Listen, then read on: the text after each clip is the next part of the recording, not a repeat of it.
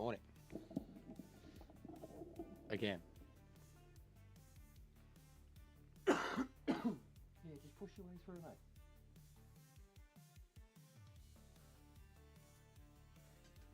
Fucking cat.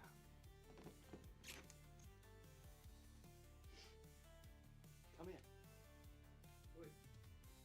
Come on.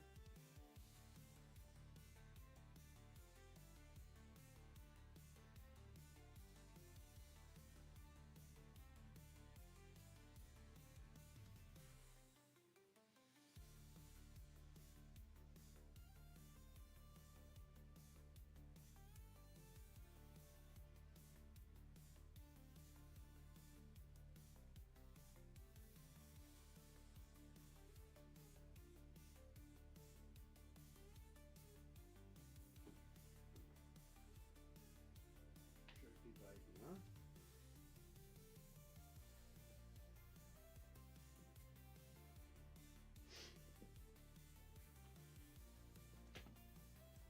Oh,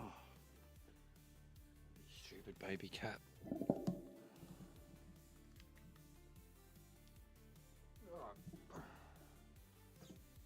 So yeah, the post linked at the top is for anybody that comes in asking questions about Gran Turismo. I stupidly last night, I shouldn't have done it. I simmed at the Carabao Cup game and we lost it. And I was annoyed and I turned it off. We simmed the Carabao Cup game against Port Vale with our best side and they lost on penalties, as they love doing with the Carabao Cup games. So that happened after I turned it off.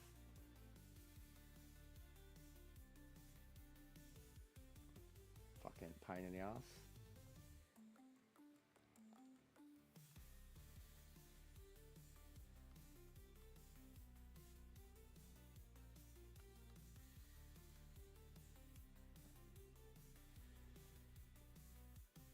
We're back. But yeah, out of the Carabao Cup, bro. I simmed a game and they lost it. Can you believe that? And I was going to get on Gran Turismo, but I've put up a post explaining why I'm not going to bother. I think it's pretty self-explanatory.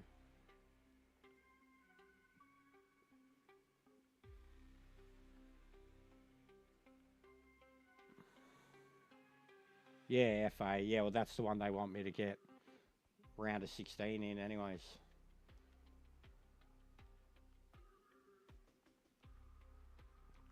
But what we're going to do today is actually try and play quite a few games. Get into it again. Because the whole season of simming a team that, you know, a super team. And then I can't play as well as them. It's not good enough.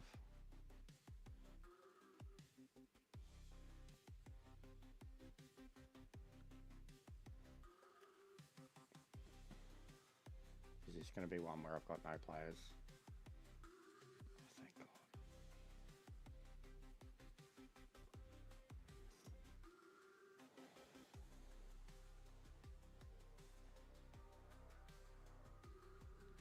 All right.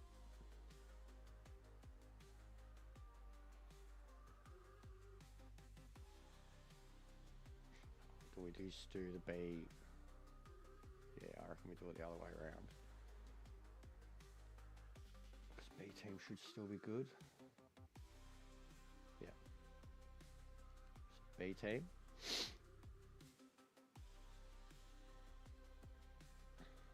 Even try to get used to playing as B team. Because that'll help level them up more.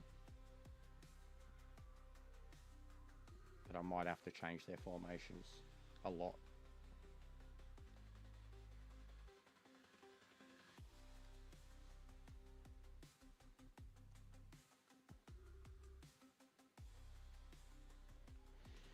But I'll save A team for the... We've got BSM straight after this. We've got to defend BSM if we're out of Carabao already. But the same thing happened last season. There you go. Already.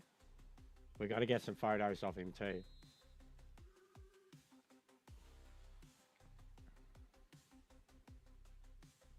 But yeah, I slept so big last night, guys, and I still feel dead. Like my brain needs to wake up. So I'm just going to try and keep my eyes on anything that is blue right now and just look for gaps and just keep passing to guys that are blue. Just keep pushing upfield. Nothing fancy, nothing stupid.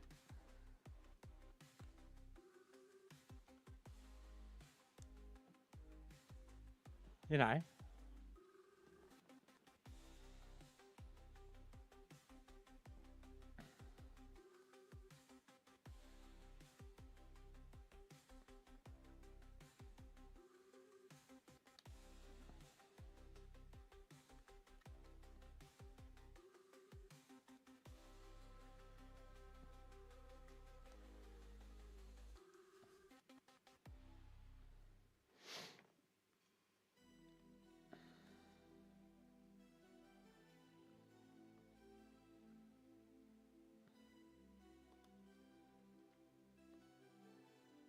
Oh, you loser.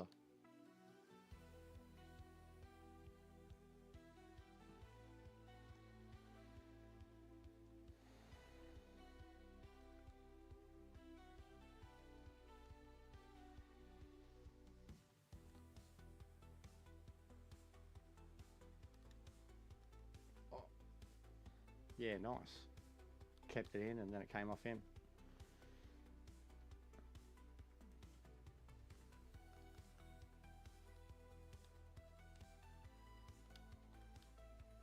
Oh, wow. Just muscled.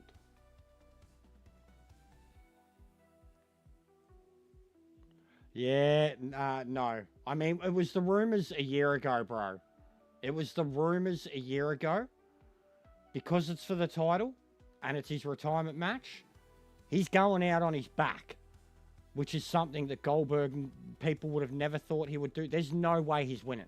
He's going out on his back, which is something that people of Goldberg's generation used to do. That's the only good outcome. That's the only good outcome. He doesn't deserve the retirement match. Like the squash jobs that they had him do on Ziggler and The Fiend and shit, they were disgusting enough, you know? Like, oh, they were disgusting enough to, you know, he doesn't deserve it.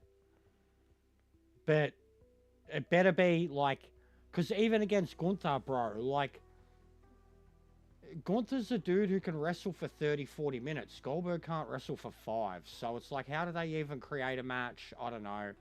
But he ain't fucking winning. Like, if he wins, that's it. They've ruined since WrestleMania, they've destroyed Gunther.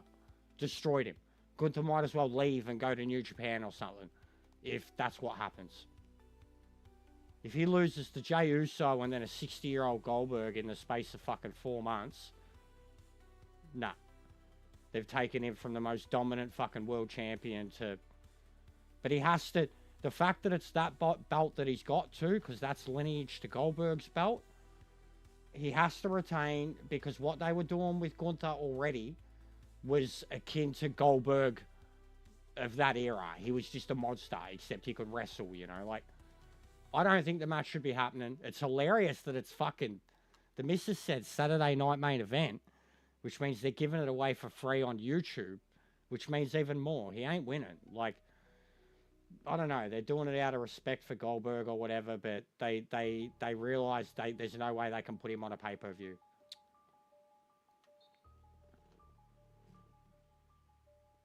But, you know, at least the title's back on Gunther. Maybe we get some real few, like Gunther and Punk. I reckon that's where it's headed.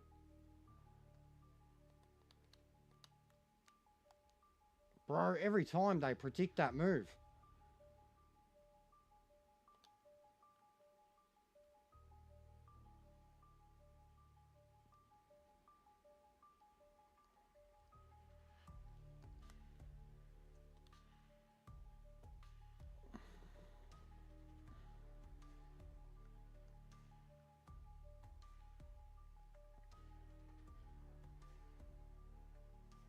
Oh, it's B team. We've already brought a rookie on.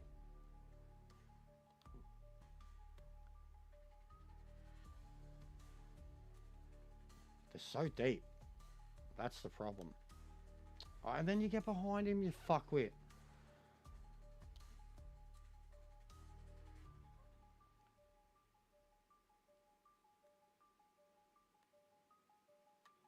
Nice.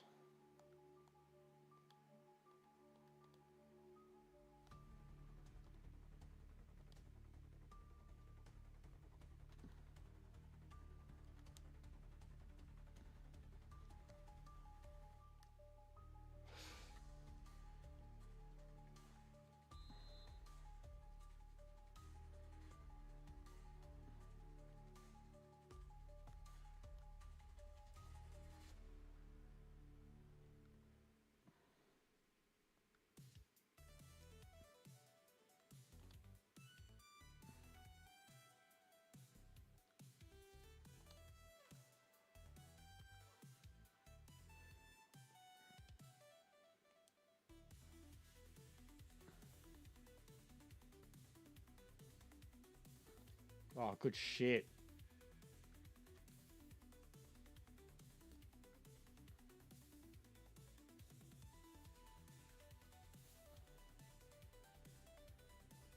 Hey, hey, hey.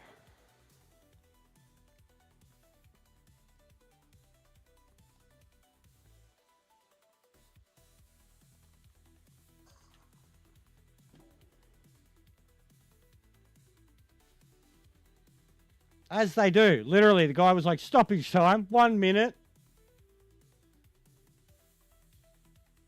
Mullen. Welsh pool, bro. Welsh pool.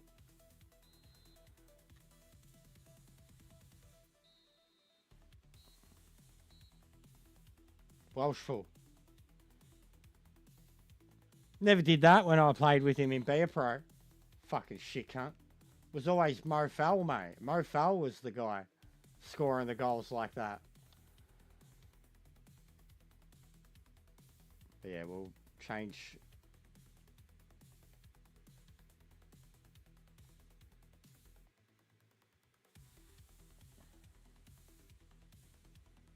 Bro, let me bring up my fucking strategies.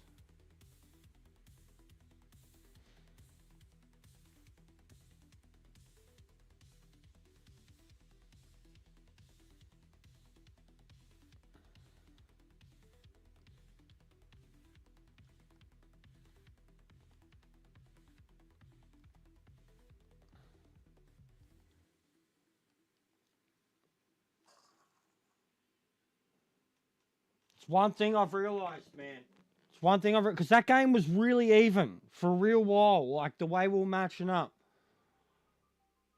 And I've got so many different tactics now that are just so... I've got two that are the same. They're just a different version of it. Defense, attack. And I was on the base version of that. And then I've got these three other ones that are like complete different formations that are either about spreading wide or putting everyone through the middle or bringing two forwards. That one was the two forwards one. Instantly paid off.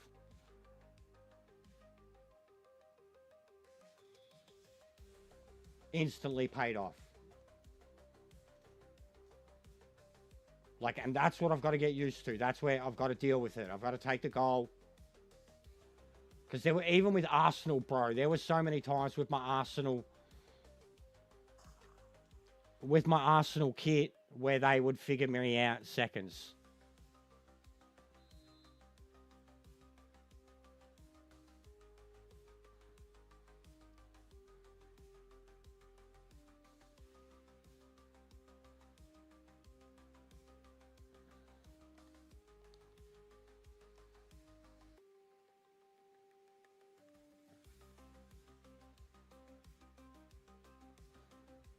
But it's B team, bro. So this is good. We use B team to figure out who is worth keeping. But yeah, that too. But it is. It's B team, half these guys are like new signings. The transfers that I got that aren't good enough, and rookies. So again, yeah, it's almost like even the DDA picks up on that, bro.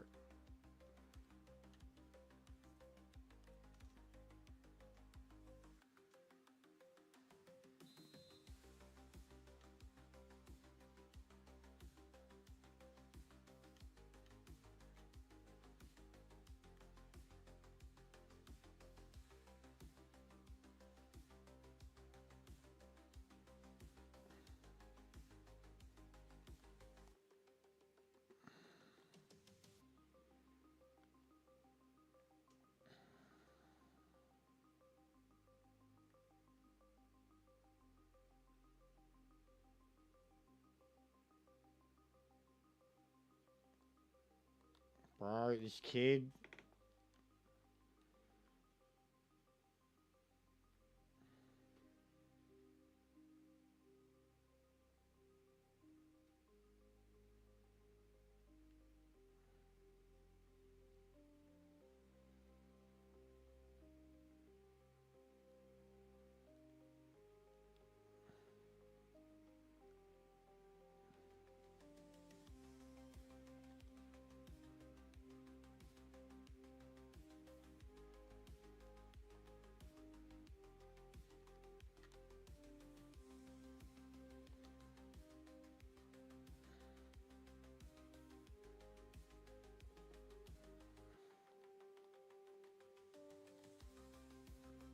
Won't let me change to a midfielder again.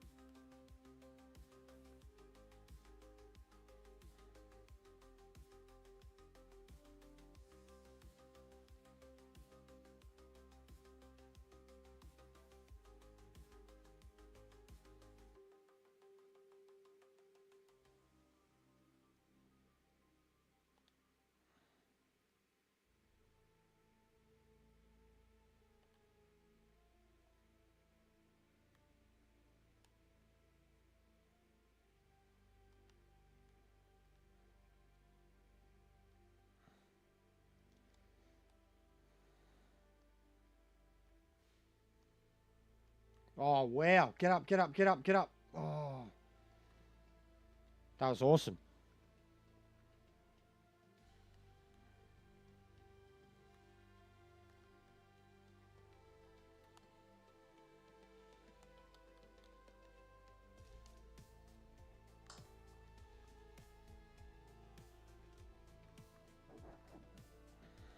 He couldn't even save it, and then the fucking pole keeps it out. He couldn't even save it.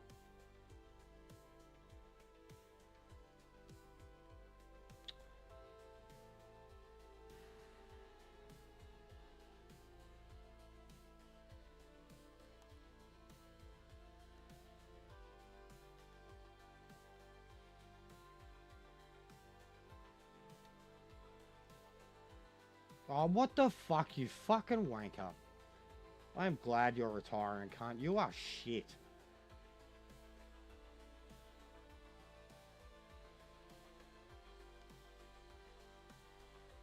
What?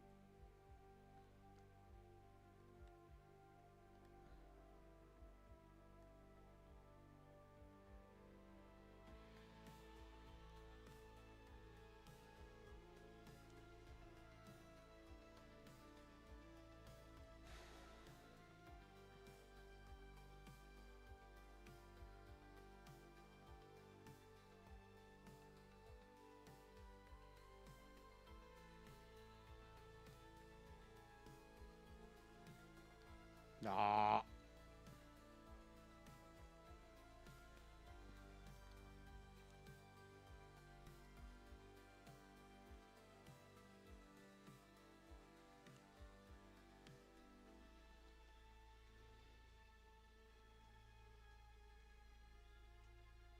Dead set, bro. Dead set. There's probably 3 shots from that kid that should have been goals. Now again, I'm not good enough, clearly. Or I'm not good enough with this lineup. I tried. I really did try. It's fucking legendary, bro. And if I turn it back down to world class, it's... What's the point? But I'm struggling with legendary now. Like, when I had Arsenal level players, they could do shit. But like, I'm struggling with legendary. Straight up. My tactics on both my A and B team are perfect. And I can sit there and ebb and flow with them. Then the moment goals are scored and my defense shuts down, it's just so hard for me. Like, and even then, man, like that, I was denied probably 3 goals. That Woodwork one was really bad. So I don't know if it's DDA or I just can't play on legendary, bro. Anymore.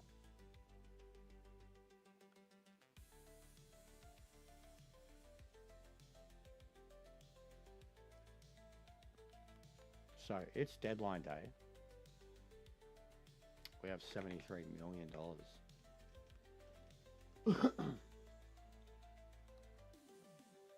44 on the squad.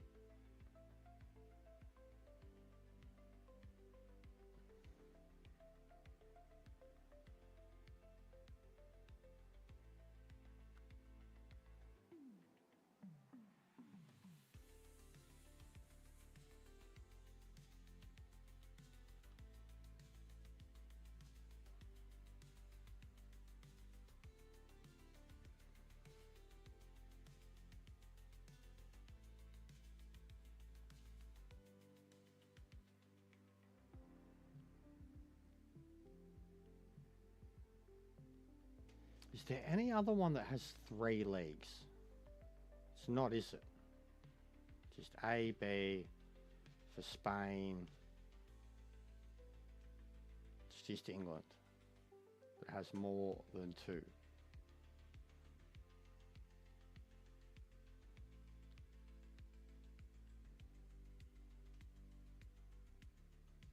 Or is that 3? That's 3. Germany?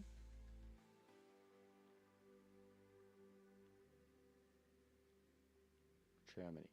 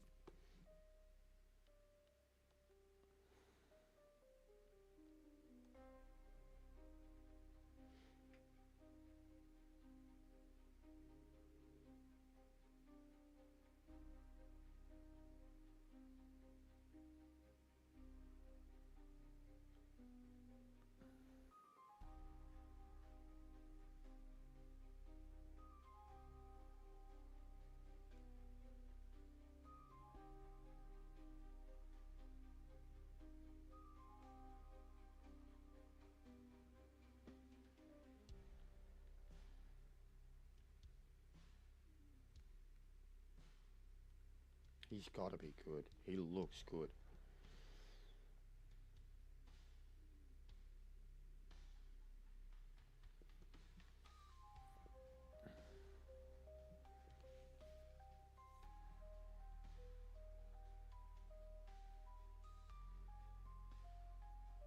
Rotation. Important.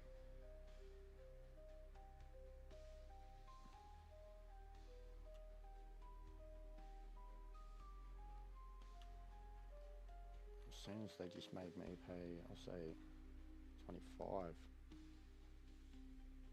Exactly. Exactly.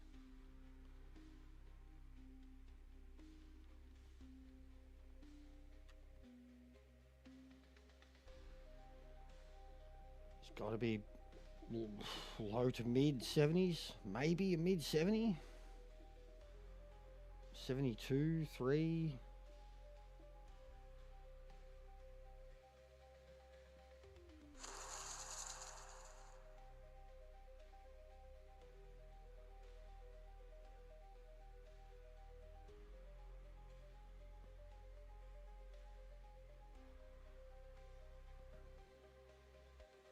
$74. Locked in for 4 years. Left wing, 21 years old. Deal. Brilliant deal. What do we got? Because money just came in and out. We can still go for another one.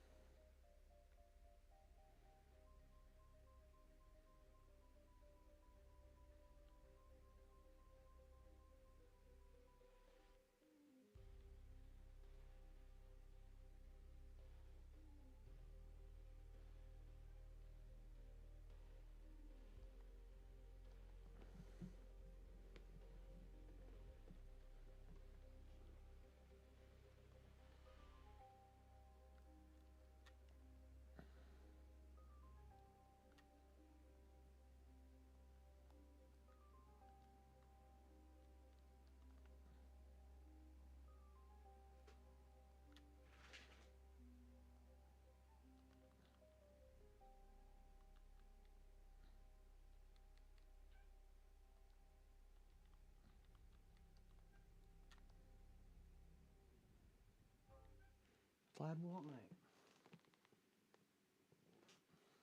What's wrong? You've been fed twice. You've had your medication.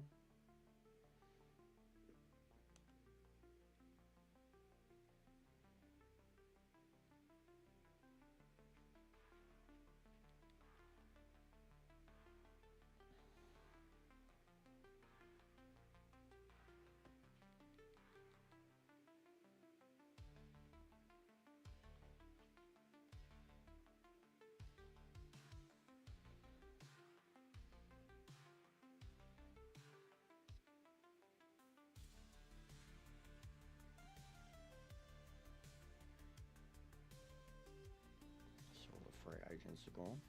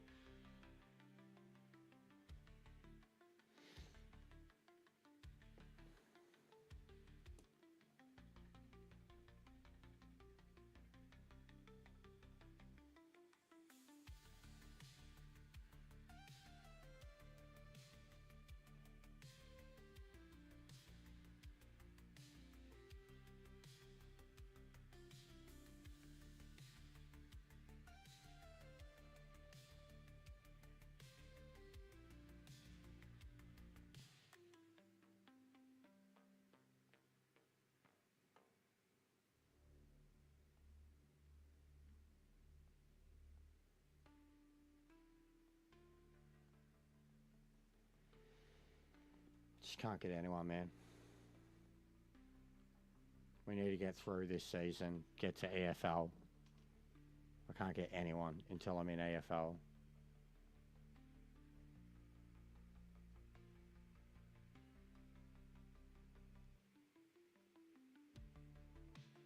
$30 million for a 23-year-old 77 rated backman. Worth paying. That's much better. I can deal with that.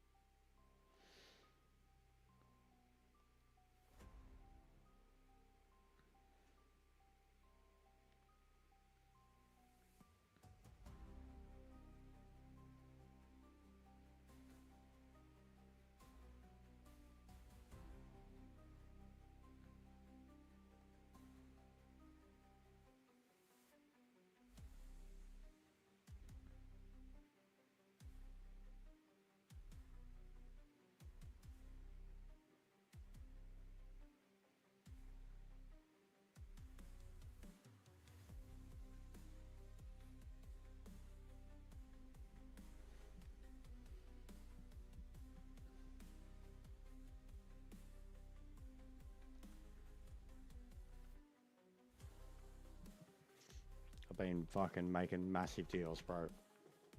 Finding guys that I can get at a good price, good age, get past the negotiation clause.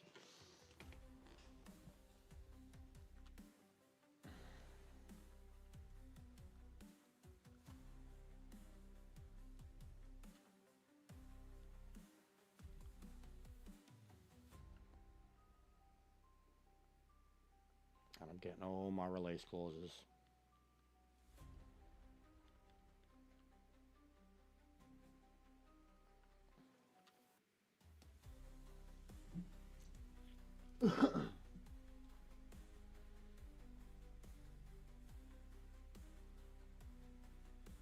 Like, paid that for him and then put a $15 million release clause on him.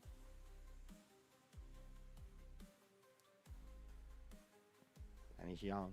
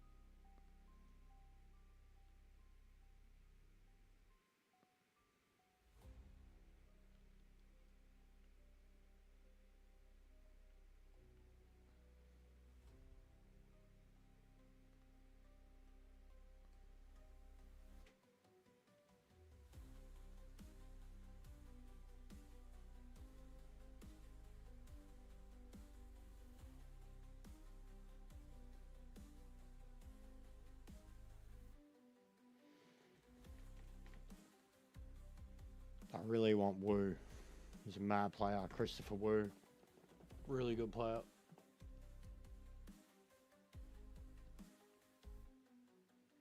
But I think that's going to be the best I can get out of my own scout history.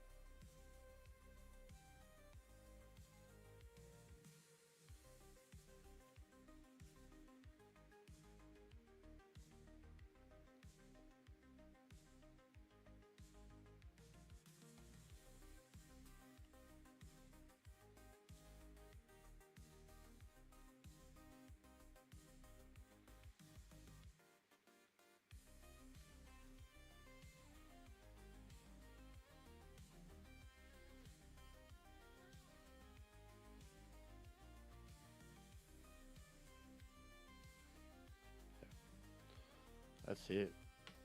Wait for the deals to go through. Whatever goes through.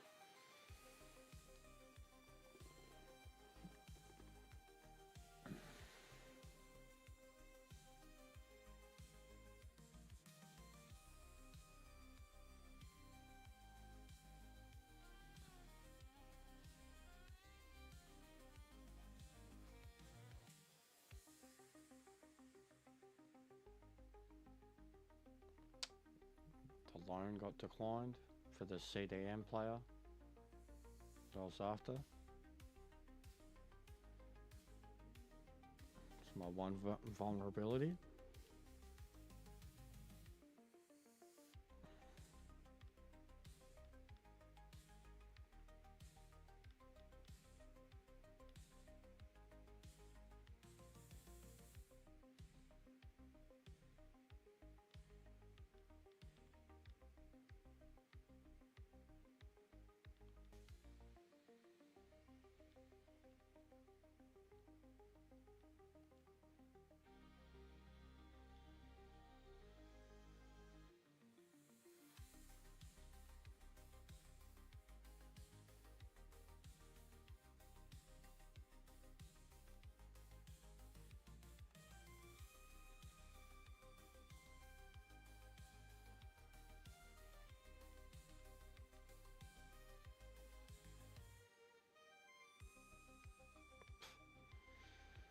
fucking even harder when you go to look for one that's actually on sale or loan. It's just all down to scouting, really.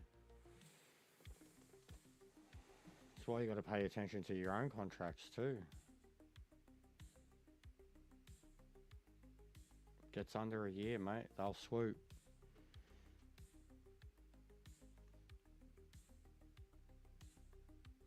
But yes, it would appear I have no deals.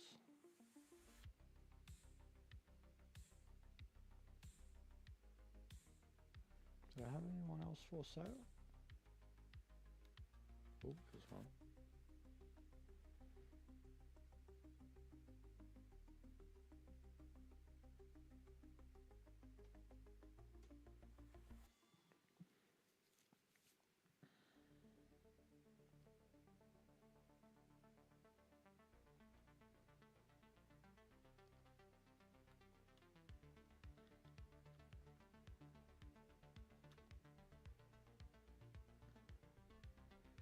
It's already way over his market value, so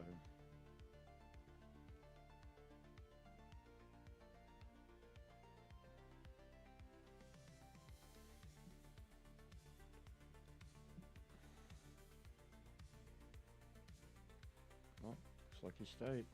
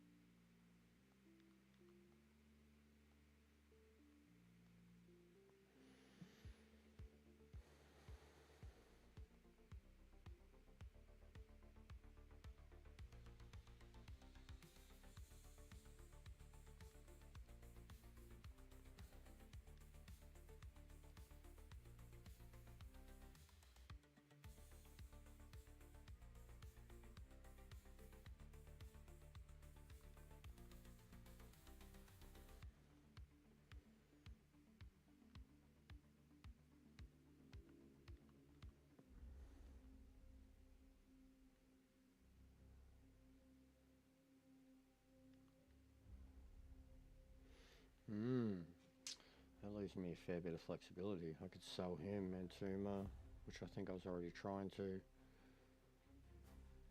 I've been kind of recruiting for some of the wrong roles.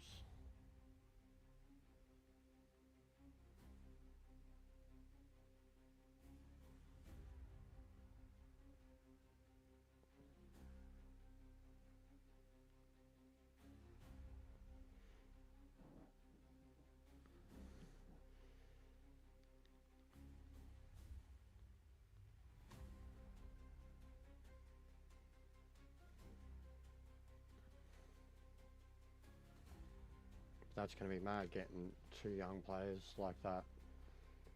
21, 26, because Word is 24, Coman's, I mean, almost. What do we got? So he's faster, he's got better shooting, his passing's not as good. Interceptions are better, fucking 100%. He's first team player now. Sorry, Coman. Coman's going to be bench player. He'll get sold next year.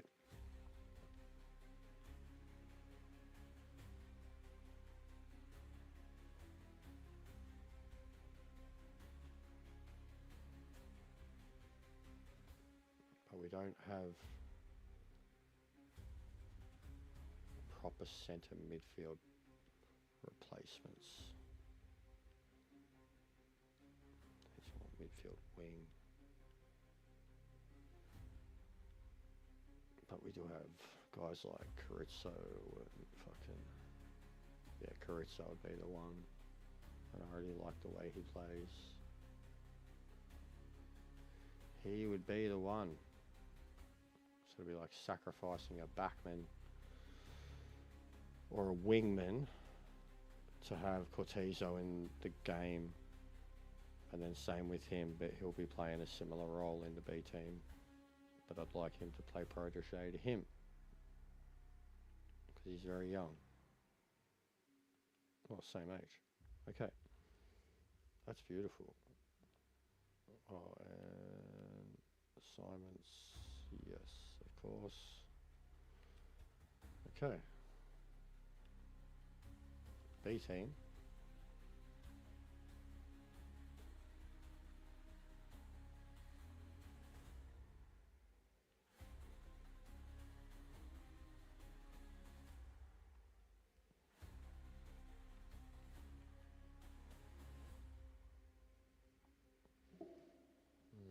And that way he'd still properly be playing football. We want to make Cortizo available for my team. What are the other ones? Lilo, he was one of the other ones. Yeah, there you go. So a few options in there. Baldy's no good. Lilo.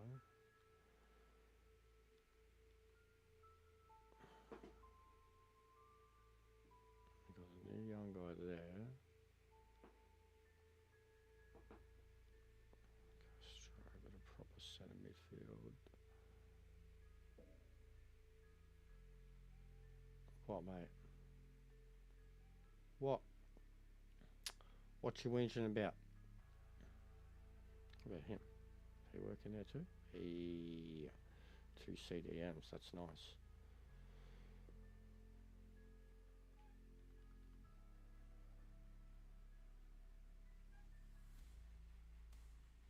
Bro, I slept huge, man. I slept for like 13 hours. I slept big, bro.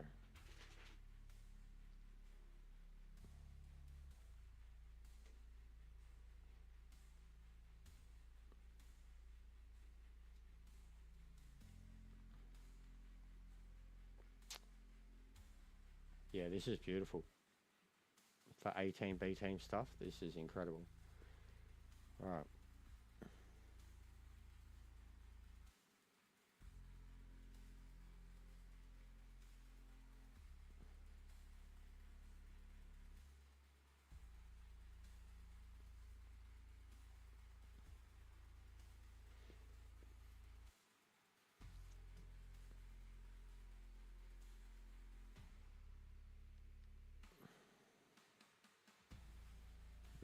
It's actually hard to get the kids into the team now.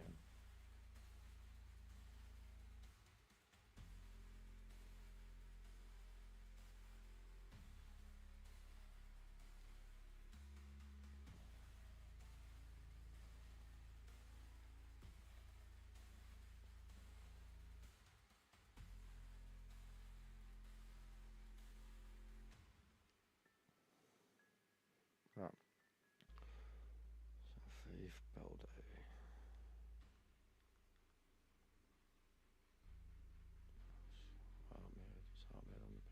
guess.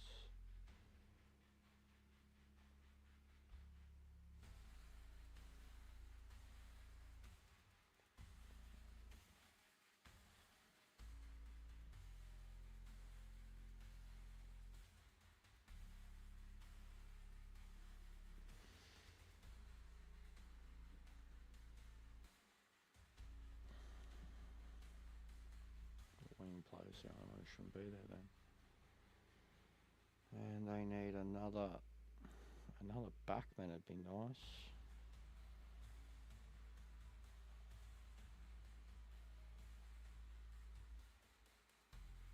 But one that's not main team.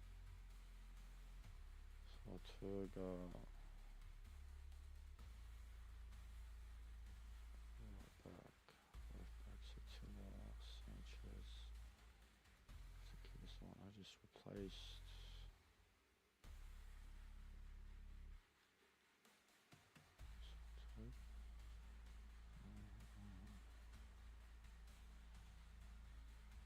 Garcia. Sanchez. Because I want Garcia in the team. Sanchez.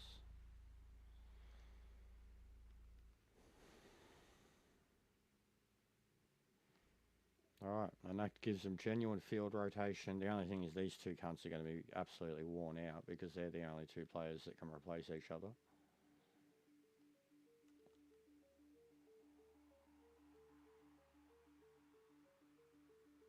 Oh, wait, could Castro go there? Would Castro... Hey, but he doesn't have that position, yeah. So should have Castro on the bench, maybe? Lad, shut up. Mate. Mate. Shut up. Right?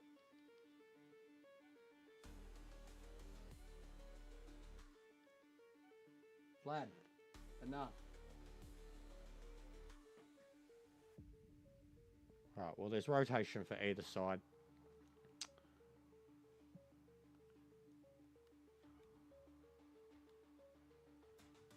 And the captain, should I do a junior captain here too? Probably should. It's always good for the team.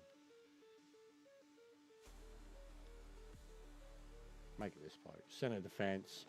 Right in front of the defence. He's got his protege right next to him. That is very decent A and B with players still left out that will all get sold off next transfer period.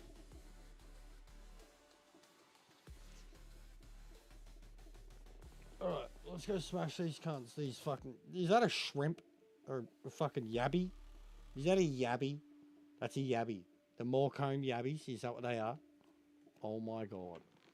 They have a yabby for a mascot. Wowee, that's a yabby.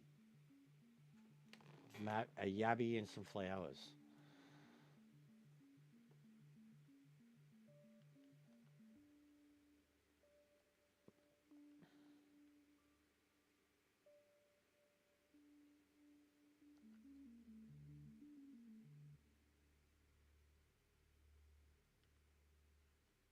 Why are they all got to be so young, though? Why are these perfect protege cunts got to be so young? I'm 13 and 14. Fucking dogs. Alright. Vlad, shut up, mate. Seriously, if you don't stop me yelling, you got no reason to.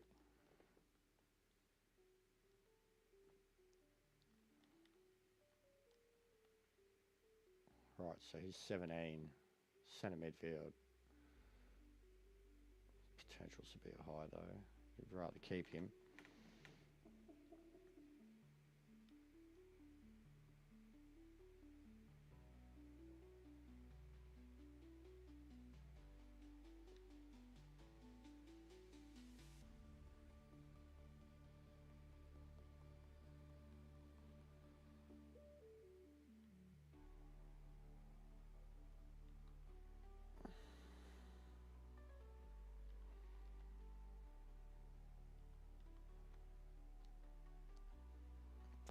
These are the only times I've ever signed a 13 and 14-year-old, but my God, look at the potentials on them. How could I not? By the time we get to Premier League, those players will sell for fucking $5 million each. But I don't babysit.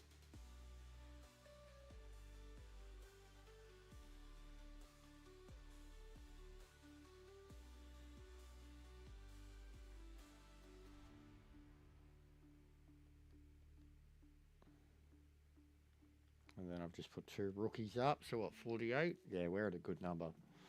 This is good list management. We got like 5 or 6 that I could throw away or sell. I got rookies out, leveling up elsewhere. Which I'll probably do with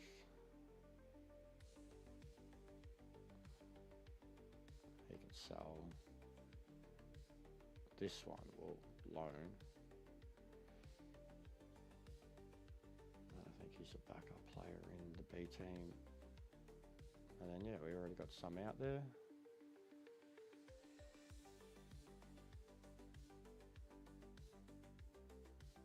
These ones are loans to sale. And then these 3 are just loans. Doing it right. The kids are loans. The former free agents are loans to sell.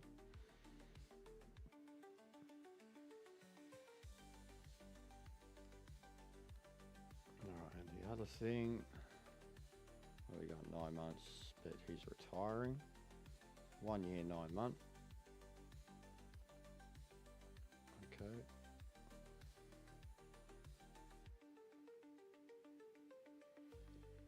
Who do we need to lock in? They've all just added like another year, every one of them. The kids are good. We're good. Ain't nobody getting stolen off us anytime soon. Alright. First things, I'm getting rid of this fucking tie. Sick of this magical tie.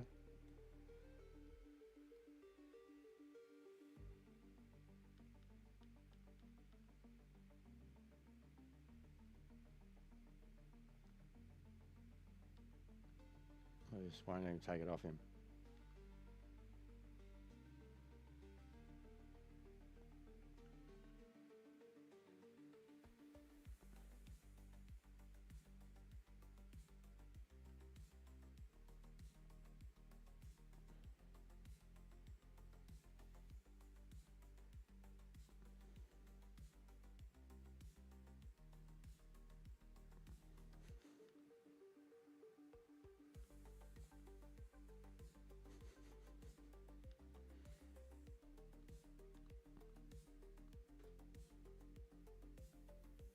So yeah, the ties are full glitched.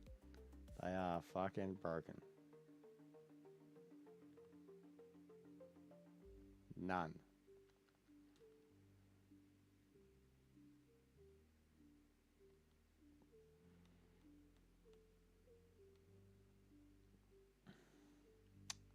Alright, we will give them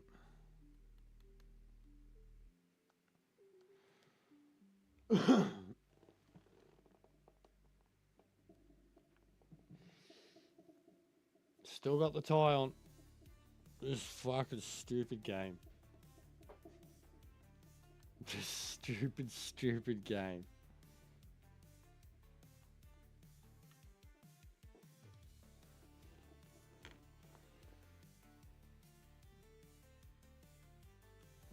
Chavez will be the next player I sell. And I'll try to make $30 million for him. Alright, I can take a leak.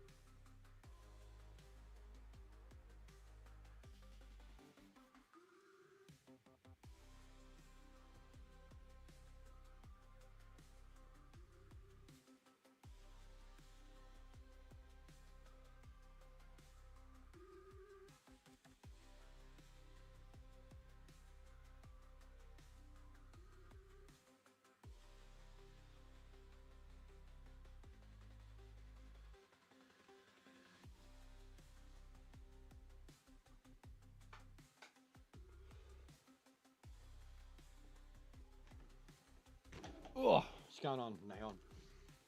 Sorry, mate. Just trying to fucking give the cat a good scratch behind his cone. It's been a sook. He's trying to rub his head against everything, but he can't because of the cone. So I was like, fucking get my hands in behind his cone. Yeah, you like that, mate? And he's like...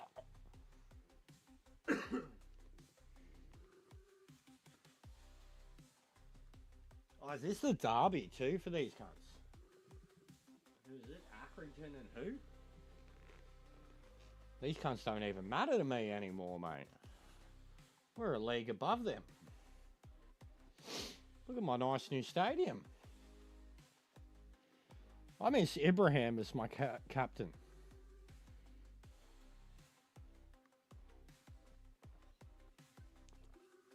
We had so many good stories, ping pong.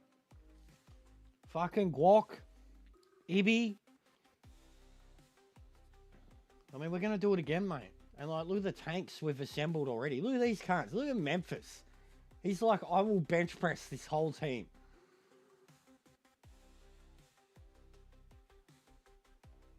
But who was the striker I had at the end? Because I want that guy again. He was sick. He was one of the best strikers I ever had. Big black bastard. Real tall, real strong.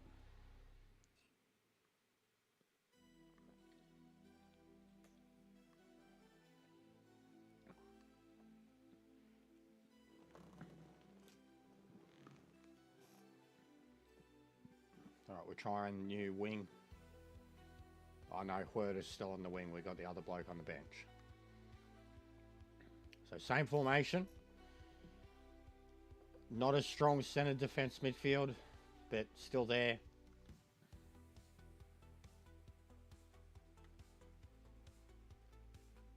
But players more focused to this role.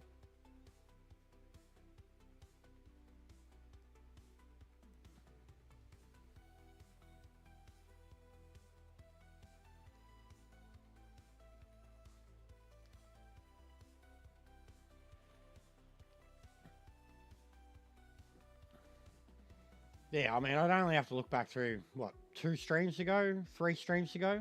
I mean, even the Carabao Cup game, bro. You know, moments before I got sacked. Like, he got subbed off that game.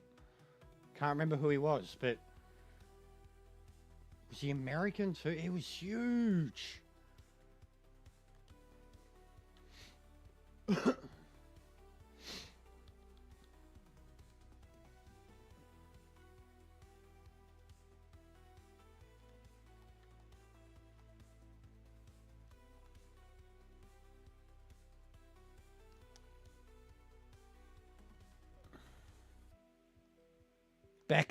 Becca. He was a monster. Bro, Memphis, like, seems like Becca. Memphis seems wider, though. I think Becca was taller. Because I remember I wanted a tall striker to combat. I always like having a combo of big and small. Big as a main one, and then small that I'll bring on later for the zippiness. Like, I used Gabriel so good in that role at Arsenal. When everyone was like telling me to get rid of him, and I was still scoring hat tricks with him in second halves. Here we go.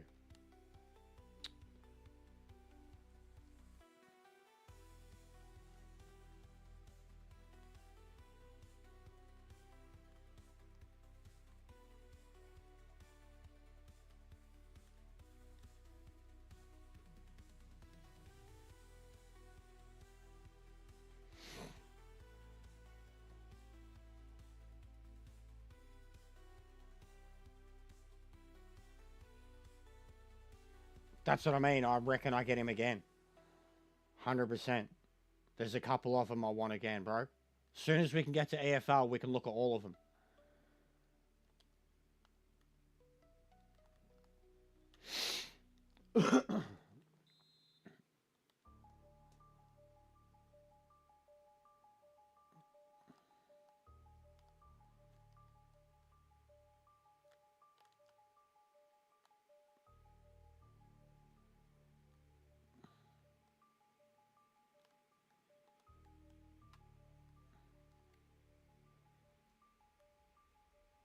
Oh, for fuck's sake.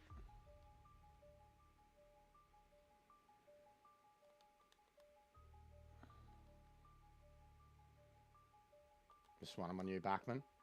Oh, beautiful.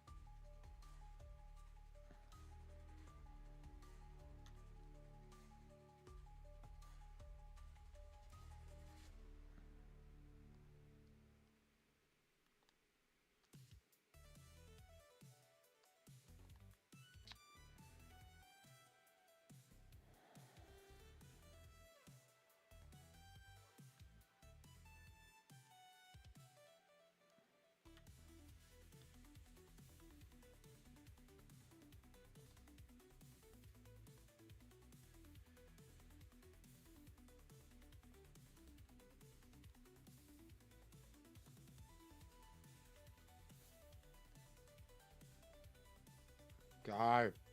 That's sick.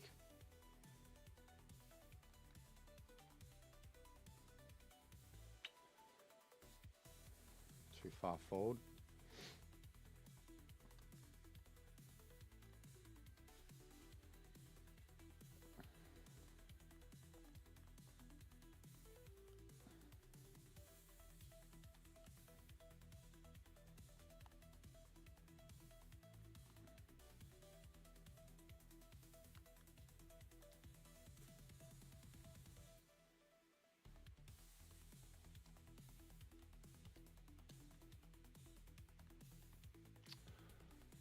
Didn't even get a chance to fucking react, man.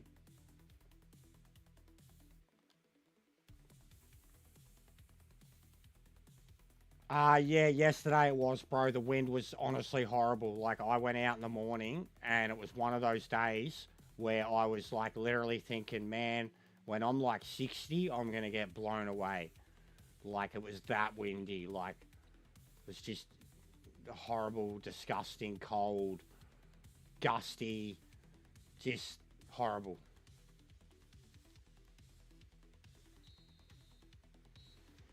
It's not so bad today. It's chill today. It's very clear. But yesterday was horrid, bro. Lots of rain, too.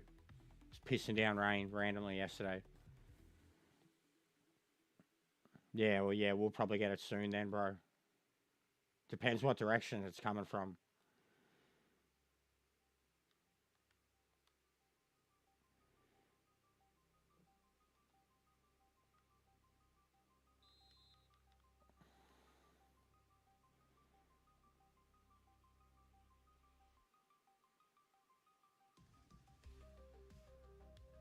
Yeah, well, usually that's the way it goes, bro. Usually it blows fucking west to east.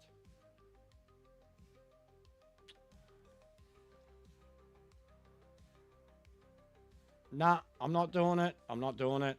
Did you just say that? I'm not doing it. I'm not doing it. Rabiot, header contest, goes down holding his knee. I'm not doing it. I'm sick of this shit. I'm sick of this game doing its shit. Like, especially with cup football. It was just a slog. I restarted first play, or not restarted, second half, first play. Jumping header contest. Down, clutching, holding his knee. My best player. It's always your best player, isn't it? It's always your 80 rated, 80 plus rated.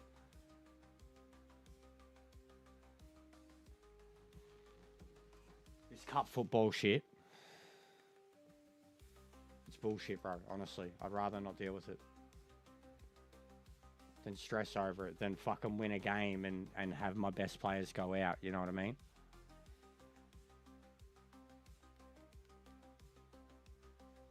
Like, I'm over it. It's a joke every time, bro. It's literally like third game of the season. Why would there be fucking like a stress fracture type related injury, you know? But yeah, we're going to need fucking to win both BSM games now. Big time. And we won't have FA for ages, though. And then we're going to have nice week-long breaks. So I will give this game to B team.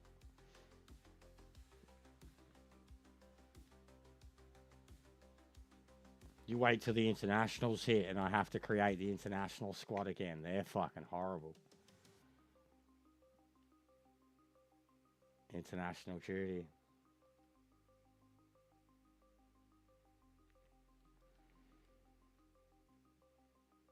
So either squad, yeah.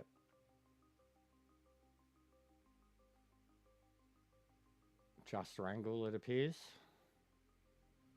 Nah, what is this? Here we go. I hate it, bro. Honestly, I fucking hate it. It's the worst thing about even trying to sign free agents. Yep, both goalkeepers again. Every time, bro. Every time. Every fucking time we have internationals, I'll lose half my team. And I have to pay money from guys that I had out on loan.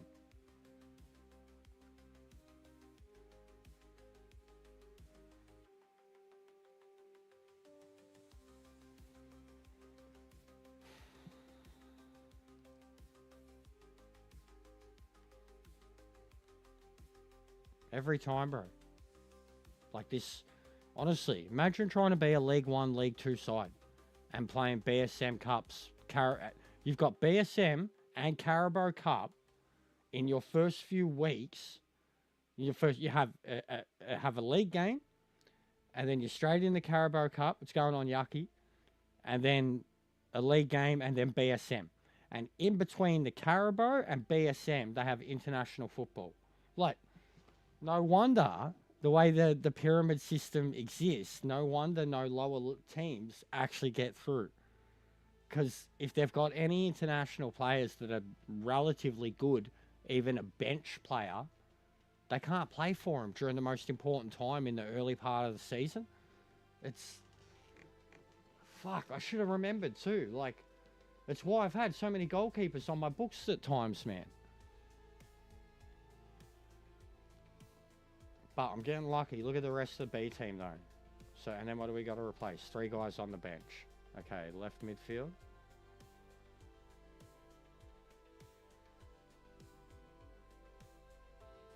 That's the other one. Right back, left back. Alright, so... And then a centre back. We do have crew. Oh, we got the new kid. Done.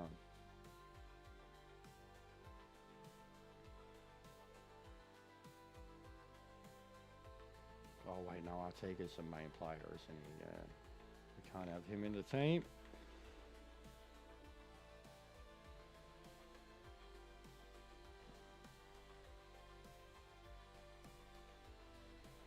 Yeah, that's the best I can do for him.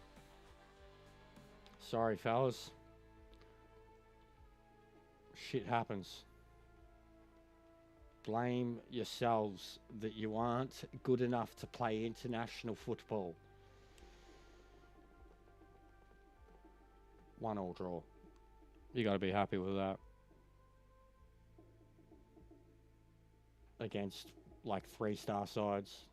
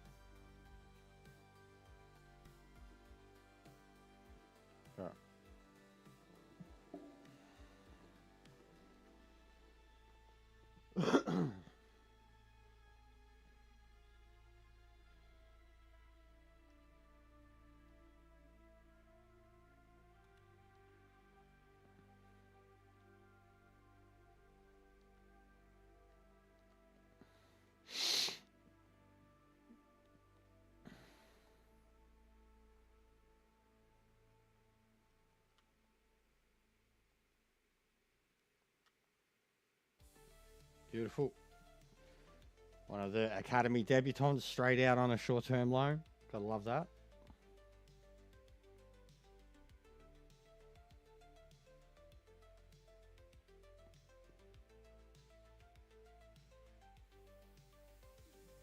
How similar do those logos look, man? How similar do they look? Fucking hell. Coat of arms, bro. It's like the house coat of arms. Game of Thrones shit. How similar do they look? Stockport County FC, Accrington Stanley FC. They're like fucking rival houses, bro.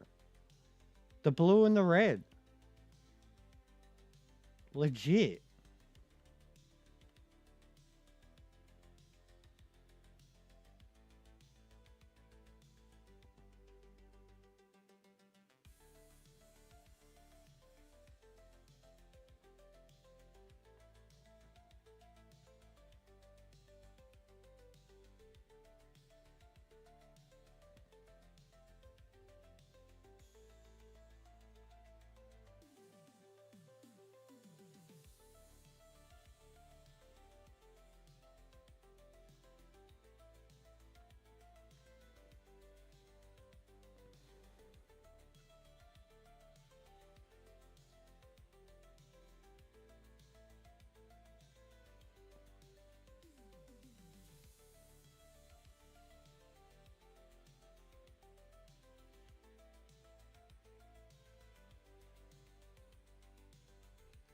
Yeah, it's a pretty good team. The amount of run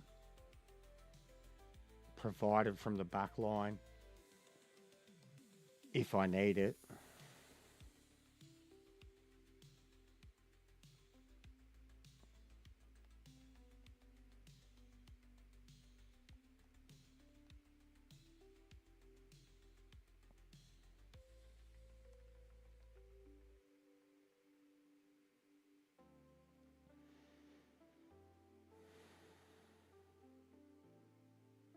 All right, swap Herder out.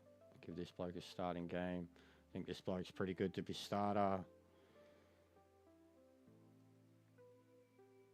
Rabiot will be right. Sure, I can give Herder a spell full stop.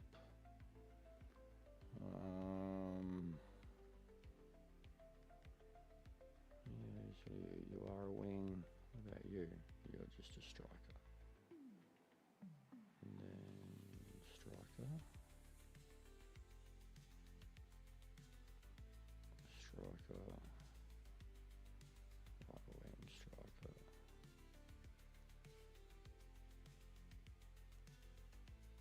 It's fucking shit though.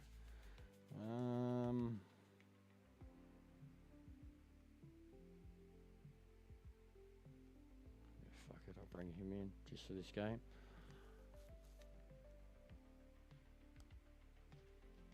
As long as you do it in that part, not team management, it doesn't stay as permanent.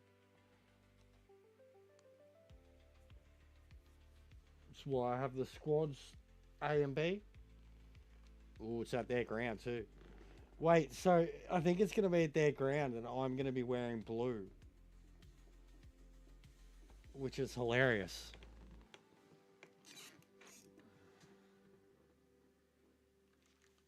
Look at their logos, bruh. This is spinning me out.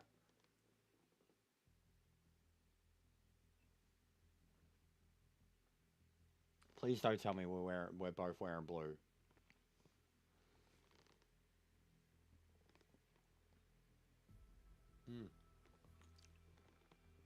Thank God the game took its sense. Because that's my home kit.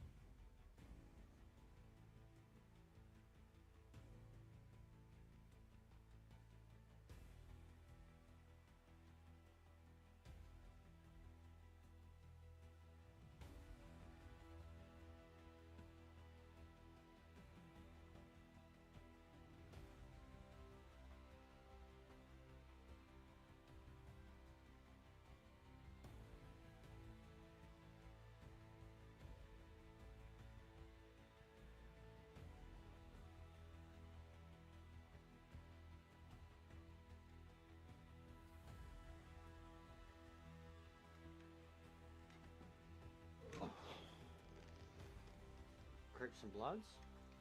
True. Bit different colours though. Darker blue, darker red, but yeah. That's what this Stockport Accrington. Look at those logos, bro. I can't get over it. Like, you'd understand, Lisa. They look like fucking Game of Thrones fucking house emblems. Like, especially side by side, you know. It looks like banners at war. Why are they all wearing jackets already and I'm in fucking standing here in me shirts? It's cold, cunts. Is that the home ground advantage? They get to keep their jackets on until fucking games start.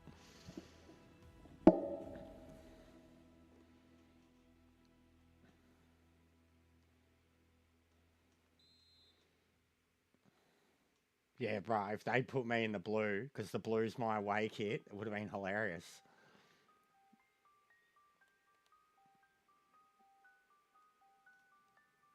Get wrecked, mate.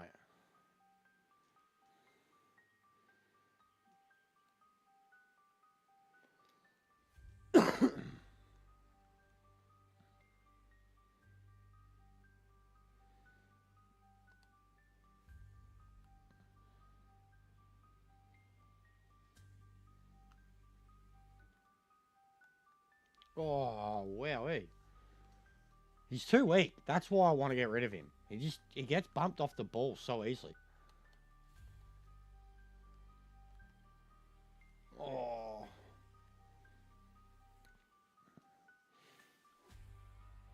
Rabio's more like a CDM, and I'm trying to use him like an aggressive fucking forward.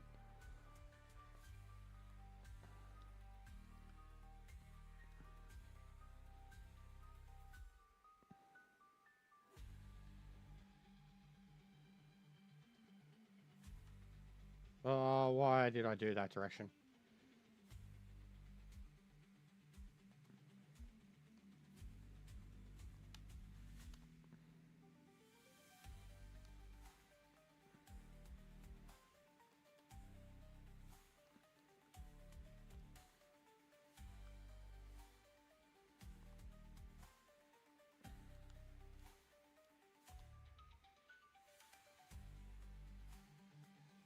Oh, oh.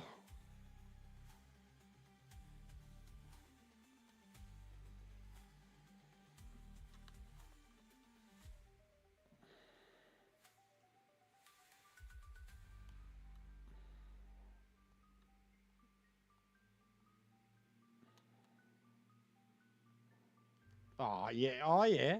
Oh, yeah. Righto, ref.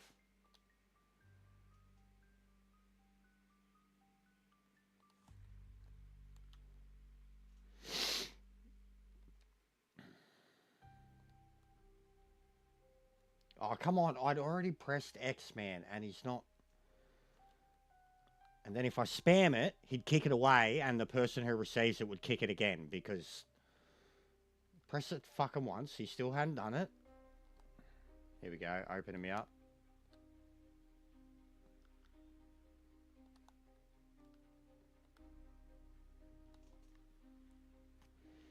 Alright. Feel like this team needs a new tactical, like a tactical get up from the go. The Arsenal one isn't working for me anymore.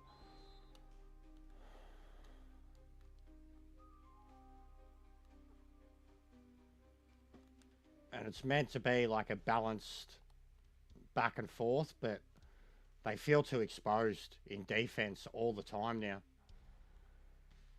And then it's like a hard slog to get through midfield.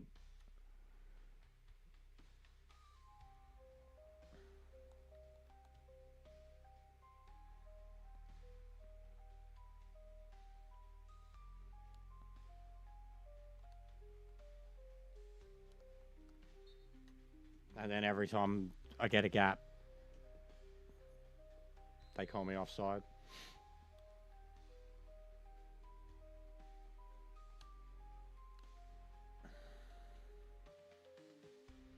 And then I win the ball, but they get to it.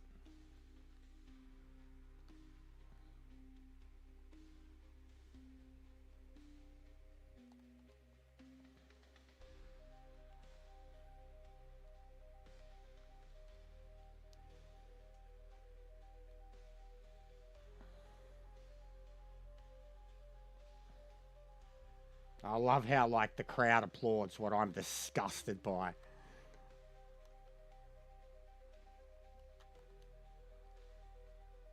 Like, one of my guys goes down near the box. They applaud. I'm like, oh, fuck off. Like, but yeah, this happens every game now. And they open me up, and then they'll get the shot, and it's like a miracle shot. And they're shit sides. 1-star, 2-star sides. Like, but this is every game now. It's a slog like this until someone scores. If I score, they might shut down a little. If they score, my team shuts down entirely until I do a tactic change. But at the moment, something's not working. I'm not going forward at all. Not getting a...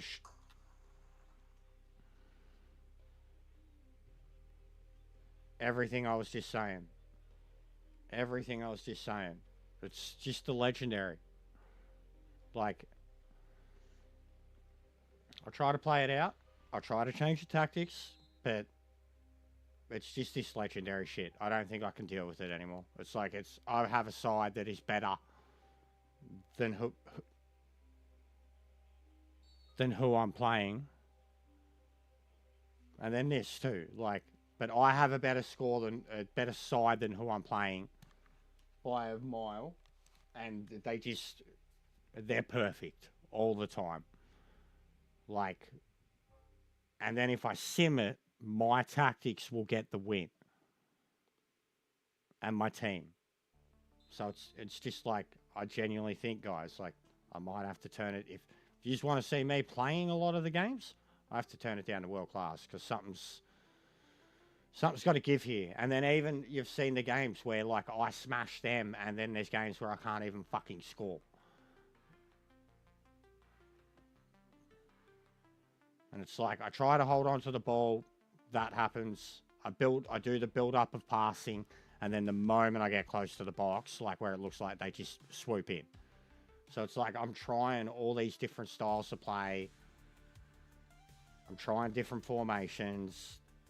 I'm playing really shit clubs. I've got good players. It's just keeping us off. The game just plays keeping us off on me. If I actually try to go in for a tackle, I'm going to fuck up, get hurt, get a red card, whatever. Like, it's just... I don't know what to do, man. I'm not good enough. The Bozo shit let me down, bro. Because, like, at that point, I was getting there. I understood my squad.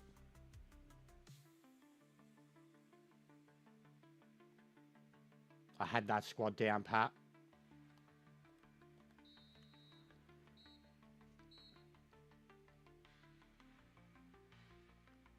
But I can't even win with the A team here at the moment.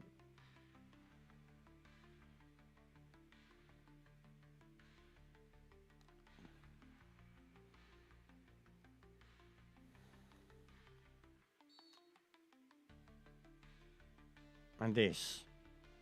That's got to be a red card. But, I mean, like, you know what I mean? This. Like, if they don't perfectly just stick their foot out and boot it away, and it goes down the other end and it's a counter for a goal, then they're trying to fucking injure you. Straight up. They're trying to injure you. But there's the DDA for you, bro. They score, what instantly happens? They red card themselves. Like, yeah, righto.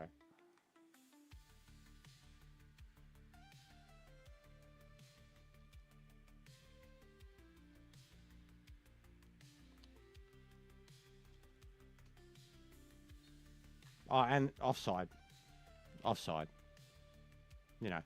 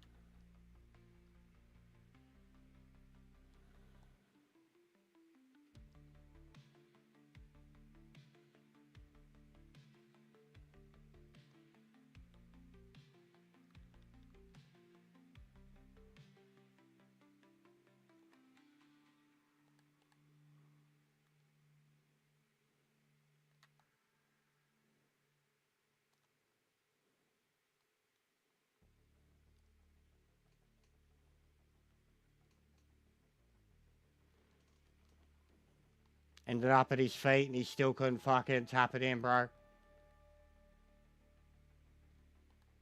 This bloke's meant to be a striker.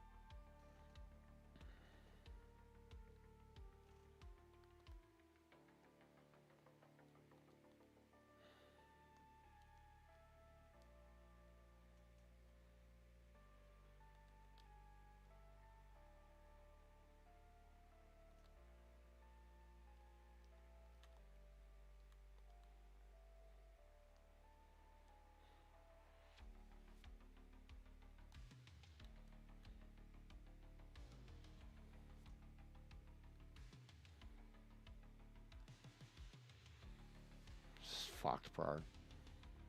Like, this is fucked. I can't. I'm getting so discouraged by it, dude. So discouraged by it.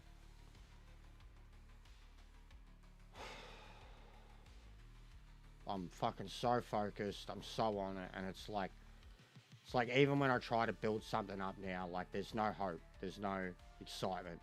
It's just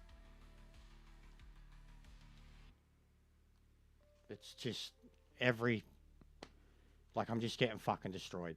I guarantee you, I restart this game, I sim it, they fucking smash him. Like, I'm over it. I don't know what to do anymore.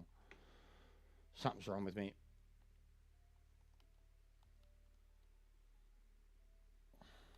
Like, it's keeping us off. It's trolling. The game's trolling me. And then when I have the ball, it's a fucking vicious hurt me simulator.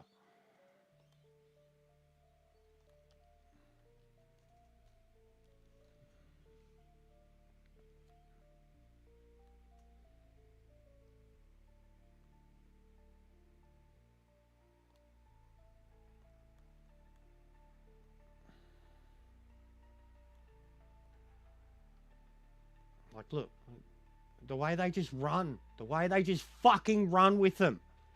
Bro, I've got it set to a counter attack. Like, we're meant to be fucking trying to get the ball off them and going the other way. And they just let the people, because they've been scored against, they're a man down, and they just let them run down the whole length of the wing. They could put the foot out and stop the play, you know, send it out. But no, why would you do that?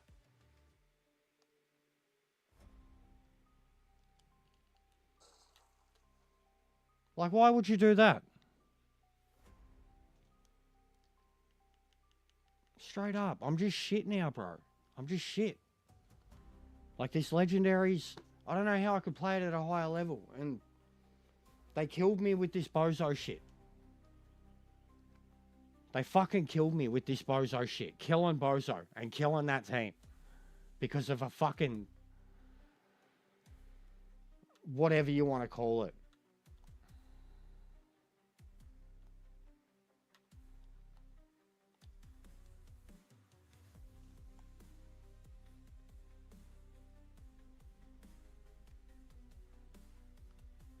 Like, my team won't attack, bro. They won't defend. I think I've got to go through, I've got them on balance. I've got to go through the tactics and fucking get all this backline moving. Doing like what I had to do with Chang and shit. Getting them roaming and being aggressive. Because, like, They're just standing around. And then I have to change to the player and do something. And if I miss, they're in.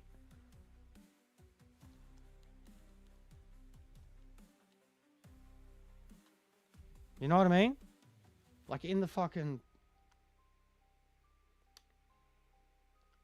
In here. None of them are doing... Like, look, they defend. Just defend. Like... Here, as example. Alright? Got none of this shit.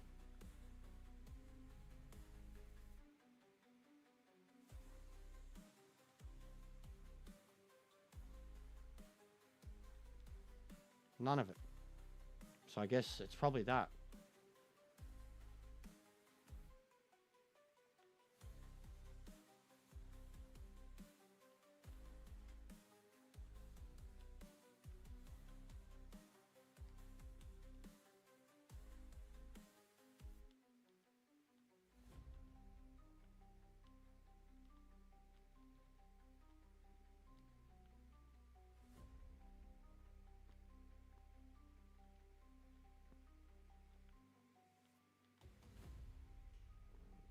Like, I've got to go through, after this game, I've got to go through it and fucking make sure they're all...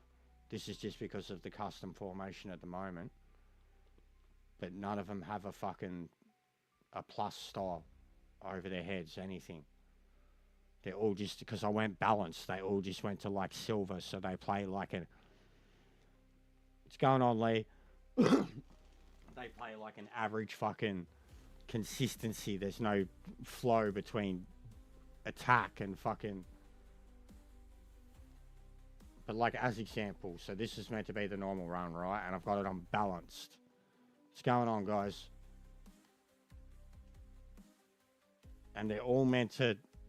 Like, they've all got pluses and shit, but like in this case, we've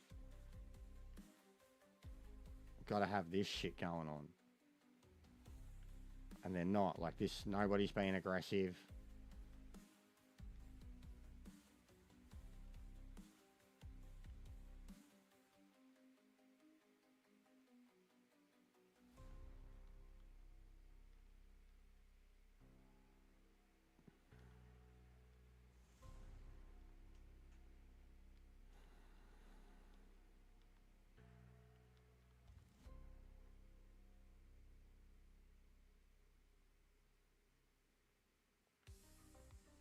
What's going on, guys? How are the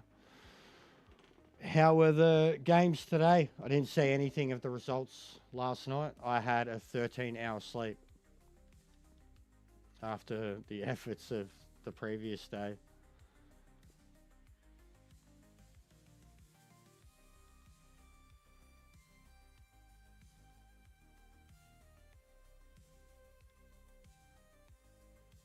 So even that's so different.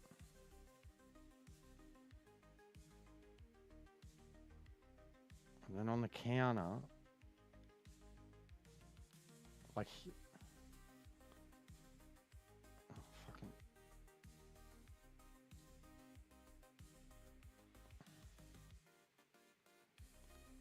So yeah, then on the counter, which is meant to be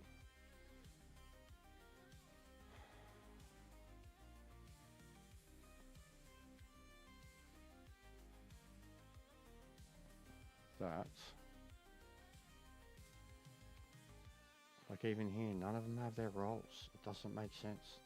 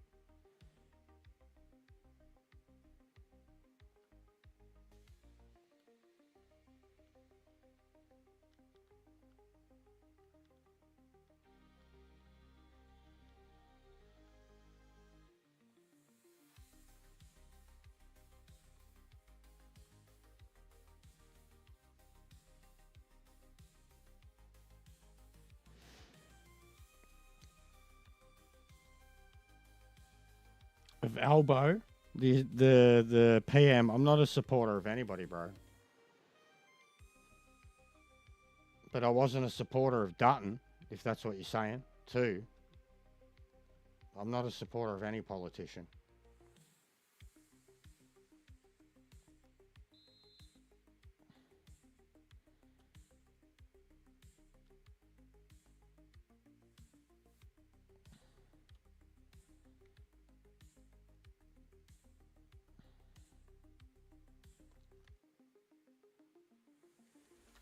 Wowee.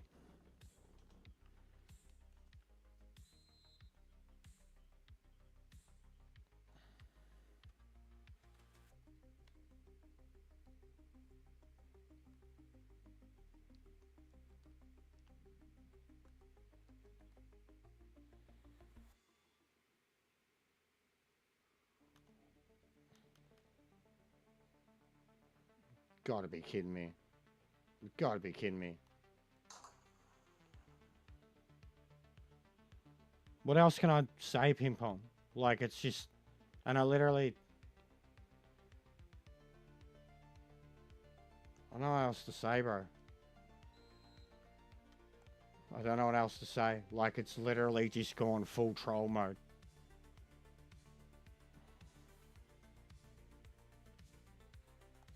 From my set piece, that just happened. Yeah, no foul. Like, it's literally, bro, like... It's getting me. I don't think I can deal with it anymore. It's getting me.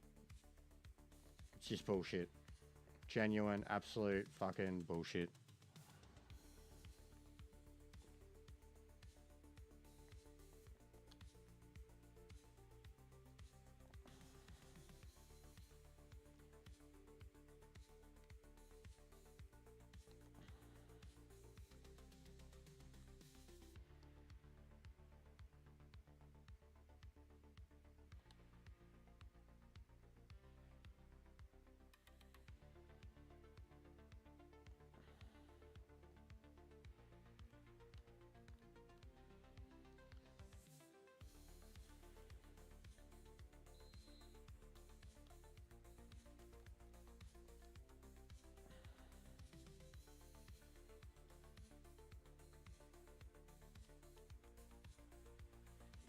And that's what I mean about spamming the X thing. And then you press it once, they'll do the tackle, and it'll end up straight in the fucking opponent's.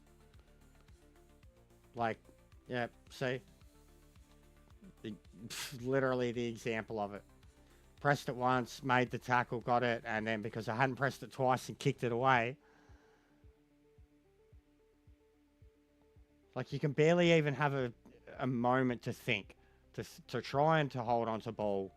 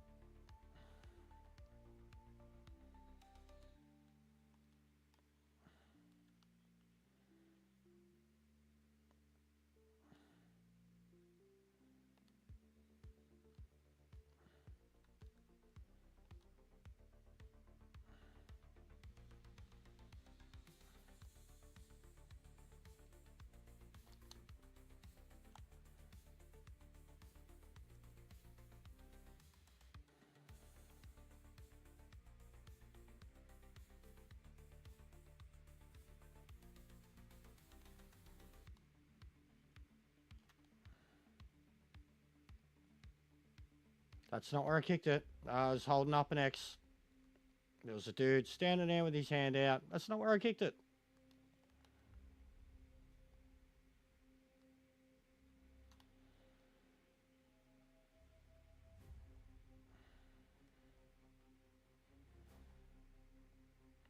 We are trying a few new players here too, so it's just not working.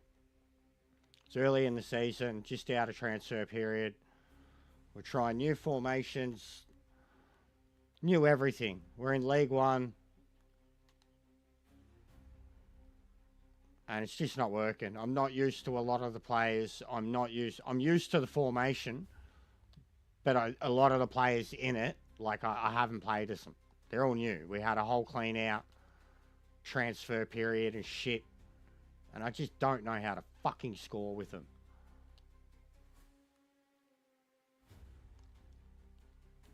And then when I get shots off, it's just perfect blocks. But I'm struggling. And the inconsistency in the legendary mode between like 1-star, 2-star, 3-star teams, whatever, like, does your head in. Sometimes all it is a formation matchup. But trying to figure out that formation matchup, and you can only have 4 because they're assigned to the fucking D-pad. You can only have 4 formations. So there's only 4 possible scenarios of how you can counter something when it comes to a formation that you're getting smashed in.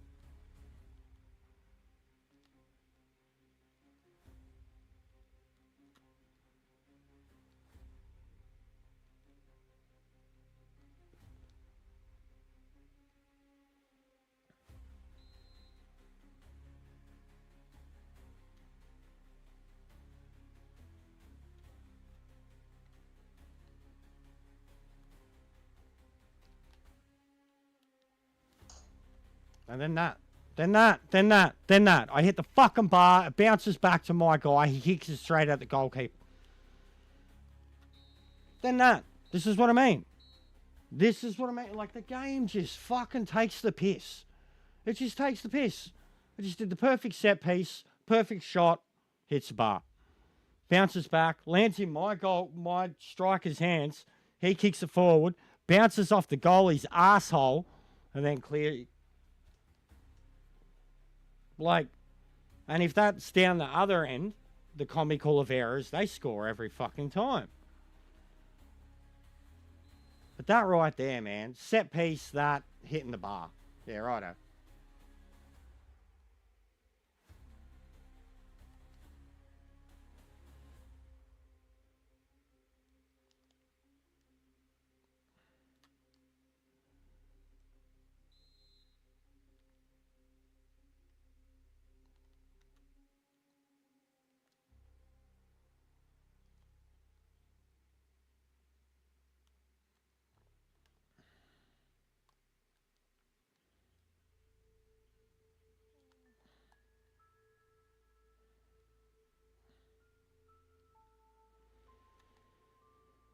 They're just flooding the defence. The moment they got the score, they've changed their formation. They were lining up with traditional back 4, and the moment they've scored, there's like fucking 7 guys on the back line.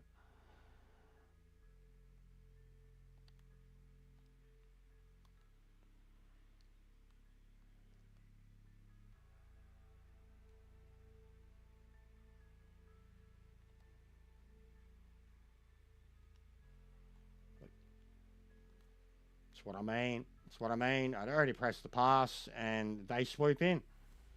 It's like they won't do anything. It's like the computer algorithm. They won't do anything if you won't do anything, and then the moment they register the pass button, they register their fucking tackle.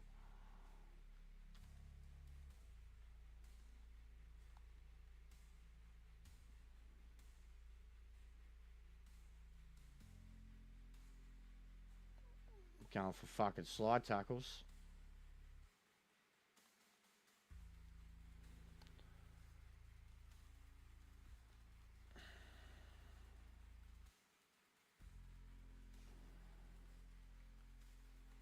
Yeah, they don't care. They don't care. They'll just think I'm shit.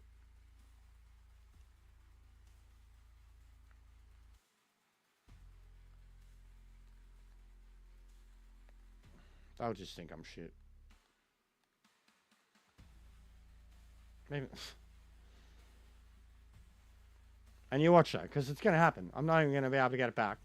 And when it's over, I'm going to restart it, and then I'm going to sim the game, and my team's going to smash them.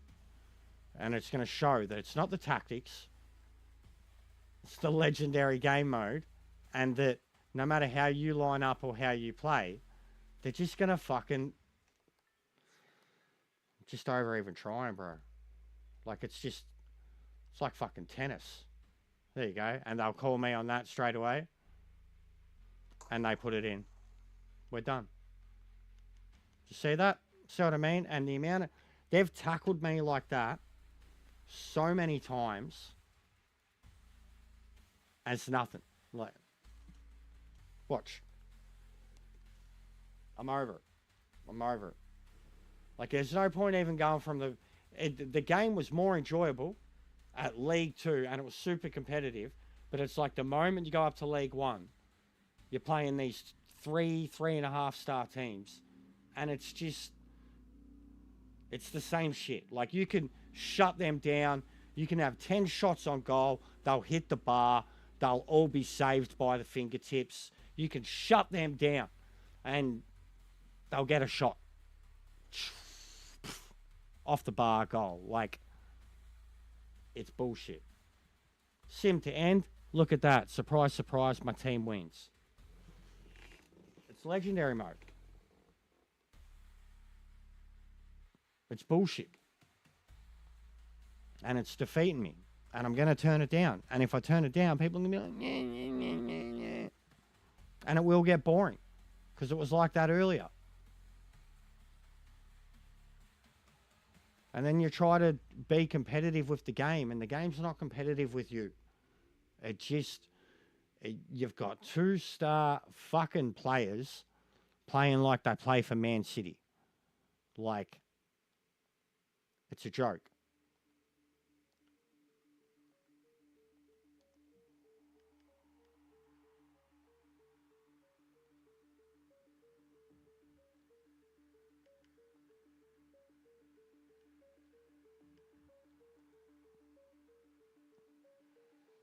So, squad.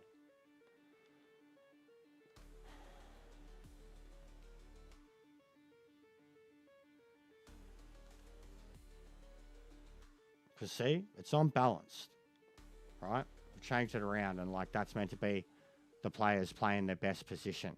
But look at the defenders, and they're just on defend, defend. They don't do anything. The false back, balanced. The full back, balanced, right?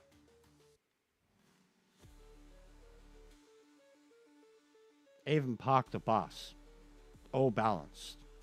There's no programmed, even counter-attack. Balanced, balanced, defend, defend.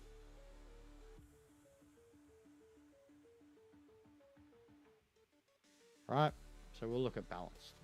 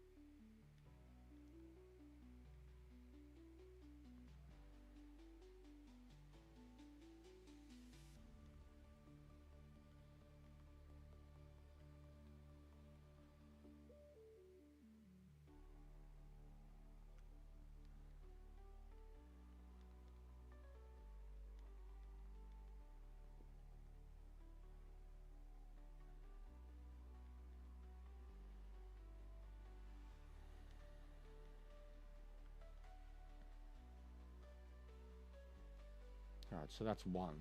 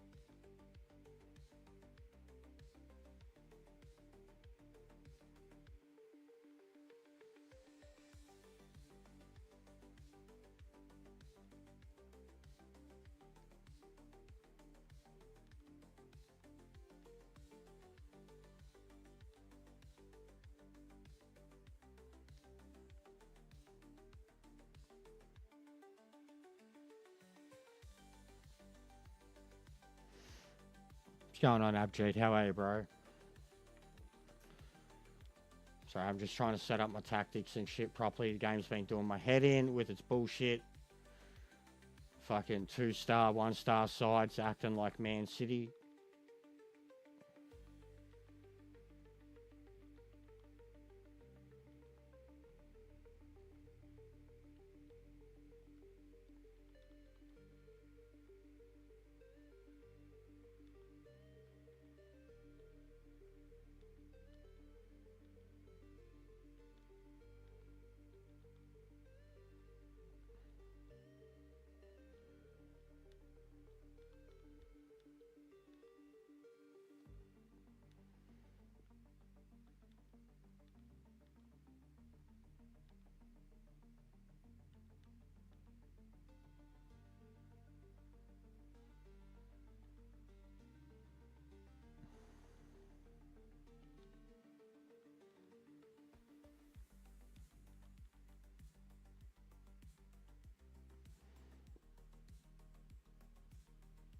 Just walked in front of a couple of cans.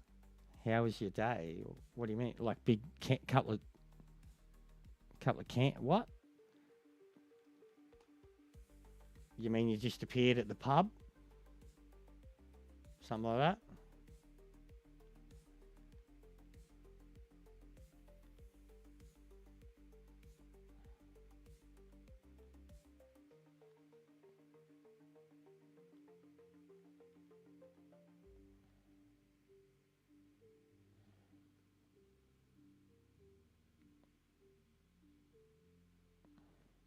What's going on, Mr. Rob? So when's the next games? So, Club World Cup.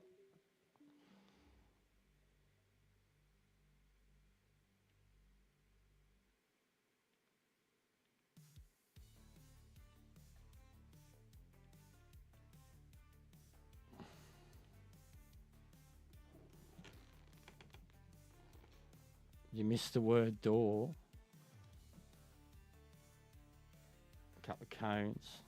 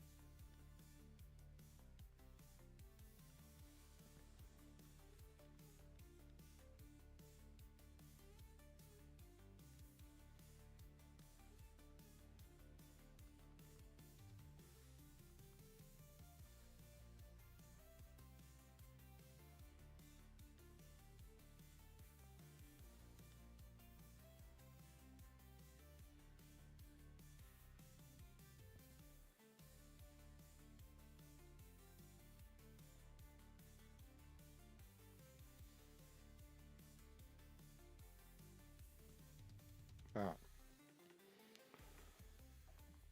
Is that all of them? Yep. And see, like, even that, when you look at it, that's 100% the best. Look at all their roles. You know what I mean? They've got golds and shit. Oh, for lads to have a couple beers, yeah. Makes sense, then. Yeah, well, they say here, tinnies, mate. A couple of tinnies. It's fucking cold, Abji. Even in the sun, mate. It's fucking cold. It's bullshit. Don't like it.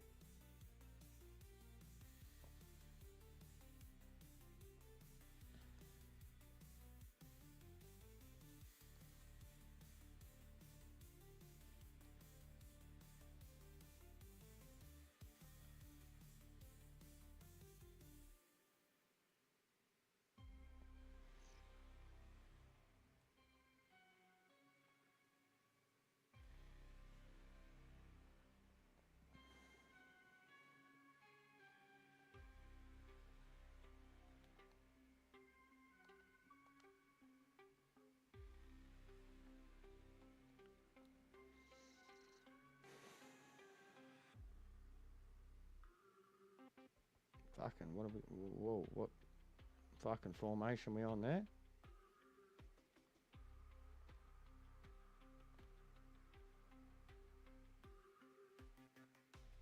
That's not flat. Why the fuck has it done that?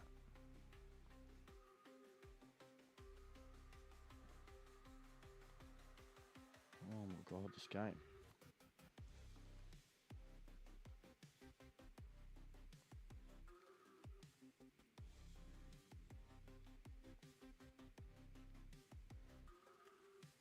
What the fuck, man? What is it even dreaming?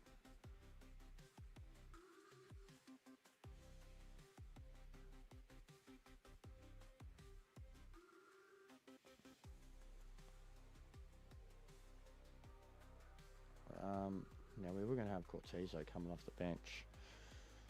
So who drops out?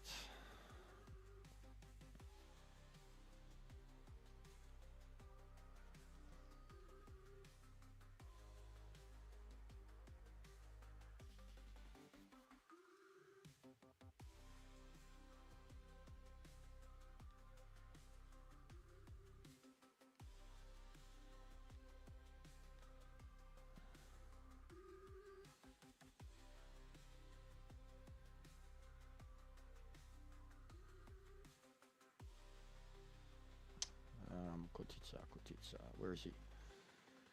Cortizo. There he is. Right.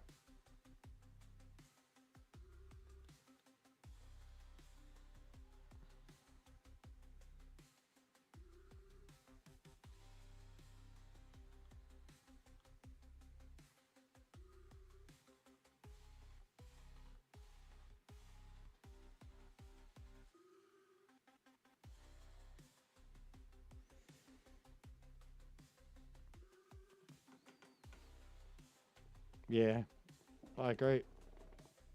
And they probably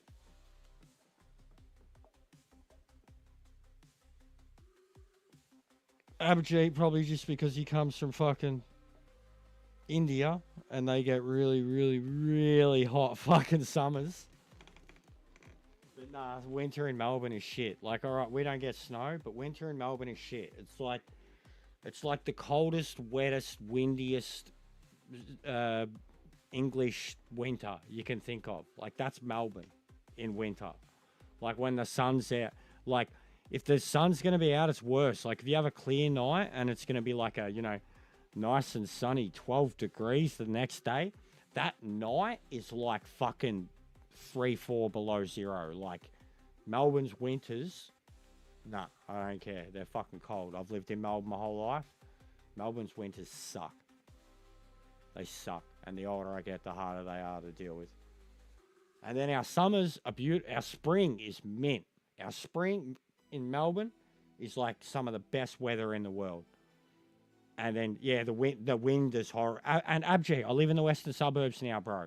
So, like, that's all I've known for 10 years, man. Going to work, bro. Like, fucking, even the missus has to go to Williams Landing. And, like, I'm surprised she don't get blown away, you know. I said it today with the way the wind was yesterday. Like, I can see myself being like one of those 60-year-old guys, like, fucking against the gale force. Like, oh, fucking can't even. The wind is bad. And yeah, Tassie, of course, Tassie winter would be crazy. Tassie's, bro, if it's 16 degrees and sunny, Tasmanians are walking around in fucking shorts and singlets. They're insane. Something wrong with them, bro.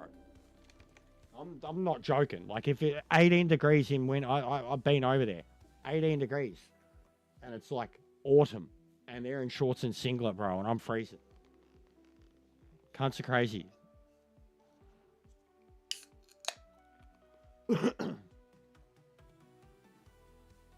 Bro, my missus used to work at that 7-Eleven. Back in the day. Way back in the day, bro. I got robbed. Like, before I met her. Like, 10 years ago or so. She worked at that 7-Eleven. But yeah, it's windy as shit, bro.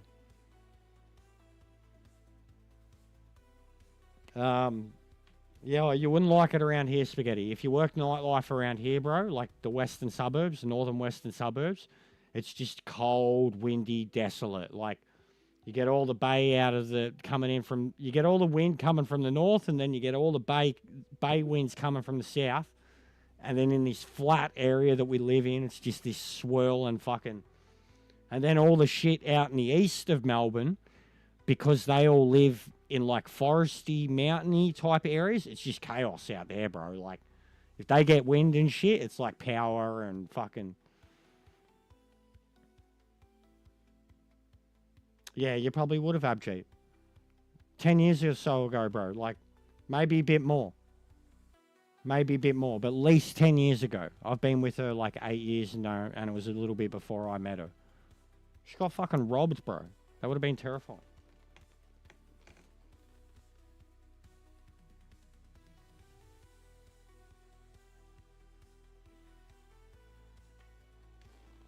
And for ages, I lived on the opposite side of Lavo, like just up from it. In between, well, not in between, I was on the back end of Lavo, but, you know, Lavo, Williams Landing, when you go down the aircraft and onto that entrance, like, that's where it was, so.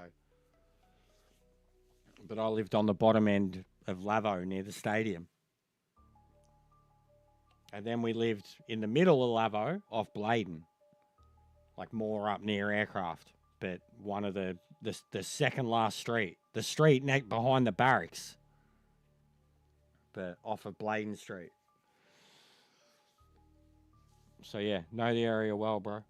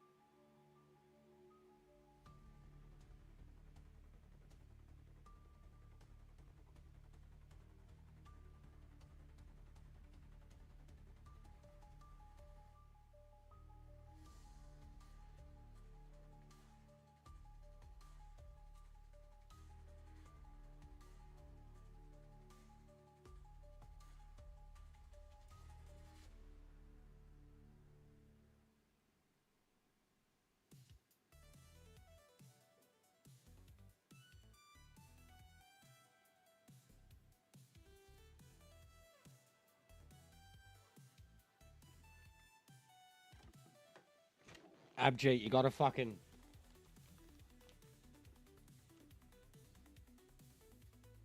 Lol, that's hilarious. You gotta see this fucking guy, bro, that I've got as a hookup now. Like, my mate that I had for so long, he kind of had enough. Even himself, like, he was kind of backing off. And then because we're getting it for us and other people, like, it was like weekly deliveries. I used to work with him. Been a long time now, so he just had enough. Fair enough. And then I had another dude. Dude, awesome stuff. Flaky as fuck. Like, you try to chase him for anything, you don't hear from him, and then like 5 days later, he's like, oh, 2 a.m. in the morning. Hey, I got something, you want something? Anyways, the missus found this fucking dude online, like this, the online group, like, kick shit. One of the ones that's like, got all the photos, all these different, and I've always thought it was shit. It's all shit. This motherfucker has an enterprise. Already. Like, we've been good for a month now. Costs more. Delivery. But quality. Right? Like, bro, this stuff, I only want this stuff now. I've had like 4 different types of him, but there's this one. It's like the smell alone, bro. Every time I pack a cone, the smell on my fingers, I'm like... But I can't remember the name of them. We've got bags, bro. Bags have got like fucking... Like what they are. They're like super fancy bags and shit. Look, she's smiling. She knows. She can testify. Like, there was one time, like, it's like $10 delivery and we had like change. He was like, don't worry about the change. Just give me a good review. And I said to the missus, I was like, all right, for the review, when people say they have named different strands and brands and types and stuff, this is the guy. But it's a full-blown enterprise. It's been multiple people, different people, delivery. It's all like fucking... Like, I swear he GPS's the cars. Like, the quality of this stuff, though, is like... To pay $20-$30 more, whatever you're getting. Like a, Q, half, full bags, whatever. And then he's got this thing where, like... You buy a half. You get, like, 3.5 for free. Of, like... Bro, this is like medical, man. This is like insane medical quality, right? But he's got this thing of like every time you buy like a half, he'll give you a 3.5, so like a half Q of like something different, something new. He'll let you pick, and then he's got this other game where he rolls it. It's like the fucking cunts in the things where you roll a dice. And whatever number you get, he'll roll you these fucking blunts, bro. Like these Snoop Dogg blunts. Like I sat here and smoked one. Like, but this shit is, yeah, like fucking. I know you mean like other states. I've had plants going, bro. I've had plants going in the backyard. They got huge, bro. Like I've still got photos of them. They were mean. But they got too infected by everything else and seeded. But I was still able to make the maddest batches of butter out of them. Because it was just so much, bro. Like, so much. Like, they got so big. And we've got mad soil out the back. It's all overgrown and shit. But I only had two trees, basically. Exactly 2 trees. They just turned into trees, cunt. Like, they got to, like, fence high level. I'm like, fuck, I gotta pull these things. It was a couple of years ago, during COVID. Like, in the middle of COVID, like 21. Got sick of having to fucking chase and whatever. But I'm telling you, this dude, it's good stuff. Like, when we catch up, sample, you'll understand. Like, if it's a position where you can't get, you'll be like, fuck yeah, this is the guy. Like, go a position you can't get for a couple of days and someone's like, yeah, but it's, $20 extra or whatever, and then you get the stuff and you're like on another planet. You're like, oh, I don't, like, do not care about, like, what I was used to now for so long. Like, he's really good, efficient, delivered at any time, different people, polite, nice, Asians, like Filipinos or something. One of them, I swear, the missus is crushing on one of them, getting annoyed. COVID times were a struggle, bro. It's wired. I still have the seeds from them. They'd probably be useless, but I still have the seeds from all those plants They overseeded. They were just average seeds, bro. My mate gave me like, it's like, oh, they were like bush seeds. Like, gave them to me, like 10 of them. And those 10 turned into 2 plants, which turned huge. And now I've got like 100 of them. Been sitting there for like 2 years, bro. Yeah, I get it, Lisa. I couldn't remember what stream it was, but there was one where I got that first fruity shit. I was on another planet. I was on another planet on stream. Like, I was just like, I think I was playing Wreckfest. Like, and I was just like, like, it was like I was in the car, bro. Like, jaw was full, like. But just the taste. The recent stuff he's got, it's actually like it made me cough my guts up in the morning, bro. And then I didn't have one for like 3 hours. Like, it hurt. It's quality, is what I'm saying. Genuine quality. Taste, smell, style. And then just service, man. Like a service. Like my fucking friend that makes all the edibles. Like, it's a full-blown service, bro. You should see the packaging. I got like 2-pack branded fucking shiny bags and shit. Like, the packaging alone is like the most expensive, like, fucking ounce bags or half-ounce bags I've ever seen in my life. I even said it to the missus. I'm like, so, does he want the bags back? Because we have a lot of them and they're pretty fancy. Like, you know, we'll do a deal. Like, fucking, when we give him fucking 30 bags back, give us a couple of grams or something. Like, well, this stuff has made my tolerance better because the quality's better, like 100%.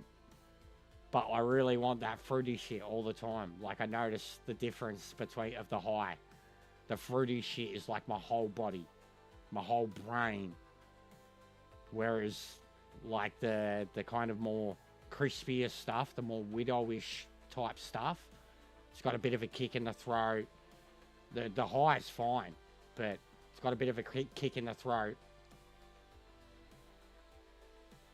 But the fruity shit, smell, taste, bro. Every time I pack a cone, how it smells on my fingers. My controller smells like it. Like, it smells like fucking, like peaches. Like skunky peaches, you know?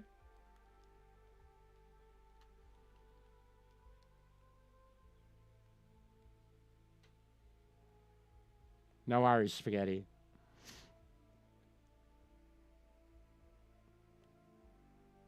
But yeah, it's the purplest looking shit I've ever seen too. Like purple red, bro. Like red. You know when you get like those brown strands? Looks like hair. These are red hairs. And then the color of the bud is like a mixture of brown and purple. Like, it's like, what is this otherworldly shit? Like,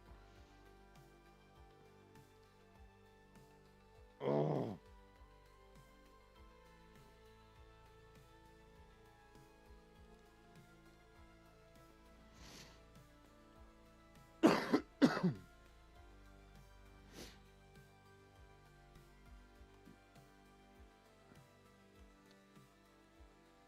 Already the tactics changed, guys. Look at the difference between the team. The way they're standing around.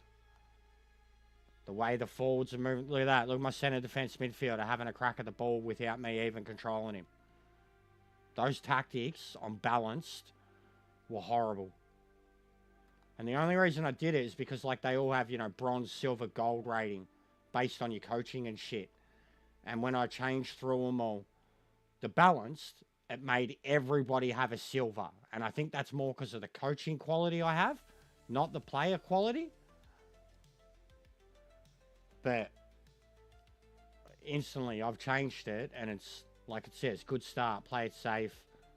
Now I changed to counter, which this would be the normal go. Like, this would be where I normally start to break them. So I think it very much could have been a tactic thing for the new, because you have to set them up every season. For the new season, I hadn't set up the custom tactics. Oh, wow. Look at that. This can't. Go gadget slide tackle.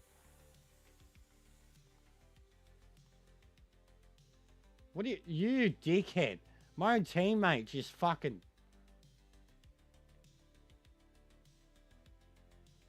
Bro, we sponsored by Kellogg's. That's mad. Love cornflakes.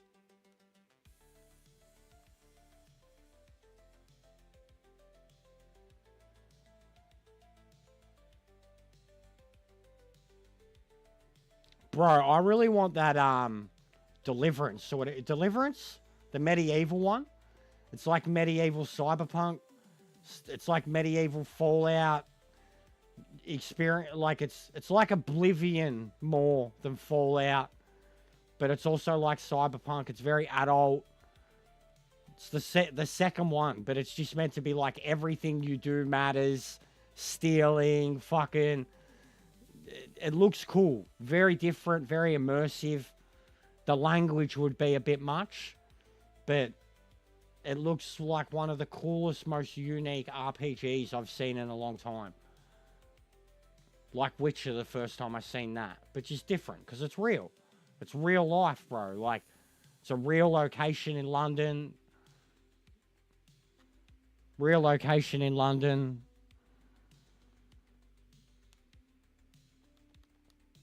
Set in like 1100 or some shit. You're meant to be like a squire who's like, you know, his knight gets killed or some shit, but it looks cool. And it's one of those ones where like you can go and do anything you want, but like you accept quest and then go do whatever you want, and like time passes and like you see the people and they're like, I thought you were gonna save my son, and like, you know, he's dead or whatever. Like, that's shit. That shit's amazing, really. Like, that's cyberpunk. 100%. But medieval. Go.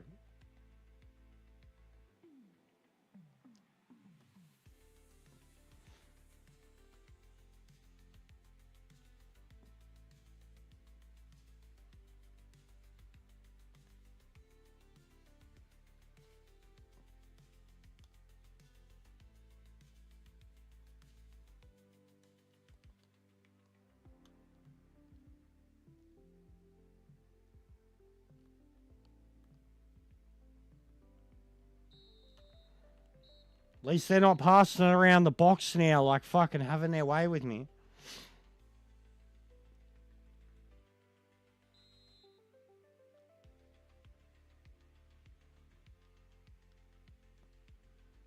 What's going on, Sparrow, bro?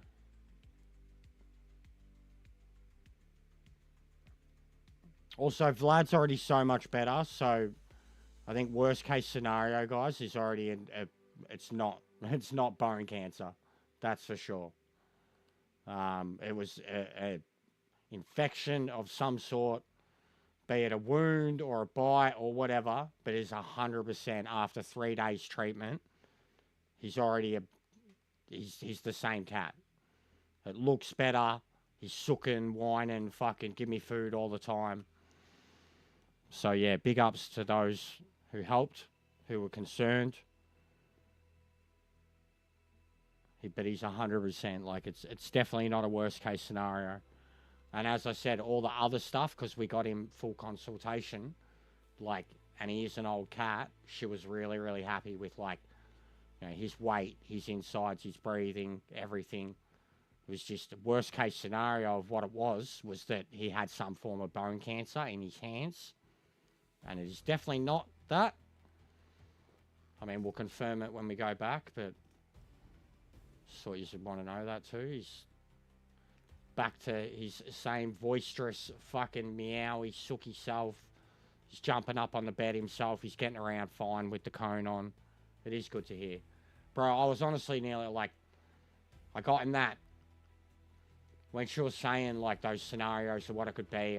It's happened many times in my life, but I did like I was like crouching down and like not looking at her, just looking at him. Like, I remember it happening before with like my best mate's dog, of like where you're hearing it, but you don't want to look at it to acknowledge it. You're just looking at the animal, of like telling yourself how much you love him and how much you don't want it, etc. You know, you're listening, you're taking it in. Like, but you can't look at the vet directly and you hear them, like, say, this is what it could be. It was killing me. But she was thorough. She was very thorough. She was a good vet. Would recommend. They had a very good thing going on there. Like full surgery and shit. Multiple vets. All cute girls. They had 2 house cats too, bro. I lost my shit. We're sitting there and this cat just waltzes out, walks up to me. I was like... It was like the cutest tabby male cat I've ever seen, bro. It's rubbing up against my leg. I'm like, oh my God, where did you come from? Are you like someone's pet? What the fuck? And they're like, oh yeah, that's Bob. He hangs out. He wants attention. I'm like, I will give him the attention.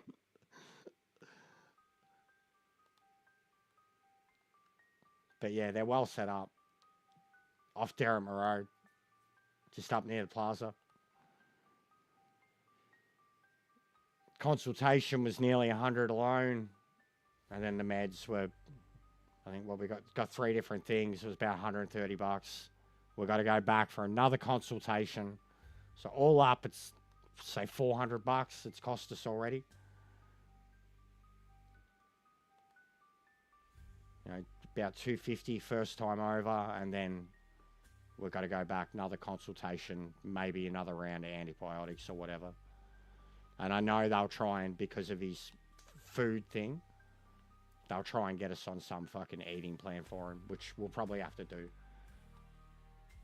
Really have to look after his stomach health and what he's eating.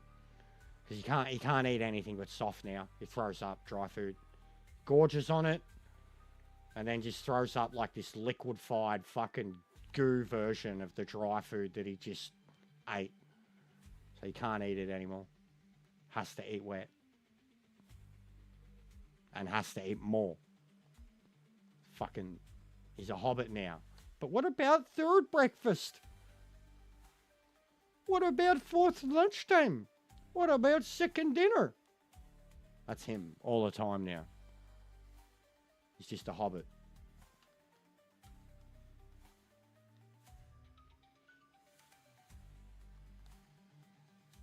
Alright, I'll take this at this moment. Because I've been talking shit. They can't get past my D. That's what she said. And I've done that a hell of a lot. This programming of the tactics is just that much better.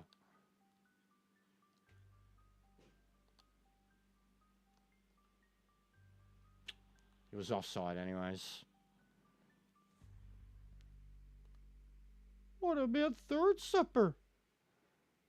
What you doing? Smoking? And is that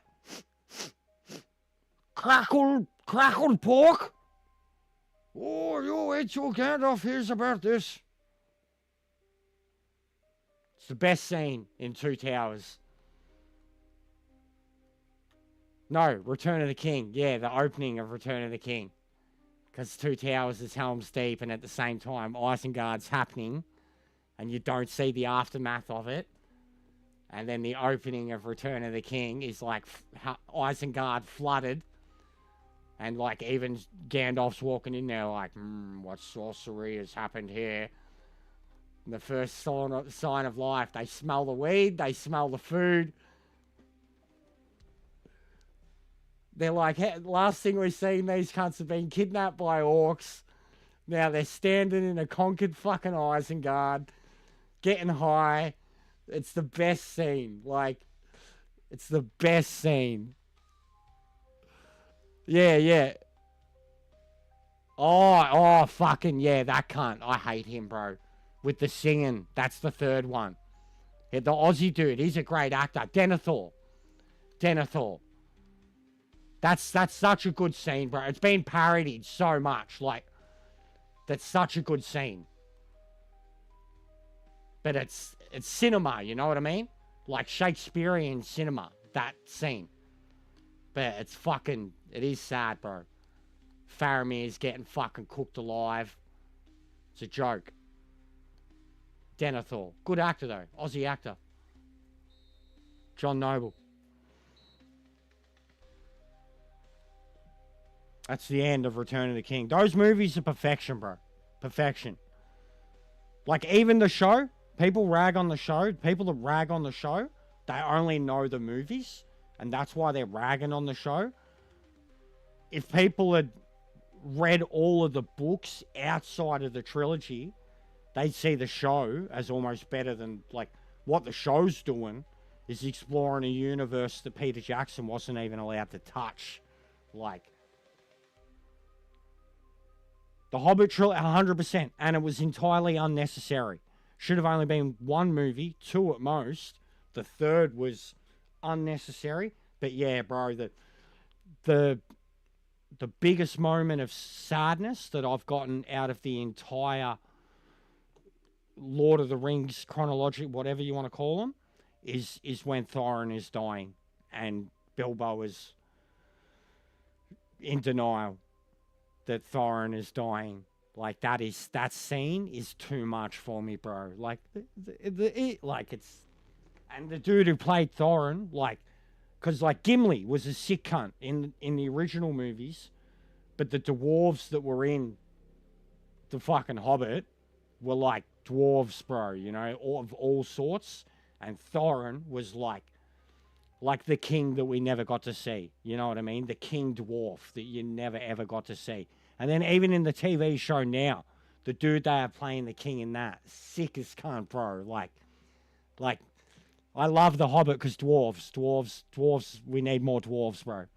Even in the video games and shit, like Warcraft and that, they didn't have enough of the dwarves. Like, Skyrim, same thing, dwarves are all gone, you know, like, we haven't explored dwarves enough, bro. Like, dwarves are sick. I wouldn't fuck with a dwarf, like, no fucking way in hell. Like, would you fuck with something that's like 4.5, 5 foot tall and 5 foot wide with an axe and a beard, you know? Like, they're fucking dwarfs are sick, bro. Like, Gimli, like, and the in Helm's Deep, Two Towers, where it's like, I think I can make the ledge if you throw me. Aragorn has a look at his, because, like, Aragorn's, like, superhuman, basically, and has a look at him, and he's like, wee lad, all right. And then he's like, don't tell the elf. I fucking, the beef between Gimli and Legolas. And then, like, the beauty of it, like, bro, even in the books, yeah, the death count, Helm's Deep, bro. And then it happens again at Minas Tirith. The elephant, it still only counts as one. The beef between them, bro, in the books, it's even more. And then where it goes, like, they didn't, all those scenes at the end that wrap up the movie, we didn't get one with Gimli and Legolas. And in the books, bro, like, they go back to the mines and shit. Like, they go back to Moria and, like, clean out Moria, essentially.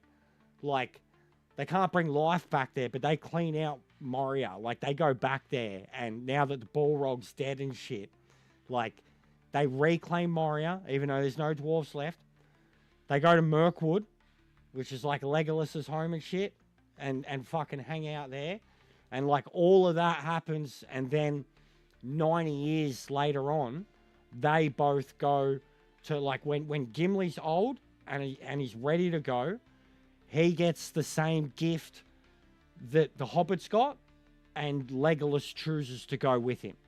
And Legolas is a baby, really, like, really young in terms of, like, but in the books, like, further, you know, the Battle of the Shire and the Hobbits leaving and shit, Legolas essentially, like, spends a life of friendship with Gimli until Gimli gets to the point where he's old age. And then they both, like, he gets passage to Valar, and Legolas goes with him. It's like, and that's in the books, bro. Like, it's almost damn near the last chapter in the book. Like it's the last bit left to tell. Aragorn's already died. Arwen literally died. Like, Arwen chooses to die because, like, she already gave up her elven life. She waits for him to die, and then, like, literally dies the next day. Like, she can just choose to, like, all the stuff that happens. And even in the Return of the King, all those scenes at the end, like that last hour, especially the extended edition, bro, and being parodied, you know, when Frodo's in the bed and they're my heart, you know, Gandalf, they don't make it like that. Like, you know what I mean? Like, it's, and they want to remake that shit. Like, it's just, you don't know how much, I mean, you do know how much. You're having this conversation with me, so you understand how much Lord of the Rings means something to me. Tolkienism. Like, if I'm an atheist, I used to joke about the Jedi thing, but legit, because Tolkien was an atheist. If I was a religious person, because it is a thing now, Tolkienism would be my religion. Like, Tolkienism, bro. Everything. If you've read the Silmarillions, like, the Silmarillion makes more sense than all the Bibles and Qurans and all of that stuff put together. Like, and it's the same thing. It's his take on it. You know, like that. It's not Christian. Like Narnia. Narnia's like forcing Christianity down your throat. And Tolkien hated C.S. Lewis because of that shit. But yeah, me, I those movies are like a yearly, like, I was so happy when they were on Netflix too, because then I could just at will watch them. But they are like a yearly, I have to watch them all of them, yearly, annually, you know, at some point, spend a day or two, you know, just having them playing in the background. Like, the soundtrack, bro. The horns! Like, the memes, bro. The memes that have come out of it too. Like, there's so many memes. Lord of the Rings. And then even, like, when you look at talking sadness, and how I said before about the Eagles, the saddest I felt before that was Boromir. Boromir was played, and I already read the books too, so I understood the books and the ring and everything. Boromir was played so fucking well. The saddest I felt in the whole original trilogy is Boromir. Boromir's death. You know, like, that scene, it's so fucking epic. Like, it's like, it is one of the greatest, like, stand and fight death scenes in cinematic history.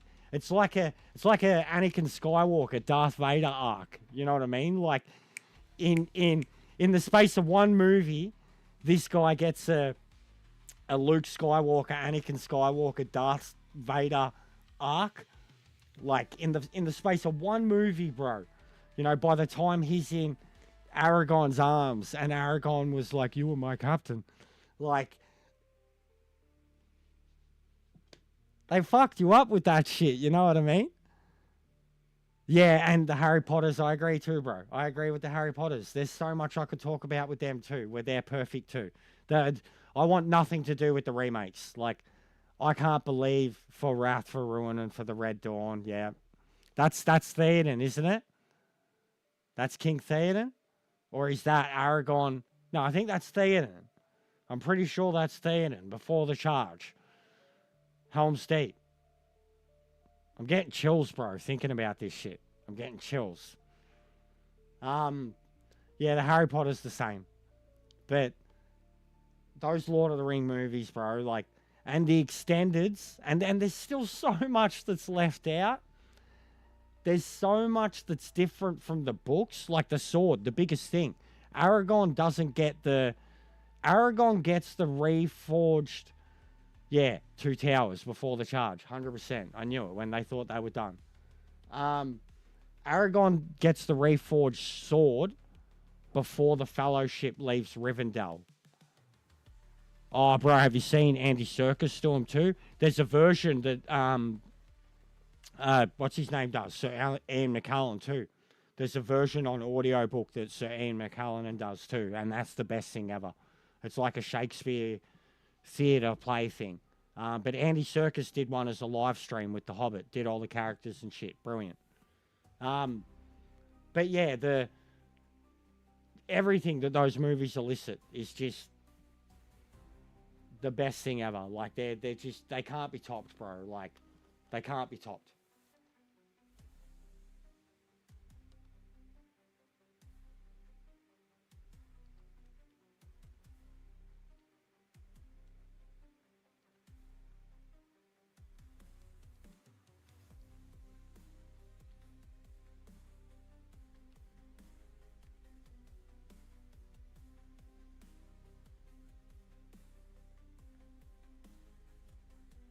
But yeah, we should do it then one day, Abjeet. We'll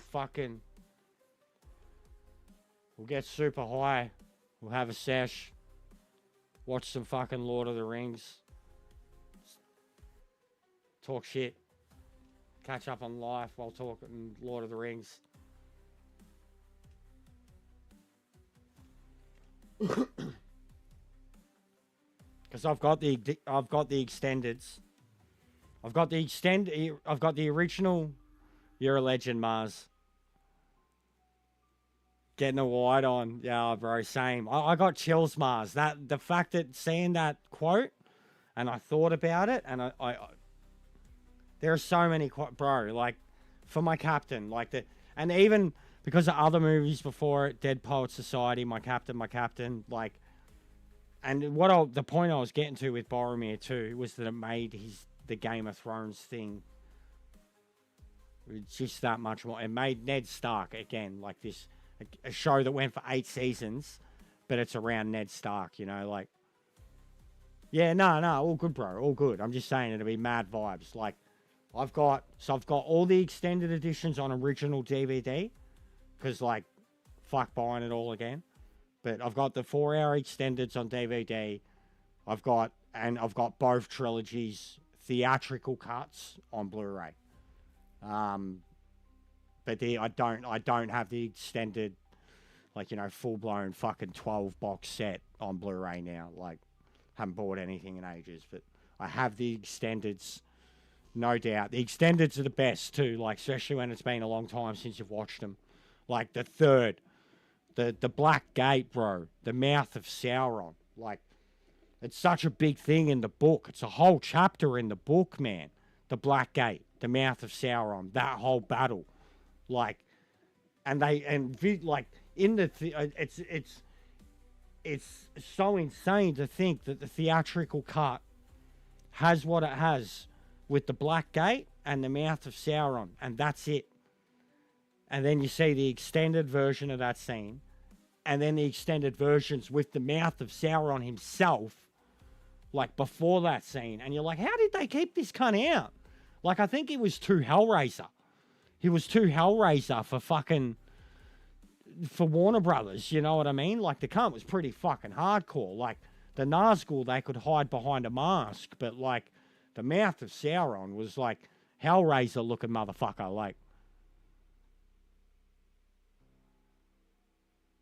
Yeah, no, 100%, bro. Like, and in the books, it's played out more in the books, the struggle, before it even happens. But his betrayal is such a thing. And in classic cinema history, a betrayal like that, you know what I mean? You'd instantly be like, oh, what a dog. What a piece of shit. Fucking, like, in that moment, you're heartbroken. You're like, oh, and even the hobbits, they've, like, he's lost his mind. They don't understand. They don't know why. But they're like, he's lost his mind. It's the ring. And then the ring gets away. And then that moment, like that, when he's alone, and he, like, the despair. Like, he was the first person to stand up and swear himself to the Fellowship. Like, if this was a war that they could win against the darkness that he was terrified of, that he'd been fighting. Like, and he was this captain there's that scene where he's like, I've failed. Like, that moment of, like he hates himself. He thrashes around. Like, it's like this. And then instantly he's like, I need to find the hobbits. Like I fucked up. I need to find the hobbits. And it's like the intersection. Like, the Urks are coming. They've ran off. He's fucked up. He knows that. He's got to, like, it's just this, that whole scene, like, the end of that movie, Like, I rate, I talk about this a lot when it comes to Star Wars. When it comes to rewatching the trilogy of Lord of the Rings, Fellowship has the least action. But when you rewatch the Fellowship, it's like it reignites everything. Like, that first hour, you know, the love of all the kids and the players, and then when the shit gets real and the Nazgul and the ending of it, like, it's like A New Hope, Star Wars A New Hope, except the Star Wars A New Hope ended with, like, you know, actually, no, it's more like Empire Strikes Back. It's like the Empire Strikes Back. It was the first movie, and it just ends so bleakly. Like, it's called The Fellowship of the Ring. And, like even the bit with Sam, bro, that breaks my heart. Like, it doesn't make me sad, but it breaks my heart. Like, Sam nearly drowning himself, you know? Like, brilliant. Peter Jackson, like, and if you come to the job of, like, the transition that Peter Jackson did from the books to the movie, there was so much he left out. There was so much. Like, and how Warner Brothers were on him about making the movie shorter and shorter and shorter. How we still got the theatrical cuts of the movie that we got, and what he did with them are brilliant. The extended versions of those movies, like all over 12 hours of it, are perfection. In reality, even though it's 3 books, especially with what they did with The Hobbit, you could have made 6, like, had him behind it, had proper project, all the funding, you probably could have made 6 movies, each book being 2 movies, with the way those books play out, with the way the arcs play out, with how much content was left out, with how still they weren't loyal to the actual story, with how good it was. You know what I mean? Like, March of the Ants is incredible. Bro, I loved it. Did you ever play the games? The RTS games? The Battle for Middle-earth games? Where you got to play the RTSs? Getting to play the battle, getting to storm Isengard with an army of ants. Getting to do that. Quality. But yeah, the March of the Ants is sick. In the book, it's sick. The convos, bro, between the ants. Oh, we're just been saying hello. Been fucking talking for like 3 days. Like, ants are sick. Fucking Treebeard. Fucking sick cunt. Love ants, bro. When they kick into action that first time, that first goblin, bro, fucking squish, and it's just like a fucking head left between the cunt's toes. Like, the two, bro, but all those games were good. The side-scrolling, Two Towers and Return of the King. And then there was also a good Fellowship game. And then there was another RPG. There was another RPG game along the way that essentially acted as like another Fellowship that chased after the Fellowship. I can't remember who made it. It was like a turn-based RPG game. It was the tits. It was all made-up characters. It was such a good game. It was riffing on a Final Fantasy-style gameplay, turn-based, created its own little story that followed after the events of the Fellowship. Like, happened while the War of the Ring, but they were just always a few steps behind. And in that, you battle the Mouth of Sauron and shit. Yeah, me and my brother did Abjeet. That's my childhood. Two Towers, running 100%. That was one of the greatest games of all time. Sitting on the couch playing that with a friend, one of the greatest games of all time. Two Towers, Return of the King, bro. Doing Return of the King. The Battle of Pelennor, man.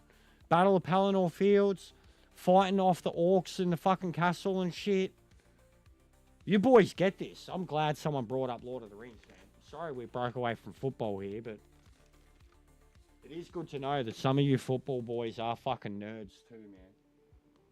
This is the shit. Like, even this is the type of conversation where Meta comes in, and he's like, "It's really good to see you like this, Jester. It's really good to see you being positive and happy." And it's when I'm talking. I always say this. I'm talking about something I love, like, and this is when everyone's like, "You should do a podcast." Blah blah blah blah. Like, I'm talking about something I love, bro. Like, I fucking love Lord of the Rings. Like, love it, love it.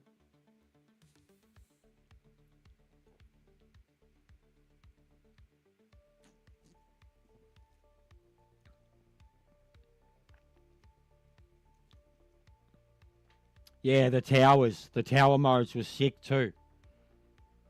The tower modes was sick, bro. They were some of the hardest things to do, the tower modes. And it was the best way to level up all the characters and get all the abilities and shit. Those games had so much replayability, bro. I almost wish my brother was here for this conversation. He would 100% agree. He'd be like this was, like, even he had his preferred characters and I had my preferred, like, you know, our metas and shit. Like, it was the tits. That anything that was Lord of the Rings at that time, I played. Like, anything. Xbox, PlayStation, anything. Liz Hurley is pretty hot. But that's not the chick in Lord of the Rings, though. Liv Tyler is the chick in Lord of the Rings, and she's pretty hot. Definitely childhood crush. But Liz Hurley, go watch that scene at the BAFTAs when she runs on and Billy Connolly's like... Yeah, same, Abjeet. Same. Same, bro. My brother's 3 years younger than me, too. So, you know, we were playing that. Probably what? He was like 10, 11. 100% Abjeet. PS2 era, man.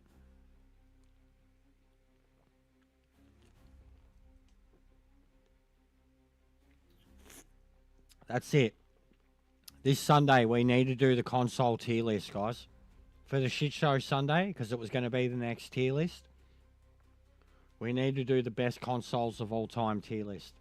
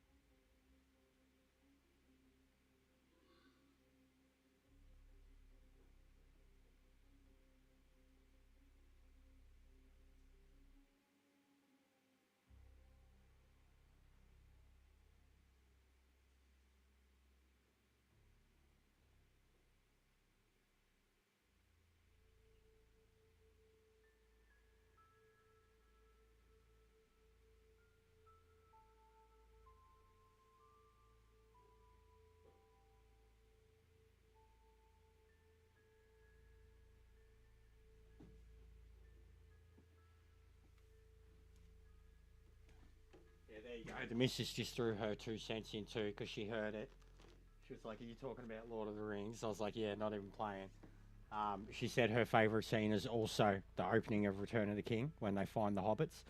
And then she just said hobbits in general. All of the scenes with the hobbits are her favourite. And then she brought up the fact that there is a game coming out that is Stardew Valley, but the Shire. And Stardew Valley is not something I would play, but it's a style of game where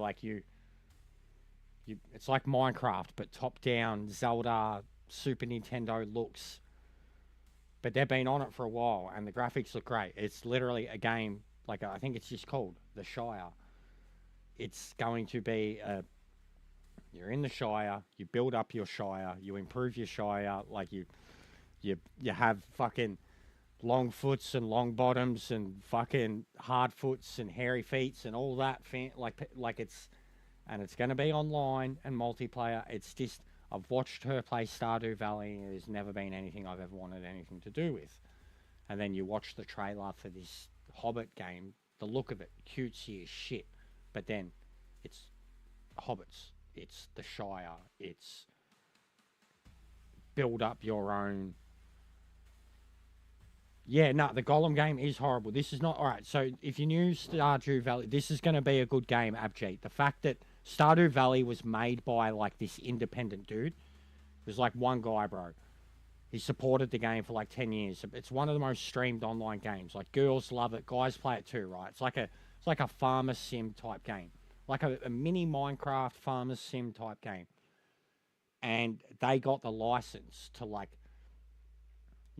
do this Middle-earth version of it.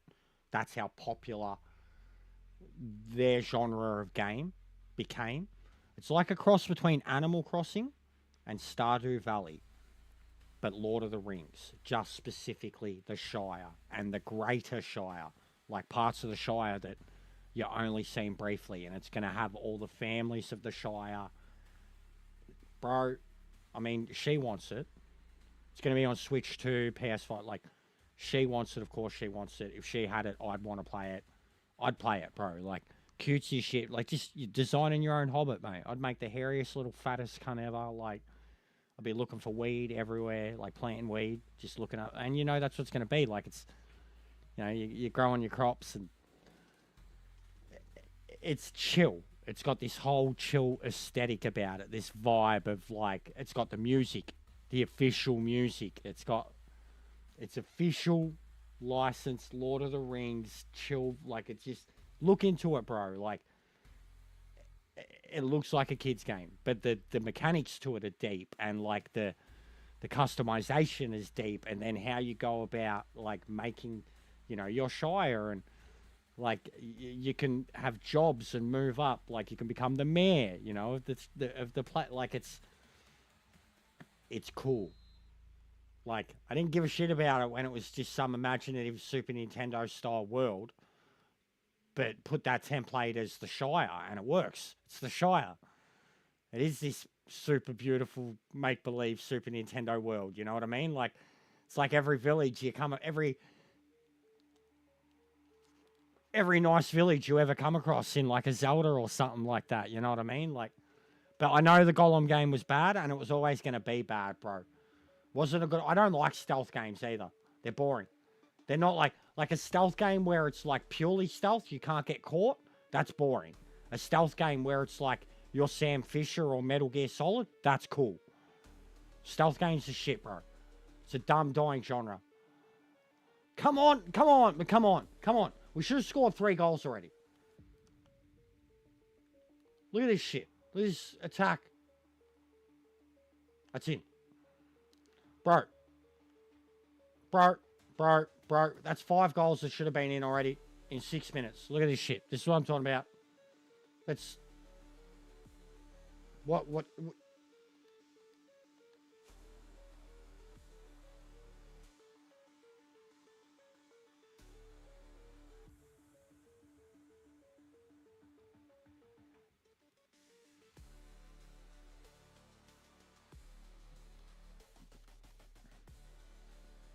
But yeah, I even have, I don't have all of them, Abjeet. I wish I did. And most of them were op shop finds, which is the coolest shit ever. But I have I've got better, newer versions of The Hobbit and the original trilogy.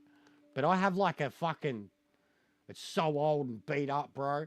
It's in its old hard book cover. like a second print edition of the original trilogy. It's from the 60s. Because, I mean, it took him ages to bring out the original. Like, Hobbit came first. Lord of the Rings didn't come out properly till, like, the 50s. This is a, like, hard book. It's got the original covers on it. Where they were the white covers with like, just the kind of stick figure, almost like drawings with the circles and shit. I have them.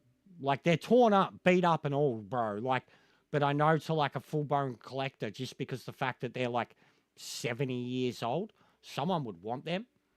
I have a first print of the Silmarillion, and that's my Bible. I love the Silmarillion. Like, it's... And then when it comes to the Book of Tales, which is what the Silmarillion encompasses, I have about 4 of them, and there's 12 of them. And I got all of them in an op shop for like $2 each. And then I have a couple of those newer ones that his son wrote. And their extensions of stories from the Silmarillion, the best of which is the Children of Hurin. It's the best chapter in the Silmarillion. And then the standalone book, The Children of Hurin, is the saddest, most brutal, best story that they've ever done about elves in the Lord of the Rings universe. Like, straight up. What's going on, Steve? But yeah, if you've never read them, Abji, or heard of them, I have them, and definitely if we caught up, like, you could lend them for sure. The Children of Hurin is heartbreaking, bro. And it's about the same size as The Hobbit. It's like a 300-400 page. It was essentially a book that Tolkien had written. Bits of it were in the Silmarillion. It was one that he had planned to release as an individual book. Just never got around to it. His son ended up finishing it. There's like 4 of them now. And essentially they're book of tales or stuff from the Silmarillion that rather than just being a brush over of a timeline, they're filling out stories and characters and events, and which is essentially what that TV show on Amazon is doing right now. And people are hating it. And it's doing exactly what already exists. What's going on, Steve? Sorry, we were having a mad nerd Lord of the Rings conversation. Turns out some of the boys are as big as nerds as I am, mate.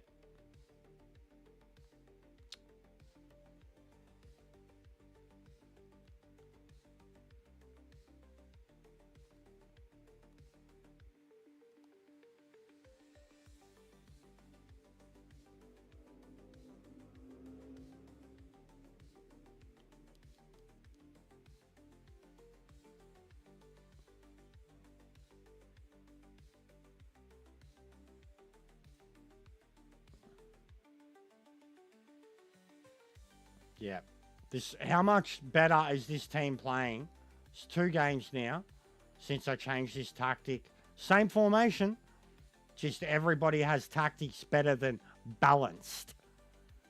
They got no flavour when it's on balance. They don't do anything. They don't do anything for defence. They don't do anything for attack. There's no flavour to it. Why would anybody have a balanced... You know, you've got a play style and then have it on balanced. It doesn't mean anything. It just means they're going to stand in those positions, which is, again, really dumb AI, dumb programming.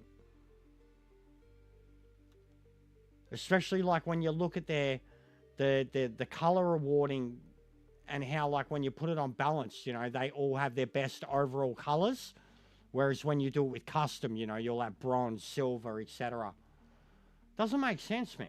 It's like an incentive for you to just keep it on a basic thing, and I don't know. It's like it doesn't even incentive you to actually create a custom playset, because it says based on, you know, stats that your custom playset isn't going to be better. But then you put your custom playset into play, and they're fucking doing shit. When they're AI, they're doing shit. On balance, they fucking stand there, mate. They stand there and tell the fucking the opposite player with the ball how pretty he looks as he runs past them. Look at this. My players are fucking creating shit, bro. I'm not pressing one button to make them fucking move around. What's going on, AJ? Big ups, brother. You like Lord of the Rings, AJ, or are you too young for that?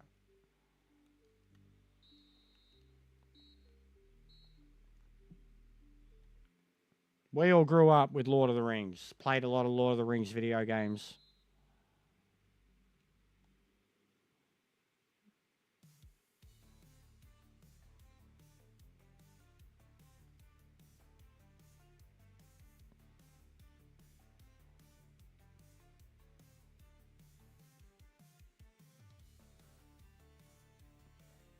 And look at the opposition too. Look how backed up they are now, bro. Like, they are backed the fuck up. They're more backed up than fucking Elvis was the day he died.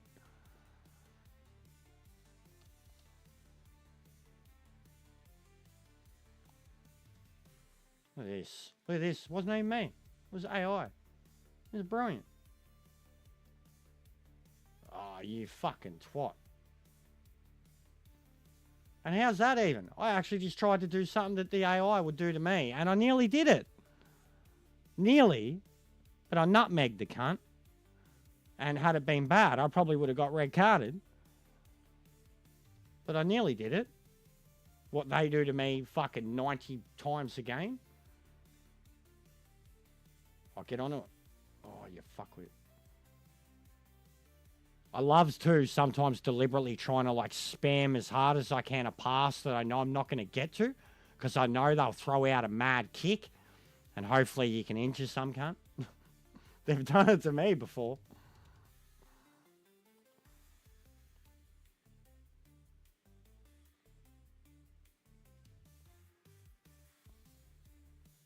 Oh, yeah. Oh, yeah. And then you do that. What are you doing, mate? Where are you sending that? It's not a fucking SpaceX rocket. Jesus Christ, mate.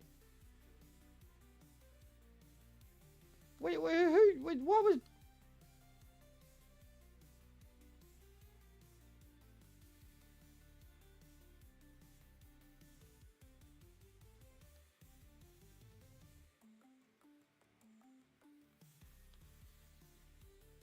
Yep.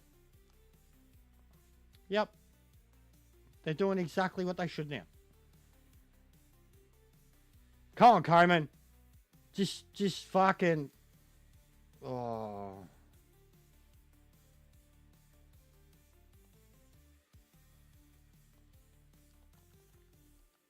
Oh, look at the big fella. Get out of the way, he says. I'm about 7 foot tall. Like, this is what this, bro, this is almost feels like what it'd been like playing, what they'd been like against me. I'm just in entire control of the ball. If there was a passes and possession rating right now, it would be off the fucking scale.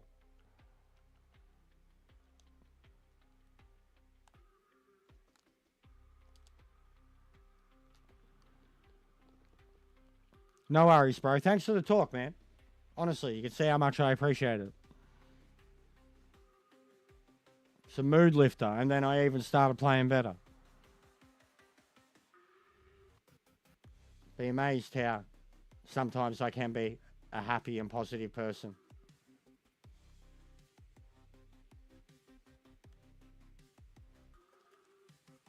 Oh, that's the... Oh, man, Depay got denied so hard. Memphis. Oh, look at that. That's what you get. That's what they do to me, bro.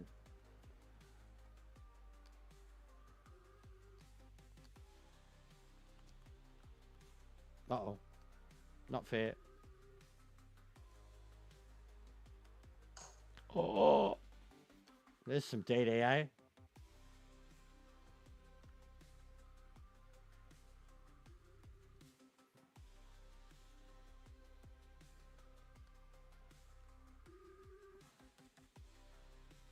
Oh. Wrecked.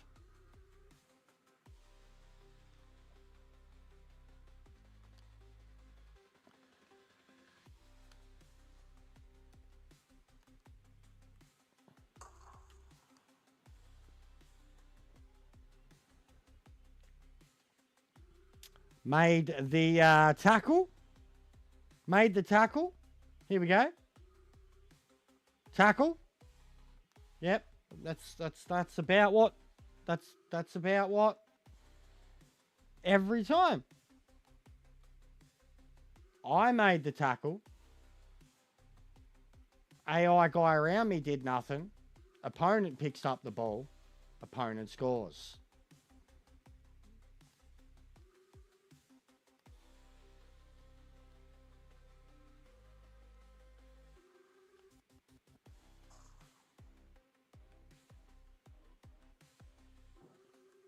I mean, I should have scored about 18 of them already, honestly.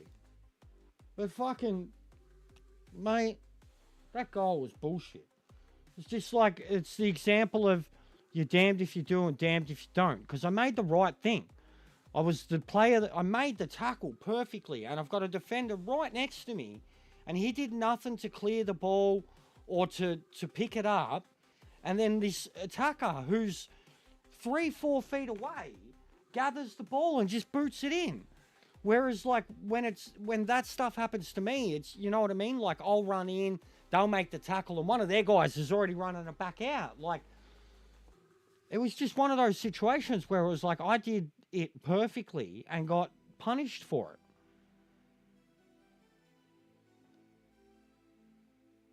Like absolutely punished for it. That fucking CDM player, bro, I really like him. He's a beast. He was a good pickup. It's fucking... He reminds me of Zlatan. I don't know why. But he's tall. He's fast. Oh, wow.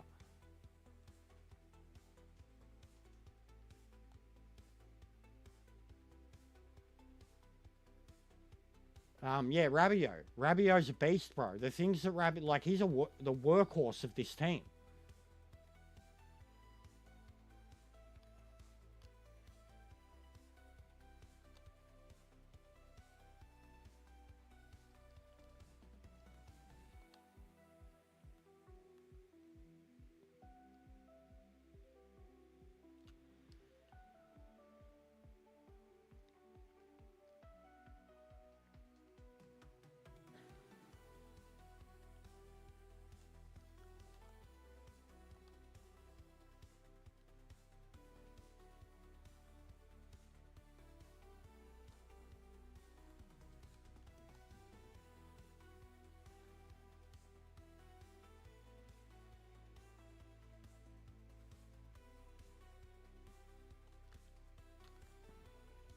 Oh, get to it. Oh.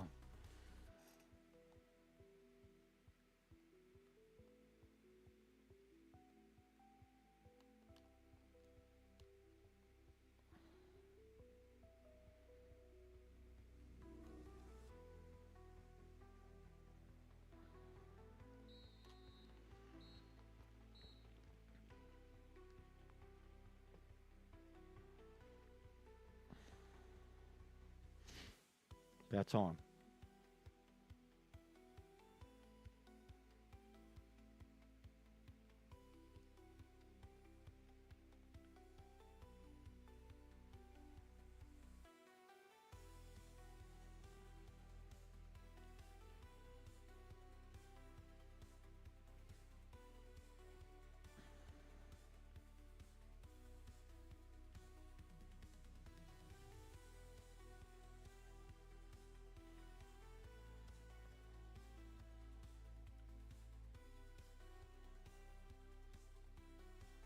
Bro, these kids and the way with like how specific I'm being with what they're learning in the academy, they're going to come out of it, like out of the academy, with 5 or 6 potential positions that they can play. And I'm picking them up as like a wing. And the strikers is going to be strikers, but like the wingers and the midfielders and the defenders, I'm picking them up as, just that.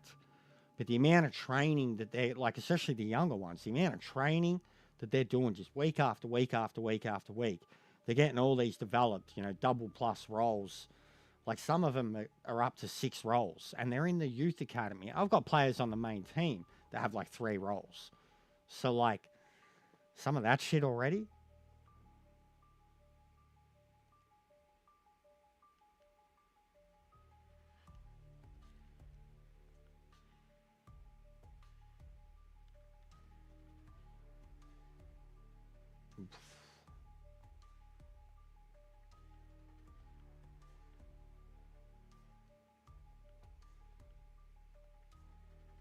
Also, the amount of randomly generated redheads from this game, I don't know, mate. It's meant to be a pretty low percentage of the gene pool, the Ranger gene.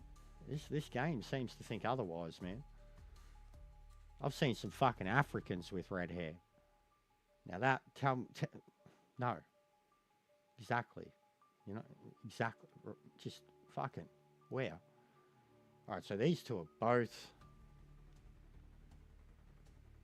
15 and got that much potential. Wowee. Alright, who's the oldest? We got one 17-year-old. There's a centre midfielder. Done. And we have only the goalkeeper who's the highest rated out of them. Not a lot of 59s, but lower potentials. Centre defence midfield.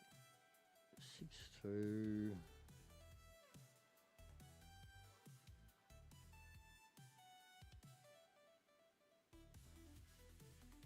Yeah, all promoted.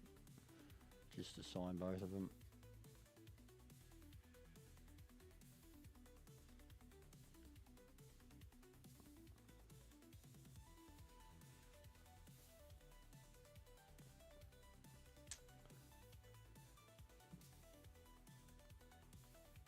And man, my scouting things, I've been going to like random places, cheap, 3 months every time because I've got mad scouts. But I'm taking the piss with some of the places I'm going to because I'm keeping costs down by fucking scouting in places that don't really seem to fucking want to cost me too much money, I think it's genius. The amount of scouting I can get done across the world doing 3-month trips between 3 guys compared to sending them over there for 9 months at a time.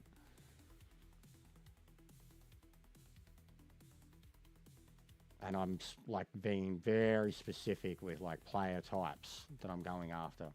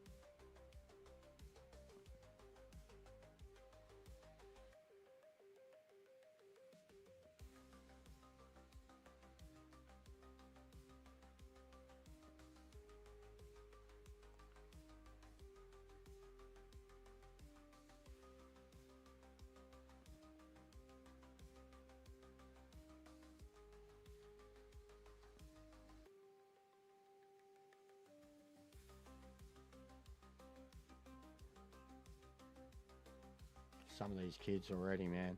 By the time they're going to be 20 years old, they're going to be nearly 80 rated.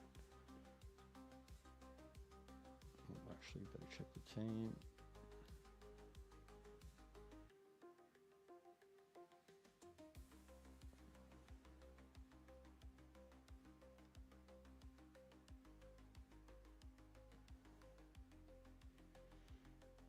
Finally give him a break, but with who?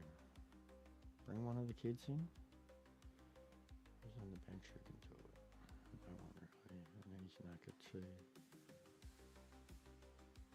Actually, fuck it. No. What do we got coming up? Might be a B team game.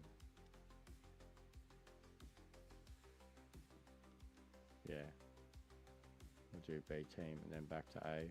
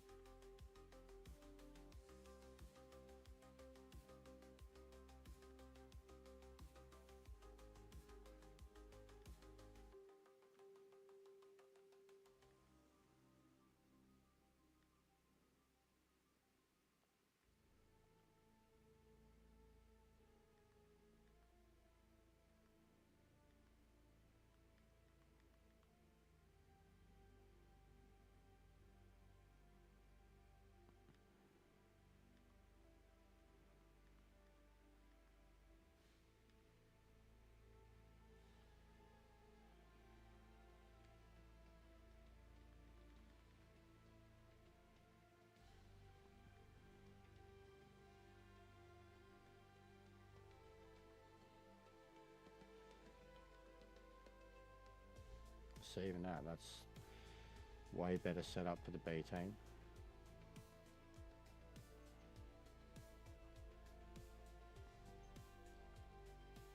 So I guess if I do it all here, okay, so then do that, set squad.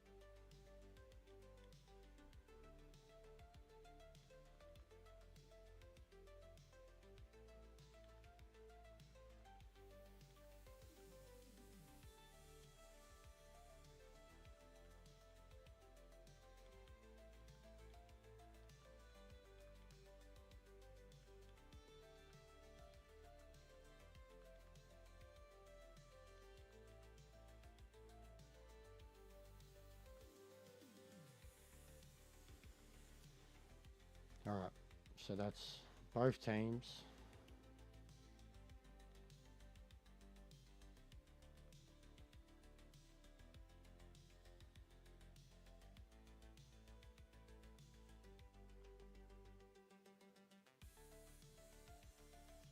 I think both, anyways. Yeah.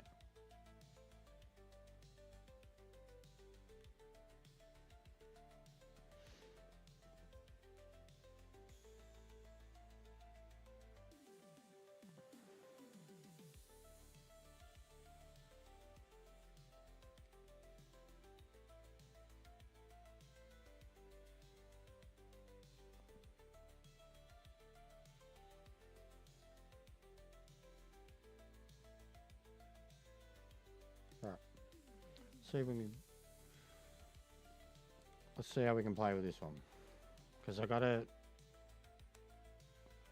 I feel like if I'm playing more games as the B team and doing okay, then they're going to level up more than what they would be if I'm just simming them.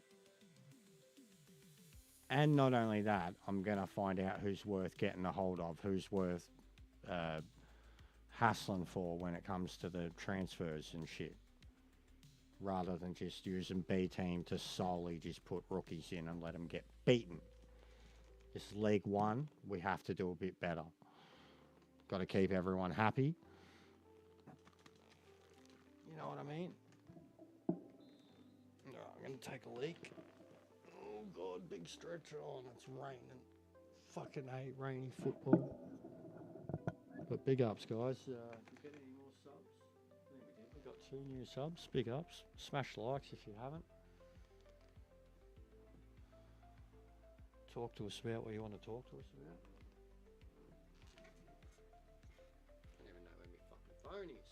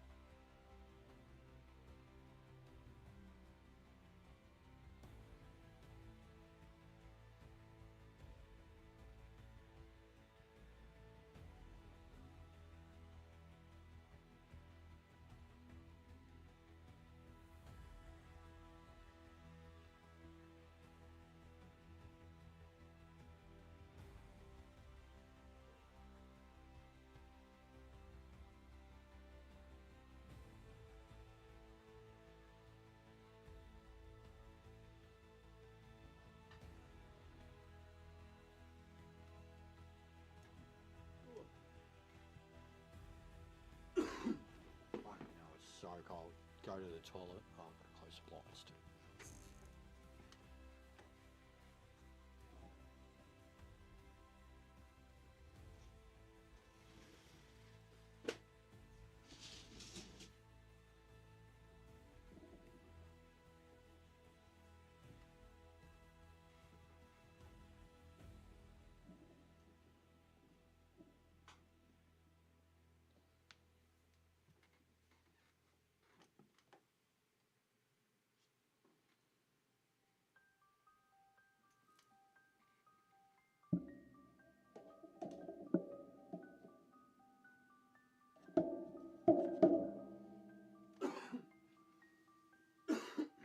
All right. I'm back. Yeah, big ups to the Raiders that are always lurking. Really helps. Helps keep the mutants away too. Mutants only really try when there's no one around. That's when they can get to you.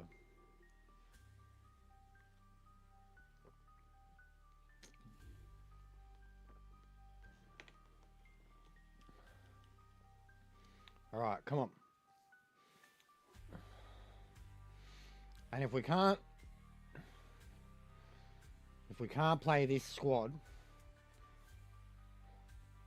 the way I've got them set up, then I'm just going to set them up as a clone copy of the other formation. But I really wanted to try other formations to get used to other formations so I can see how they match up against each other and see when you recognize them, like already they're deep. They're deep. See, they're deep. Just one good through pass and keeper's gonna... There was a bit of lag there. That was weird. Right as I ran through, full frame rate lag. Like fucking lobby server error. That was odd.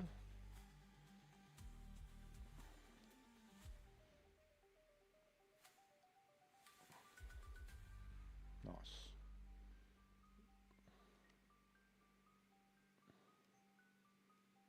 Ah, you twat.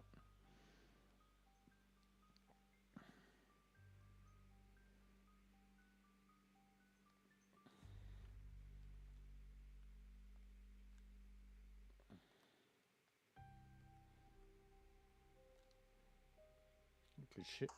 What did you... Did it make me the keeper then?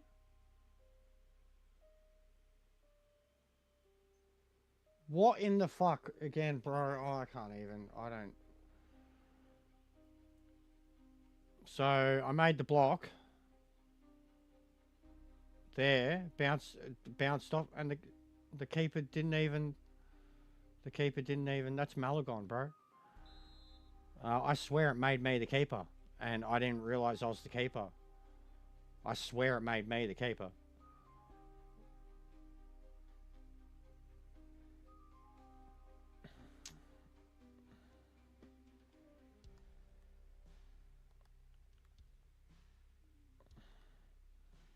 And I've never known that to happen.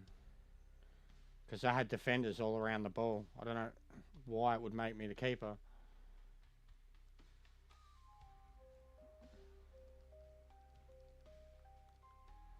Good shit. Well, DDA with its comedy. But that's okay.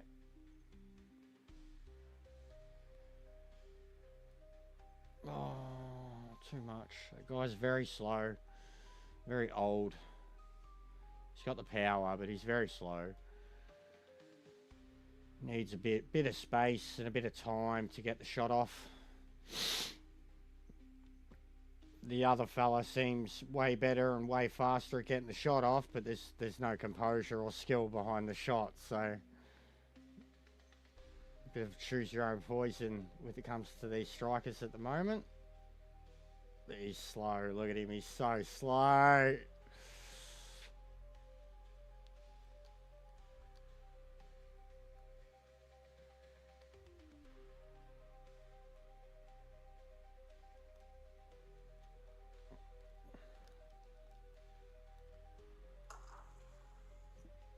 cleared it, landed in the hands of... I cleared it, and it landed straight in the...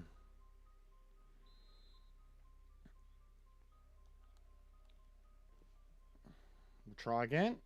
If it's the same shit, we sim it. And we're going to rebuild this squad with the same tactic layout that the other team has. Because some of them are like, but I just see the way they're sitting, bro. And it, like, I like it. You know what I mean? But it's like, and then this, like here. If this cunt finally got to it. Like, the shot, they deflect the shot, but my guys don't seem to want to recover it. Oh. That was the first time that one of them was kind of on the ball and actually recovered it.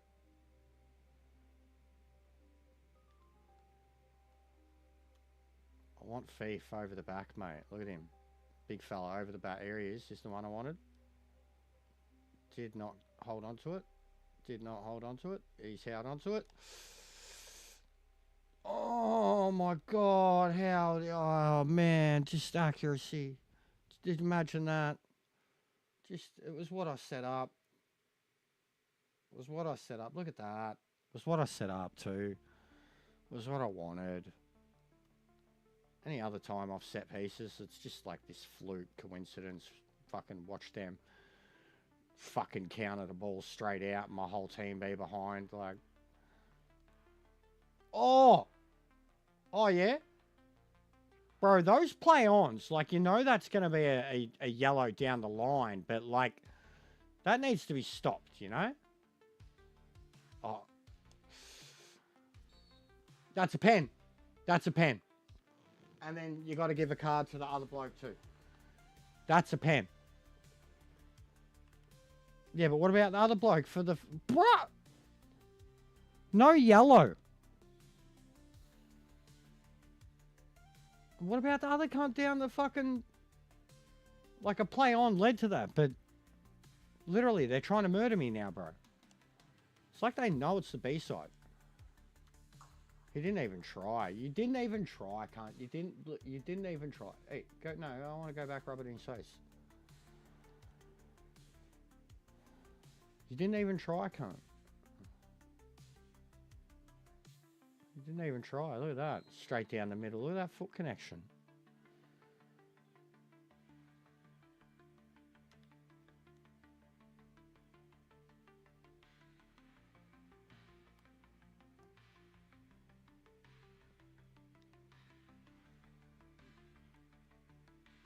And I think doing it this way too, it's going to be a bit more pure. Because it can take a lot longer to get through it all. But it's going to make me better again. The Simmons stuff. It's no good building a dream team on paper and not being able to use them, you know what I mean?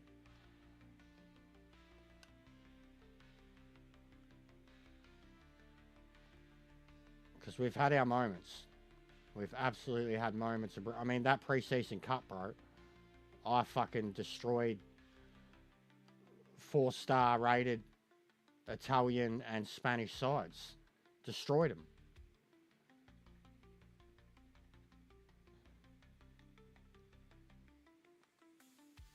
That's the problem with this layout. There's no run through the midfield there.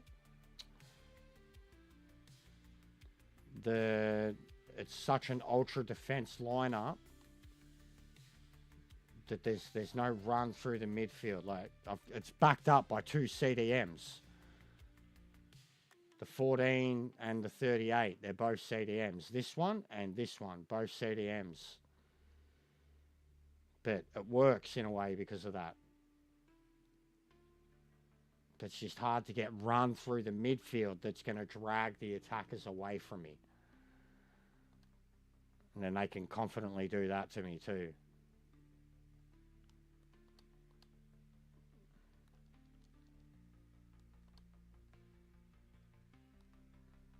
But yeah, you can tell, as soon as we get back, they don't know what to do. They can't do anything. There's fucking 6 dudes in front of them as soon as we get back.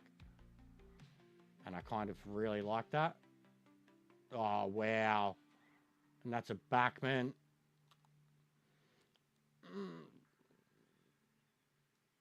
I really don't know how to do headers too. Like how to control the player and like keep the other guy off of me and then still manage to get the power on the shot. Even if I get full clear and there's no one near me, I'll fucking blast it way over. The only headers I can do is when they're running right into a lob and I've just got to tap it and he dives forward. But I don't know how to do headers, straight up. Don't know how to do them.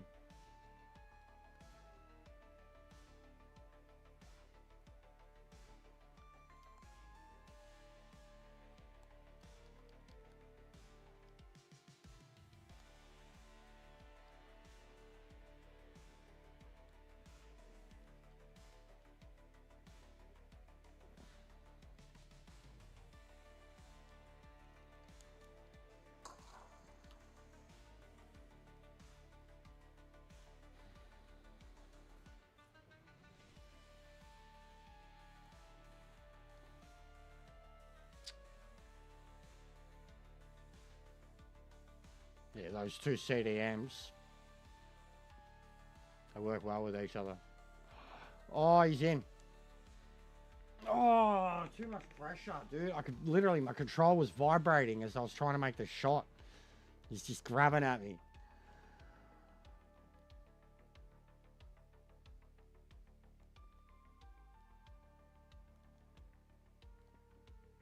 Yeah, well, even when you have like header competition in the middle, bro, like I feel like I get the perfect connection and then I've got the direction and it doesn't go where I'm aiming. Like the difference between an X header and a square header too, like then a circle header because of fucking shooting, like it's, and then they add in like L2, L1, R1, like to add on to them for like finesse, flare, direct, lob. It's fucking complicated, bro, you know? Like, I should just spend a few days, 2-3 days, just streaming it too. Like in the fucking practice lobby, bro. Just like one-on-one with a goalie or all my midfielders, like just playing around with what all the buttons do and drilling it into my head. Because trying to do it in a gameplay scenario, it's hard enough trying to press X, triangle, or circle in the moment, like when you're under all this pressure, let alone be pressing 2-3 extra buttons with those commands at the same time. And that's the super crazy shit that like they're doing to me. You know, the backwards, the finesse, the fucking, the only ones I can really do, man, is like lob overs and a little bit of a leading through lob pass and shit. Like every now and then I'll get a really nice lob lead in, like more when I was Arsenal. I was getting really good at it with Saka, being able to lob it into the box, run forward towards it, and get the target. Yeah, this is one good thing about it. This lineup, they can barely get the ball past midfield, but I've got problems getting it through the midfield. And I'm not a huge wing player because of all those things I said about headers and shit.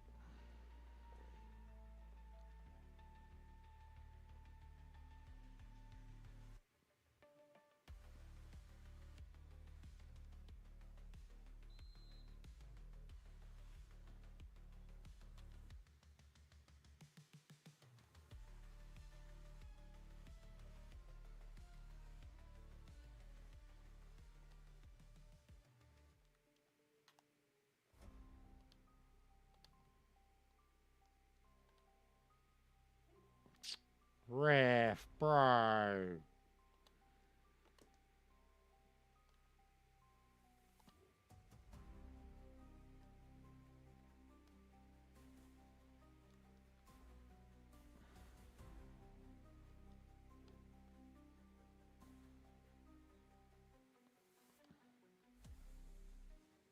Oh, I was right there. Yeah, I was going to say I was right there. How did I not intercept that one? I knew it was coming. But yeah, having two CDMs in front of your back line, I got to say, it's fun. It gives you a lot of trust. Oh, here we go. was just about to send it back to him. Just when they've got a little bit of energy worn out and they're trying to do a nice fucking finesse pass, they always flub it. Oh, that was get wrecked, mate. Get wrecked, cunt. Look at him now, running back towards me.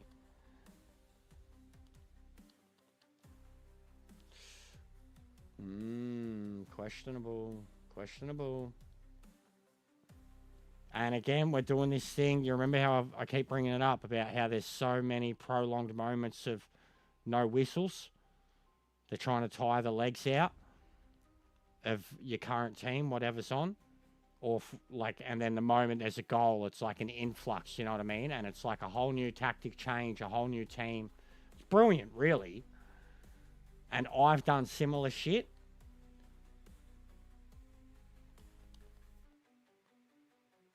But the computer does it to you, like, permanently. It's just a part of the computer game, like. Oh, yeah. Oh, yeah.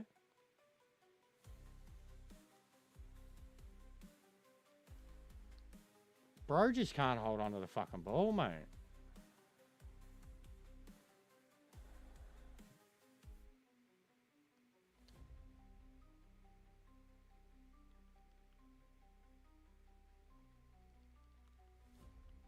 But yeah, this Cyprian, he's killing it.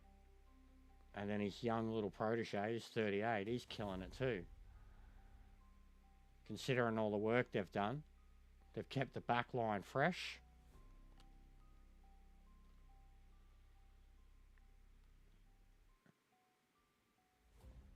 Absolutely killing it. This is what we need. Wing play. This guy's barely touched a fucking ball.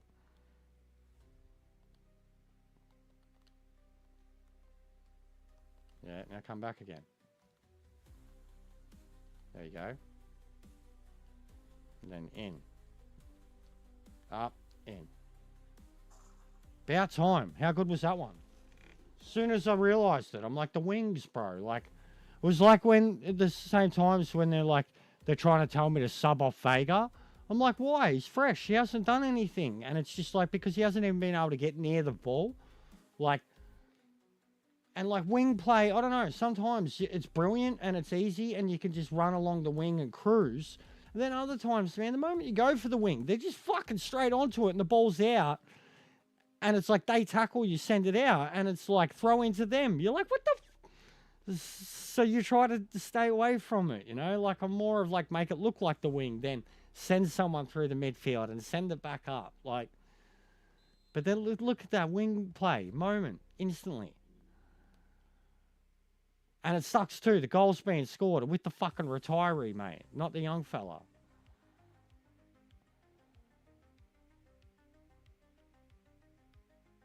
Also, that backman that we just brought on looks like a fucking brutal cunt.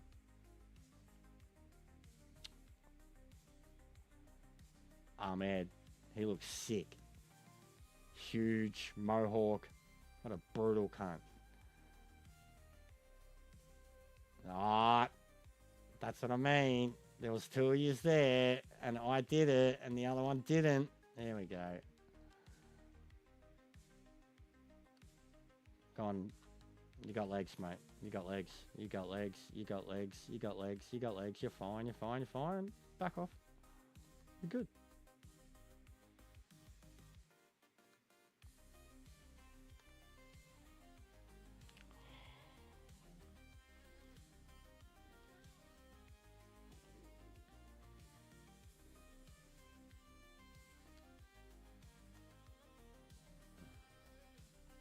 But yeah, I guess it's also fact that I've got two teams, two completely different teams, not one player in each team, you know, sharing it, two completely different lineup. It's like playing with two teams at once and going from one to the other to the other. It's not easy. It would be the way to really do this, but because of I was using B team to sim and cheaply level up and not care about the result. Whereas now I'm like, all right, well, let's use B team to really get to know who's worth keeping, who's worth selling.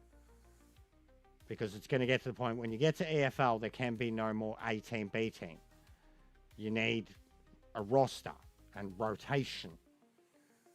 This is the last place and my best chance to do A team, B team. So I might as well spend my time playing as B team as much as I can too. So I think even that, like, I'm just really going to have to, like, play. Even if games go bad, restart it, try a different tactic. Goes real bad, restart it, sim it, see what the result is. But between A team, B team, I really need to test a lot more of these guys. Look at these poor cunts. They are cooked. Might as well just do backman. Can we do a... Got one more. Ahmed. Ahmed's a backman, isn't he? Oh, he's right, man. Oh, nice. Oh, we're out of subs. Okay.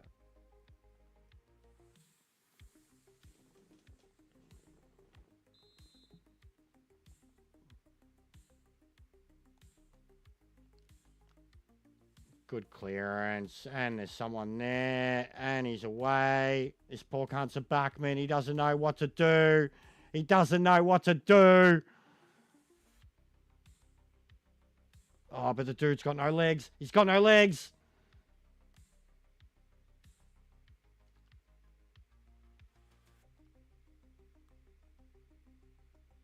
Fucking get in there, Ahmed. Get in there, Sanchez. Get in there, Sanchez. Oh, got flubbed. Got exciting for the last few minutes for the subs there. Comfortable. Yeah, we'll answer some questions. Because, I mean, we've got to keep them pumped up, too. That's the thing. So hard to fucking keep these guys happy. No, I don't.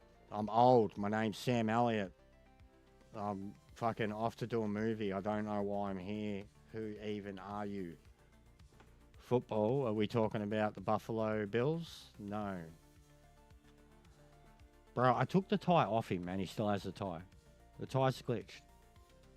Like it's broken. I took the tie off him. He doesn't have a tie anymore. At least it's not flashing anymore.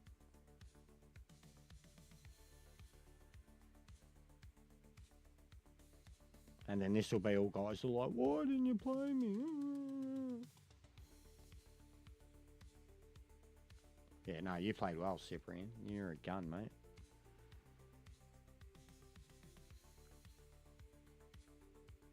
Oh, wow, yes.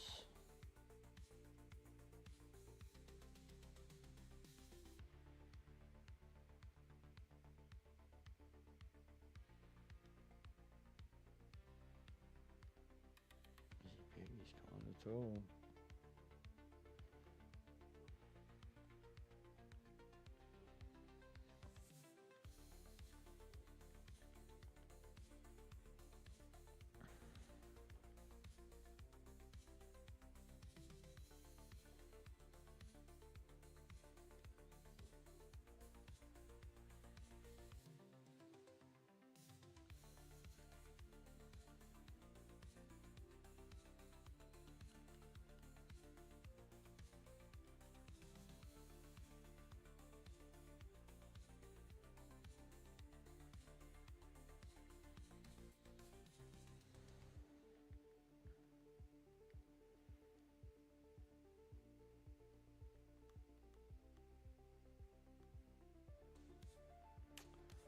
All right, do we have anything coming up? I don't think we do. It's just this whole month is just game after game after game. Like on a weekly basis, something like that. Yeah. And then next BSM is a while away, which is a must win. A must win.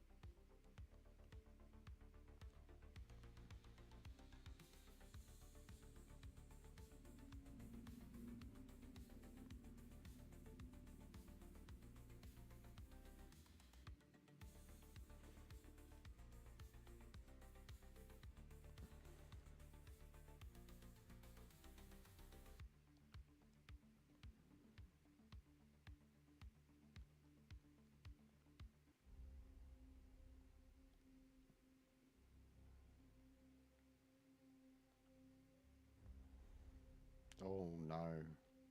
Oh no. No, no, no, no. Oh no, it's all good. Must be coming up then.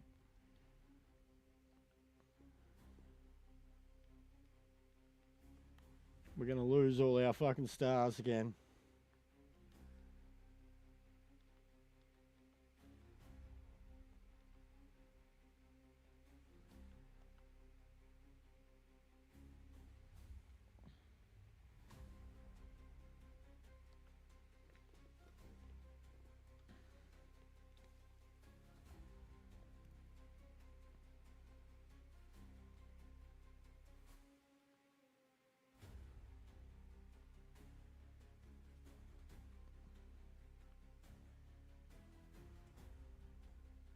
I'm going to try and start Cortizo for once because I just love his pace.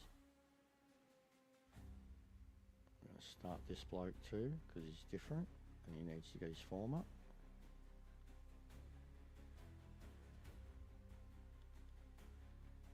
Fucking, he's back, man. You ripper.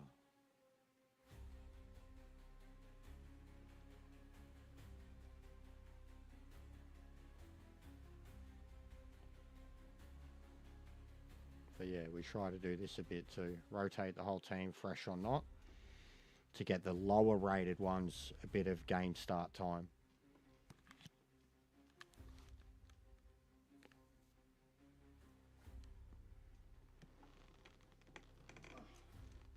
Quick coat.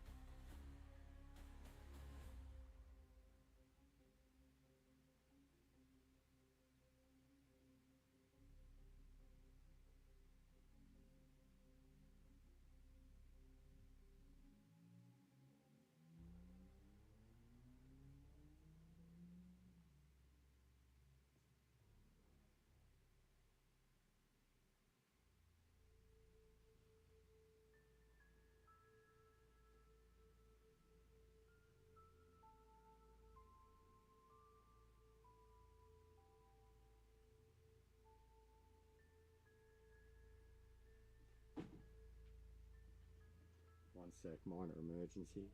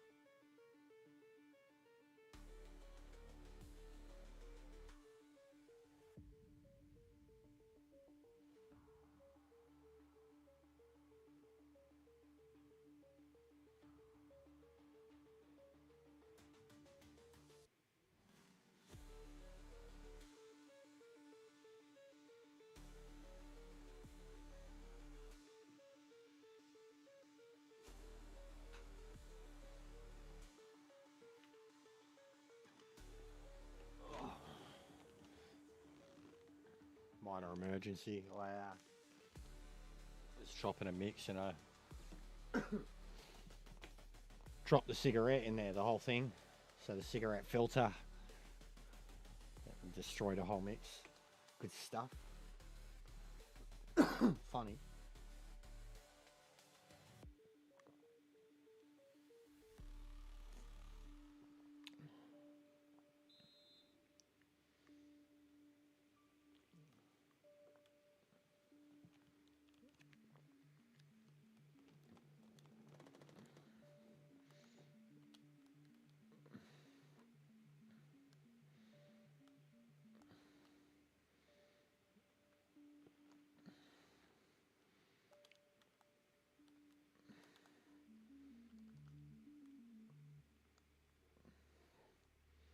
Yeah, I really love Rabiot, bro.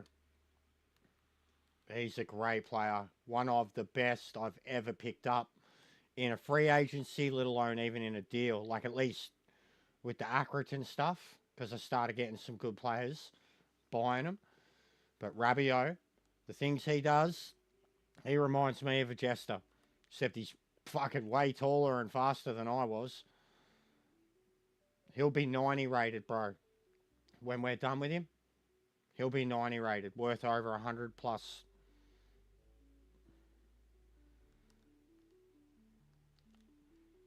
Oh, and you call it offside. Of course they do.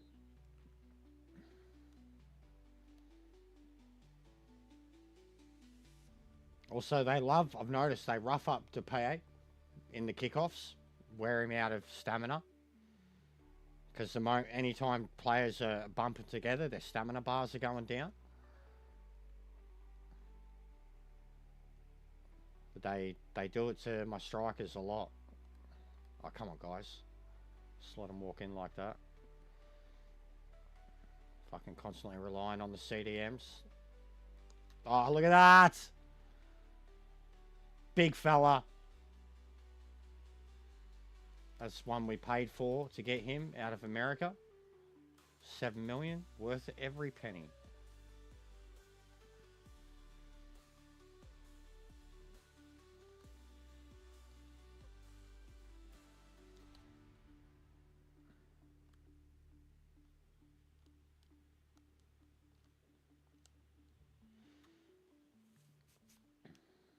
Creativity.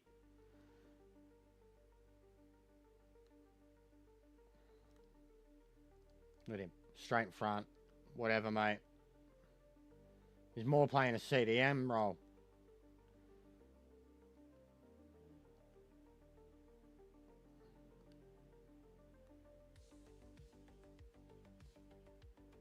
Oh, they're going to let him go all the way.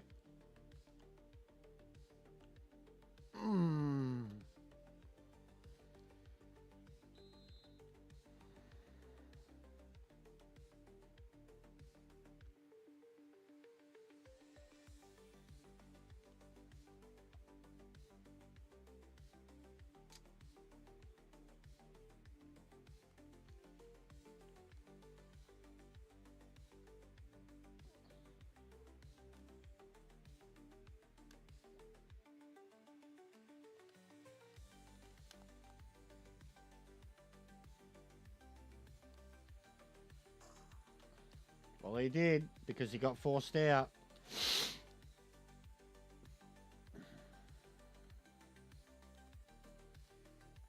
I got behind.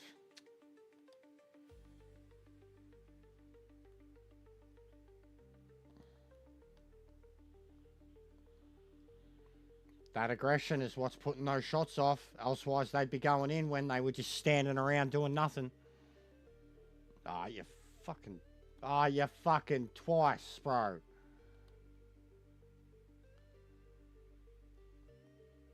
Don't let him just walk in. Yeah, you can have him back there.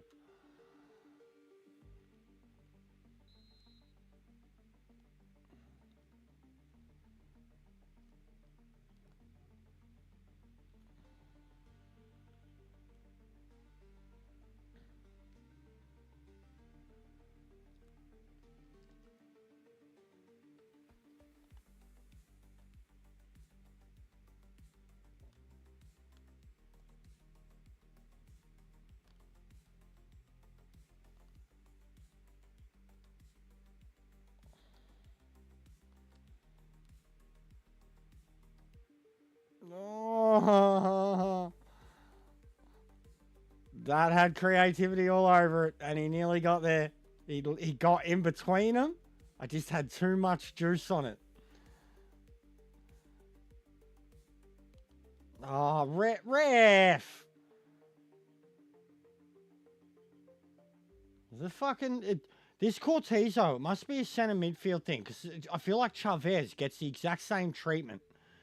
Gets roughed around, knocked around, tumbling all over, and never gets a foul against him. It's like it's a... well, if you're a skinny, zippy centre midfielder, then we're not going to call the foul because it's your fault. Like, you're too quick. You're too agile. And then same thing with the big dudes, but because they're big, they're like, no, we're not calling the foul on you because you should be able to look after yourself. Then my little dudes get flipped inside out, and they're like, yeah, foul. And like, you've seen them, bring a 16-year-old, mate. They're like, fresh meat. We're going to kill this cunt.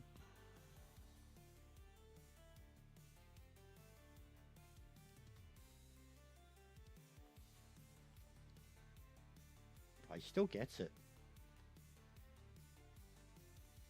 That's not where I was sending it. I did...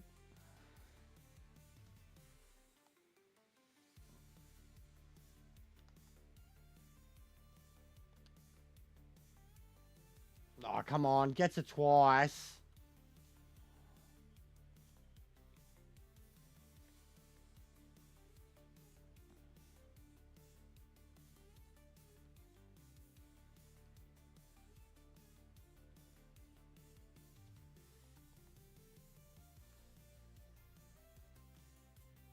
Oh, you fucking...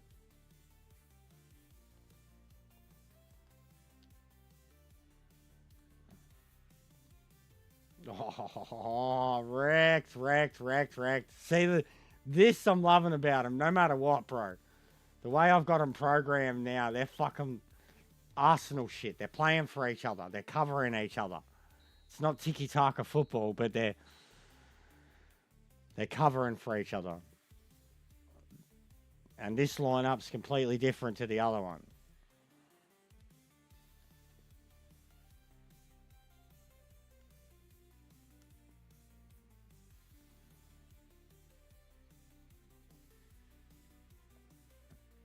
Alright, let's see if we can try something different here.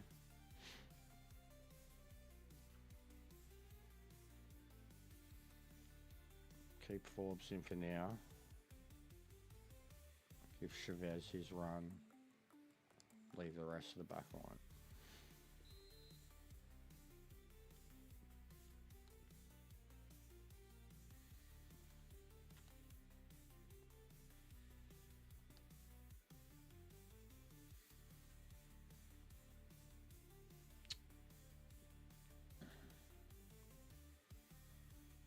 Chavez trying to have that instant impact that he's known for.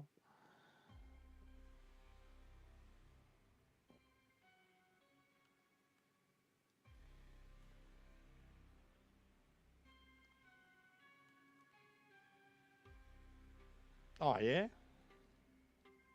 Oh, yeah? We just got fucking players getting cleaned up left, right, and centre, mate. This is fucking Tier 7 league foot. This is Sunday football, mate. Bunch of blokes just from the pub playing. The ref's like, yeah, play on, mate. Just rough play. Play on, mate. It's all good.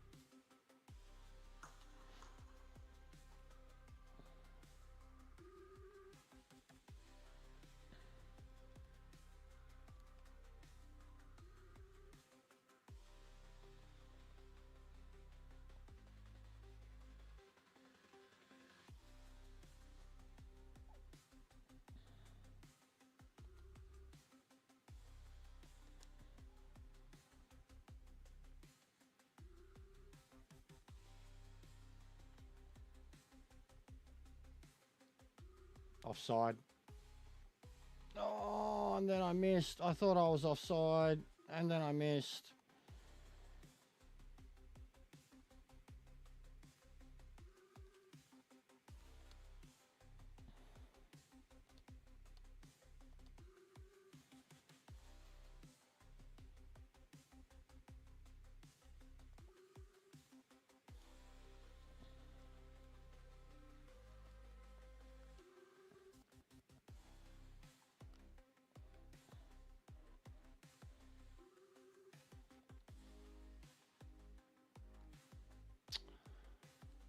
Fuck!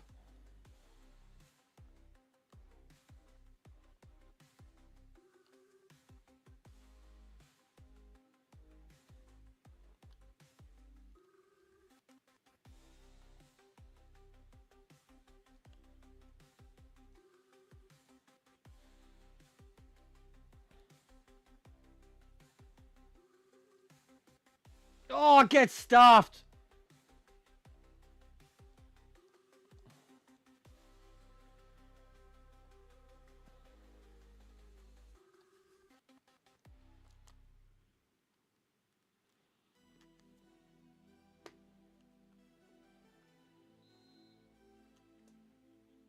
This keeper, bro.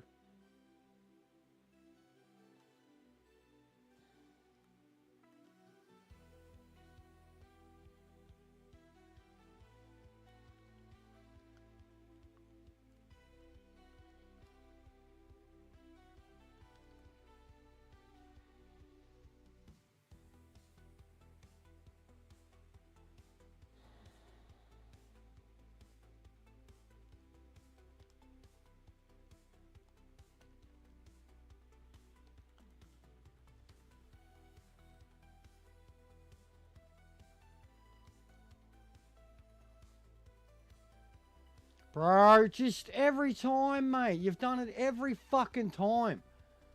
You get the mad freedom, and then you just give it straight to him.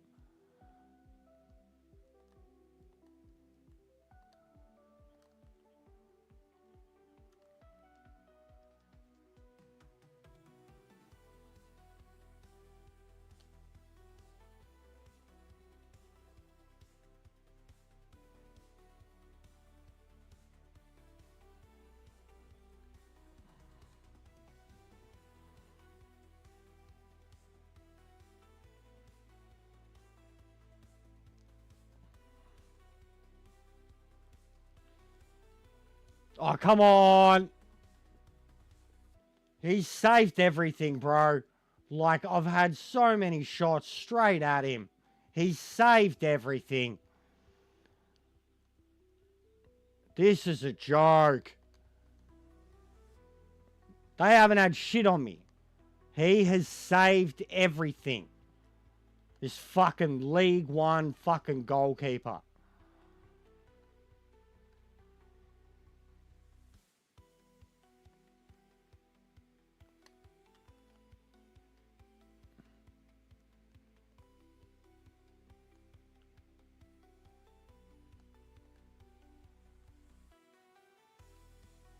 Oh, he's got no one with him. These are all fucking... We got fucking retard up on the wing who can't fucking do anything, like I'm going to give it to him. Just... Here we go. 89th minute. Here we go.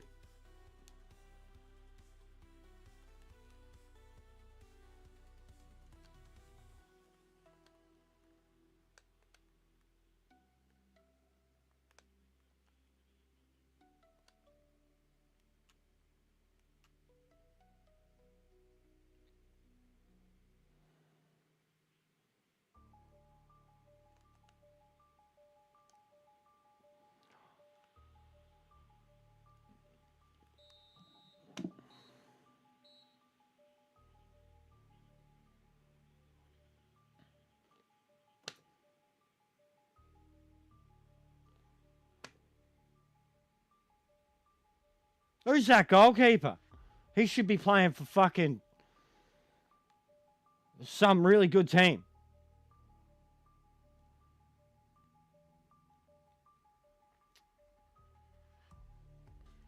63% shot accuracy.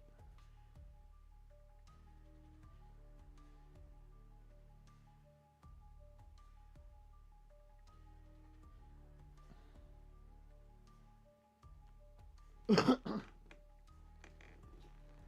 hell, mate.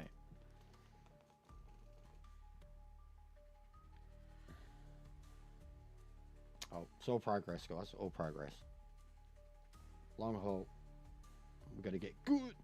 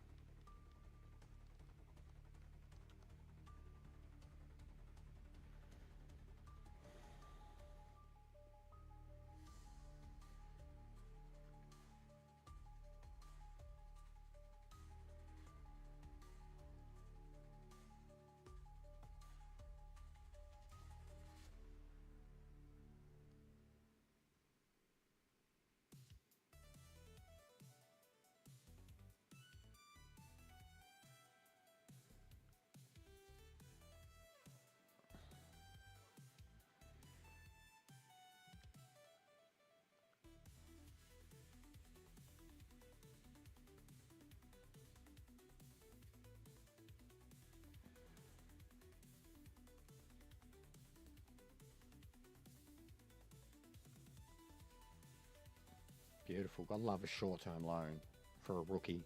That's really good.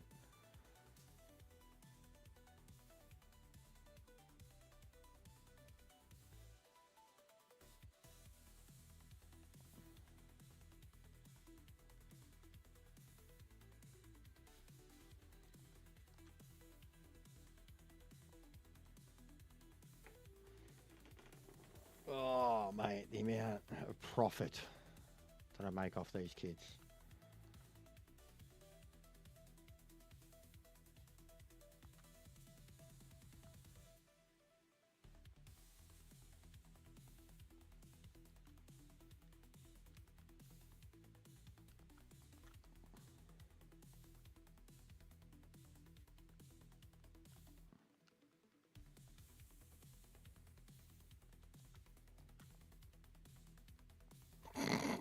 Massive difference between that apparent last steal and what they accepted. They're so full of shit. I'm getting good at this.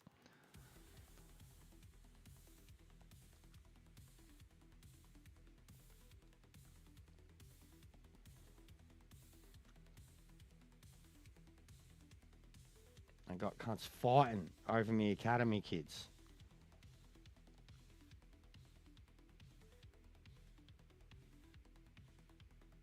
Oh no, here it goes. Is this international duty football time? Yep. Alright. Here comes the full fucking squad of retards. So, squad, team sheets. Team sheet 3.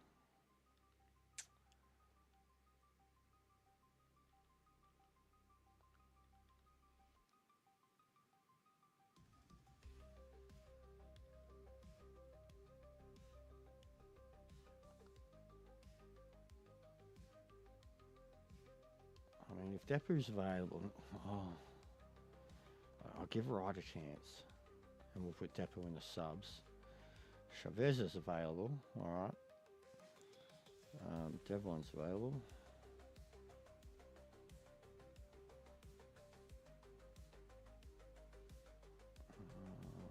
Another CDM, another midfielder. No, keep Castro. Alright, they're all available. So I'll put Marino in. Oh, Rankle's available too. Hey.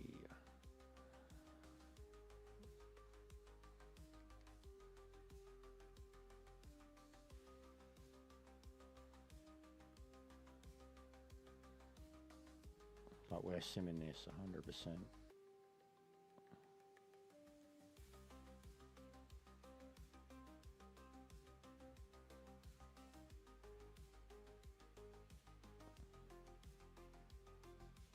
Who's still here? Quite a lot of them. But we'll use this opportunity because it's international.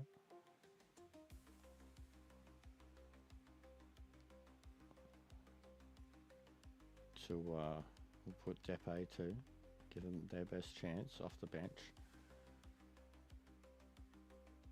Because it's an international,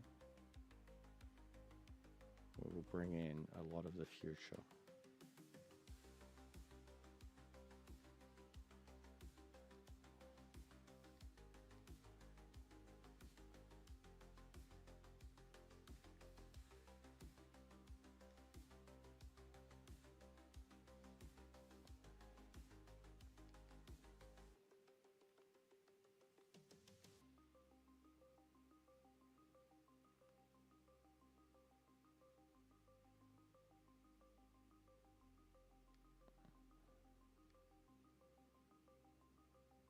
Done.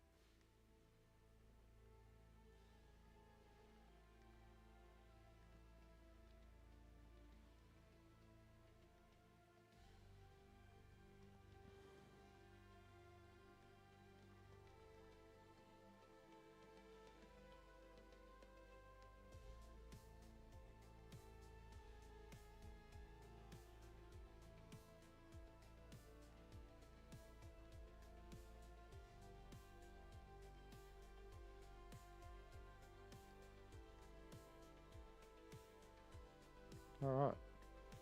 Fucking C squad. The Inters, mate. That's what we call them, the Inters.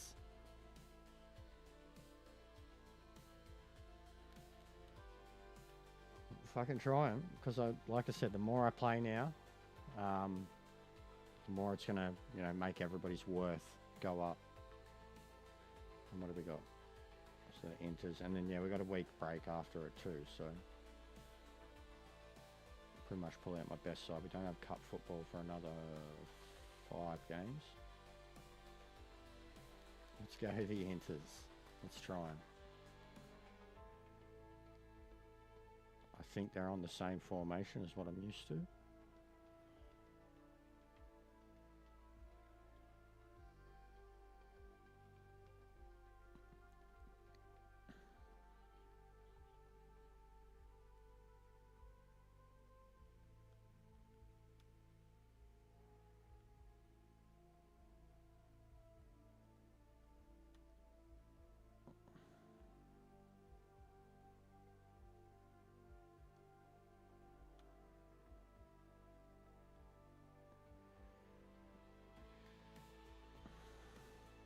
Thank you very much, man.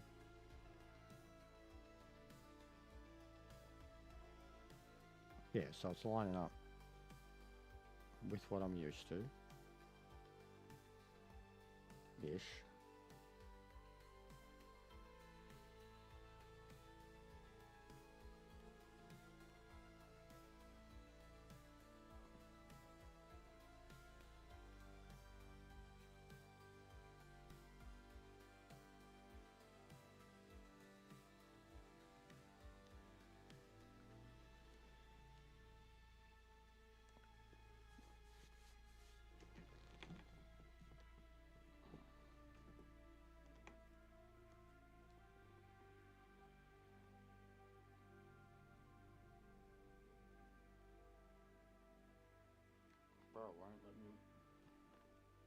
pound square the whole fucking time.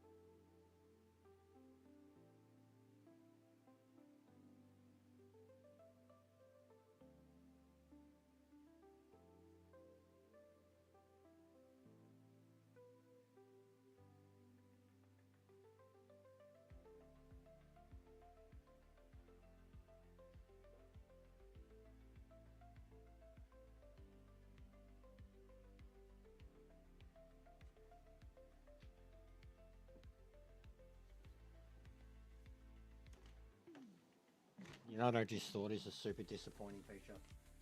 They don't have any hats, right? Not even like manager little caps and shit.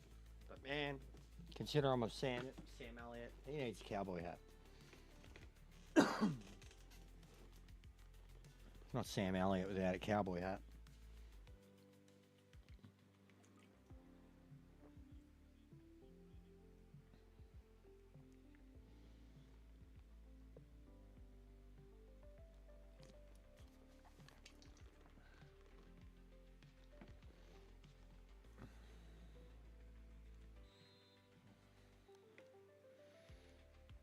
But yeah, this whole season will be trial and error.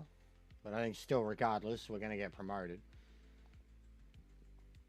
And that's what we need to. Like a second season in here would be good for trial and error again. And for building up this whole lot. Because I've got them all signed in for 2-3 years. So no matter what, I could make all the money off of all of them. An extra season here, if I started to tank. But it's going to take ages to tank. But an extra season would get all these players. That's in. We'll get all these players, +5, +10 points. And then, so in second, say hypothetically in the second season, we qualify for EFL. And then all those players, like finally I can make deals. I can sign players I want. So all these players that I've turned from low 70s to high 70s to 80s, I could start getting rid of. And then just instantly start signing 80 pluses everywhere. But I think we'll still be in that position, even if we get promoted this season. the amount of dudes I've got on my team that I can sell for 20, 30 million already at any time. Rabiot alone, I don't think I'll get rid of him. He's main team player. But I reckon I could sell him for probably 60 million already.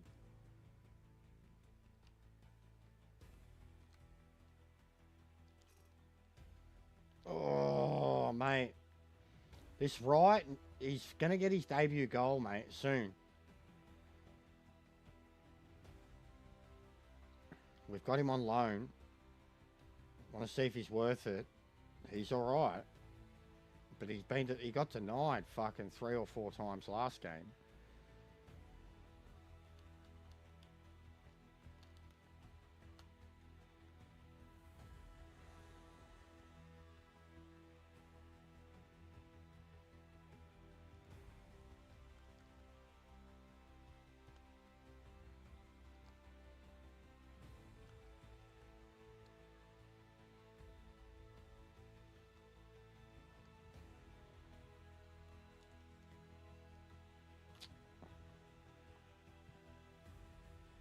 Wasting a lot of them too.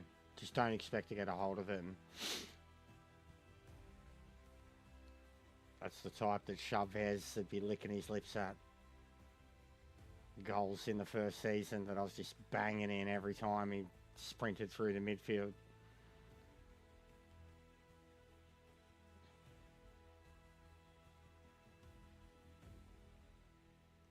This is good. This is fucking D team right now.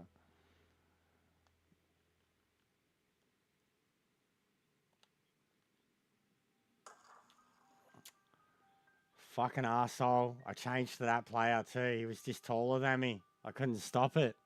He was just taller than me. I changed to him like, look, shove me aside. I got no chance, mate. Just way taller than me.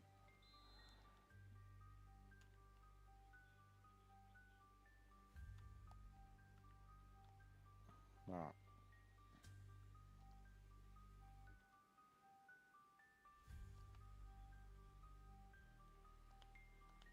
Oh, it's just not.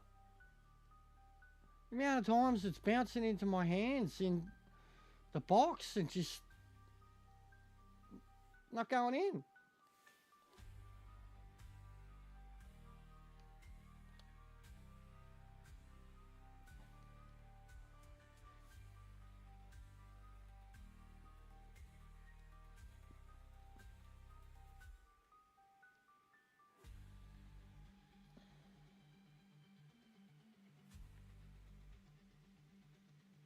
Oh, he's in.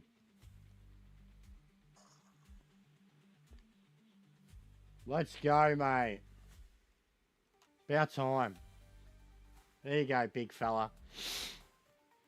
Fucking Memphis is going to be cursing that I've started you instead of him. But there was a thought to the madness. And from behind, too.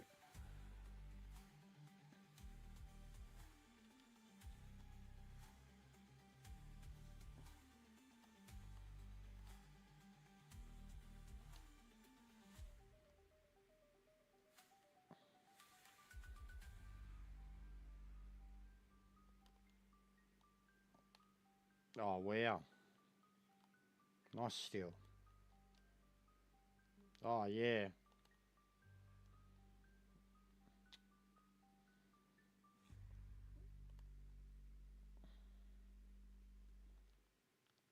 Oh, big fella.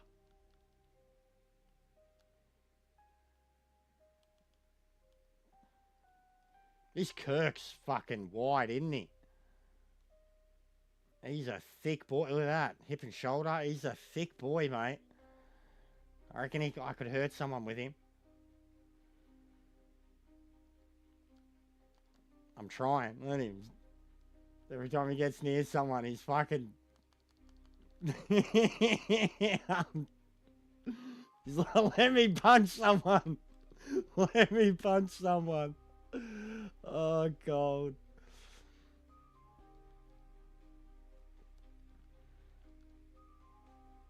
They're terrified of him, bro.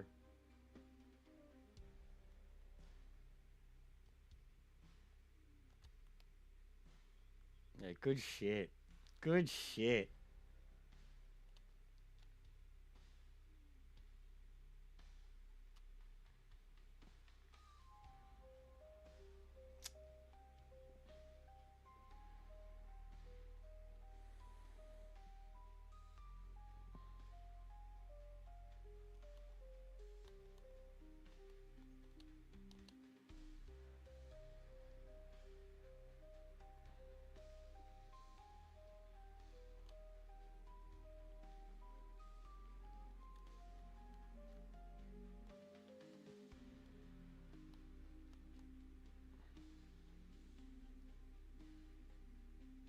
Oh, let's see if he can run. Can he run? Not really. Not really. Come on, ref, blow whistle. Not bad for C team.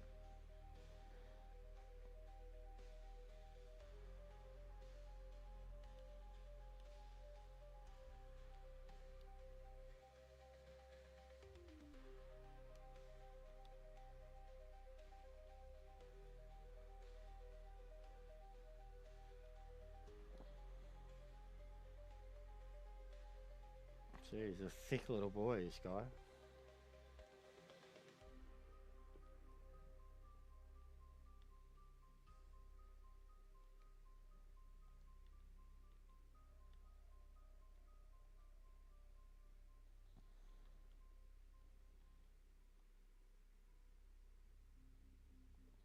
Yeah, we'll hold on for now. Save Memphis and save maybe a CDM if needed.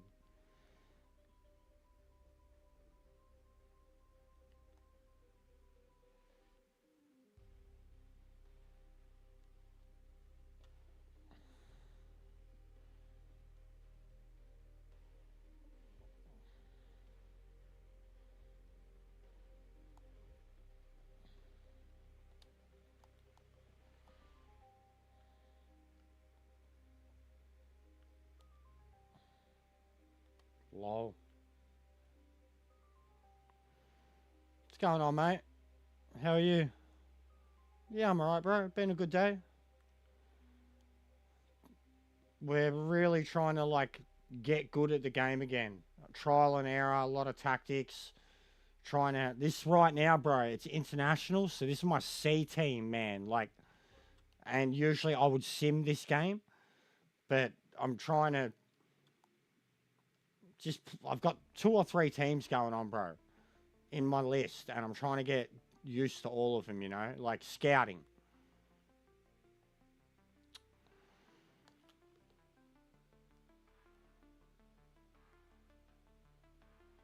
Yeah, yeah. And yeah. And what are you referring to? I mean, I've had a few things, bro. The vet, the cat. But what are you referring to? But yeah, I'll be on promo class. Like you said, so it's like 9 a.m. my time, yeah? An hour later, like what it originally was. Which is, yeah, no problem, bro.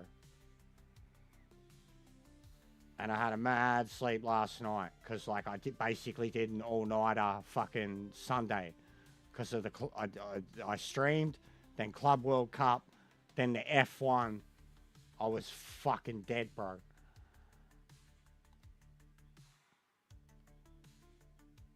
But yeah, the cat set us back.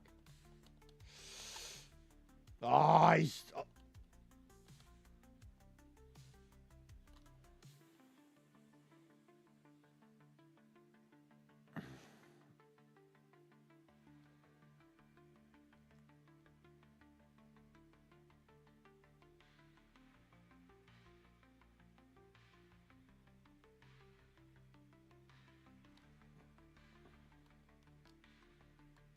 And the game. Game fucked me over. Wasted like a good fucking week of my life. But it's better now.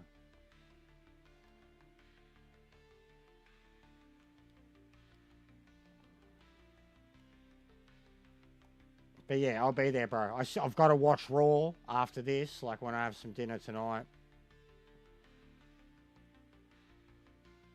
SmackDown wasn't too great, honestly. I don't know why we're getting these fucking 3-hour shows that are not good.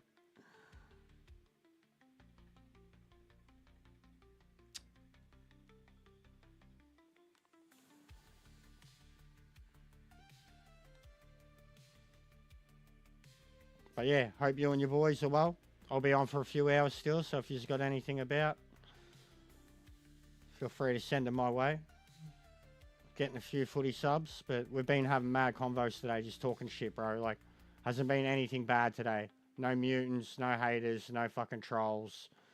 It's just been good vibes today. Even when I've been playing bad, it's been good vibes. Like, I was getting frustrated, but I was thinking of ways to deal with it, you know, like, and then dealing with it.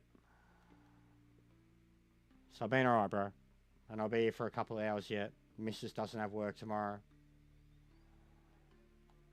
Hey? Oh, you do have... Oh, what? Oh, you swap the days around. That's right. But yeah, still, I'll be here for a few hours yet. Oh. Oh, that boy tried to get himself a red...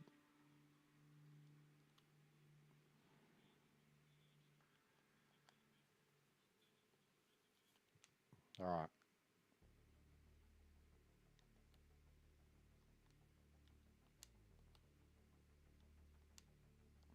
There you go, Memphis.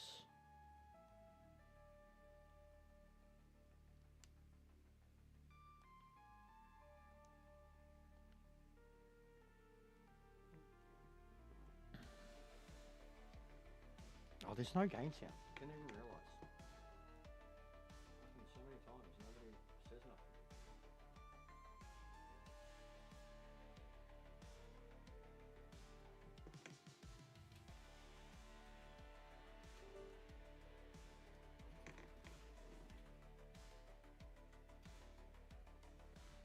Don't even know how long it's had no game sound for.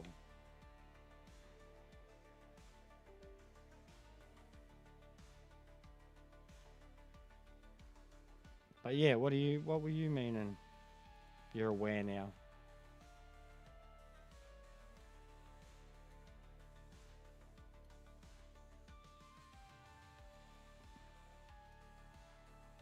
But yeah, we're playing some good football, bro. You should have seen my pre-season cup. I had to play fucking Torino was one of the teams, but it was all 4-star Spanish Italian teams, bro. One game was a draw, 3-3. One game was 4-0, and then another game was 6-2, bro. Like, the football I was playing when I had my best team in there, sick as shit. And then you come into this, it's what I mean about the legendary and the DDA stuff, right? So my team was good enough to hold their own against these Spanish giants and Italian giants. And then you come into, like, League One, and these fucking two-star... these two-star fucking teams, like, play like legends. Yeah. You thought I was being fraudulent. Oh, okay, no. I'm all good, bro. I've just been... I mean, I'm working hard here too, bro. I've been knackered. But no, I want to do it. I love you cunts. Liam and Zia anyways. I don't hear enough from Omar, but I love when I've got Omar on the show.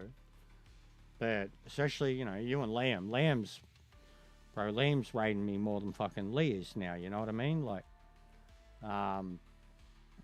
but yeah, the animal shit got me down, and it caught, you know, like, it was stress, bro. We didn't have the money to pay for it. $400 later, you know, like, but he's okay. I'm happy. He's okay, mate. And then the mutants and shit, constant, non-stop. And then Gran Turismo, which is, like, meant to be the main thing. It's just been shit, bro. It's been so bad. Like, so there's, you know what I mean? Like, yeah, I just got a lot. And then this game does your head in, you know what I mean? And I'm here for the journey. What I'm trying to do here is this journey thing, bro. Like, truly, like, and I have people, like, trolling me about it. What, you know, like, my own admins troll me about it. It's like what we're doing here is what I'm doing here is way harder than fucking winning the Champions League as Arsenal. You know what I mean? This is the real deal, bro. Like, Defense does its work.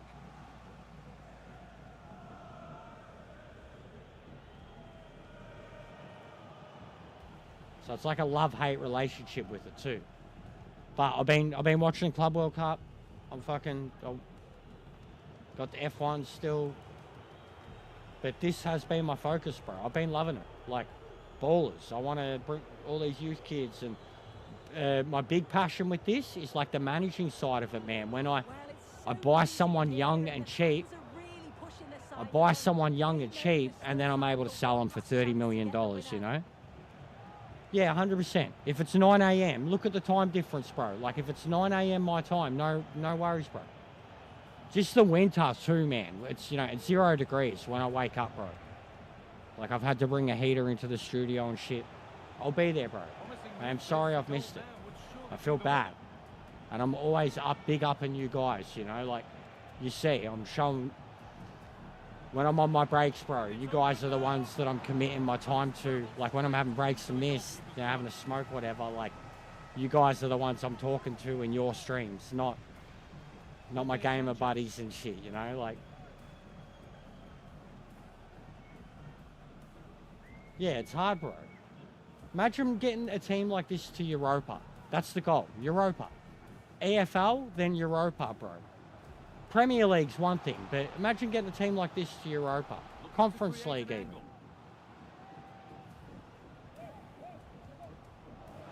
Oh.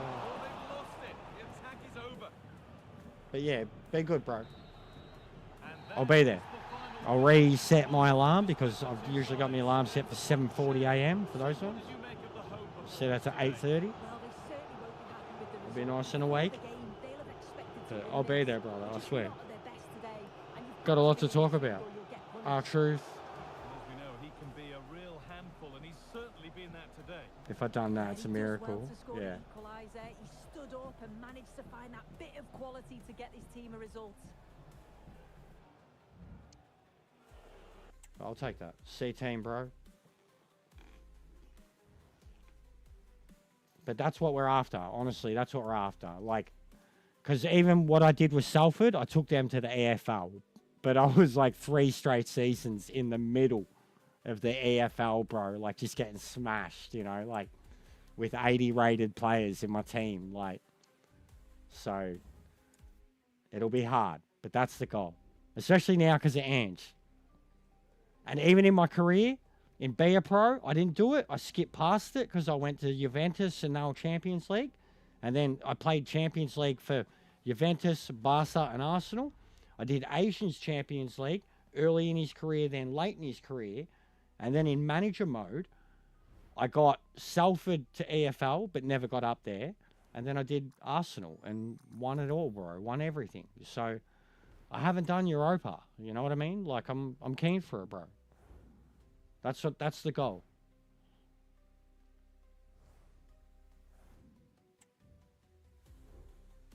We've already done great things with it. The signings, bro. The money, bro. Like, the fucking money, man. $150 million. I started with, even the budget that I started with because of, like, the league boost. But this is just from the players sold, bro. Like, earnings. $143 million. $126 million I've made off transfers from free agency signings in the first season. Like, it's godly. Absolutely godly.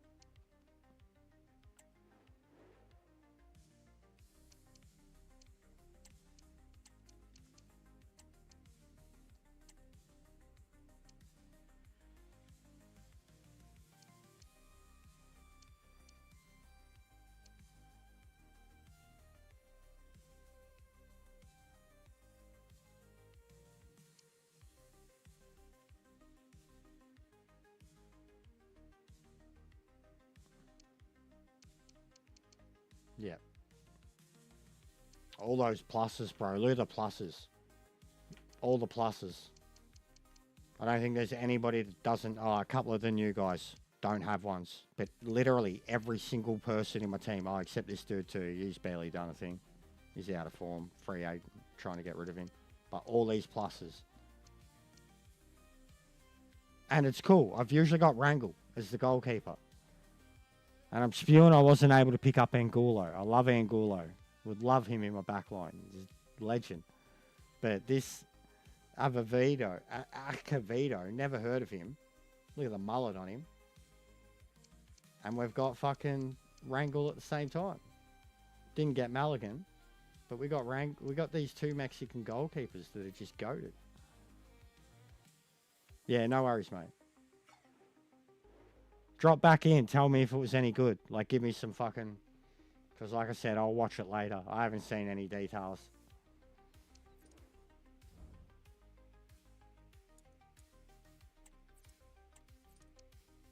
I think Ansar dropped in at one point. Was I streaming that early? No, I don't even think I was streaming early enough, bro. I didn't get on till like 1 today.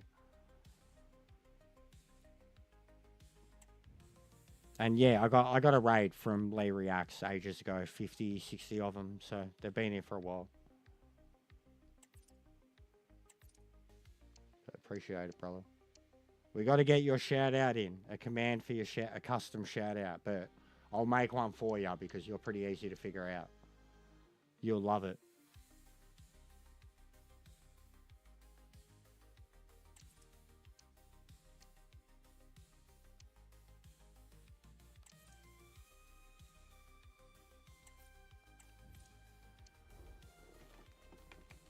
Be like fucking the connoisseur king, or no, yeah, because royalty's got to come into it. The prince of Saudi Arabian football, the knower of all roles, or something like that. Like, who, I don't know, who's your favorite wrestler? Like, who are you most behind? But it'll be like something to do with being Saudi Arabian, loving your football. The Al Halal fucking mascot. The Mansour fan club. Fucking A. Got it all figured out. I'll think of it, cunt. You'll have the best shout out. Even Liam, I'll give Liam the funniest shout out, like for the same type. But you, it'll be like a mad shout out, but at the same time laughing. You'll be like, this guy.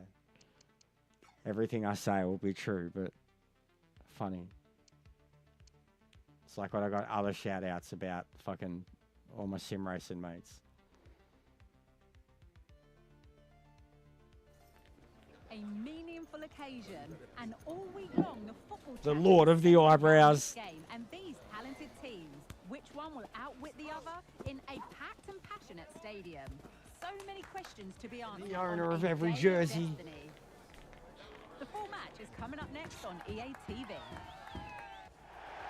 warm welcome to you from Fratton Park. Guy Mowbray with you for commentary alongside Sue Smith. And we've got League One action for you today. It's Portsmouth, and they take on Accrington Stanley.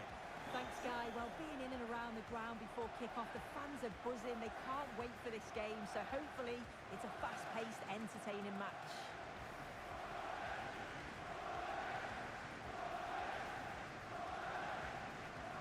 I'm sure the visitors will just be focused on claiming 3 points, and if results go in their favour, they might just end the day on top of the table.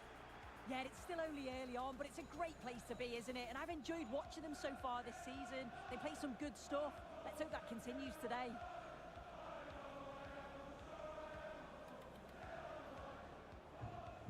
Here's the Portsmouth team sheet.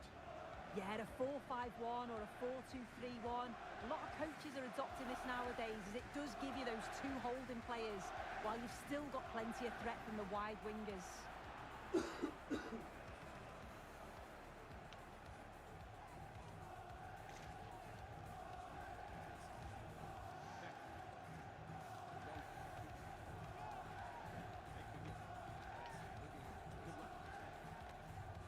This This is the visitors' team for today. Yeah, they're playing a 4-3-3. One central striker with the wingers providing the width. A quite narrow three in midfield, and then a back four where the full-backs, they're going to be expected to get up and down those flanks.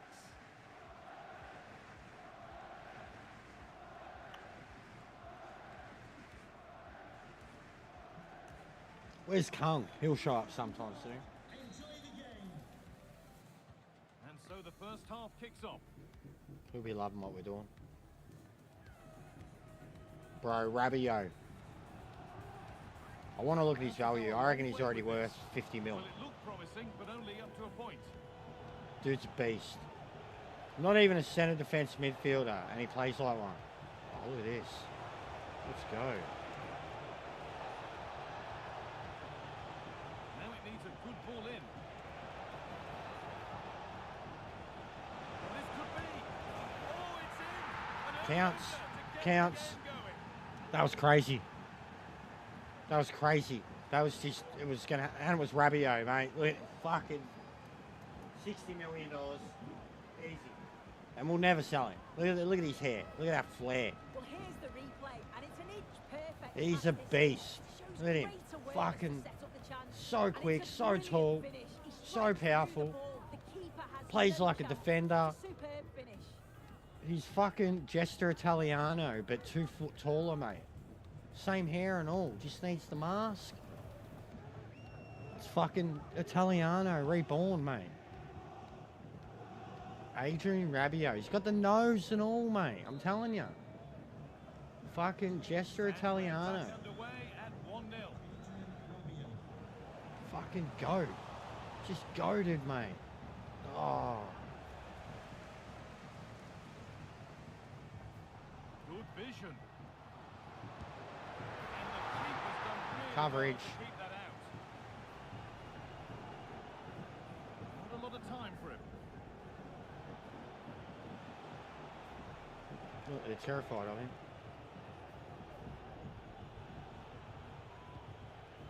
Oh, yeah. Oh, too Able to quick. retain possession.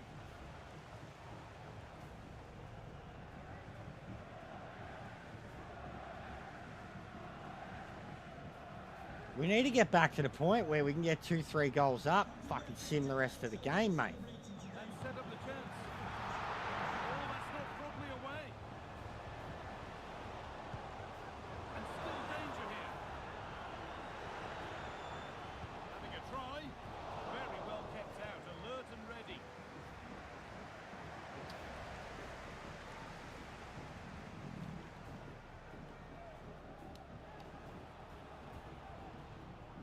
And that's where it ends with possession Oh, lost. mate. Get out of here, umpire.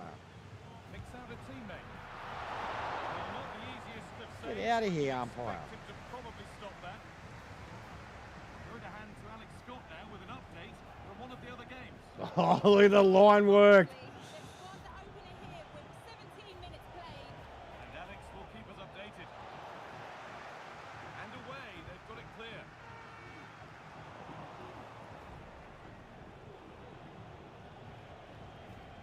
They are looking exceptionally deadly right now.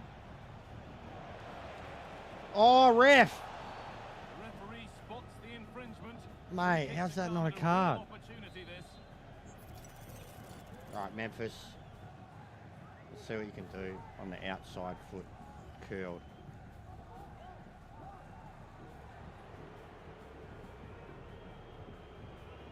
Oh, yes. That couldn't have been executed. I fucking did it. A magnificent goal. I've been trying to do one of them for 6 months. I got a trophy for that. I fucking did it.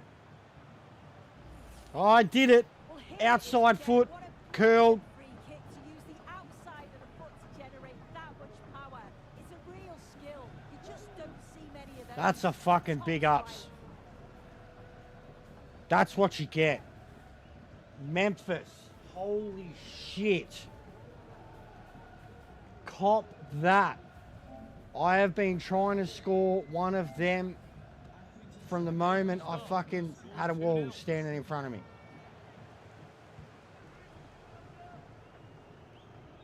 That was outstanding. defending. No one's seen it.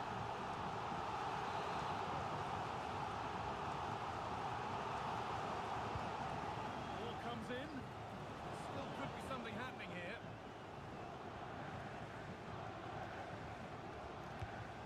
The effort shut out. The crowd urging him to shoot. It's a decent stop by the goalkeeper. Well, it was a really good save, wasn't it? An important one too. Oh. That 2-goal advantage, but that has to be a warning for them. One test pass, but another examination could be on the way here.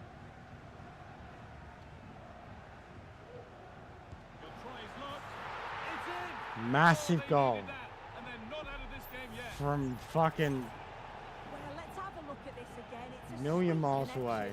Generates so much power. No one in front of him, Not yeah, many makes goalkeepers sense. keep that out. And the game restarts with the score Wee-wee. 2-1. Rabia. Now there might be a chance as they keep it moving.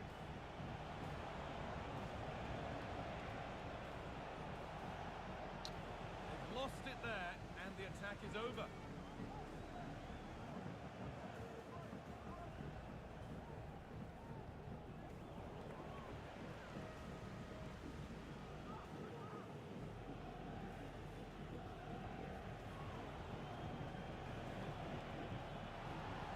Good work to win it there. Not good.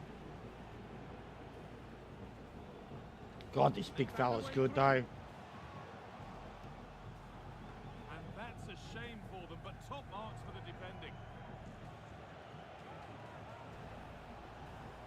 Oh, this guy's footwork, holy shit. This is a good run. Now, can he pick Oh, out the no right option? shit. That was about 18 dribbles. Nothing doing. Bro, did you see did you see the goal? The spot kick goal? Mate, I've been wanting them, got me trophy for it. Set piece. He's hit that well.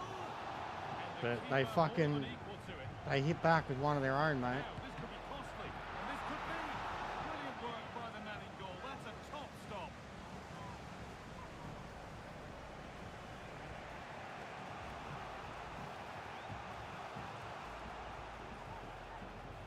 That deserves a big ups. It was huge. Good run. Now, can he pick out the right option?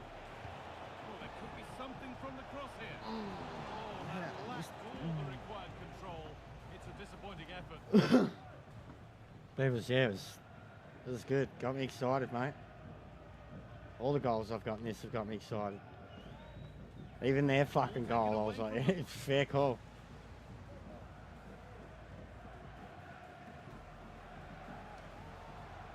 Looking to put the cross in.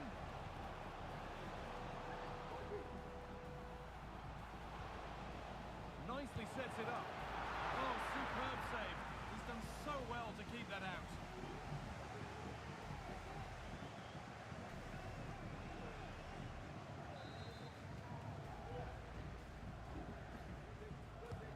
And the corner is fired in. No real accuracy in the header and a comfortable save for the keeper. The man with the mullet.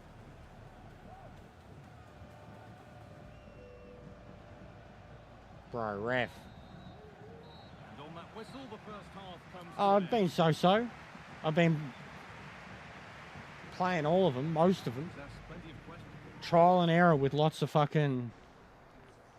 thanks for the sub, bro. Trial and error with lots of different formations. I've got an A and a B team still. I've even got a C team for when internationals happen. But lots of trial and error at the moment. We've picked up some great players. We're leveling them up big time. We've got guys coming through the youth. It's good. Today's been a good stream. Got a good raid. It's been decent. Had some rage. Had some very frustrating, like had a couple, bro, where honestly it was like no matter how I lined up, whatever happened, it was just like they were playing keep us off on me. No matter what, I restarted the game, bro, 3 times, just trying to think what is going on with this formation. And then eventually, like just, yeah, certain formations, scored straight away and then crushed them. I was like, all right. But a bit of trial and error. 46 minutes play. Here's Alex. Decent looking attack, this. No, you're a legend, mate. Appreciate it. We've had it's been a good day. We've just been talking a lot of shit today. Corner to come then. An opportunity to extend this lead. Talking a lot of stuff about movies and shit before. Fucking Lord of the Rings.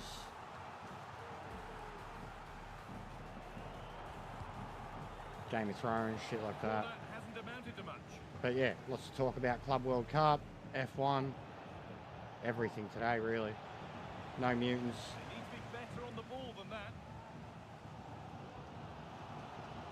But yeah, I appreciate the sub, man. We are like, we've been playing FIFA for ages now, like 6 months, but I was still racing in the meantime, racing more than I was playing FIFA, you know, like FIFA would be like a Attack is over. 3 or 4 hour thing in the morning, and then the racing would be in the afternoon. With the Club World Cup now and just the off season, Drifting into a useful I was position. genuinely going about it tactically, trying to think, okay, there's going to be a lot of guys that don't have football to watch anymore. And I know guys like Lee, the content creator dudes, are still going to be streaming. So if they're not on, I'm something for their boys to watch. And then if I am on, I'm something for their boys to send their guys towards. Bro, if you think that, I don't want to go through the whole convo again, but go back about 2 hours of stream and you'll see, like, when I was paused, when the game was paused for so long, it was a very heartfelt conversation about Lord of the Rings, mate, and about for all those reasons. And there's 3 or 4 of us. Someone donated $20 to me because of it. Because they were like, they just loved my passion and knowledge and the quotes. They said a direct quote and I knew like the exact scene and moment that it was from the movies, and then they super chatted me $20. Well, like, you're giving me chills right now, bro. So if you genuinely just want to have like a podcast style chill, go find it. You'll find it in the stream. Just click back in the stream. Find the moment Lord of the Rings gets mentioned, bro, and it was about an hour's worth of it. Well, the crowd is certainly trying to motivate the players to get the equaliser. This is a big chance. Chances won't come too much better than that.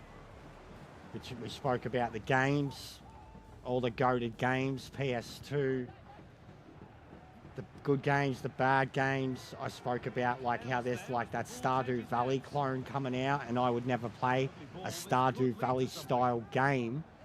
But this is going to be the Shire and having hobbits and shit, and I'm keen as hell for it. Like, we spoke about a lot, bro. The soundtrack, Players waiting in the centre. I got genuine goosebumps, chills a couple times. Like, Was put into the right area, but I am the keeper obsessed with had the chance.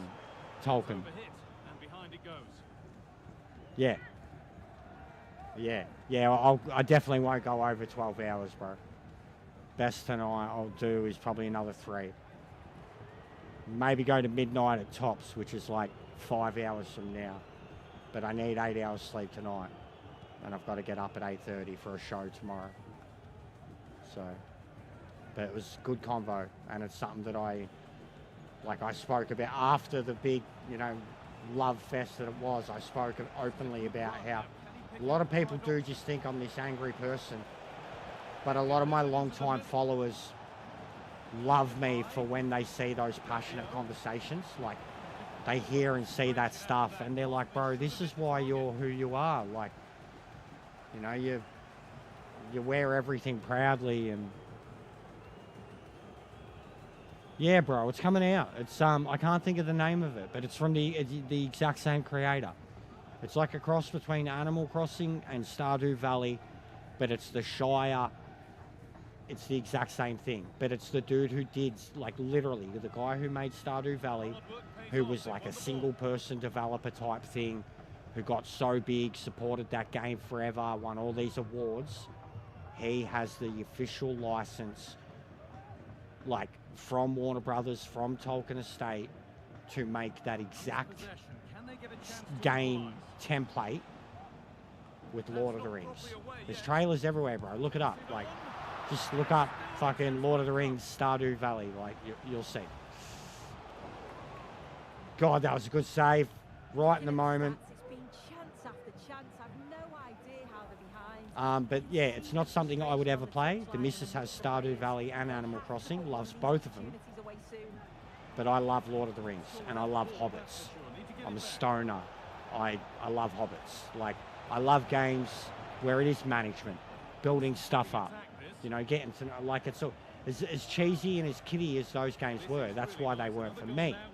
But if you apply them to something as, it just works for the Shire.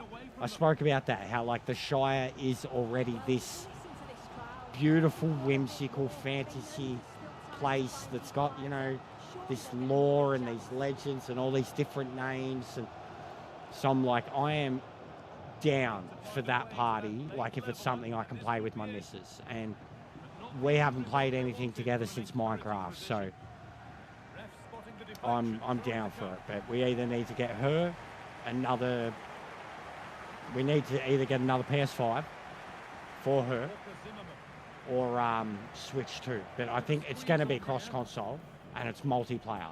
But she doesn't have a PS5 and it's not going to be on PS4. She's content at the moment still using my old PS4, playing lots of games.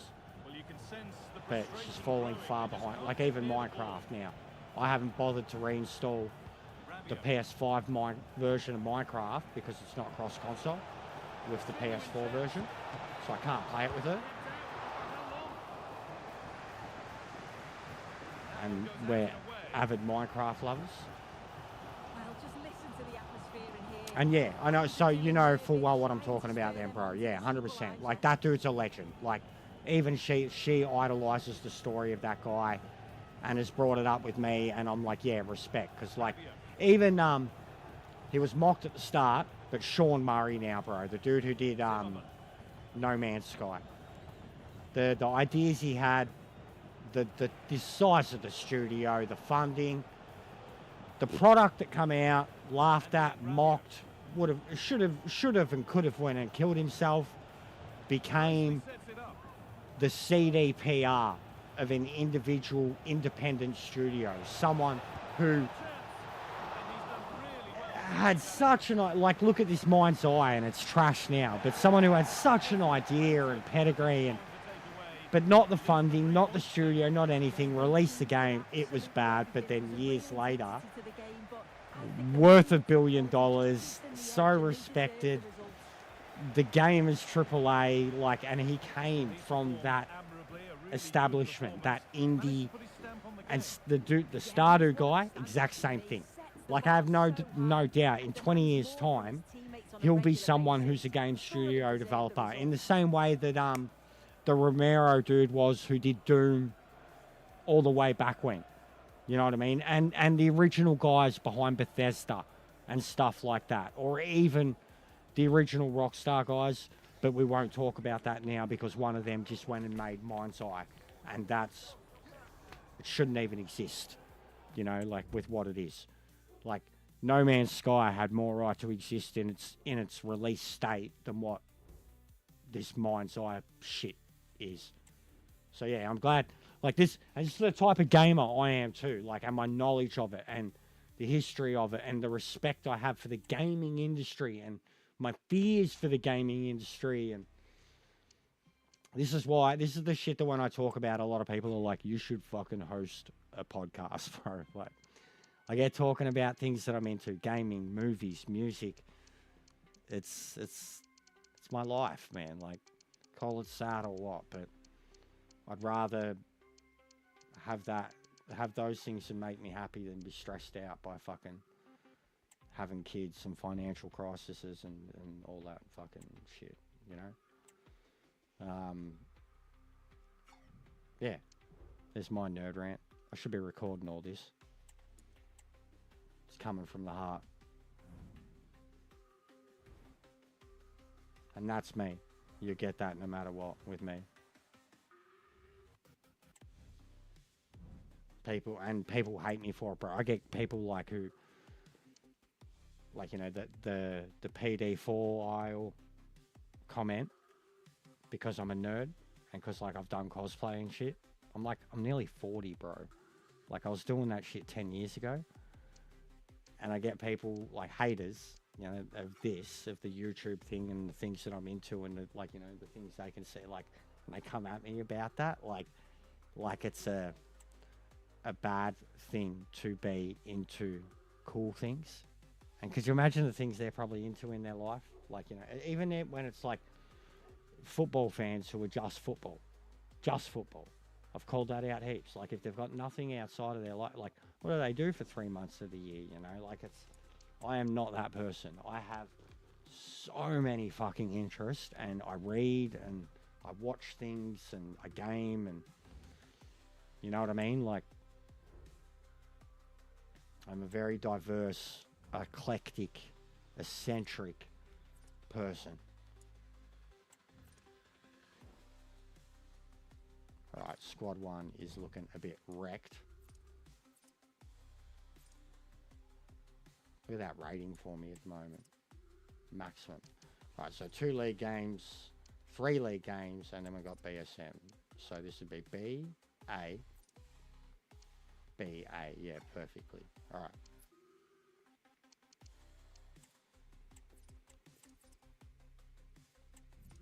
So B team. Let's go.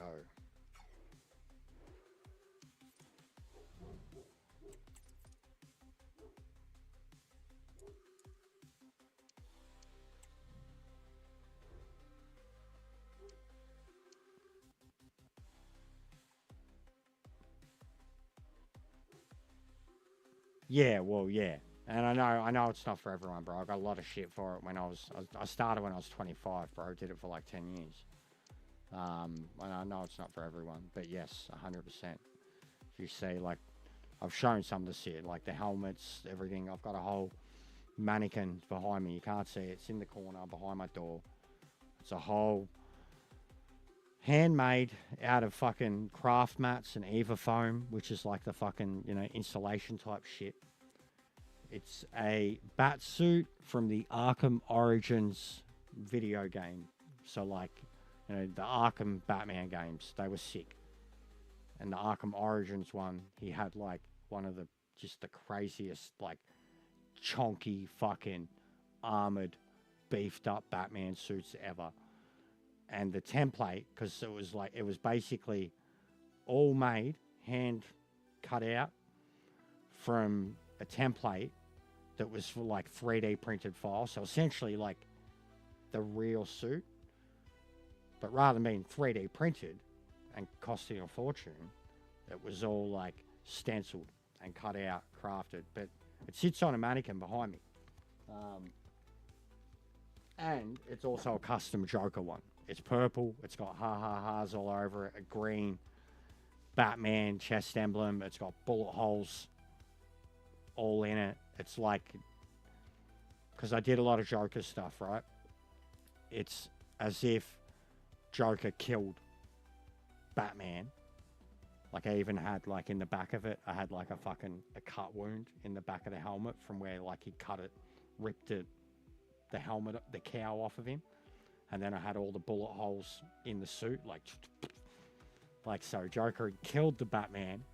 And then, because he's the Joker, he's insane. Now I become the Batman. I even had, like, it's got a cape. The cape had ha-ha-ha's on it, and the cape was all, like, I burnt all holes into it and put holes in it. Like, it is a full-blown, battle-worn Arkham Origins armored knight Batman suit that Joker took over and resprayed, and it sits in a mannequin. Like, and then I've got other ones, other full-blown suits. I don't have enough mannequins though, bro. I'd love to have them all on display. But as like a sentinel, when you walk into the studio here, like, even the missus, she always says, she's like, doesn't it? She's like, at night, it fucking, doesn't it scare you sometimes when you see it? I'm like, no, I mean, it's not going to be a man in a suit. Like, but yeah, like, directly behind me, like, I've got the Casey Jones mask. Like, where are we? Fucking. You know, the mask directly behind me. Casey Jones.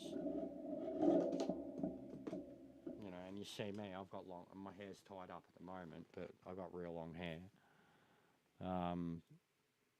I've got a lot, bro. It was a lot of fun for a lot of time. And I've got people that, at least in terms of the YouTube stuff, they come at me calling me all sorts of names because I cosplayed and because I'm a nerd, essentially. But then even like the conversations that we have here, they're so much bigger than fucking football and gaming and life. You know what I mean? Even that stuff, the convos we have here when it comes to that shit, people are too scared to talk about elsewhere, won't talk about elsewhere, and Lounsey could testify for that. And like, Lounsey's one of the admins who has to sometimes fucking rein it back in when it's getting too politically charged or too fucking hot-headed type stuff. So yeah, he could testify for that for sure.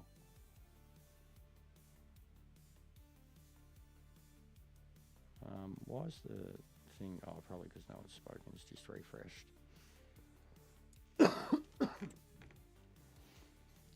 But as dumb as I may sound, and as or Australian or fucking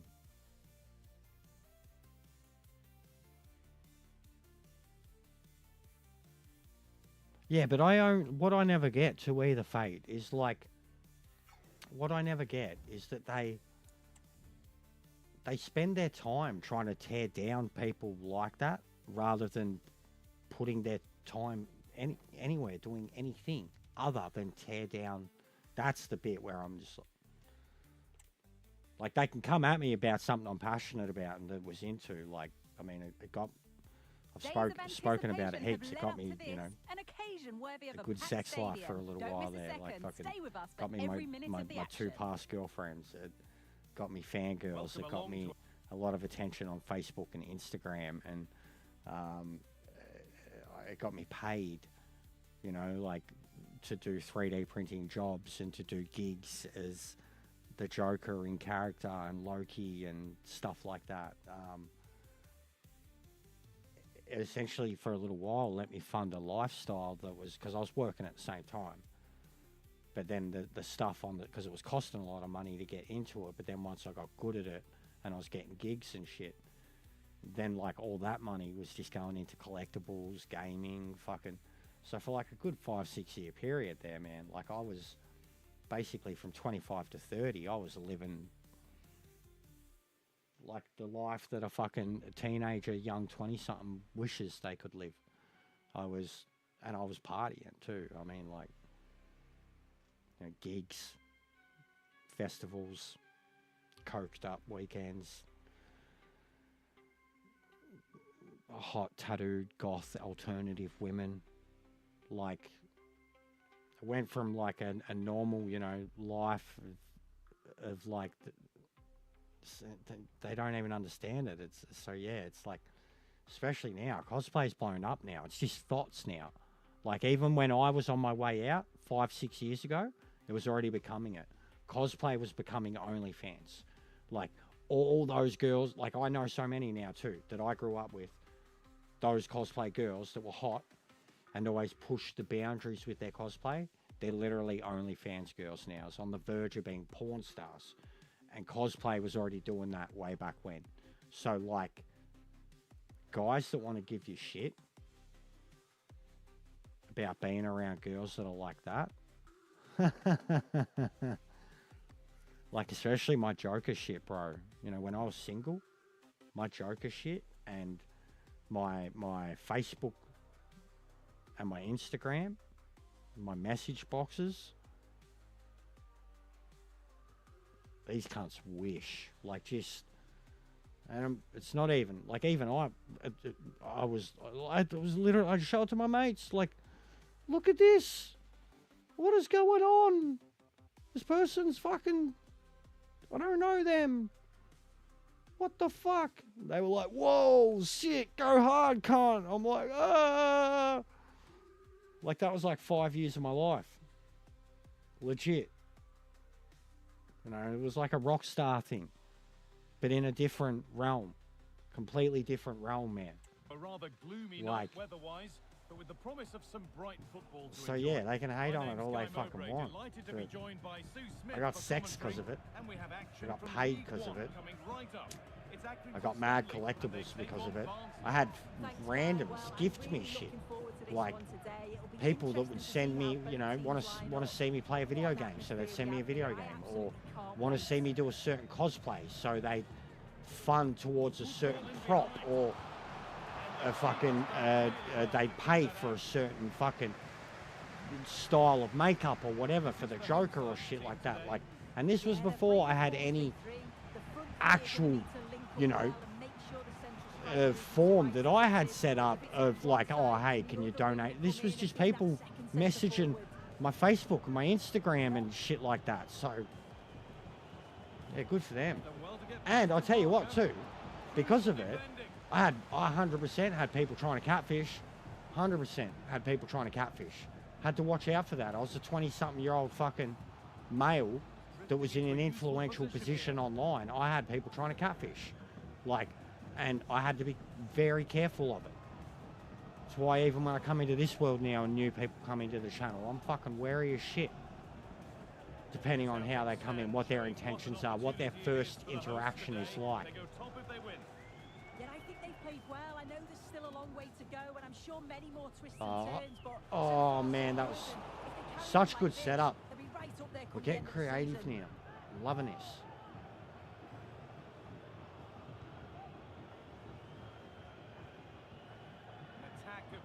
But yeah, because of the catfishing too, when it comes to all the adminning and cosplay and shit like that, that was on. I am completely aware of gaslighting and catfishing and people that try to come in and do it, even on Discord, bro. Discord, I mean, I know someone who got their fucking YouTube channel hacked because of catfishing on Discord. So, That set up the chance. like, it's a thing. People are horrible. And this could be. They've got in front. And People are horrible. People will try to Well, here's the replay. It's a good finish. bring you down and corrupt you or expose you or whatever through bad intentions. It's like there's nothing about them that's good. It's just the way they go about things is negative. Like they're trying to, they're leeches. Like they like pride themselves or thrive off of trying to fucking ruin someone else's success and shit. Like continues. I've dealt with a lot of it through different forms, man. When you're a metalhead, there's elitism. When you're a nerd, there's an elitism. He's beaten his man here. When you work in Oh, there could be something male-dominated from work environments, like Aussie blue-collar work culture work environments, and you're a fucking right position to open cut out nerd that doesn't really give a shit about your football on the weekend and like even when, and other thing, I've got Metallica tattooed on me. When you've been a like lifelong Metallica fan since you're 13, and like you've lived through the era of Metallica releasing new albums that everybody thought was shit, but you were like, yeah, this is fucking sick. Like when you've been that type of fan, like people can come at you about a lot of shit that they think they're trying to hurt you about. And it's just like, you must be like into nothing. You must be sad cunts. Like, it's like an anti-shield thing that becomes for me. Like, what's your problem? Like, have you got so little that you're into in life that you have to hate people because they're into something? You know what I mean? Absolutely. And it's into the box, which is where it will stay. Yeah, that's a huge chance from begging. Yeah, it is over here. From that position. It's a simple save in the end. It is over here too. There's a lot of online laws over here, bro.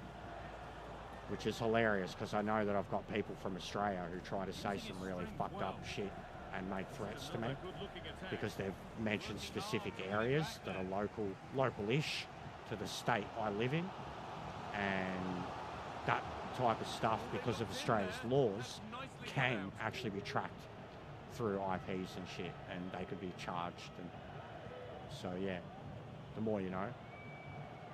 Australia does have very strict online laws. guys that come at me from overseas, yeah, no worries. But I know there's a few Aussies that come at me. And if it gets to a point, you can do something Really about good it. pass. And no scraps for the attackers to feed off. Hung on to the ball well. Hate speech is definitely a thing that they're cracking down on over here, whether you like it or not. Hate speech, slurs, defamatory or whatever, the defamation. When you say something that is not true, but it can have an impact on someone who is in some form of a public presence. It's absolutely an arrestable and suable offence. And it can be hilarious because you can have these absolute nobodies and cesspits coming at you trying to ruin your life, and you can turn it around and throw it back on them and make it so bad for them. Like Australia's getting to that point. So, yeah, I some of them, the ones that I know are Australian anyways, just because of the lingo, certain things that they say, certain terms that they've brought up, you know they're an Aussie. I've welcomed it, bro. Like, I've told them, come at me with your hundreds of accounts. Like, as it is, there's one that I've already banned about 30 accounts, and I know it's from one Aussie dude. So, yeah, pretty keen for it to start getting genuinely serious, where it's an actual proper physical threat. For now, it's just been sexual threats. That was kind of weird. That was kind of gay. But very specific in nature. A locational sexual threat. Come down to this location and I'll fuck you in the ass. Was one of the very special type of breed, isn't it?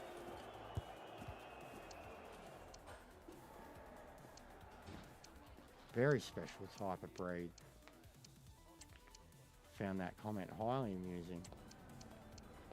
Quoted Lee, hi, you get. I was like, is it the long hair? You want to pull my hair, maybe? I was like, you like the sound of my voice that much? You want to hear? It's like you like hearing me fucking. It's like you like hearing me talk so much, or you like hearing me rage so much that you want to. You fucking. Like, they had nothing for it. I was like, that is the gayest homo, like, physical threat challenge that you. Like, I laughed at it. It was so hard, bro. I was like, I know the exact type of Aussie homophobe scum that you are, like, with this one comment, you know what I mean? Like, it cracked me up, bro. Like, it's like, you're the type of fucking mutant I grew up with. Like, the type of fucking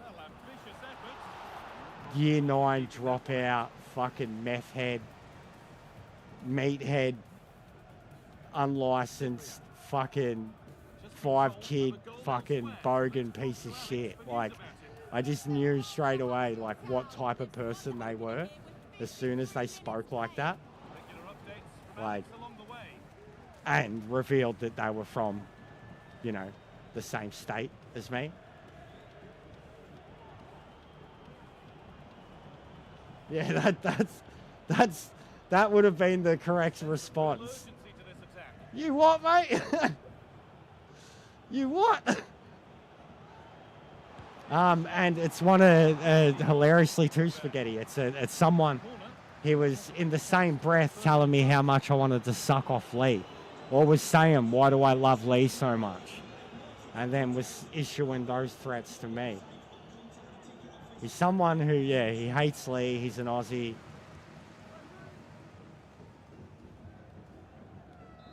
It was very funny, bro. Like, Over it comes. it was a day of mutants. Mutants that didn't realise how bad their IQ was as they said more and more and more. Too much.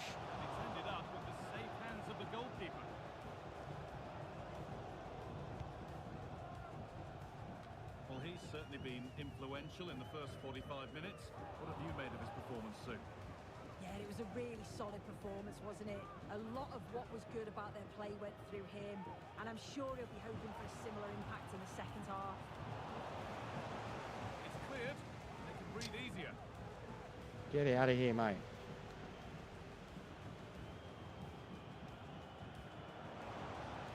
Great chance here. In that sort of position, you simply have to get it closer than he did there.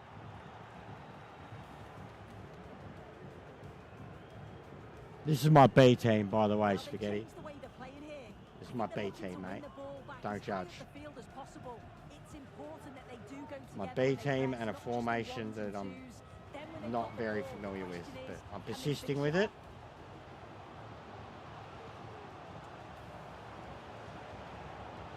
Pulls it back. Crucial defending.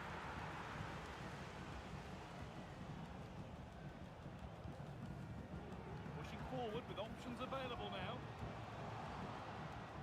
And that's where it ends. Useless cunt.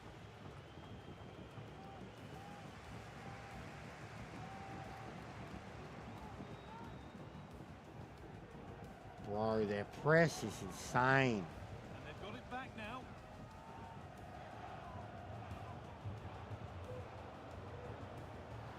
Drifting into a useful position here. Now it needs a good ball in. This could be dangerous. Genuine chance. And that's nice and easy for the goalkeeper.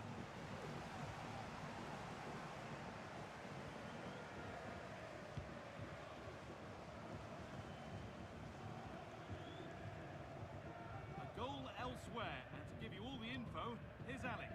It's a second goal for Huddersfield Town. They're pulled ahead by Oh, come on. Opportunity. Oh, for fuck's sake. But the defending ensured it wasn't.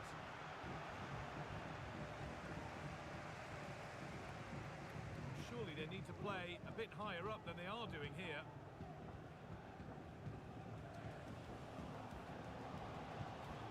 Hunts possession. Can they get a chance to Bro, I equalise? just can't. They might have to They've got rethink like here, having 10 lost men the ball. behind the fucking forwards. Good pressure this high up the pitch.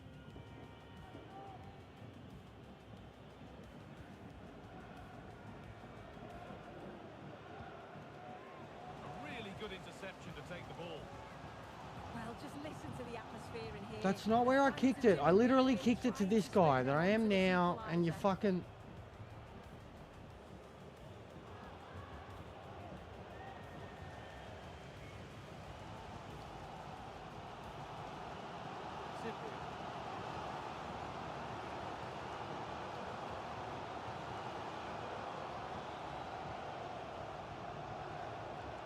Still pushing forward in search of the equaliser.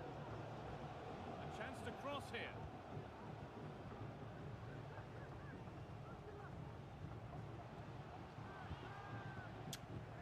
That was pathetic. And again, not where I'm kicking it. I don't know why this happens. Like, you have someone who's so much closer than you, you send them for the run, then you press the pass button, and they fucking boot it way past them. Like, and I just tapped it, bruh. Like, just tapped it. Now to deliver a good ball in. They could still do something here.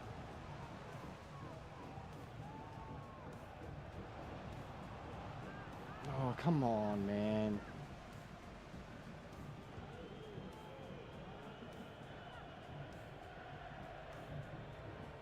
Spaghetti, please, just shut the fuck up. Like, all you do is distract me, and you never actually offer anything that has anything to do with this game. And I'm playing with a B team. And I've tried counter, mate. That could have sealed it. I'm... Just shut up, all right? Shut up. You just talk shit. You talk shit from someone who's never played this game in their life. So shut up, please. I literally... Shut up. I'm taking the... Spaghetti not trying to help, mate. Spaghetti trying to help at the 85th minute, bro. Good job. I was already playing counter-attack football. All right? Was already playing counter-attack. Shut up. You don't know what you're talking about. It was an ultimate press, bro. There was no fucking shut up. All right? They were up 1-0, and the moment they were up 1-0, they were playing 10 men behind the ball, bro. I can't counter that. Didn't matter about counting it because there was 10 men down the field. And then they could barely do a thing getting it into the D. I'd have the ball. They'd have 10 men behind the ball. With one touch pass. Yeah, all right, mate. All right. Because this is fucking icon level. You just don't... I don't even want to talk to you about this game. You just don't get it. You think fucking I'm playing with 95 rated fucking icons, cunt. You think I'm playing with 95 rated icons. Emoji spam, Khalid. More than 3 are the same. It's just emoji spam, bro. It's all good. Nothing personal. It's just a program. It is spam. Emojis. You only need one. Emoji spam. It's all good. Don't be upset. Yeah. 3 the same.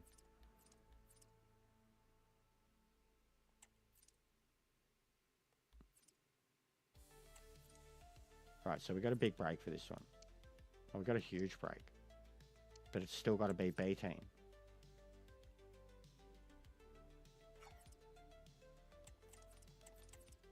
Yeah, no, it's fine, bro. I don't care. That's why it doesn't worry me when... I know, so 18 now. Doesn't worry me, like... I used to have a speech chat thing on. It was more for speech chat, man. People just fucking abuse... Had a, like, you know, people, whatever people typed, the computer would talk to me, and people would abuse it, so...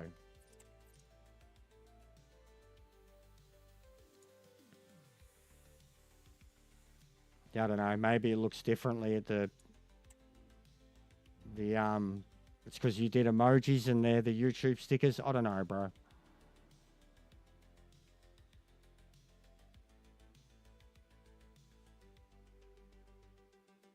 Oh, mate, I would fucking spaghetti. I would bend you over so hard, cunt.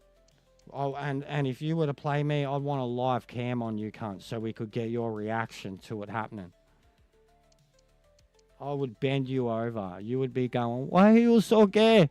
Why are you so gay? When you're fucking 10 goals. You'd be playing as Bayern Munich, bro. And you'd be 10 goals down, cunt. Alright? You get destroyed. Yeah, no, all good, Carly. Just the emojis, bro. Emojis shit me. The only thing I let get spammed is me membership. Like, if you're a member, and even then, it picks and chooses. But, like, if you're a member, you can fucking spam, like, our member stickers, you know? Like, if you're a member. And then the admins can do what they want.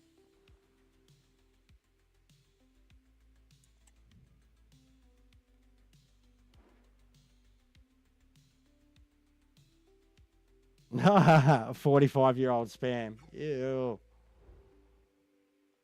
All right,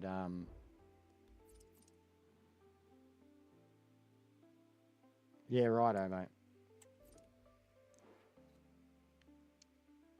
Righto, mate.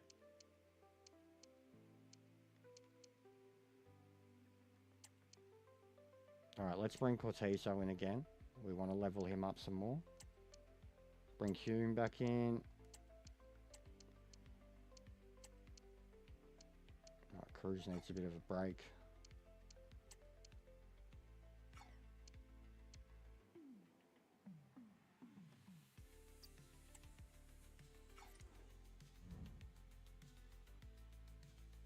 No, he means he's seen... You know what actual spam is, Khalid? Spam, the food? Spam in the can? So that's where the word comes from. Spam in a can? Ham in a can? Spam? I'm pretty sure it's Twisted Fate saying he's seen 45-year-old spam. Because it'd be out there. My nan had 45-year-old spam. Pretty sure that's what he's talking about, bro. He's talking about, you know, like they used to eat it at the war. What's going on, Ansar? How was Raw, bro? You know, out the can? It's horrible, bro. It tastes horrible. Some people, like, get slices of it. Oh, yeah, okay, yeah, all right. I've seen that too. Don't worry, bro. I get all sorts with spam and chats. Don't worry, mate. I've had 60-year-old men get fucking grumpy. If you win, I'll do Real Madrid career.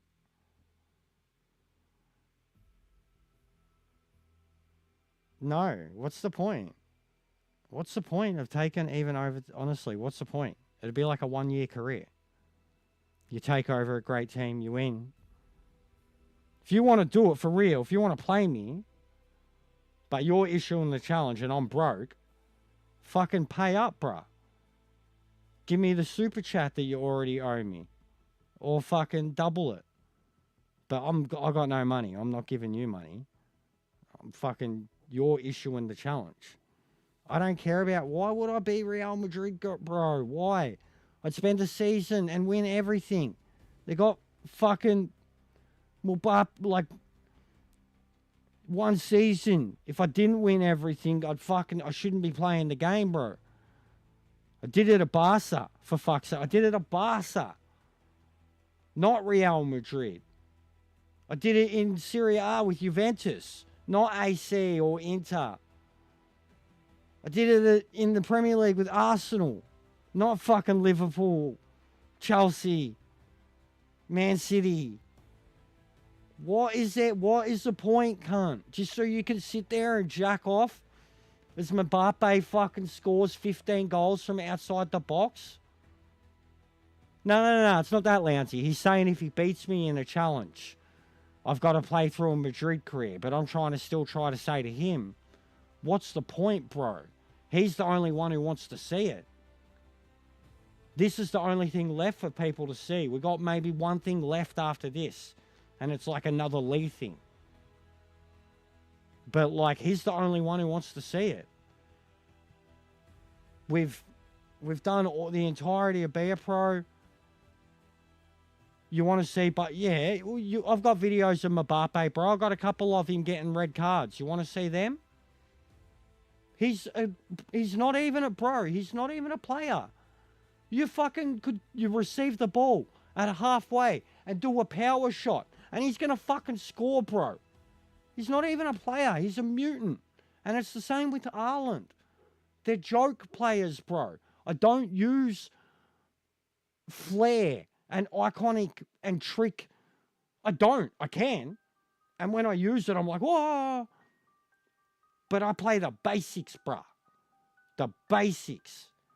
Don't give a shit about made up fucking fancy flair crap that they do in real life 3, 4, 5 times a year. I don't want to see that in a game 10 times in a game, bro. It breaks the surrealism of it, as it does already in fucking League 1, League 2, when they score those goals.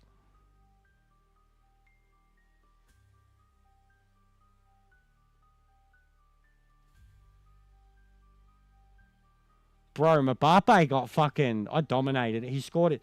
The first time I played Real Madrid as Arsenal was a pre-season thing. They smashed me 5-1. And then after that, they never beat me again. I knocked him out in a semi-final in the first UCL. And he red-carded. We were up 1-0 and he red-carded. And then, I beat him the next time around. I beat him in the final of the UCL 1-0. And he red-carded again, hilariously. So, I played him 5 times as Arsenal. They beat me once. I had a draw with them once. Mbappe got 3 red cards in 5 games against me. And we were up 1-0 every time he did it. Hilariously. So, confirmed dirty dog. Should be playing for Newcastle.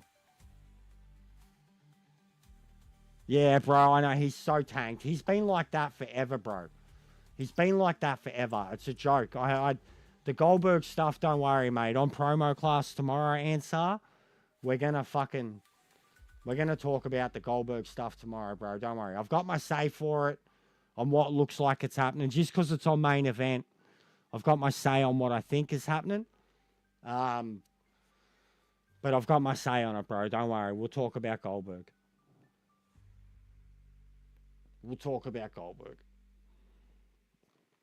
And we'll talk about Liv too, because even I'm all on board with Liv. Raquel, there's a lot of girls to get on board with at the moment, bro.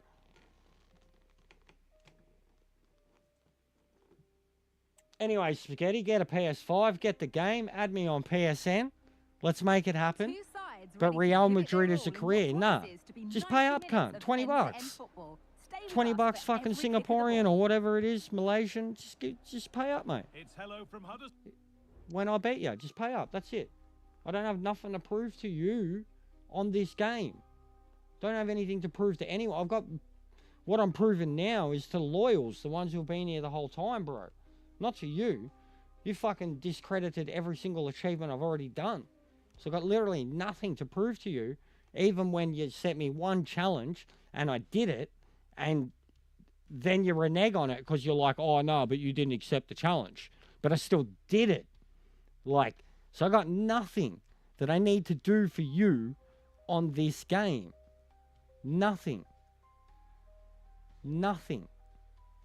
Whereas all the other ones, the ping pongs, the Steves, the Twisteds, the Kungs, they're here for this, bruh.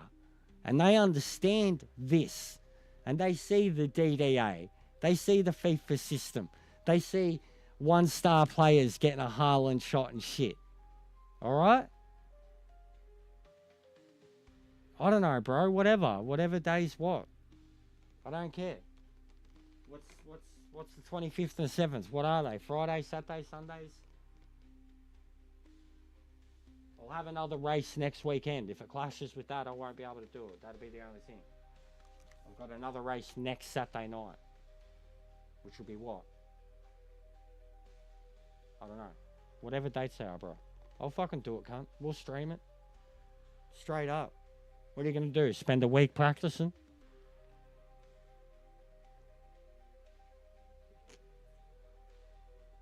Is that what you need? You need fucking 10 days to practice. Or 10 days to find someone to pay that can play for you.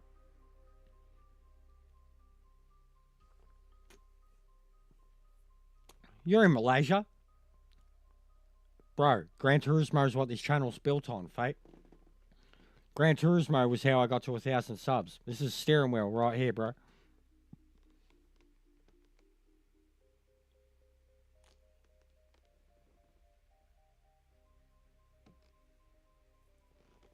In the last GTWS season, I finished 8th in Australia overall.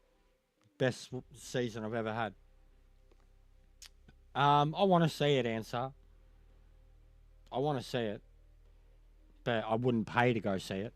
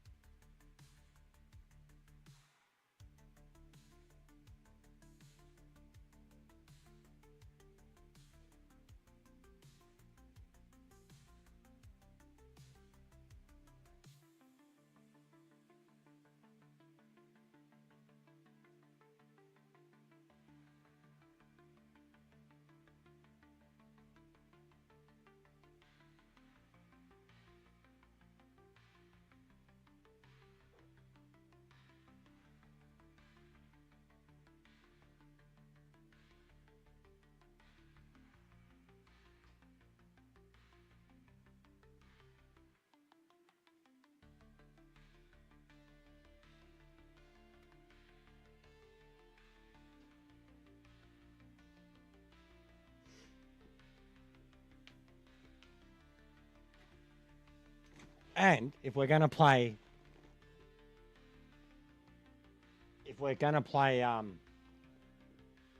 proper teams, I actually need to. I've never played as the proper team, Spaghetti. I've never done an exhibition game, bro. I've only ever been in Be a Pro or been in manager mode where players are always getting moved around. So if it's like squads as they stand right now, I genuinely need to find a team that I'd use. And I mean, I'll have to look at Arsenal, I guess. I'll have to learn how to play as current Arsenal. Because I genuinely don't have a team. We've had a sound glitch. It's always... We've had a sound glitch. Why does this keep happening? Bro, this game's so glitchy at the moment. Since the last update, it is so glitchy.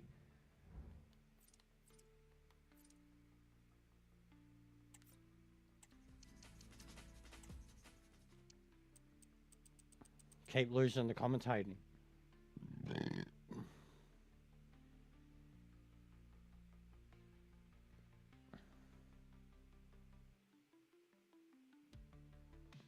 Yeah, I've just had it with the game itself at the moment. Dirty races is one thing, like, because we just finished a big GTWS season. And it was some of the best, like, I was racing with World Tour drivers, like Miazano and Danny and fucking Guy Barber and all them. I got my best position ever. Like, I could have got 5th, bro, in Australia. Out of, like, 140 GT1 drivers, I got 8th. Best I ever finished. That was only a couple months ago. And then immediately after that, because it was the official GTWS season of this year, immediately after that, it just turned to shit. The dailies were just full of people that you'd never seen. Because I'd spent the last 6 weeks to 8 weeks racing nothing but the world's best. And nothing but the best, cleanest A-plus drivers in Australia, trying to keep up with them. Then I went back to the dailies, and it was like fucking Tatooine. It was the biggest hive of scum and villainy you'd ever fucking encountered in your life. Like, I went from like 60,000 DR to like 45,000. Like, it was a joke, bro, in the space of a couple weeks. Like, and then to add to that, say the last month, the combos have been the worst thing ever. I don't want to hear it, Spaghetti. I literally made the tackle there and my player didn't recover the ball. The combos have just been horrible for the last fucking month now. Like, since it ended. The combos are like GTS combos. Like, not even GT7 combos. Like, using any of the stuff that was added with GT7. Like, they're doing combos that are like, have existed for 7 years, bro. Yeah, well, that's why you get multiple accounts too, bro. And the only thing I even get fun out of now, because I've got a Smurf account, a troll account, one that I play, it's like a high B, low A, and I'll get in there, bro, and if they're being, I'll play Sheriff, you know what I mean? Like, if they're fucking, if I see shit in front of me, I'll murder a motherfucker just for lols on stream. But when I'm playing on my main account, I'm like absolute gentleman. When it happens to me, I'm frothing, bro, like. But at the moment, because there's no official season on, none of the real players are on. It's just kids and people that are new to the game and people that don't do GTWS and just do dailies because they're not good enough for GTWS. They're only good enough for basic Group 3, Group 4 combos. And they're acting like, you know, the bullies, the top dog now, like, because all the real top players aren't around because there's no GTWS on. The game's boring, so they're not around. So it's like literally a combo at the moment of the only ones staying are the ones who who only do dailies all the time. That's their thing. And then the ones who do lobbies all the time. And even the ones who do lobbies all the time, they're literally daily combos, bro. Like Dragon Trail, Group 4, fucking Deep Forest, Group 3. Like every you see all these lobbies, bro. And it's always just BOP, Group 3, Group 4. Like, and then in all the chats, they all complain about the same thing. that it's all the same, that it's I've been doing this for years, bro, like since GTS, so I am... The corner is fired in. Been there and done that with all of it. Well, he gets up above his marker. It's a good connection. Yeah, look how much DR I gained with... Because of the new system too, Lounsey. Look how much DR I gained in GTWS, bro. That's not a bad Like, considering I officially only did like 6 races in 6 weeks, Unsurprising who we including a picked up DNF, to watch here. I gained 6,500 DR from, you know, essentially 5-point scoring races. Out of like the new DR system for GTWS is brutal, but if you do well, it's very beneficial. And then in the dailies, you've seen, bro, like I'd fucking, especially with the pole and being up front, if I lost any position, it was a loss. If I won a race, it was like a 100-point gain. Like, you know, and then you have one bad race, 2,000-point loss. The defense has done its job to stop any trouble brewing.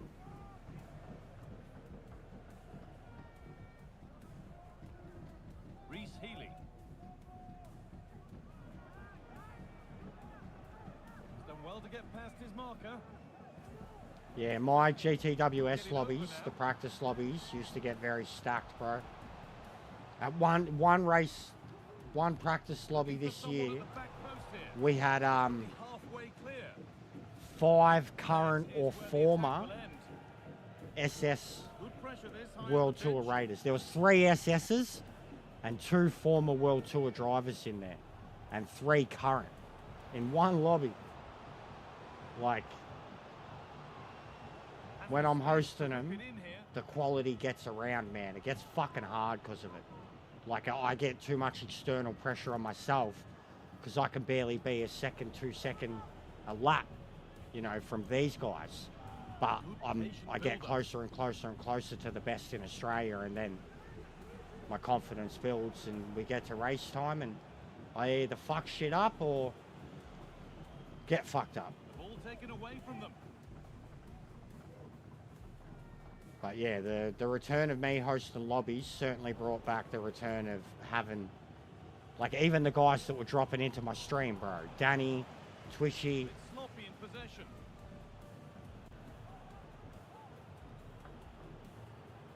But having me as Arno in a lobby that you're hosting is like, yes, I have made it. Bro, we can't, their defense is just deep and I can't seem to find a way around it.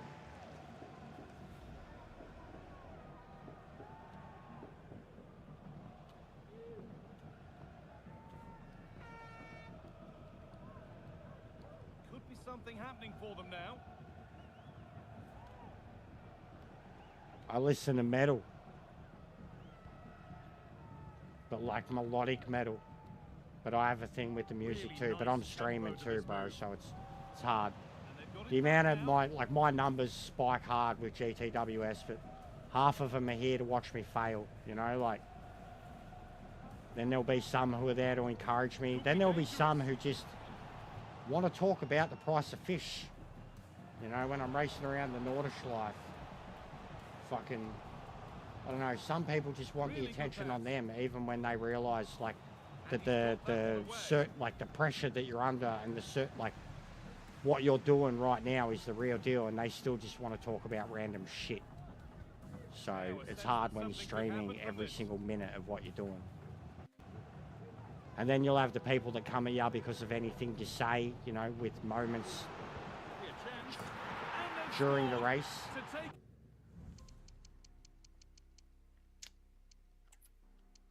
We're doing this because something's going wrong here, something's not lining up, and I'm talking too much.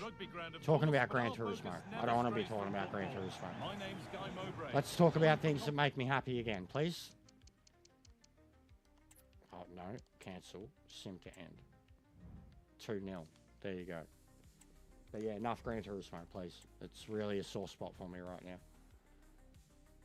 And I got behind so many people. I was helping boost up so many people over the last, like, 3 to 6 months when it comes to that game and the crowd that they've gotten. They were never even showing up to any of my, like, it was just, yeah, I'm dirty on it at the moment. I really couldn't give a fuck about the game.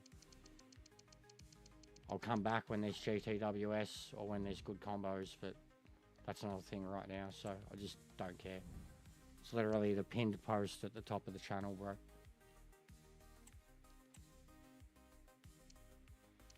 Because I've got so many people that just don't show up now. Or they show up and just say, when are you going to play Gran Turismo?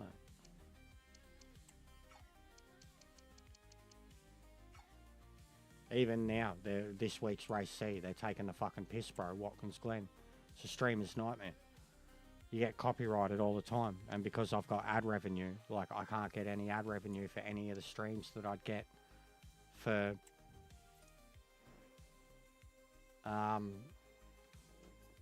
Watkins Glen. So if I did a 4, 5, 6 hour stream, daily C there, I can't get any ad revenue because the NASCAR will hit it for copyright claim. No, we still need him. Why are you even offering him? Where's Mize? We still need him, mate.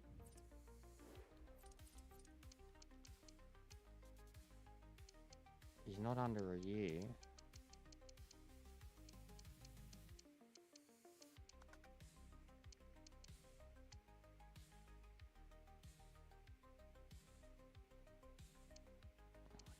Got him, same age, younger. Okay, yeah, alright. Okay.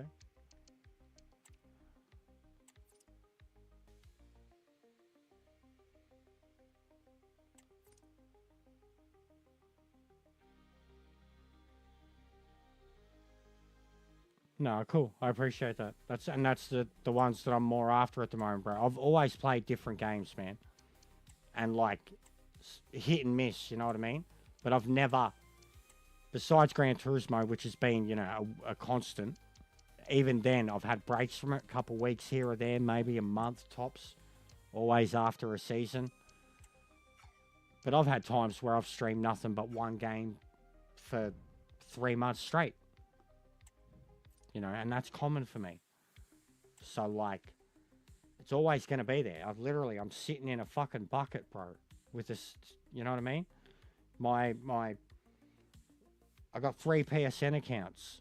2 of them are race specifically. One's a troll one, just a Gran Turismo, and then another one is like all other racing games. I play on that, and then this is my main account, all other games. You know what I mean? I don't even play Gran Turismo on this account anymore. Like I play GTS on it, but I've never played GT7 on this account. Like.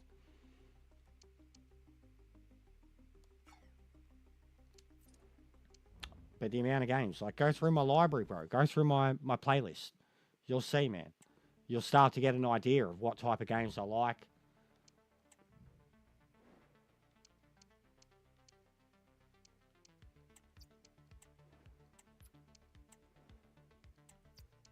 Go through my showcases. You'll see what editing I'm capable of.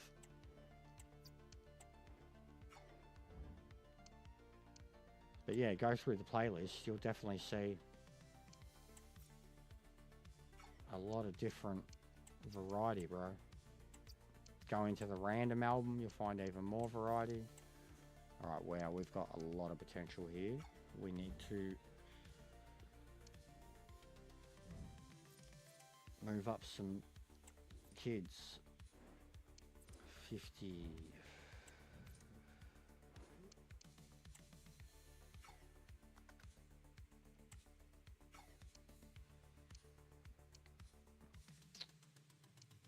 We're going to get rid of a lot of them when the transfer window opens.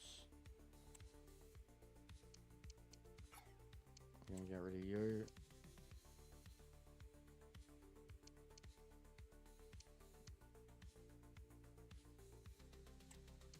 And we're going to get rid of you.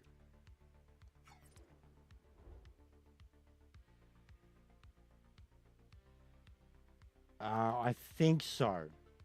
I think so. Even Valheim, bro, the Viking one. I wanted to get into that ages ago.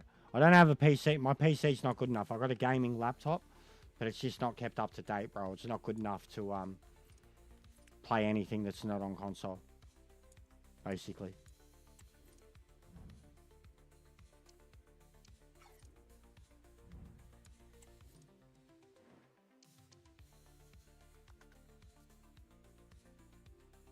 Alright, so up.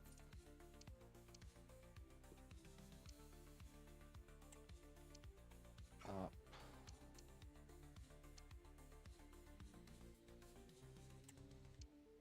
Up. Up.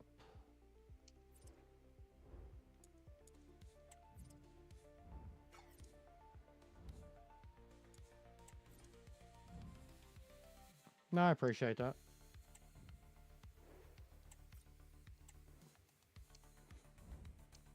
I'm pretty big on zombie games, I tell you that, and I want to get back into 7 Days to Die real bad, but I'm pretty big on zombie games. Love killing some zombies. Valheim I really wanted to get into, bro. I had that on my wish list on Steam.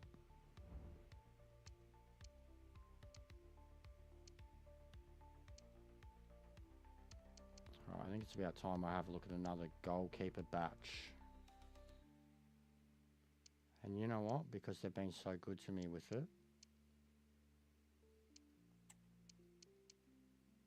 Let's go Mexico.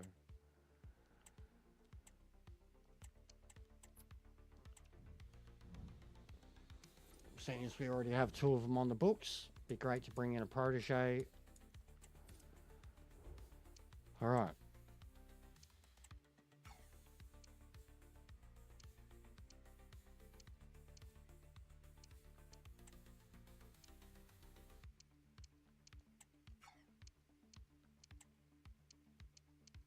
I'll definitely be getting GTA 6 too. I just can't pay for it. Yeah, bro, 100%. Yeah, and it's about to, like, even that big update. They just got the big weather update, and we're about to get that really soon too. I haven't played it for about 3 months now.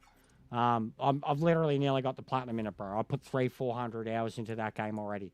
I had, like, you know, horde trap bases. I was into it. You go through my showcase video, bro. You'll see you'll see my finest hour with the horde base that I had created in the middle of a fucking city, no less. And all in, you know, proper survival mode and shit. So, I love that game, and I've been meaning to get back into it. It's still installed on my console, and I've been paying attention to the updates on it too, because, like, I was a fan. I played it way back when on the PS4, like the original beta, bro. So.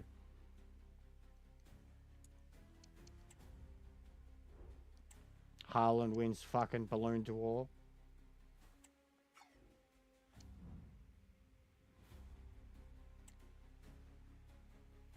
Look at him. What a head. Fucking rigged. Rigged.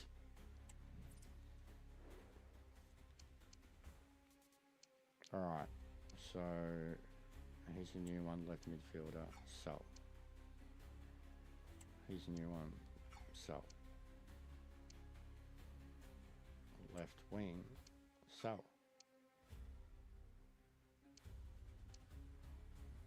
Now he was a left back, and much higher. Loan.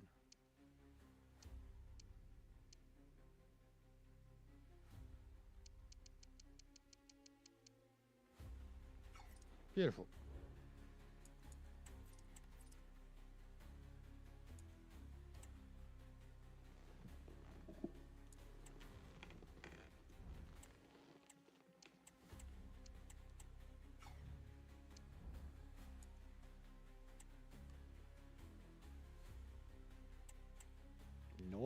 Oh, bro, Northern Ireland want me to coach them. Northern Ireland.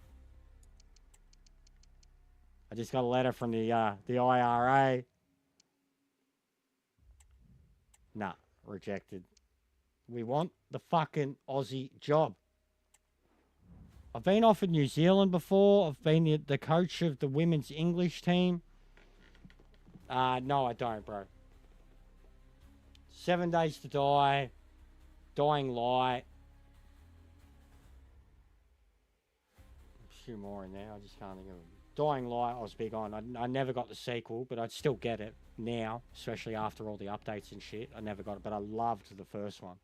Loved the Dying Light. Played a lot of that, like with mates, online, everything, man. Like,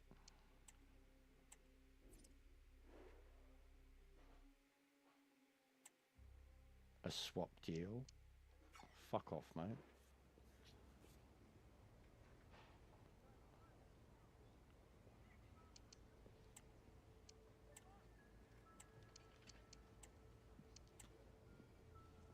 Yeah, that's what I thought.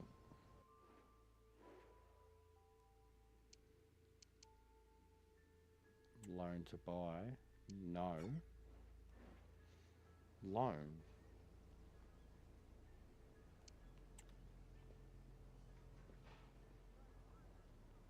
Well, fucking bad luck, mate. Go talk to someone else then.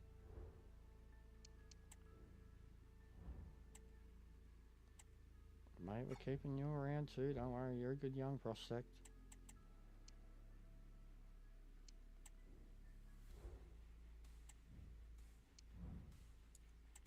Alright, how's the squad looking?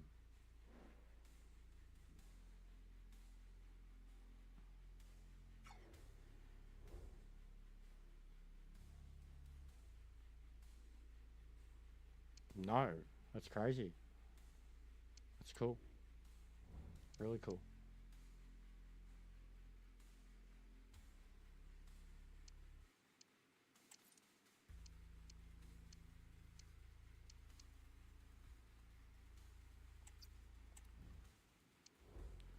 No,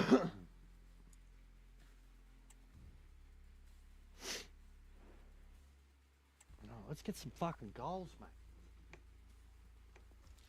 Two great sides going head-to-head in what's sure to be an exciting fixture. Join us for all the action coming up next. A warm, if wet, welcome to you. Conditions not ideal here today. I'm your commentator, Guy Mowbray, joined by Sue Smith. We've got action from League One coming up for you.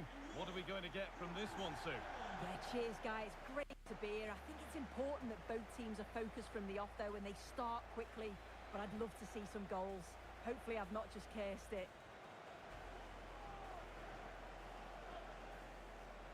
Well, it can be such a pleasure to watch Memphis Depay when he's on top form. What can we expect from him today, Sue? Well, it's just how good he is on the ball, the way he glides past players. He can go on the inside or the outside, and then he's got great end product. He's so creative. I just can't wait to watch him today. Well, I'm sure our hosts will just be focused on claiming the 3 points. And if results go in their favour, they may just end the day on top of the table. Yet I think they've played well. I know there's still a long way to go, and I'm sure many more twists and turns, but so far so good. And if they carry on like this, they'll be right up there come the end of the season.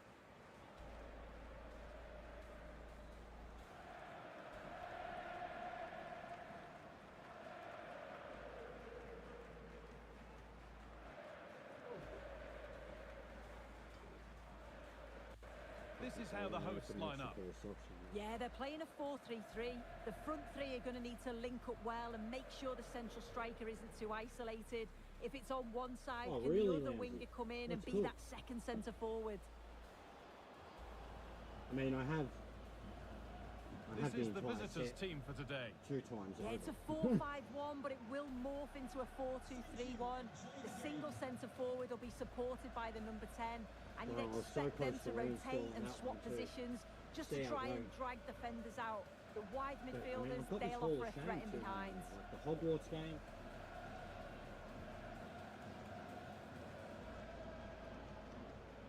Got Hogwarts sitting there, got Resident Evil sitting there, and even now, knowing someone like Abjeet, Harry Potter fan. 100% answer. I'm a big fan of Ilja, the fucking dragon bear. And I mean, I've met Walter, like when he was Walter. So yeah, I'd love to see that, mate. And let's have a rewind of the takeover match they had. Because even the takeover match was a rewind of the one that they had during COVID, which was like the greatest match that happened during the COVID era. Like, you go listen to that because it's nobody there, the sounds of it is just like, nah. And they could and should turn Ilja into fucking Daniel Bryan, but like more angry and brutal. No worries, bro. Ilja's a technical warrior beast, bro, and he can play the underdog so well, but he's better than a Sami Zayn underdog. Like, the guy's a monster. You know what I mean? Like a no-selling monster. Yeah. Keep the title on Walter and for, yeah, 100%. Do that. I'll book it. Book it. Answer. The ball is rolling. We're underway.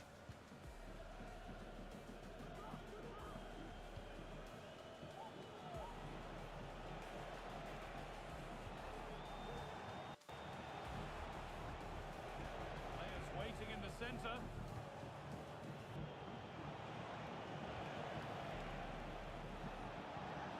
That's a good ball.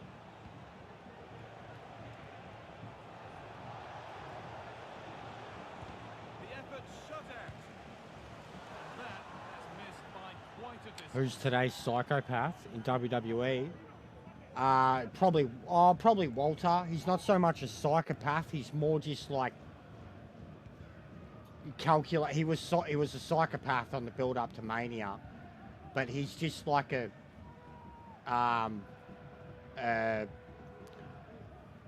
he's tall.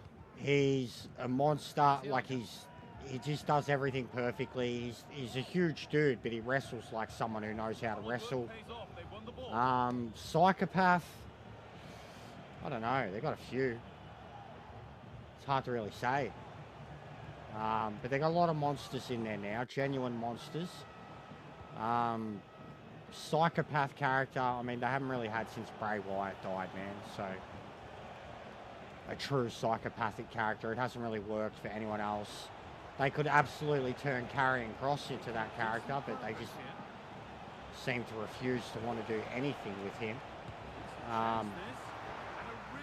But they're doing a lot of good work at the moment, honestly, bro. Like, they got me re-interested a couple of years ago, and the 20-something to 30-something range of dudes that they have coming up, like the newer names, are really, really good dudes. Like Bron Breakker, Bronson Reed, Walter. I mean, Seth Rollins has been leading the way for a fucking decade now.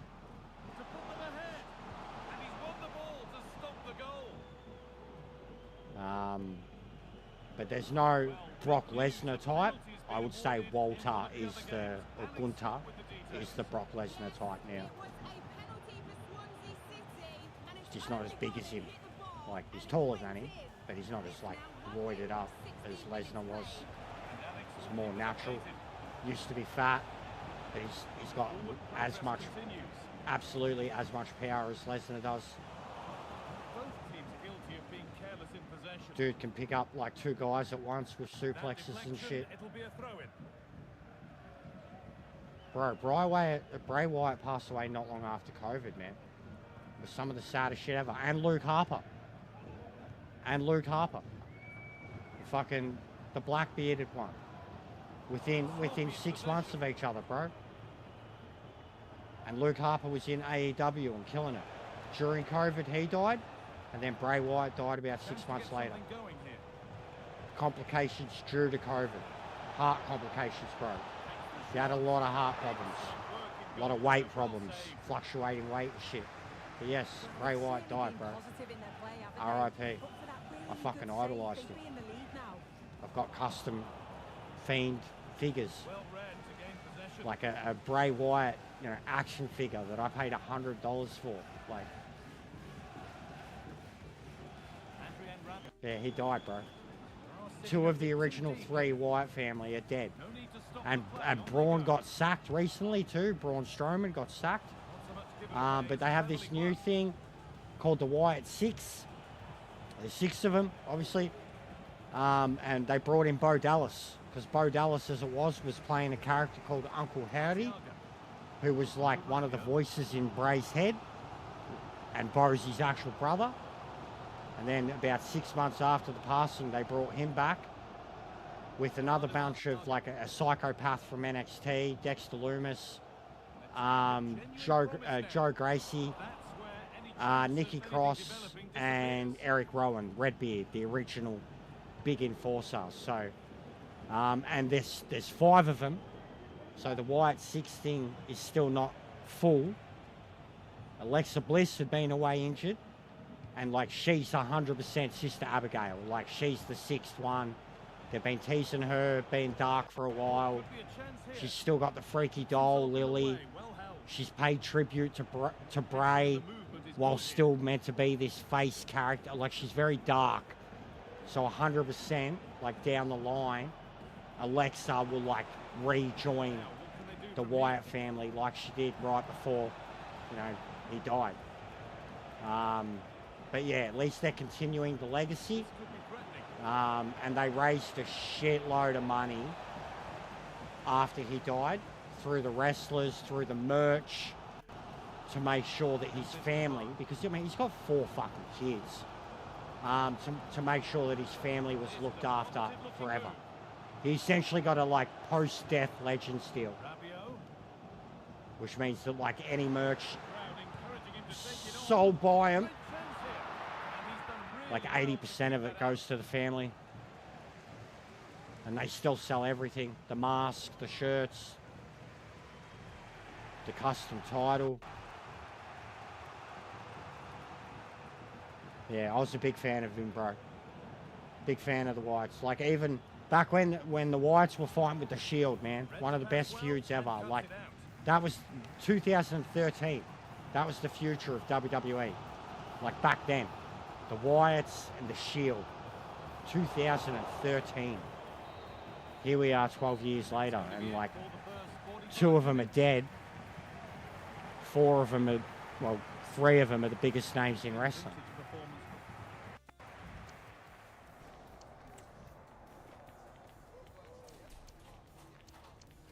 I really need to concentrate on this shit.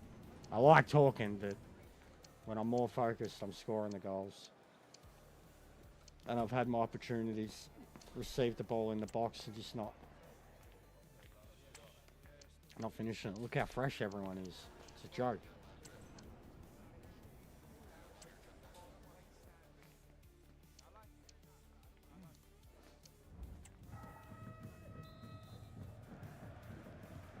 Second half underway.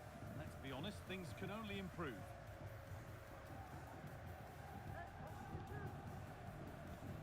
Well, it did look promising, but threat averted.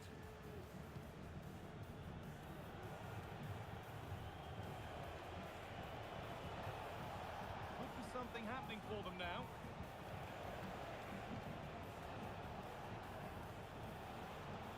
Really good pass. Yeah, I do watch alongs to the pay-per-view. I also do a promo class thing with a couple of the other boys. Tomorrow morning I'll be doing it, like 13 hours from now. I don't stream it. I like co-host it with them. I just share the stream, try to help his channel grow. But I'd like to do more of it. I played a lot of the games over time. I'm a big fan of wrestling. Like New Japan got me back into wrestling like 10 years ago. New Japan, indie wrestling. I was a big part of the local wrestling scene. I got friends who are referees, wrestlers. I've been a paid member to my local like wrestling group. Come on, man. This is ridiculous. That's fucked. That's a penalty if I've ever seen one. The dude just ran into him. He didn't intercept the ball.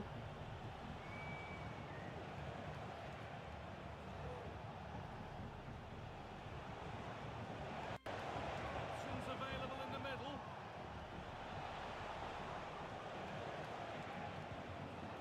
Nice possession.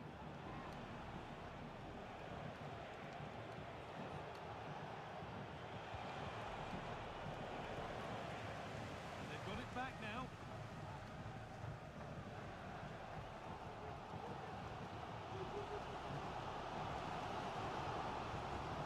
Now a sense that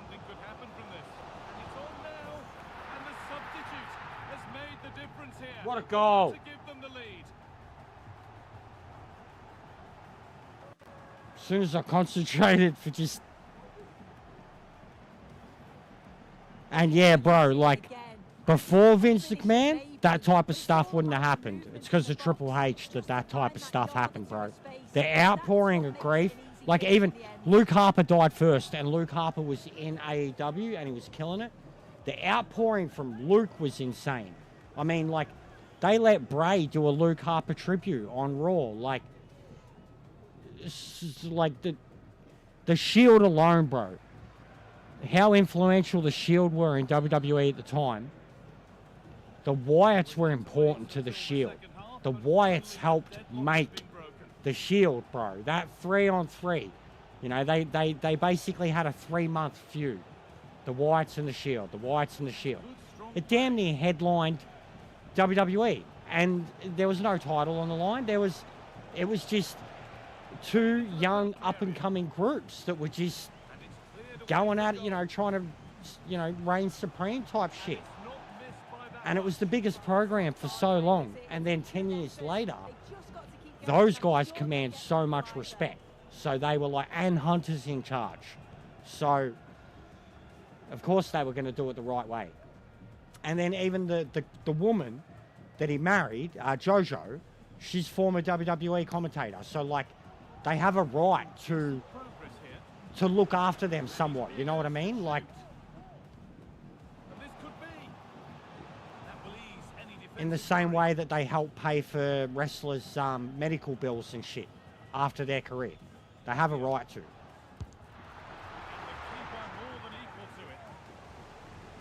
Like, honestly.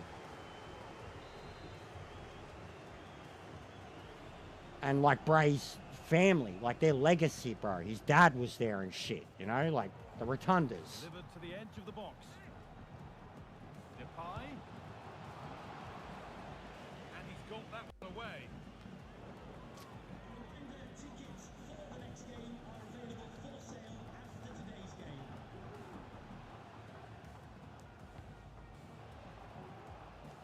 Decent chance this. Bro, we should have scored so many more goals.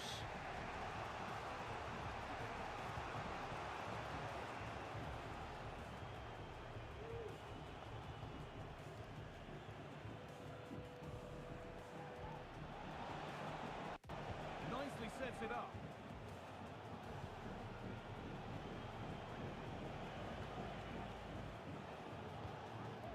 This is a lovely spell on the ball. A chance to cross here. Now, what can they do from here?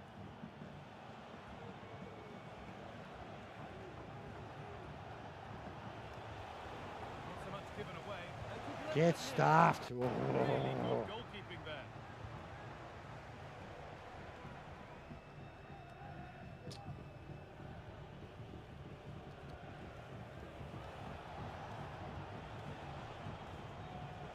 Press him. Good shit. Excellent reading of the game to win the Good ball. shit. Well, just listen to the fans in here. Ah. They've kept their noses in front, but can they see this through now? There's really not long to go. Triple H has done all the good things to the business, bro. Even while Vince was still there, Triple H is the man that made Bruno Sammartino come back, and same with Jesse Ventura. But the fact that Triple H made both them men come back and the Ultimate Warrior and make amends with Vince McMahon and shake his hand Never anywhere near. wasn't Vince's idea. Like Bruno Sammartino especially, that was the big one, bro. Like that was a beef that went on 30 years. Jesse Ventura, that was 20-year one. Like Jesse Ventura still hates Hulk Hogan. He won't be in the same room as him. Like, he's a rat. You know, like Hulk Hogan tried to stop Needs to be better on the ball than that. the wrestlers being looked after and ratted out Jesse Ventura, and he lost his job for it. Allowing the play to continue. And he was just blacklisted, and because of Triple H, Ventura was able to come back and get a Legends contract that helps him, There's been a you know, development look after his kids in the future. Like, So stuff like that they've been doing a lot of, bro. Like, and it's Hunter who's doing it, bro. Like, now that Vince is out the door, it's Hunter who's doing it. Because Vince was too stubborn. He ran wrestling, you know what I mean? Whatever he said went. Didn't matter about personal grudges or fucking, whatever he said went. Oh!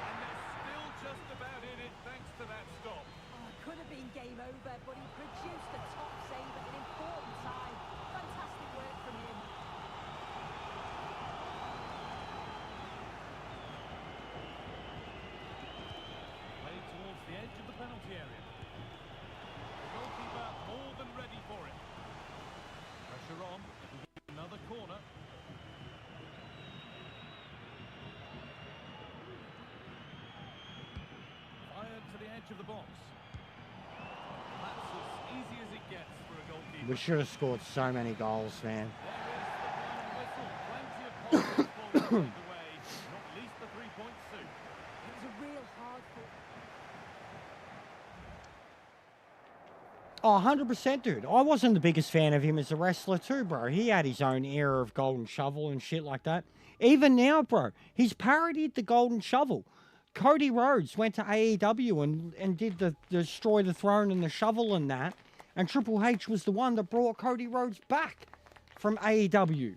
And had him not be Stardust.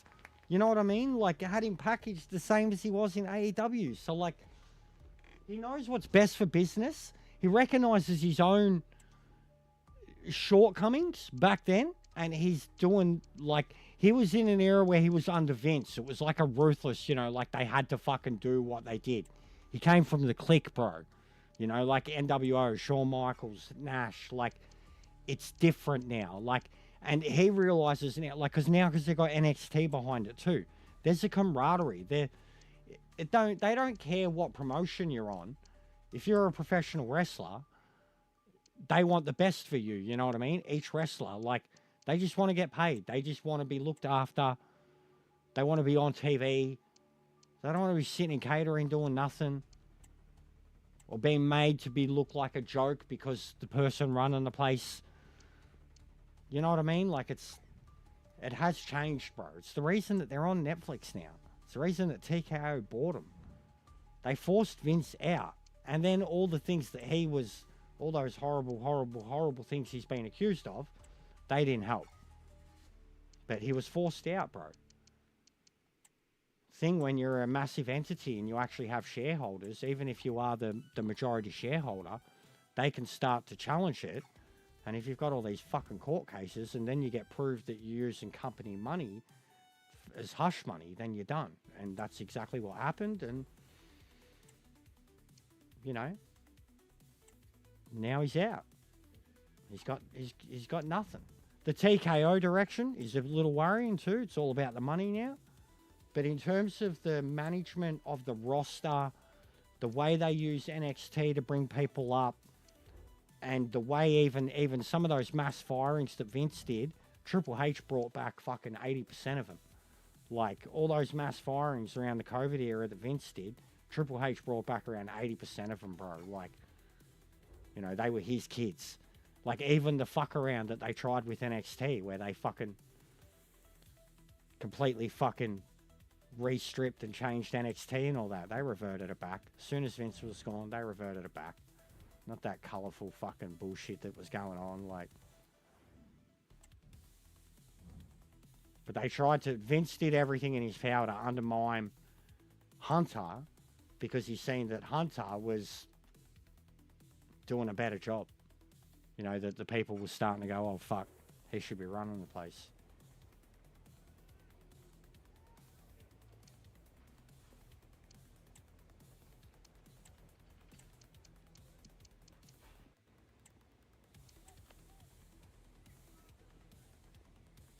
And even Steph stepped away, bro. Steph stepped away because of all the shit with her dad. Because she would have known all along. She would have known about all of it all along. They all knew. But when it all became public and shit afterwards, and I don't blame her, like, She did nothing wrong. She wasn't complete, or anybody who knew who was complicit. But she wasn't in exactly a role of authority or anything like that. And it was her dad. She couldn't do anything about it. Same with Hunter, right? But they were doing everything that they could to nurture the talent. Her alone, too. The way she was with the female talent. Like, you should see her with Rhea Ripley, bro. She idolizes Rhea Ripley. Like, when you see Steph with Rhea, the way Stephanie McMahon looks at Rhea Ripley, I wish Stephanie McMahon looked at me like that, bro. Like, it would melt me. You know what I mean? Like, but she stepped away about 6 months after the Vince sacking because it was all becoming too much for her. She's got 3 kids at home that she has to raise. She was always forced into this company position. The family name was dirt. It was the best thing for not only the company, but for her family. Hunter was already running the show, but it was Hunter and Steph. You know what I mean? Hunter Hurst, like Paul Levesque and Stephanie McMahon were running it.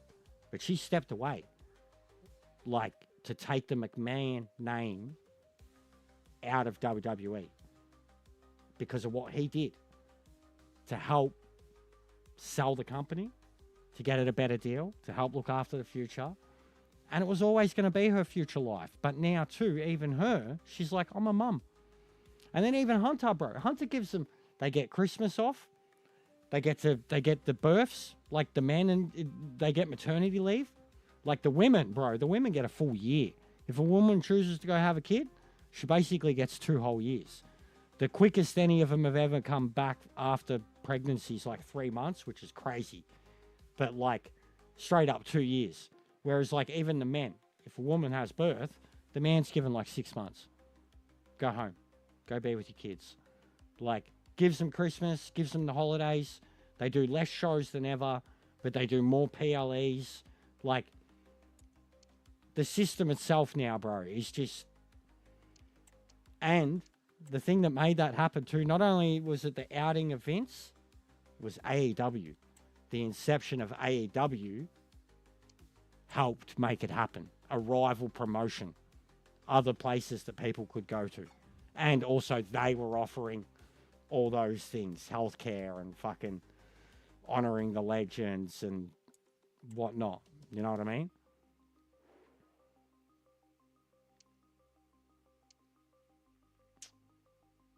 Right, now I'm going to stay with A, but we're going to play around with the team. Alright, we'll bring in this fella, keep them. Bring in Chavez.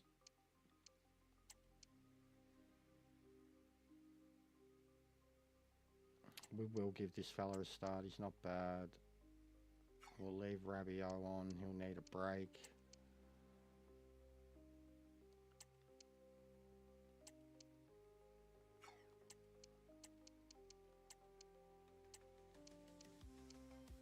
Alright, so our turg is cooked. But we got Martino now, sweet. Cortez is cooked. We need to go centre midfield or another right CDM maybe. There's no other straight CMs. I need CMs. I need more CMs. Oh, we got Castro. Yeah, fuck it. Depot's gonna hate me. But I don't care, son. You've got fucking... What's his fitness?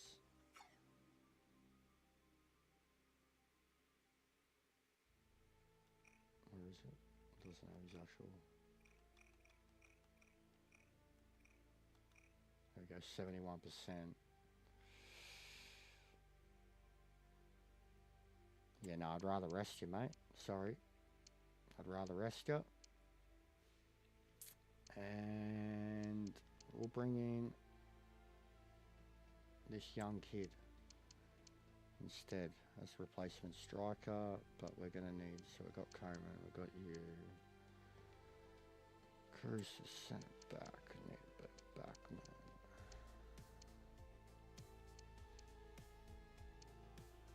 But again, probably going to be young. Go right back.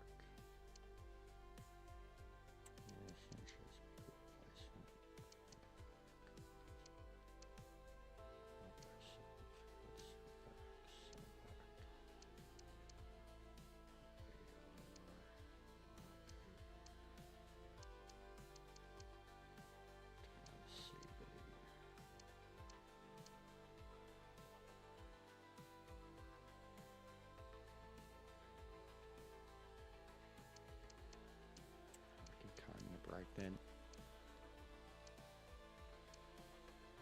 And bring in...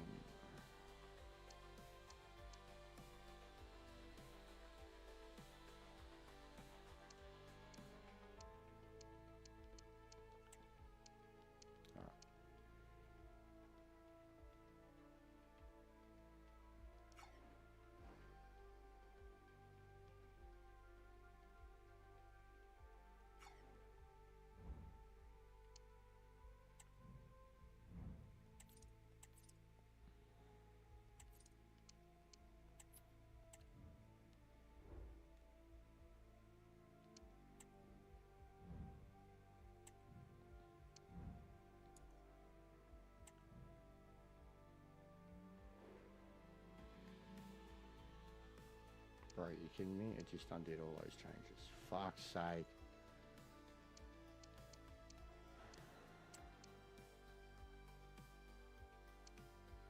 And I did the... I hate that. Because then it's so stupid. Then you have to go into the fucking team management. Blah. Like, just let me change my team, you know, in between games and keep it as that without it being the team management thing, and then revert back to it after I'm done, please.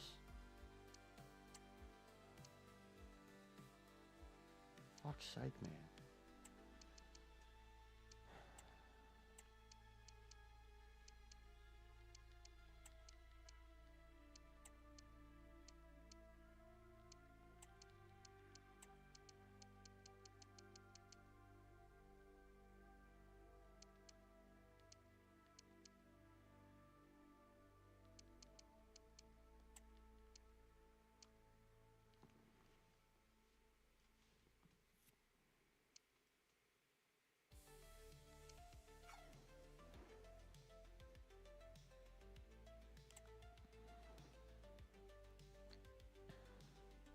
Still, there is work to do if a knockout stage plate is to be theirs. Will they do the job tonight? It's live next on EA TV. Yeah, Paul Heyman's very important, bro. He's doing major heel work and microphone work. But Paul Heyman, behind the scenes, like, is basically Triple H's right-hand man. Hello and a warm welcome on what is a... After Dusty Rhodes died, Paul Heyman became the guy that essentially acted as that, like, behind-the-scenes mentor in NXT. Like, the guy that anyone, like... So the dude that was not only the scout, like, it was the talent they already had there, but he was the person that the kids could approach, that they could talk about any single aspect of what, you know, whatever they wanted advice about. The wrestling, the promos, heat, face, like, because Heyman, like, that's what Dusty was. Dusty wasn't a technical coach, or he was just the person that literally, like, any information, you know, he'd oversee everything. That was Paul Heyman too. From, like, basically until they brought him back and made him the mouthpiece of Roman Reigns. So from, like, 2016, 17 to 2021, Paul Heyman was the guy. But Triple H was running NXT, and Paul Heyman was the dude in the background that was, you know, educating everyone, like promos, all of that shit. Dude's a genius, absolute genius. Like, and yeah, if you hate him as a character, then yeah.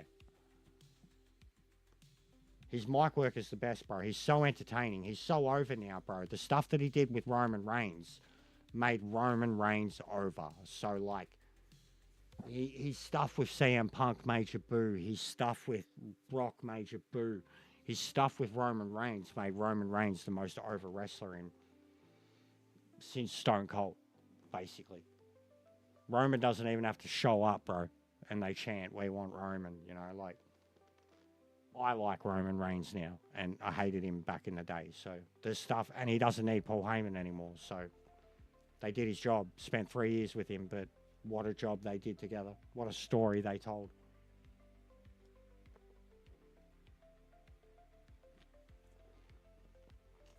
He's tribal chief.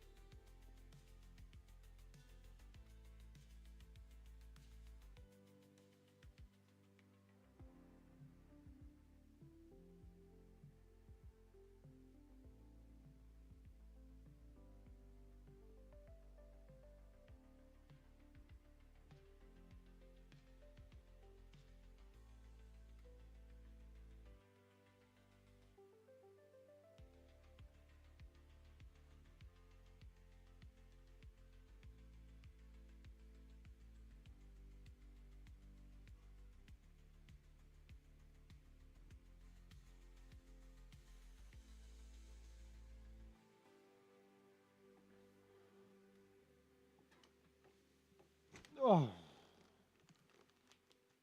But yeah, apparently he's one of the nicest people. One of the best huggers too. And I mean, he does look like a huggable person. He literally looks like a walrus, you know, a squishy walrus. But yeah, the way, even the people that have been like let go of the system from WWE, the way they talk about him, he's revered, bro. Like he will be, at the moment, as we stand, Bobby Heenan is probably remembered as the greatest manager of all time. Paul Heyman 100%. Like, but when Paul Heyman passes, he will be the greatest manager of all time. And he's so much more than that. And Bobby Heenan was the same. Great manager in his day, but then behind the scenes brain, then commentator. Like Paul Heyman's done everything. The only thing he hasn't done is be a wrestling talent. Bobby Heenan was, but he was no good. That's why he became a manager. So like, Bobby Heenan is remembered as the greatest manager of all time. Paul Heyman will be. Like, just his pedigree alone. Like, there's probably been 2 failed experiments. I wouldn't say one of them was failed outright, but he was attached to Antonio Cesaro, Claudio. Didn't work, but Cesaro was a star. And they attached him to Axel, son of Mr. Perfect. That didn't work, and it should have. Then you've got Punk, Lesnar, Roman Reigns, and now he's attached to Seth Rollins. So, like, the dude's, his pedigree's insane. Perfect playing conditions. Like, if they had a stat for managers and champions won, like, while they've been managing those people, he would be the GOAT. Like, his reigns with Lesnar, CM Punk, and then even the amount of days, because, like, when Punk was the champ, he held it for ages. When Roman was the champ, he held it for ages. So, like, you know, days as manager while your client is the champion, Heyman would be ahead by like 2,000 days probably, bro. Like, but yeah, no, he's amazing. I love him. Anytime Paul Heyman's on, bro, you listen. I love him. And I also hated him when I was younger, even in the invasion angle, bro. Looks a little bit defensive to me. It certainly means they won't be able to press their opponents too high up the field. And again, that might be a problem for them. But yeah, you should watch Promo Class. It might make you start watching wrestling again. We talk about all the goods and the bads, but more the goods. Hypotheticals or not. Dream booking. And then we do watch-alongs for most of the PLEs. As long as they're at a respectable time. Well, possibilities in the centre. Shown inside. Well, it came to nothing in the end.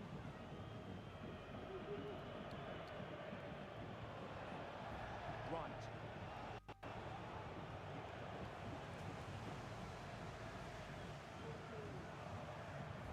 Gordon.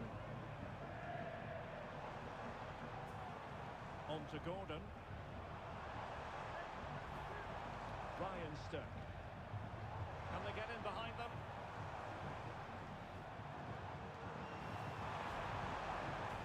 It needs an accurate cross. Dangerous looking attack.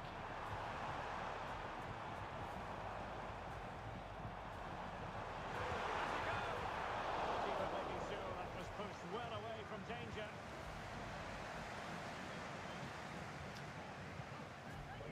Plays with a positional sense that is second to none. Awesome, man. Appreciate it. Josh Gordon. Be a lot of FIFA over some time now. Till Gran Turismo does something serious, it'll be a bit of FIFA. Maybe some Wreckfest. We're replaying that at the moment. Oh, wow, that was lucky. We need a strategy change here.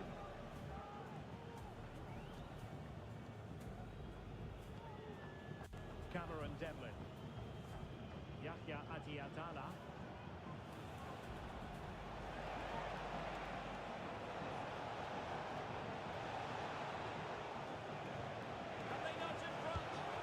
Oh, come on.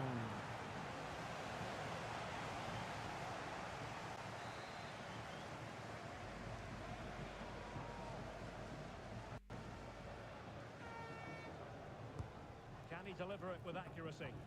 No-nonsense piece of defending.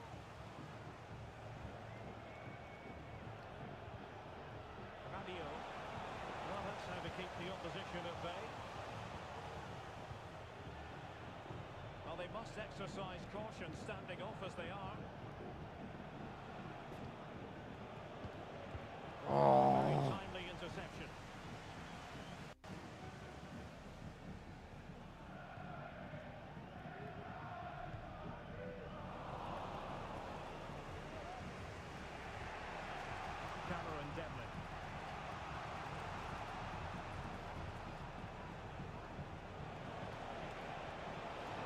Might be a chance here. And a goal to give them the lead. They have their reward. Let's go. Who was that? Right. All right. Cool. Finally, new striker's starting to pay off.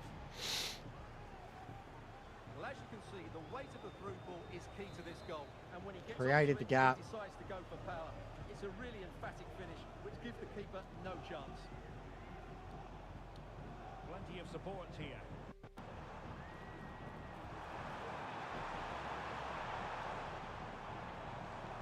Cuts it back. And he read it really well. That's in. Fine save. And short it is. Well, moving it nicely.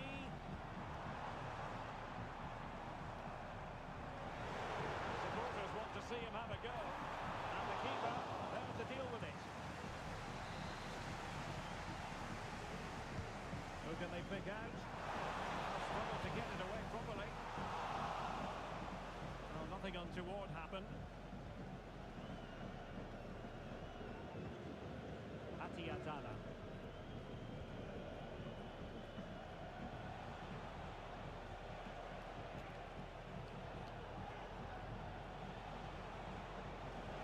Good movement.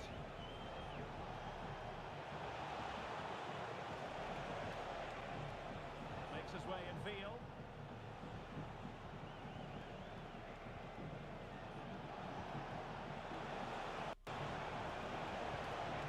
Oh, could be an opportunity here.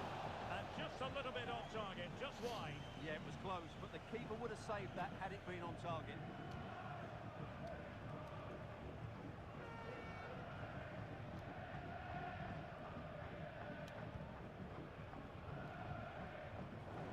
Well, giving the ball away.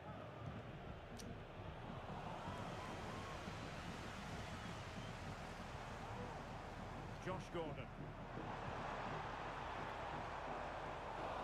Time tackle.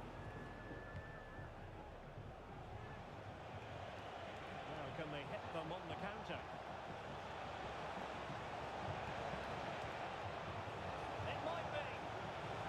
And you've Oh, got what to was? credit that magnificent piece of defending.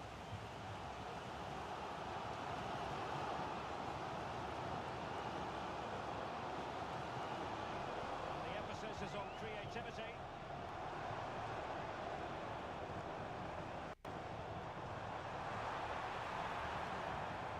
Promising possession, this.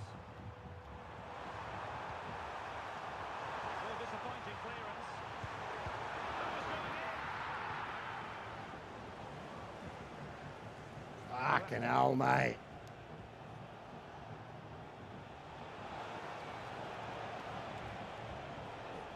This looks interesting.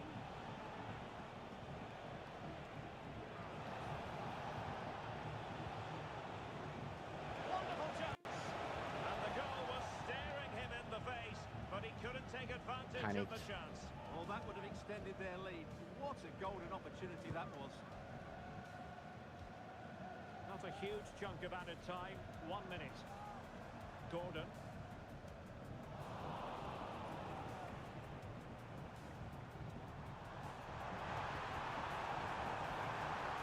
In space to cross it. Might lead to a Longest chance. 1 minute ever. Longest 1 minute ever. Longest 1 minute ever. And nicely parried away. Long. 1 minute, guys. 48. And here's the main story. 1 minute. As things stand, they're not in position 48 to move it on got the to. knockout stages. 1 minute.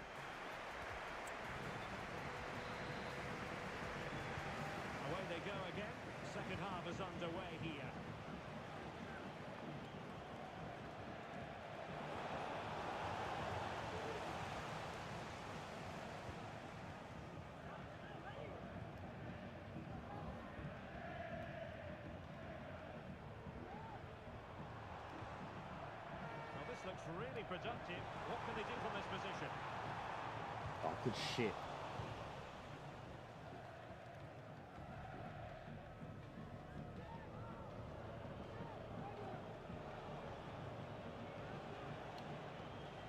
That's a good-looking ball. Targets available. Cross comes in. Cleared away comprehensively. Doing well to win it back. What can they do from here? Well, sitting deep like this might be a dangerous game. Now a decent position. And a fine tackle.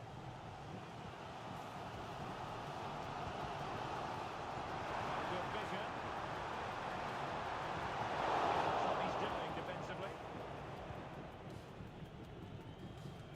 Oh, he keeps it in. Well, it's a decent-looking attack, this. That literally, no, that's bullshit. That's bullshit. My other defender, literally, who should have held the line, the guy, the blonde-haired guy. This is a really good goal. I don't even, show me the other view. I don't even know. The moment that pass was on, he literally, he moves out of the way. And I wasn't controlling him. That's the DDA shit for you right there. Why would he do that? Unless he was programmed to get out of the way so the shot goes in. Because elsewise, that was just a body shot. Straight into him. Rabio.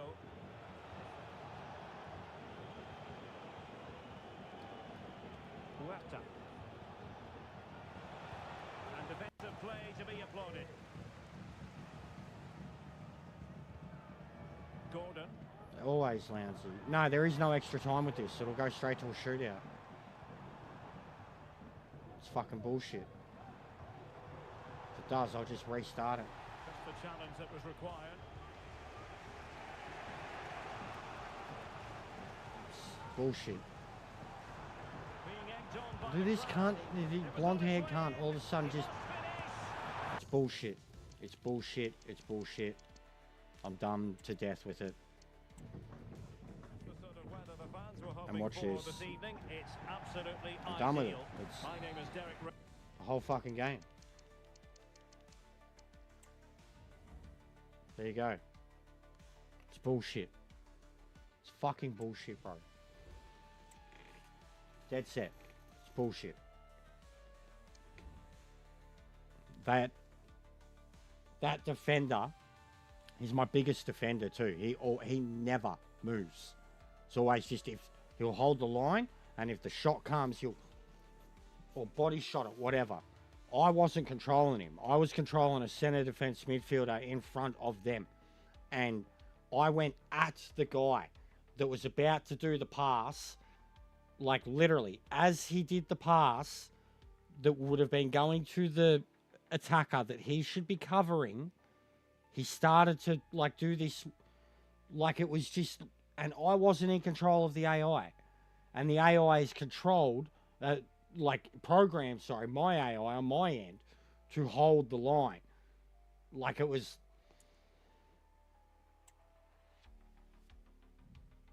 and we had it won in the first place with the first goal.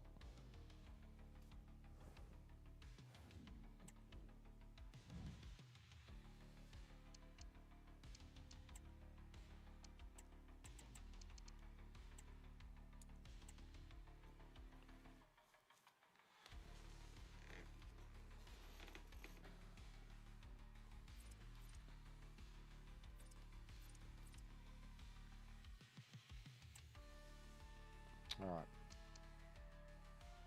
Oh, FA Cup finally. So what, 2 games and then FA. And when's the next BSM? Wrexham. Okay. So we've got 2 league games. Short breaks. So this would be B team. And A team. A team.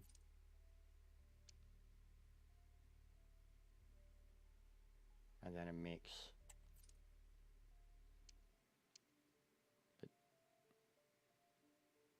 This has to be B team. We need to give A break.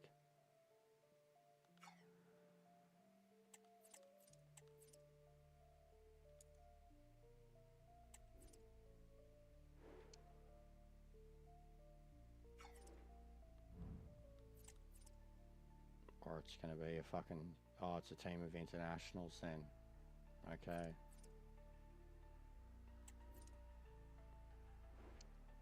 And then even they don't have any available.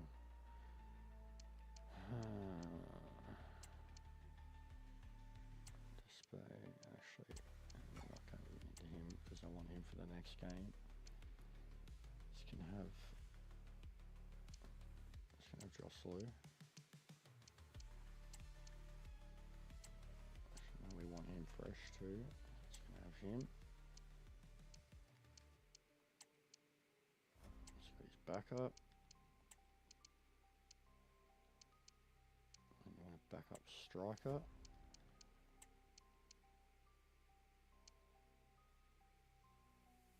Centre back, left back, striker. Oh, they've already got a striker. Right back. Get him out.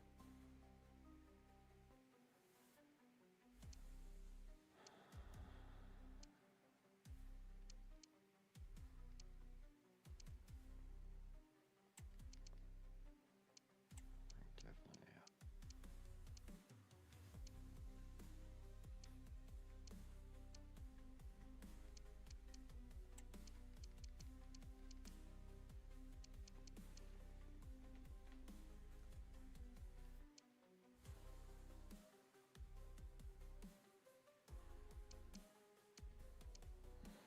We're going to need Trez for the main game.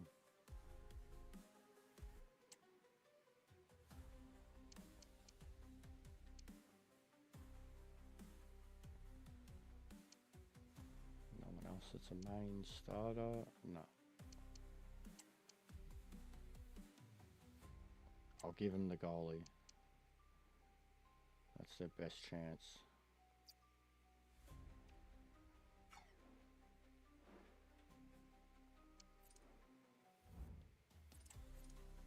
But I'm simming it.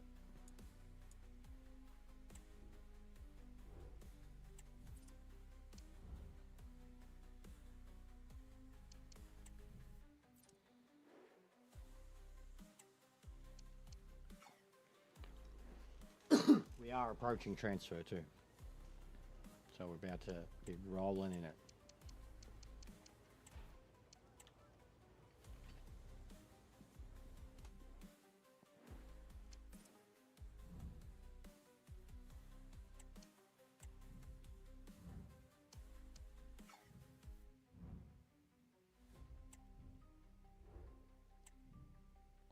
Pump up some of them too. Okay, welcome.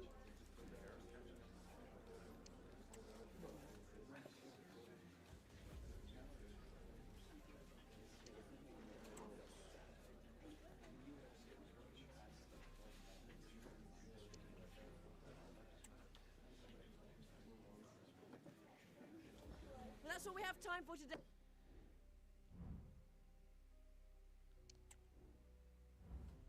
And we will give them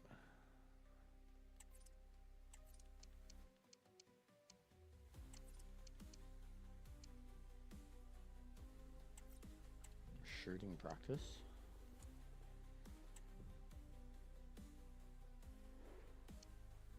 Godspeed. 1-1 draw. About as good as you can get in those situations. Yeah, I'm probably going to do... What's the time? Nearly 9. I'll probably do another 2 hours still, mate. Make it a near 10-hour one. Picked up another sub, made friends. We've been talking heaps of shit, bro. It's been a vibes stream for once. Even Spaghetti's been in here, kind of bantering, but being nice. So, it's been alright. And we're playing alright. Like, we're experimenting.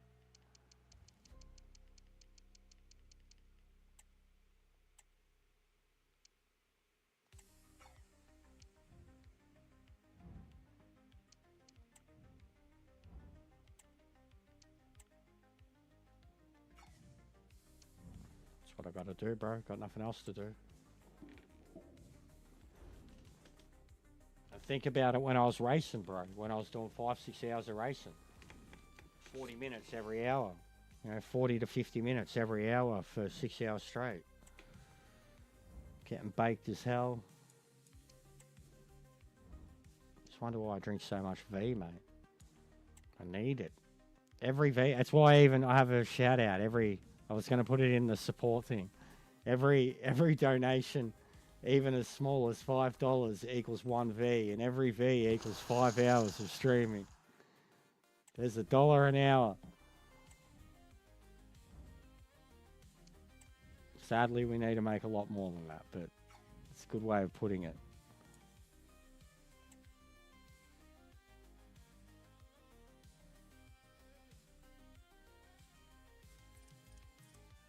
Alright, so what have we got?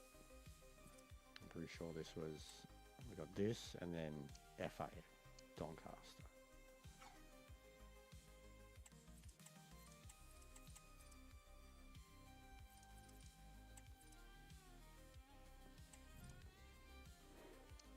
Squad 1.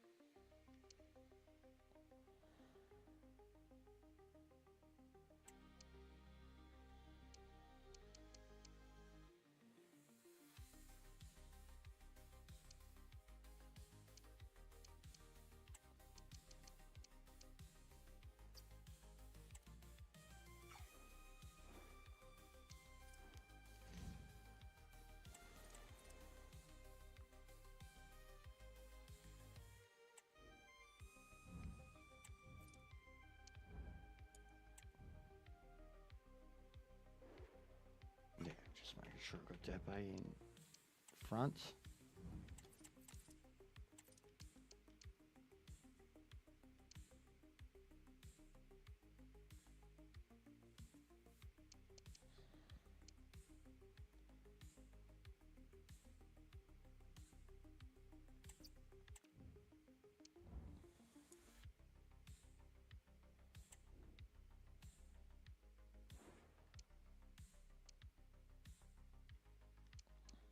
This 1-1.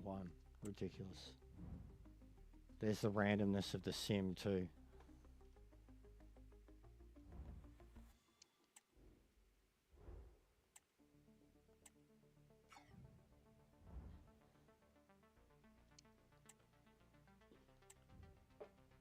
Hello, Vladdy.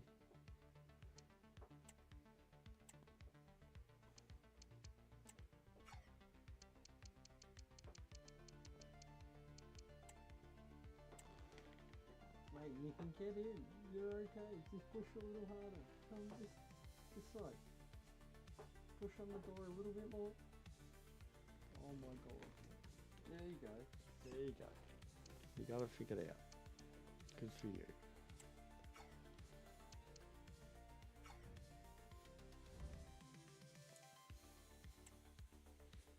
And we'll start scouting again soon too.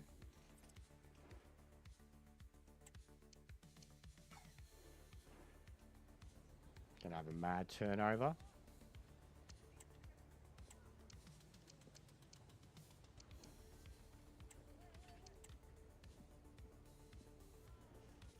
All these academy kids that come out and I'm selling them for more than their market value. Every one of them.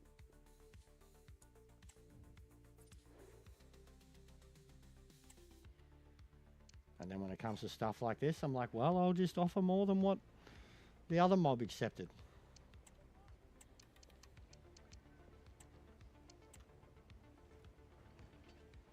So they're trying to undercut me hard, bro. All of them.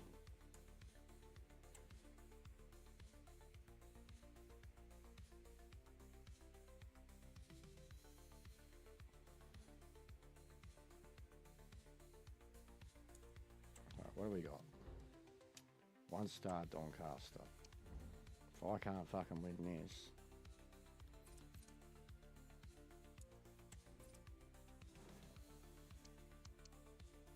Oh, and I can have extras. Cup football. Yes. Yes.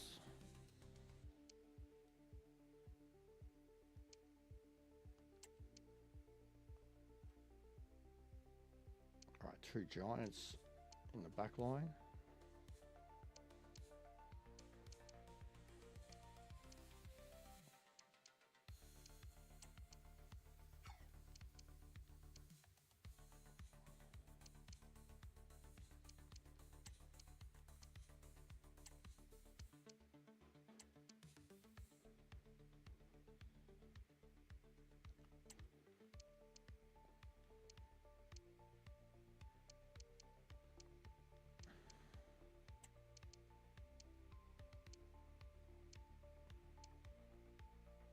I reckon Cortizza.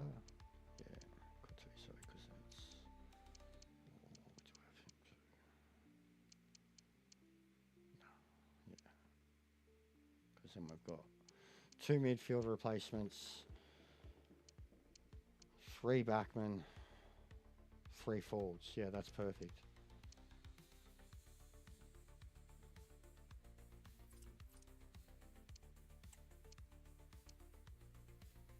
We got to have someone better, so yeah, because we don't want fucking to pay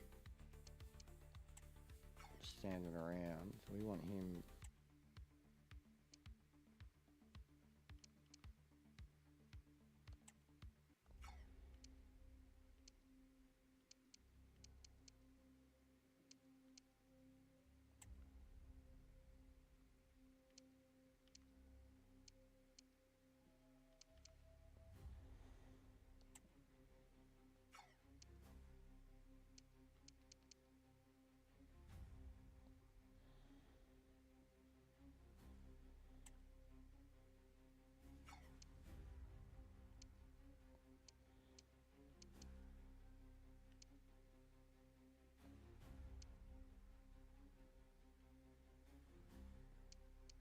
Yeah, mad.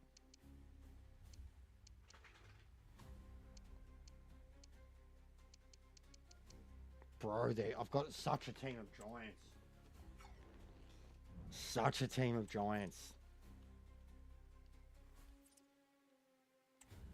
Like.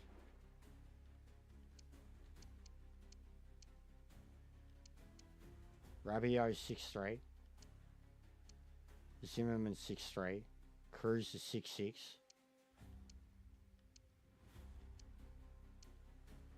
That's it, 5'11" on this one. But these 3 giants, mate, and a 6-foot goalkeeper.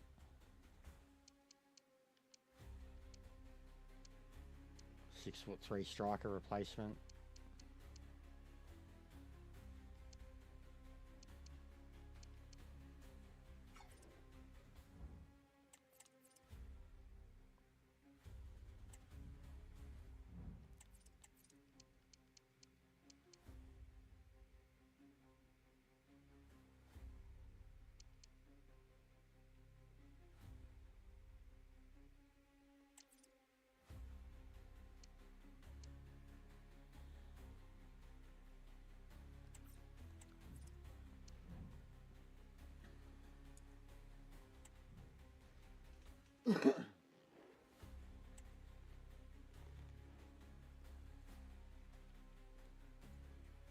Two teams heading for what's sure to grab the interest of football fans around the world. Total coverage coming up next on EA TV. Well, hello to you and welcome to another exciting game brought to you by EA TV. I'm Guy Mowbray and I'll be joined for commentary by Sue Smith, the former England forward. And with the atmosphere building up nicely, what a match this promises to be. It's Accrington Stanley and they take on Doncaster Rovers. Yeah, it's obviously a break from the league today, and there is still a long way to go till the final. But both teams will be wanting to get into the next round, that's for sure. This should be a competitive match. This is who I've been looking forward to seeing most today. Are we going to see him play a prominent role here soon? Yeah, 2 goals in his last game, and that's why we're focusing on him. He's just got great movement, really intelligent, finds those little pockets of space, and I'm sure he's going to do exactly the same again today. Here's how the home side lines up. Yeah, they're playing a 4-3-3. One central striker with the wingers providing the width. A quite narrow 3 in midfield, and then a back 4 where the full-backs, they're going to be expected to get up and down those flanks.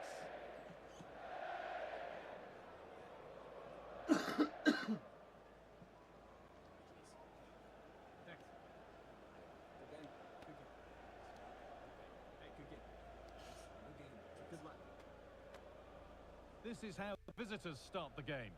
Yeah, it looks to be a 4-4-2, and you'd expect the 2 strikers to occupy both centre-backs. When they attack, they'll combine, and the wide midfielders, they'll get forward to provide crosses for them both.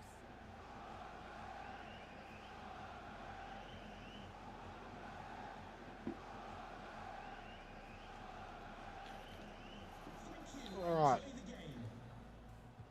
So we're out of the Carabao Cup. We're barely hanging in there for the BSM. We need this. Well, it was looking good, but ultimately nothing doing. Adrian Rabiot. Elsewise, we're just going to tank this whole fucking season. Rabiot.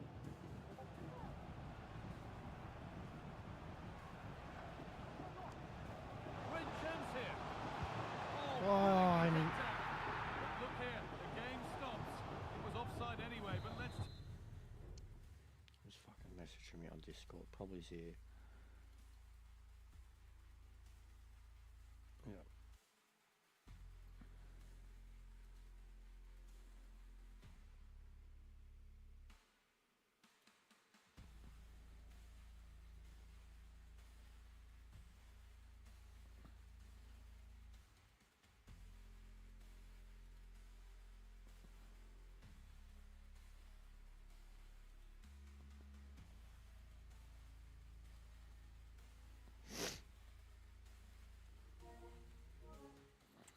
Nothing away from the save.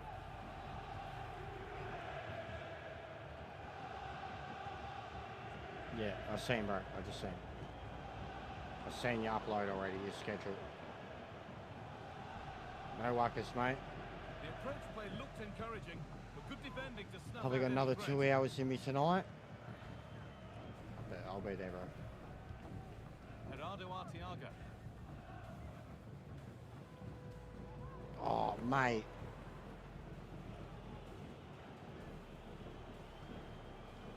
That's a nice forward-thinking pass. Needs to clear it here.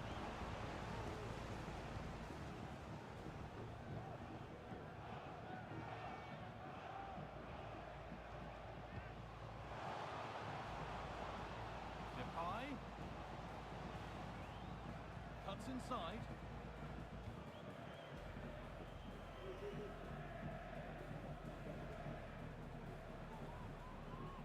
Rabiot.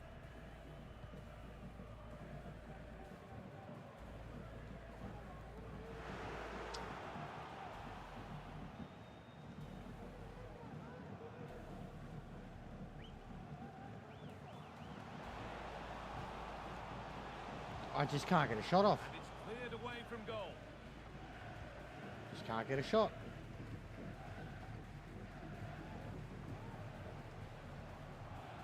Oh, what was that, you fucking Win it goose? back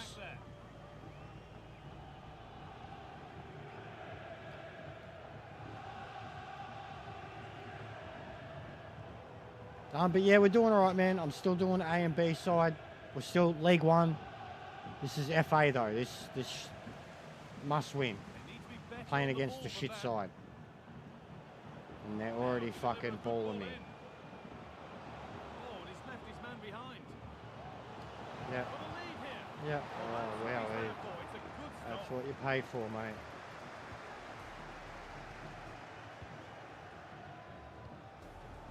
Adrien Rabiot.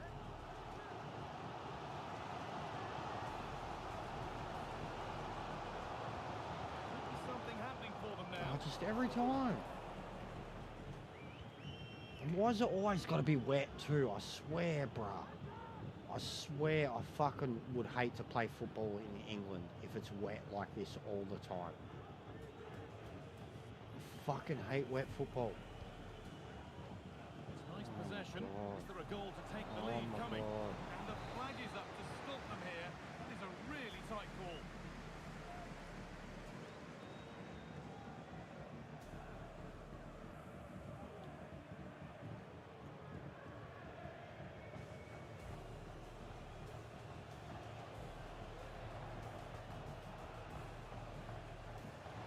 Making good progress here.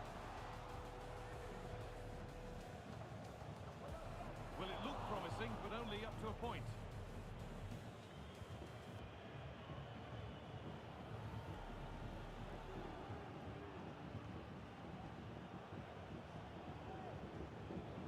Able to come away with the ball. Depay. Adrien Rabiot.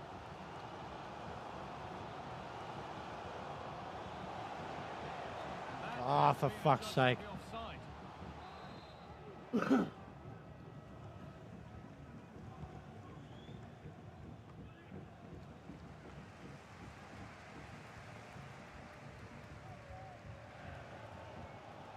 Adrien Rabiot.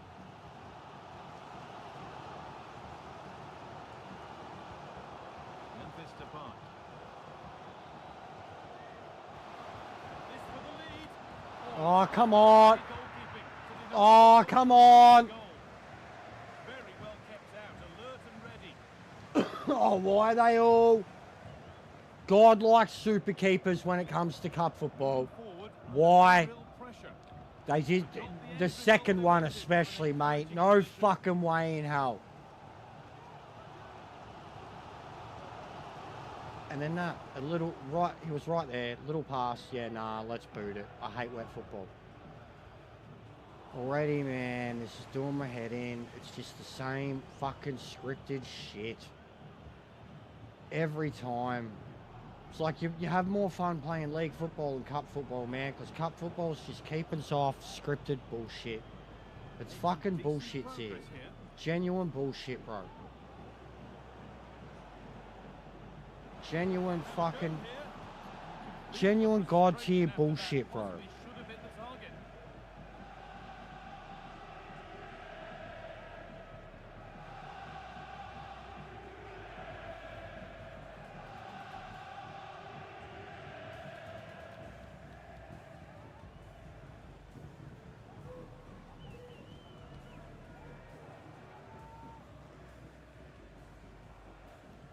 Adrien Rabiot.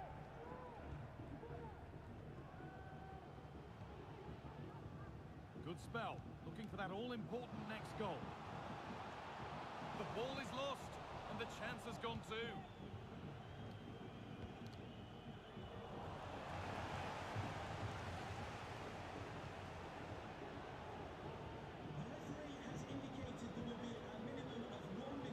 Can't believe that tackle, bro. My guy didn't even have the ball, and he got kicked into from behind and fell over, and they didn't even call a whistle. It's going to be it for the first We're gonna take a 45 lead. minutes.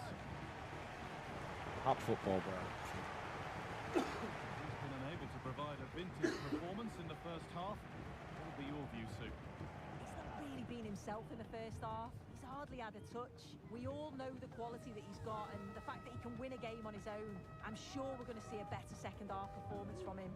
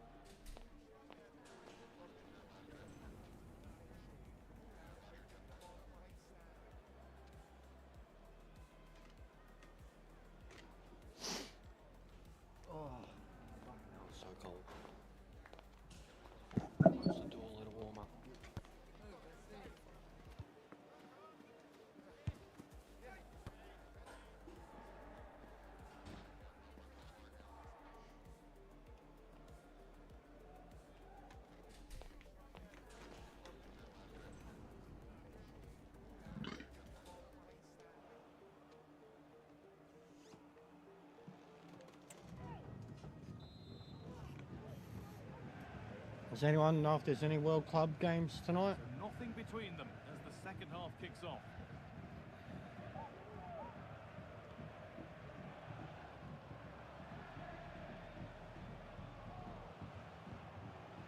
Now, what can they do from here?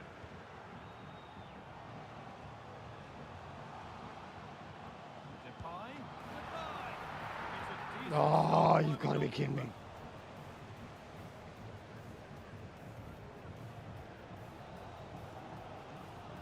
Well, I think the fans sense that a goal is coming. They've created a lot of opportunities. They just need to be composed and get the goal now. If you listen to that, they're really getting behind their team. And I'm sure they sense a goal's coming here.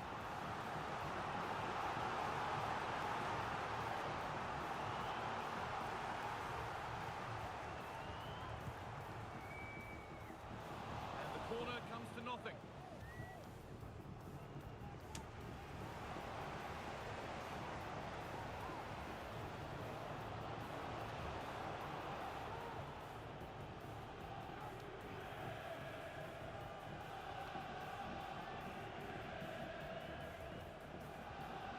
Moving it nicely, waiting for the chance to get themselves in front.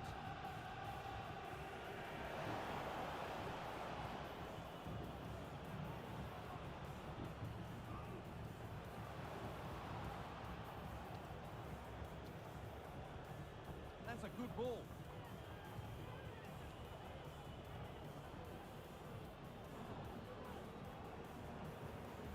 This is a lovely spell on the ball. Well, nothing to get excited about at the end of it.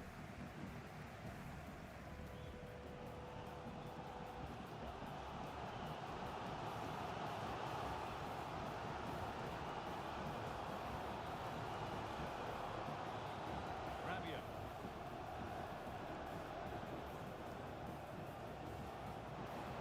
Now, can he get the cross in? Goodbye! Oh, ho, ho! That has flown into What a the fucking goal. strike. I am Jesus. starting to get good at crosses and having the trust, if I'm in front, to drop the ball rather than try to header it. Drop it at the feet, have the shot. I still thought the shot was going to get blocked. Drops it. Look at this. Look at this poor cunt. He's got a mad eye view of it.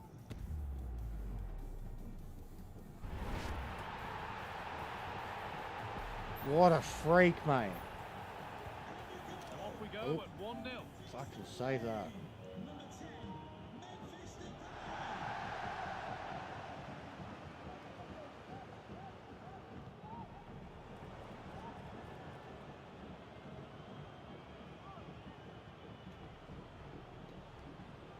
This could be dangerous.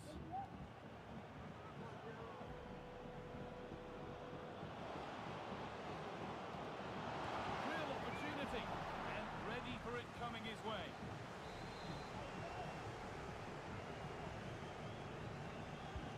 Over it comes, and the defence ready for what was coming.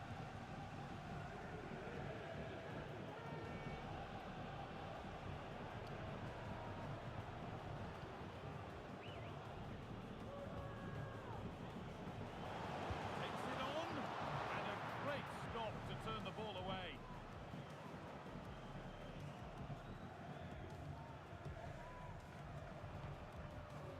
Now there could be a real chance developing. Looking to put the cross in. Got no energy left.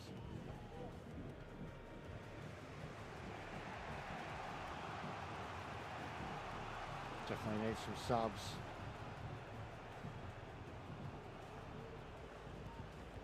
Well Yeah, read, boy. in possession.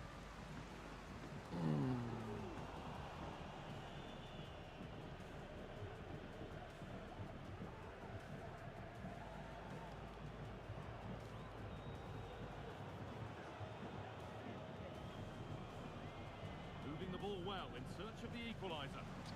Possession given away. The referee spots the infringement. Free kick to come and a real opportunity this. For what? For what?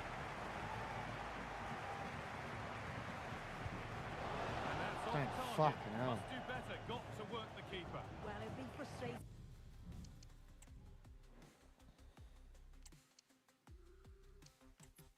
Oh, I'm out of subs. No.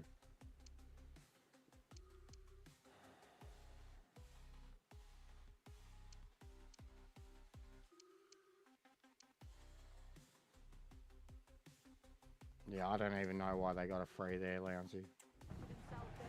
Don't even know, mate. It's all wrong. It's not even close in the end. That's what I mean, though. And in that situation, too. Like, that's what I thought. I thought they were calling offside first.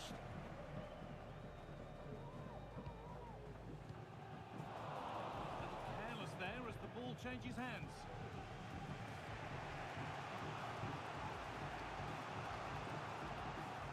Promising looking attack, this.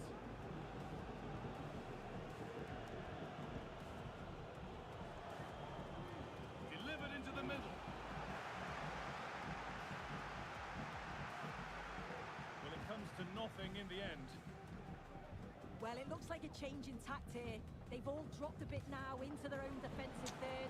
It's important that they Gotta do be have an kidding me. outlet when they win the ball back, though. Look to hit on the counter at pace, and I'm sure they'll cause problems.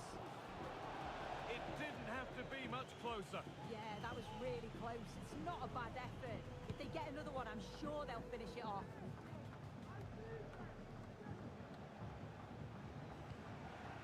Adrien Rabiot. Good cross into the middle. Corner. Not a lot of time left. They're nearly there.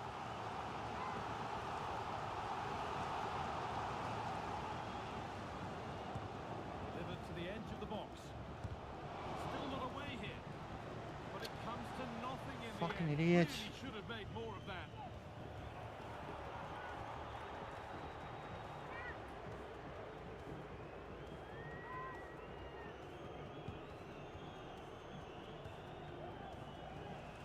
But that's Ah. a little bit out.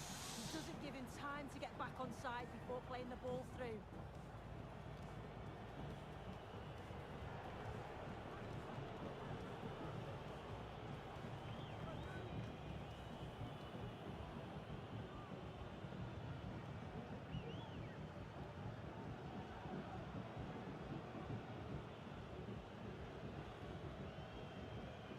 Could they take advantage here? Time's starting to be the enemy now.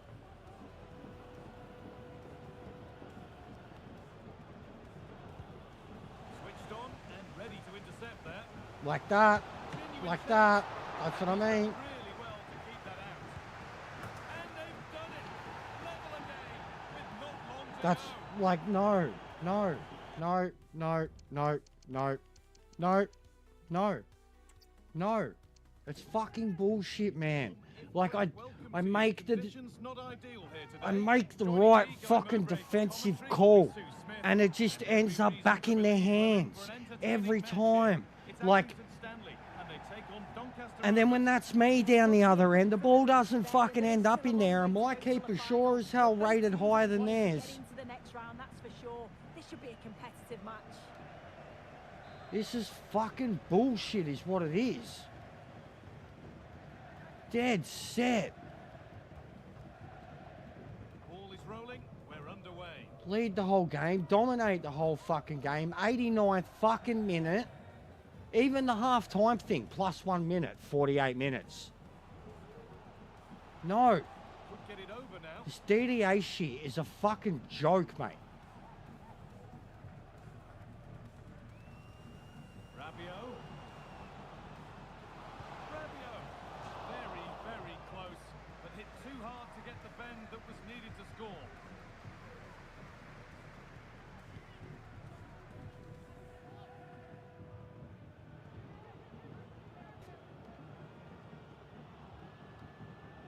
A move of real promise now.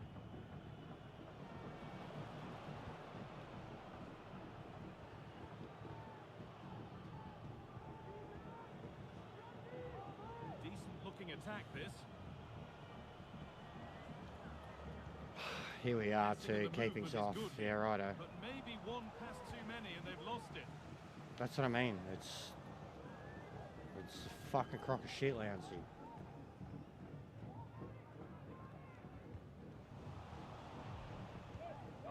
good interception to take the ball.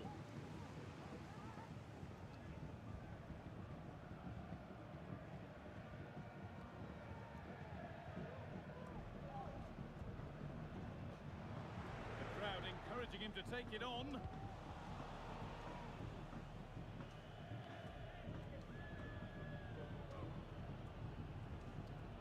Unsurprising who we've picked out as our player to watch Won't let me here. change to What are we play expecting to see anyone from in the him today? midfield Yeah, at all. Grace last time Just out, won't there let was me no change real to anyone in the surprise midfield. on him. It was his movement for me, though. He was always active, always trying to find a yard of space, and I expect it'll be much of the same again I think it's today. just going to be one of those games that I end up losing again. I'll restart it and I'll sim it and I bet you they're better. It's just cup football. It's ultimate difficulty. This ain't legendary. That's where it This ends, is with ultimate. Possession lost. No time to dwell on the ball.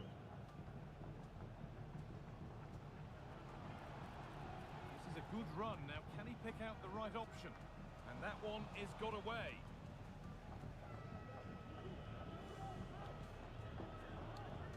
They've given it away here. What's going on, Strons? How are you, bro? Kicking ass, but get my ass kicked at the same time, mate. Just depends on what the system feels like doing to me at the time. Little careless there as the ball changes hands.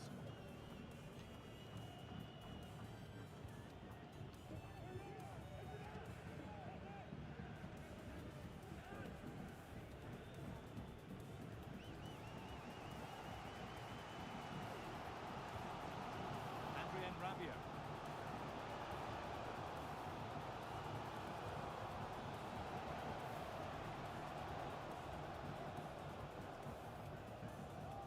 Nothing to split the sides, but this move is looking promising, but not really going anywhere fast with it. Well, they've changed the way they're playing here. How you been, It's Strons? a strong position that they've moved themselves into. It's pretty clear that the plan's to win the ball back in their own defensive third, break quickly, and then catch their opponents unaware. They've certainly got the pace for it. Promising looking attack, this. What you're observing right now is the it's ultimate difficulty. I'm on legendary, but as we know, with cup difficulty, it always goes up. So what you're witnessing right now is a one-star team on ultimate difficulty make my three-star team look very average. Walker Zimmerman.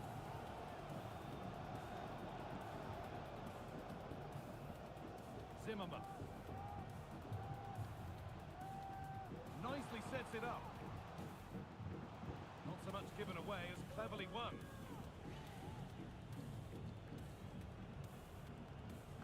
And then they play keepings off.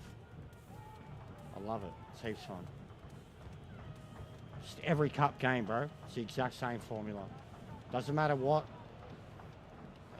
formation I do or how much I change the attacks on the fly or if, like, it's the same thing.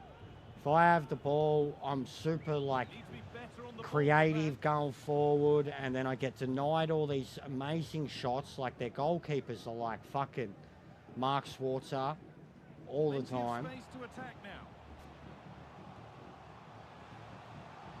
And it's on now. Oh, great You work know? from the keeper to avert the danger. And then, yeah, they counter-attack perfectly. No, I don't know officially, but I've always thought so. Even when I was playing on semi-pro, Now a sense that something could happen I from thought this. so. I thought I'm world class. Like, in Looking to put the cross world in. class, all the cup football, Now, bro, what can was they do like from here? the hardest shit I've ever done. Have a go here. That was when I was like, I need to turn it Turn back the down to ball away. professional. Playing fucking Champions League on world class. Turn around in possession. Excellent positioning. I've always believed it. Your players get injured, they blow the whistle less. Like the DDA that exists, that system that exists to make it more competitive, I believe when it comes to cup football, yes, it ups the difficulty. Advantage play, no free kick. And play is brought back. I mean, it should have been an instant red card. This is what I'm like, this shit. this shit, bro. Like, the tackles. And on that whistle, the first My AI makes tackles. They fucking award a free kick outside the box. They score off the free kick. really been able to put his It's stamp on like, the it's game just to this point. invincible mode when it's Great goal cups. to admire. And if I restart the game and sim it, my side's going to win like 3-0. It's the difficulty mode. Like, it's a joke, bro. Like, even look at my team, bro. They're not even worn out.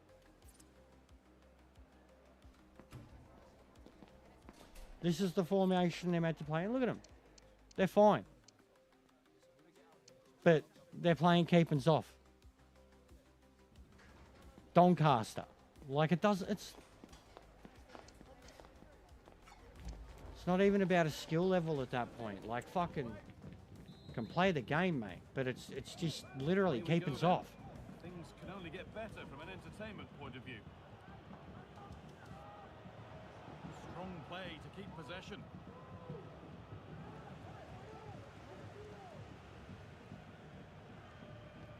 See? Untidy in possession there. Like, that motherfucker came from behind. Lost the ball and came from behind. And look, and then it's keepings off. I'm really over lovely cup football. spell of League possession. football's entertaining. Cup football's not. It's just this every time. This is a They like, promising it's like looking they systematically just look for these cracks, bro, and then they get them straight away. And if they don't do that, they score this freak goal outside the box above your whole fucking... Yeah, a lot of people miss the old FIFA. The ebb and flow of it. It's certainly not real now.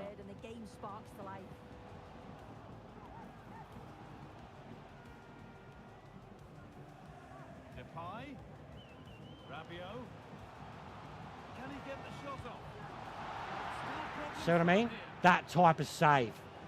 That type of save from a 1-star goalkeeper when an 84 rated fucking striker sent it at him. That type of save. They do it 2 or 3 times sometimes because it'll bounce off and you send it straight back. And that type of save, bro, is exactly what I'm talking about. A 1-star goalkeeper for a League 2 side against an 84 rated striker. Memphis Depay. Right? At that range, like he had any idea it was even coming, bro. The hard work pays off. They won the ball. Like, this is beyond legendary. This shouldn't be happening. Crucial defending.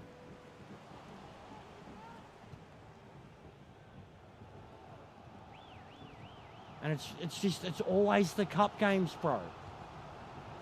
I changed my formula. I restart it 2-3 times, bro. It's just the same thing. Press continues to take the lead. Thank And fuck. there's the first goal of the match. Deadlock First broken. time that he didn't save it, mate. But you watch now the instant fucking them come back out of nowhere. Well, here we can see it again, and he probably won't get an easier finish than that. But it was never. There's got to be a better replacement for him than that. Yeah, fuck on.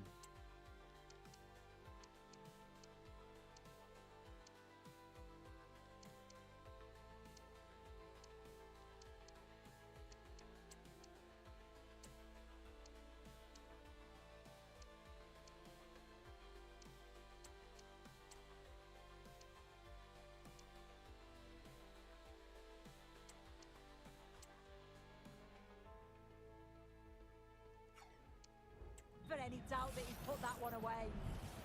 Well, we've had to wait until the second half, but finally the deadlock has been broken.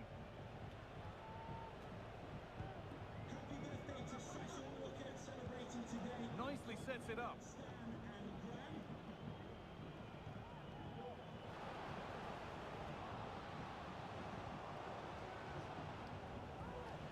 Yeah, nice clothesline, mate.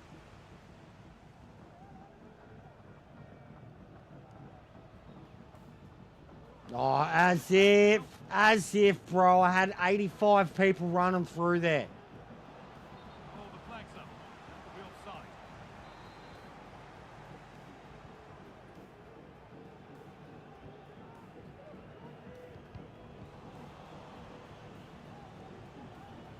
again, I repeat, they're a one-star side, and they seem to defend like, I don't know, just list fucking 3 or 4 of the greatest defenders of all time. Have your pick, mate. These blokes certainly, even that, look at that footwork. Can I fucking stress this anymore? The dude just literally acted like Messi. This is Doncaster. 1 star. My AI alone. 70, 80 rated defenders. And they just let this dude act like Messi. I wasn't there. I was a midfielder, like kind of blocking the pass. Like, how much more example does anybody need that this is every cup game? Every cup game. Dude, just Messi. 1 star, Doncaster side. Against probably like my back line would be like 4-star rated, bro. Like, and I said it. I was like, now watch them instantly do some fucking bullshit. Yeah, that's what I mean. 58. Yeah, 58 to a 60. If that. If he's lucky. 100%. Strons. 100%. Yep. And it's every final, bro. Especially if I score. Half the time it's them scoring first, then me going through hell to score back. Then they score in the 89th minute to win 2-1. That's the usual final script. From UCL against Man City to FA Cup against Man City to for the title of League 2. The same script. Every time. Goes one or the other ways.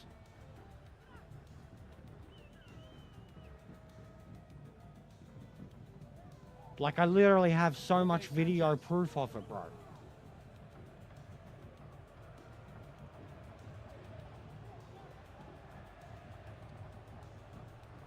If they score from this, they'll surely win the game. There's the flag. And then, of course, every time you create something, this cunt, what was he doing? In fucking La La Land, mate.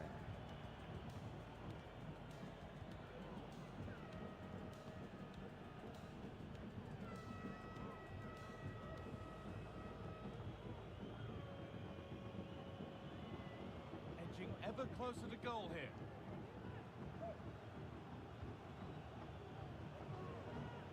And then it's just this keepings off until they find this perfect one that they can send in with absolutely no time left. He's offside.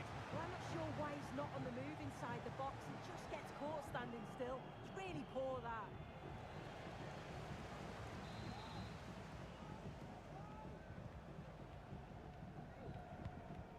Oh, yeah. Oh, that's been won really smartly. Good ball, decent looking attack this. Great chance here. Oh, excellent work from the keeper to deny a What was I saying, guys? What was I saying? Be a chance. What was I saying?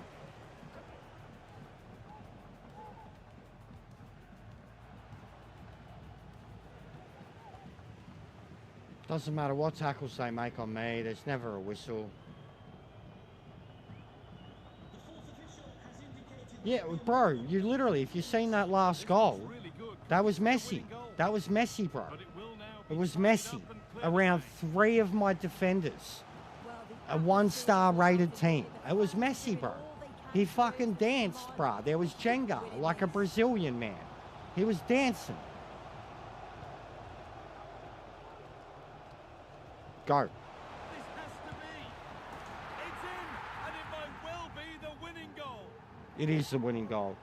Oh my God. That's how it usually goes the other way, though. What a joke of a game. What's going on, Tony? Mate. That's the script. Reversed. manages to keep his cool and he finishes it off well. How satisfying every time is it when it's wet and you score a goal? All the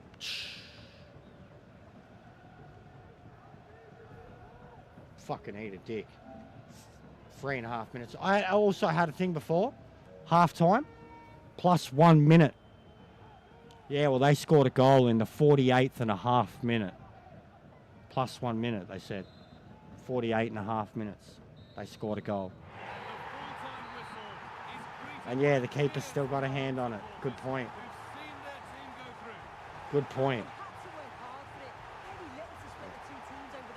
This is the shit. Cup football. It's a joke, bro. Like, same story every time.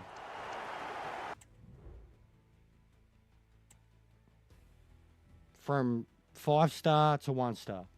That's the script. Add in an injury or two. Instantly. Like first half. First play. Or a tackle that brutally injures one of your players but doesn't even draw a whistle, and the commentator's like, brilliant tackle, and your player's lying there fucking crippled, mate.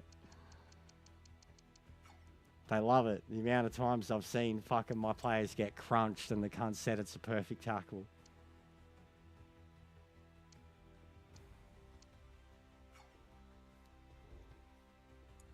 Right, so what do we got?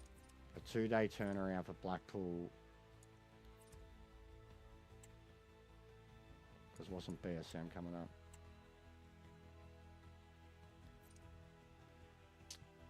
So 2 turn B team. Yeah, because pretty much give B team 2 games in a row. Really rest up the A team.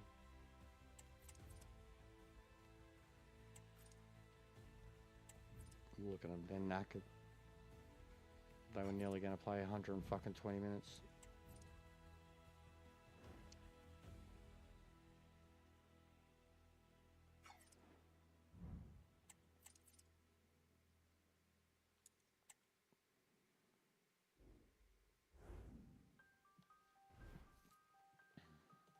Sydney FC. Hey. Selling to the A-League, mate.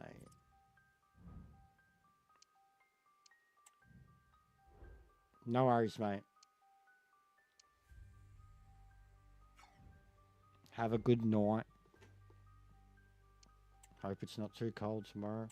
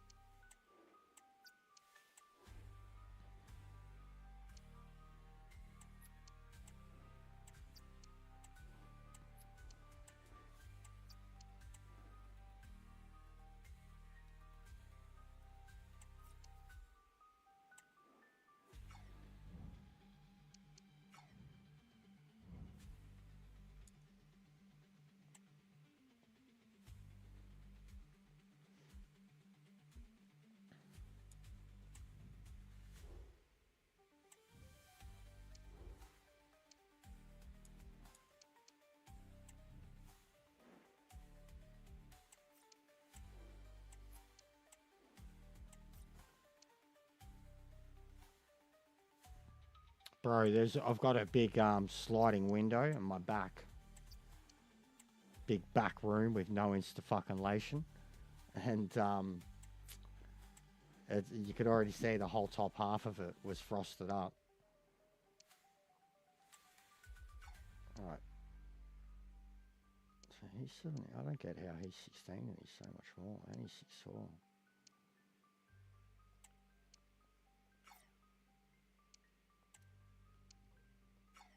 So we just gotta wait. Keep him on the books. Catch you later, bro.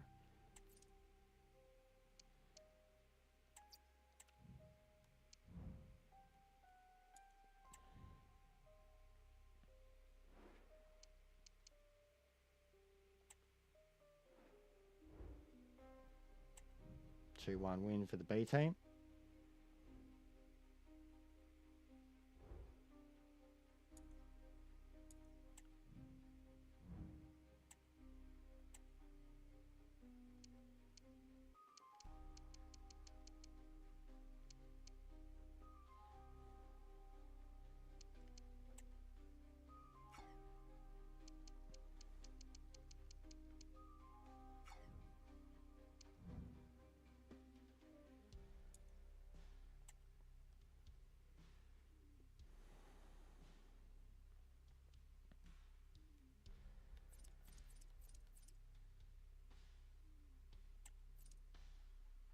Alright, so we got this, then the BSM. So yeah, another B team. No matter what, they can get through it. They can deal with it.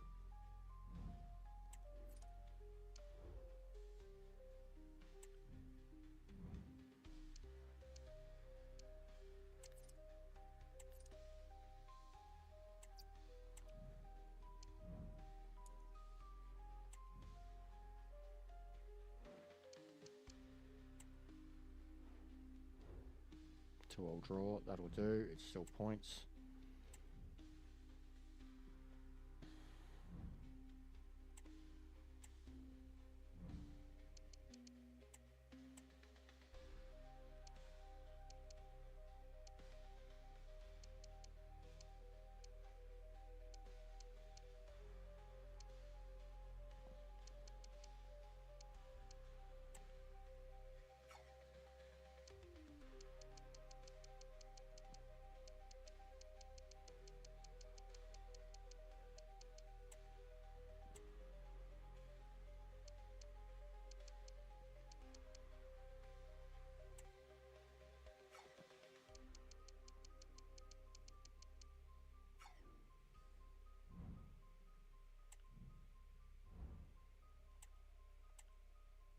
I love the development on these guys. Just how many roles they have before they even fucking come out of the academy is going to be so handy. It's also probably what makes them, and it's because I'm doing all the individual going in there and changing all the what they're training on every time.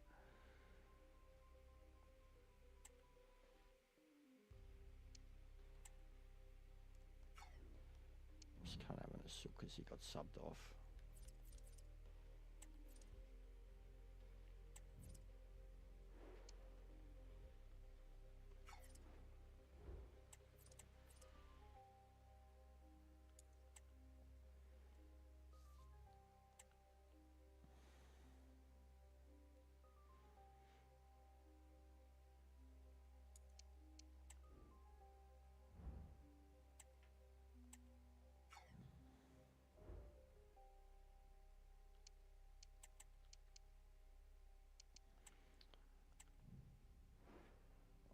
This can wait.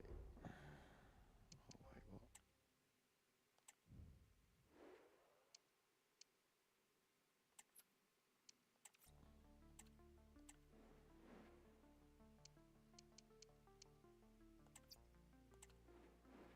Done. So, Bundesliga.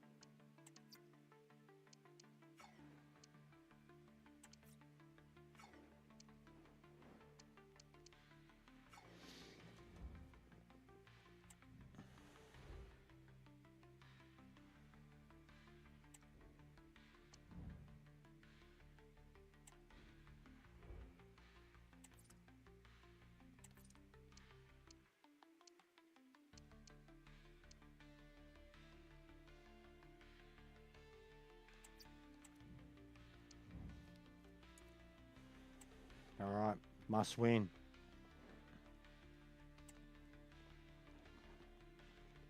Well, no back-to-back BSM for us, Our which we camera did last lens time. trained on one man. 3 goals in 3 games, a nightmare for opposing defenders.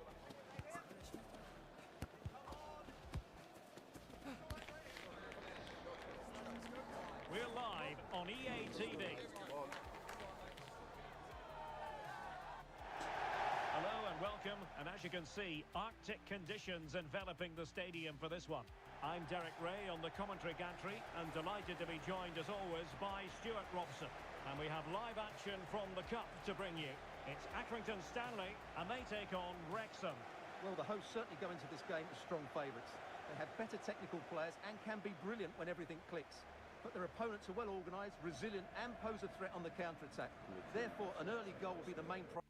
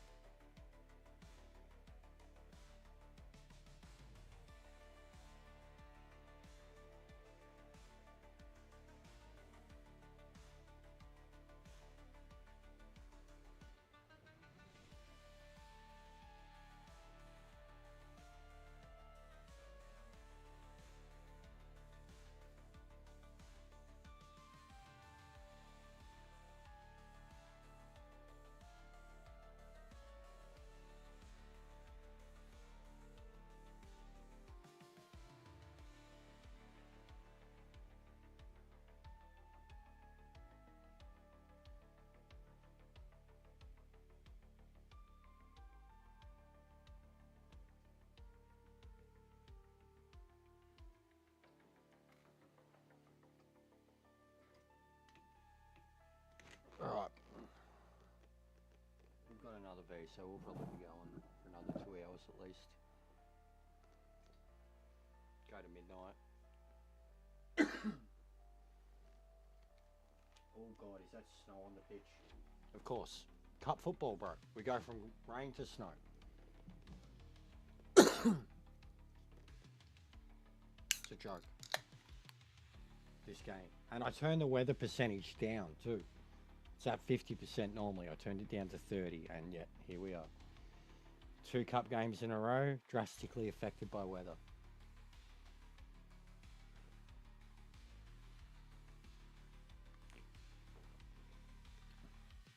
Oh, that's so cold. That alone wakes you up. Coburn, look at him.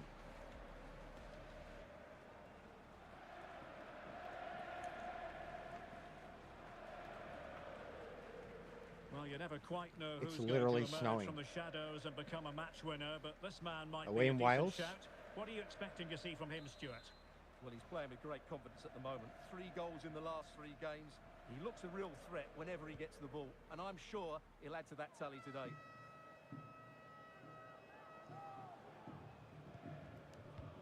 This is the lineup for the visitors today. He's offside. Well, it's a 4-3-3 with 2 out-and-out wingers, but they do vary their movement. They give width, but they also make diagonal runs infield when the ball's on the opposite flank. Their performances will be key today.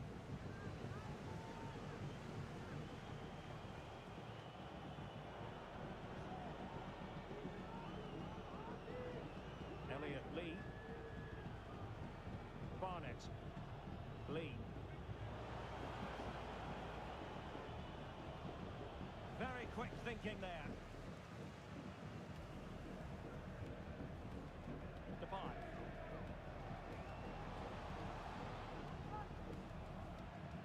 Well, can they be creative from here?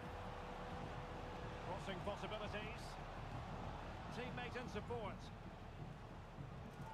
Decides to shoot. Oh, commanding goalkeeping.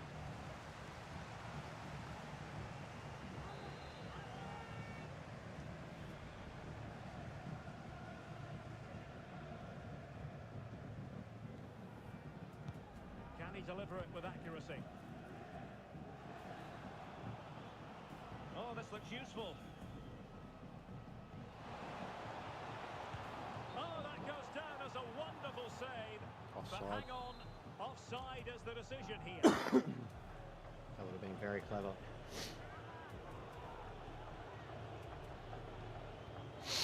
James McLean.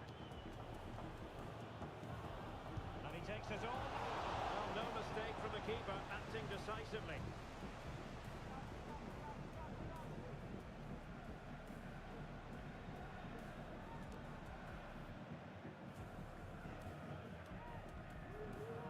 Good work to regain possession. Oh, yeah. Throw-in radar was a bit off. Can he take the chance? A goal. That was sick. From a throw-in. Precisely what they had been planning. Stolen the dude as it was. Like, he caused the throw-in. Lost his own ball. Well, just look at his strength here. He holds off the Coman. challenge, he keeps his balance, and he finds the back of the net. It's a wonderful goal. From a throw-in. Interception. Goal.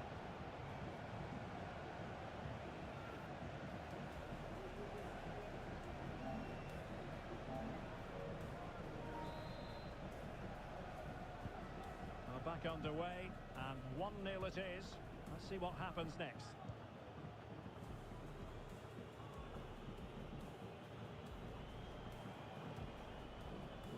Barnett.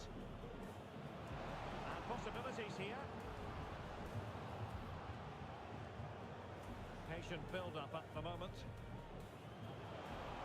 Can he find the net? And did just enough defensively. Cameron Devlin.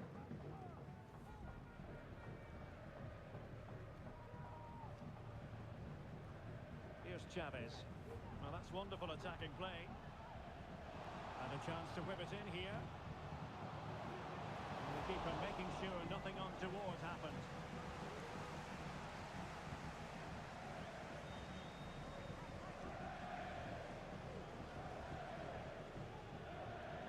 Evans. Made it look routine, but read it well.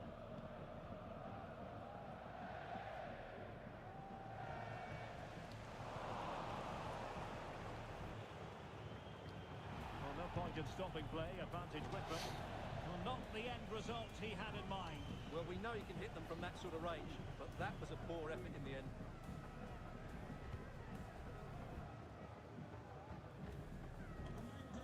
Fabio. Well, sitting deep and just trying to form a really coherent block. A good technique in terms of how he struck it.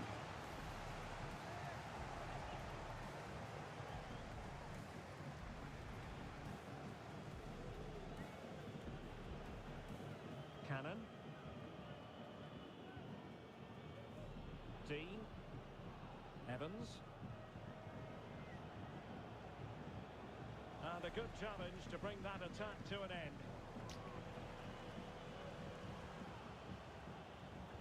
Oh, for fuck's sake. And it's gone behind for the corner. Who can they pick out?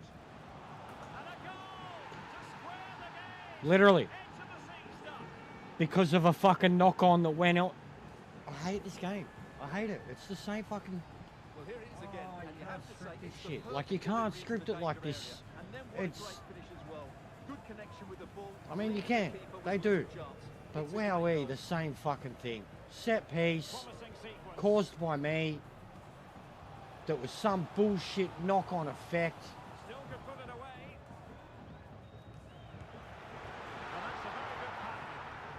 Absolute bullshit, man. For I competitiveness. still don't know how he kept that out, Derek. It's a fantastic save to keep it all square. Dead set. You just can't get a fucking multiple goal lead anymore. They know that.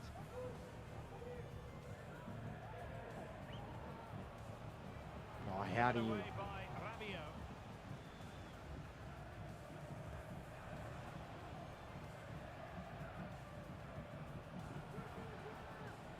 Cruz. Arteaga. Possibilities inside the box. That's excellent defending following the cross.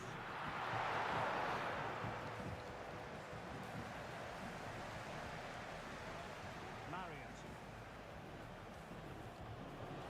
Can they get in behind them? A real opening now. There it is! A fantastic goal, and no wonder he's off celebrating.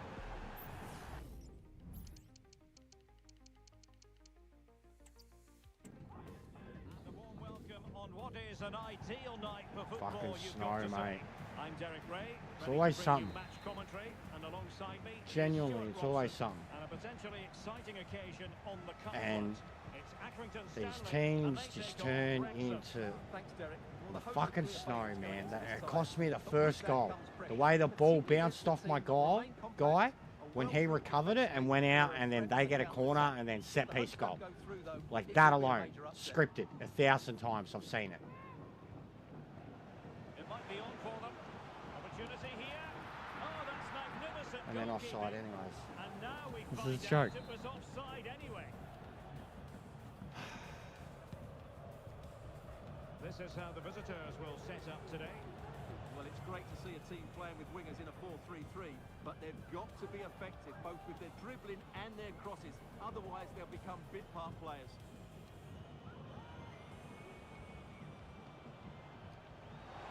Surely. Well, how close was that? Inches away.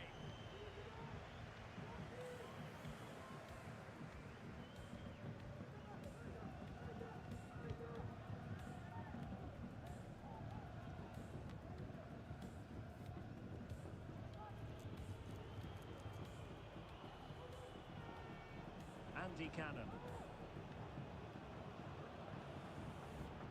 McLean in possession. Well, he stopped them in their tracks. And as a play it goes, throw in coming up here.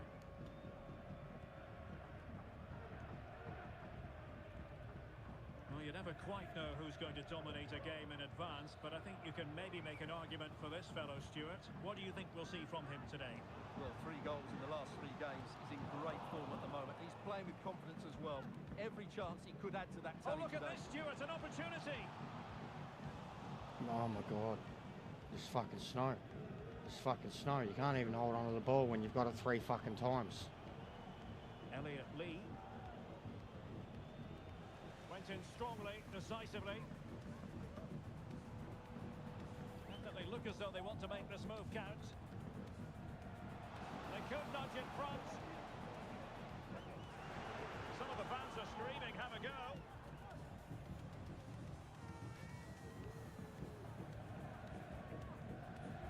Still pushing for the goal that would put them ahead, but not forcing They're it. just marking me so bad.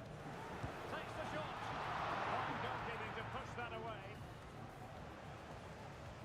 Like I knew if I tried to take a shot at any point then it was just going to be an instant block. I just had to try and come up with something that was going to be a shot. Elliot Lee. Evans. Now Jack Marriott. Paul Mullen. It's neat passing, confidence on the ball. Terrific block. Cross out for the corner.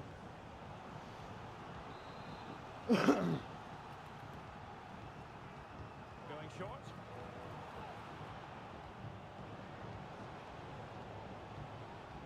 Makes his way in field.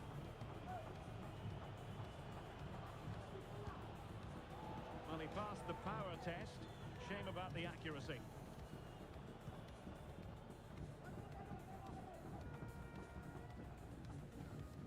Oh, Callum Burson. even when I And it's recover the ball. with Dean.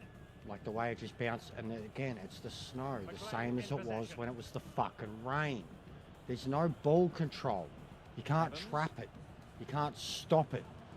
Any little fucking contact with it, it just spears away. No worries, Elliot Lancey. Lee. Cannon. Well, putting it wide from there. Disappointing.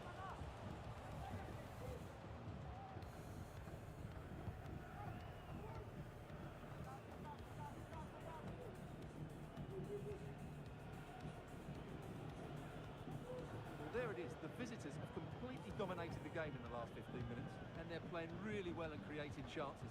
It's surely only a matter of time before they take the lead here. Yes, it might be on for them once more. Can he put it away? Oh, that's textbook goalkeeping.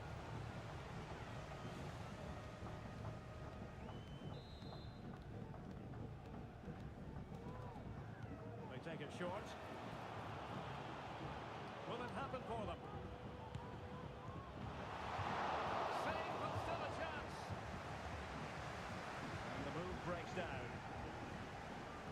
Well, Wrexham are knocking at the door here. That was a good save, mind you. It was world class from the keeper. Well, unlucky perhaps to be denied, but they've now got to think about defending. An inability to keep hold of the ball there.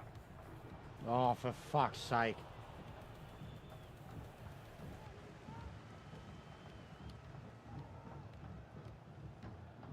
Depay. Well, that's how to keep the opposition at bay.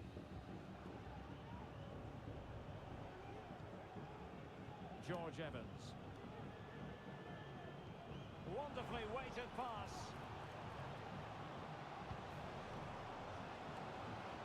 Not too fussy in clearing his lines. Breaking at pace.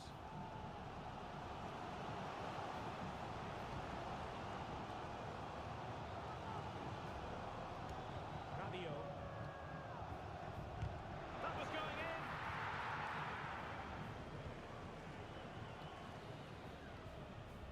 Paul Mullen. Well, they're moving it around with real purpose here. He's in Oh, behind. you've got to be fucking... bro, I can't do this. I can't.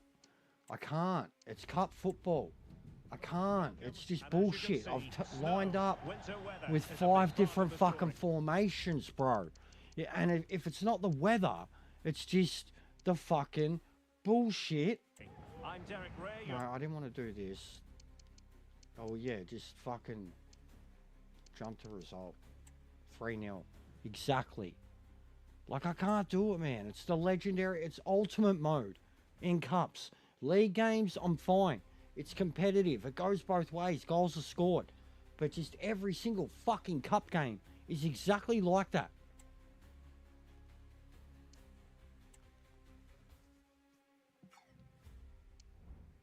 And I don't want to fucking sim a whole season, man.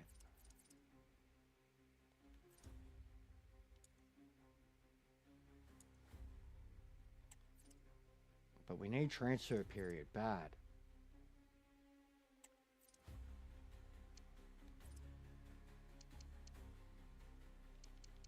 And then again, we're going to have 2 cup games back to back. Alright. So we're smashing our way through these, sim or not. What was that? A team, so B team, then A, B, A, B. Yeah, sweet. So B team.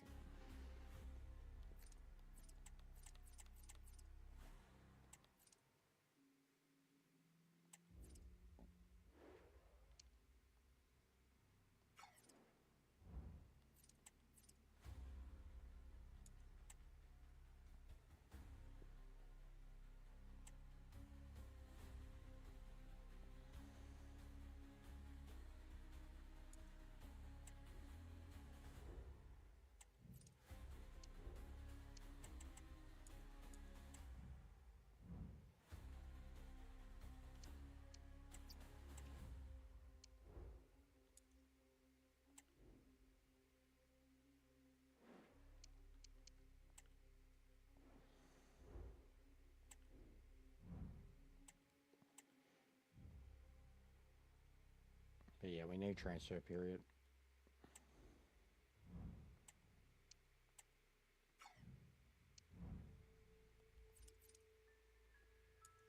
Which is very soon.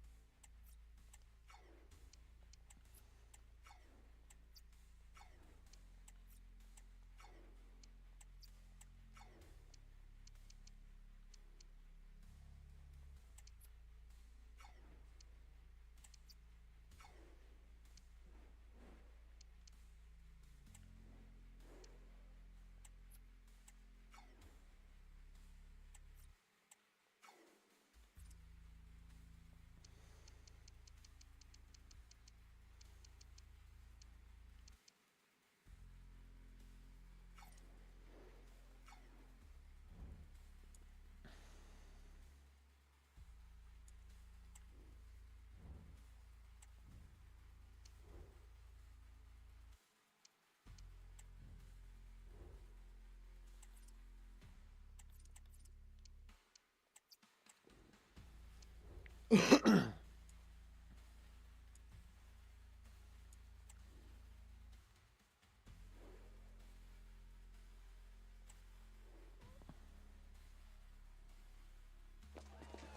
city alive with the spirit of excitement and a stadium brimming with anticipation. The build-up has been intense, and now we just can't wait for it all to begin. It's anyone's guess, though, which team will come out on top. Don't go anywhere. All the action coming up next. Well, hello.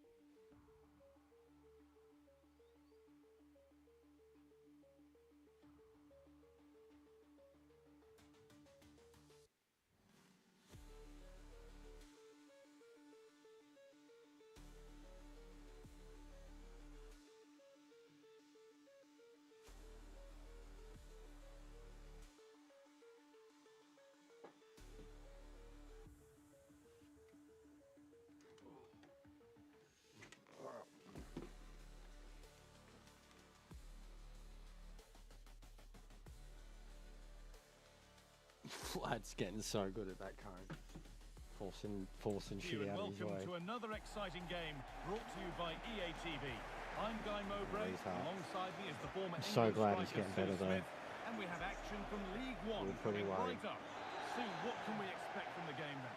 Thanks, Guy. Well, I can't wait for this one. Both sets of fans are certainly up for it. I'm sure that that'll give the players a real boost. They'll be hoping to start the game at a fast tempo. Just instantly not getting fucking pressed the way I was. Has the space to whip it in here. Got back across. And the danger is cleared. Here's how the home side lines up. Yeah, it's a 5-3-2 or a 3-5-2 if you like. The midfield will be flooded when they've got the ball, but then the wing-backs should drop off when out of possession. Fucking wet again. It's just whether they can Bro, get off the pitch turn the consistently weather enough to down. help This provide fucking the width rain to their shit. attacks. This is the lineup for the visitors. Yeah, and it looks like a 5-3-2 to me. With this, I'm sure they'll be looking to make it difficult for their opponent to break them down. It's key that the wing-backs get forward to support the attacks and provide the width. Certainly a good job that they're fit, though, getting up and down that line.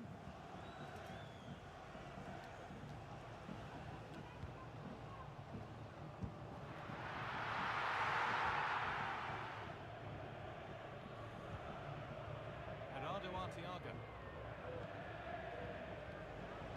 I'm sure the visitors will just be focused on claiming 3 points, and if results go in their favour, they might just end the day on top of the table. Yeah, I think they've played well. I know there's still a long way to go, and I'm sure many more twists. Sorry, Sue, chance here. The first See what I mean though? League football compared to cup. And I'm playing the same rated teams. Like,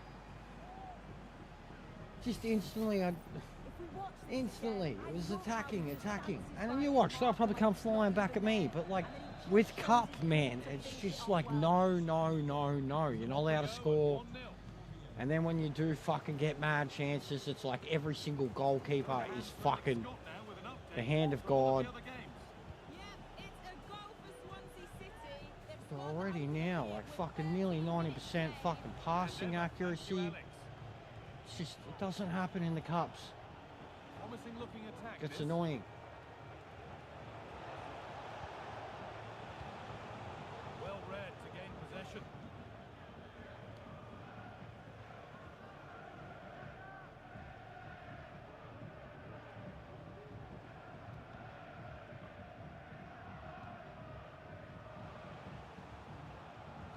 Not so much given away as cleverly won. Yeah, boy. We were all over that as a pack. Oh, yes. Now this has to be. Oh, Ball is lost and the chance has gone too. fucking hell. Can't wreck himself to fucking stop that. Would have got a kick in the guts. Goes on past the defender.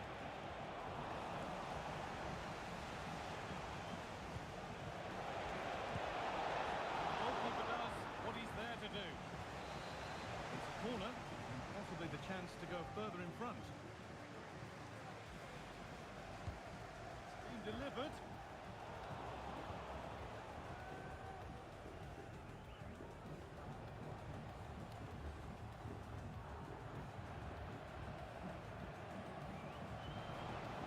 Got room to operate in here.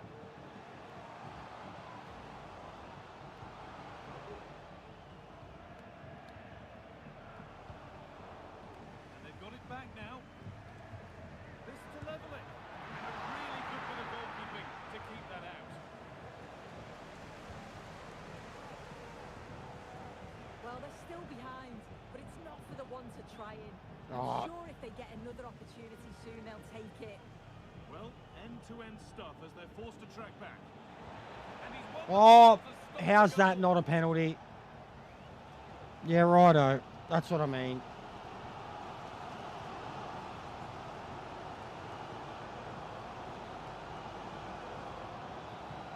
That's been won really smartly.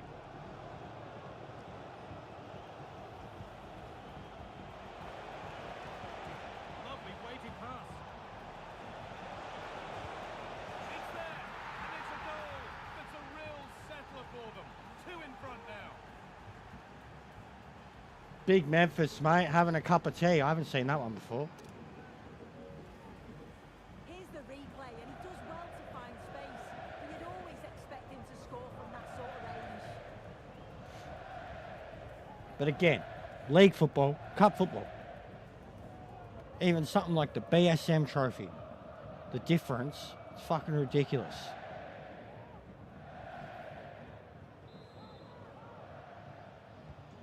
So away we go again at 2-0 now.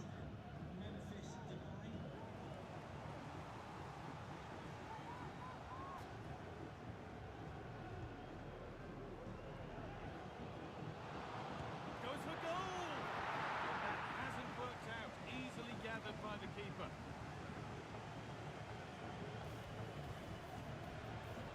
Rabia.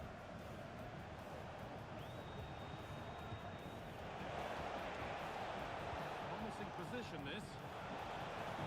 This could be. That was incredible! Oh! That has flown into the net. What a strike. A superb volley. Do a big flip, mate. That was incredible. That was incredible. Holy shit.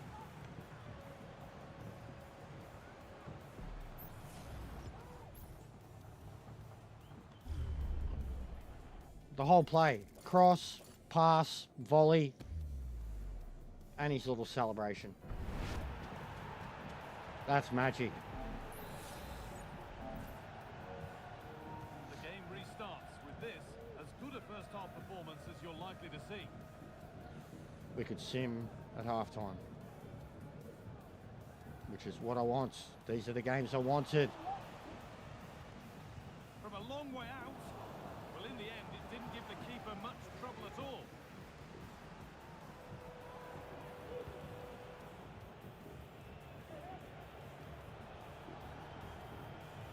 Depay.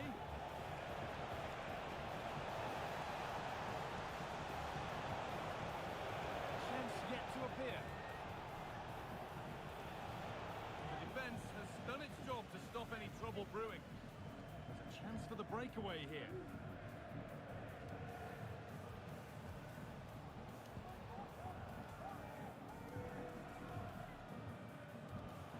It's a lovely cut inside. And the keeper Save. did really well to keep that out. Rabia. Onto Depay. The fourth official has indicated there will be a minimum of 1 minute of added time.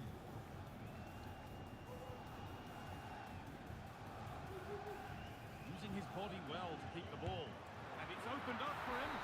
Well, it looked promising, but it Finally. didn't prove to be much of a test. And the referee's whistle brings the first 45 minutes. All right.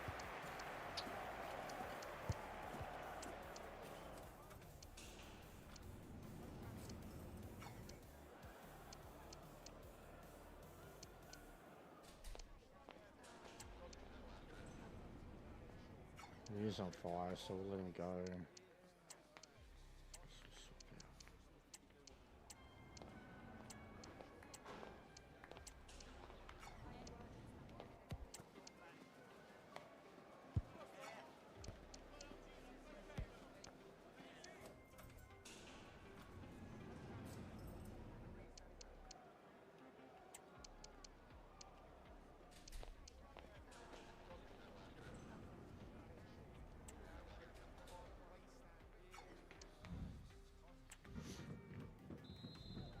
And then seemed to end 4-1. Beautiful. Finally a game that you can get comfortable enough lead that you can sim to the end.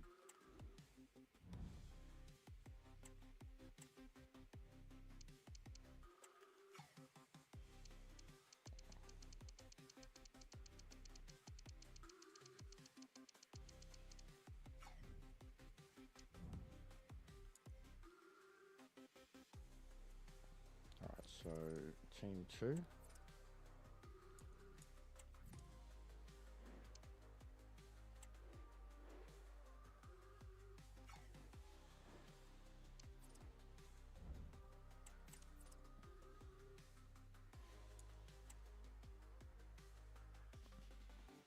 and I'll give it a crack.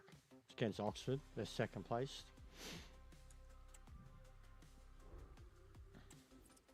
They'll probably smash me, but we'll try.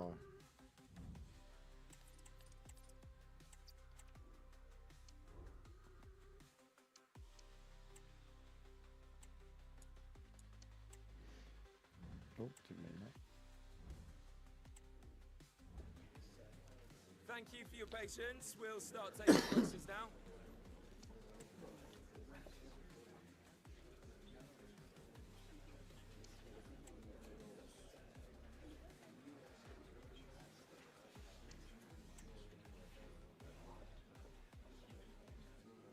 Okay, guys, I'm sorry. See how we go.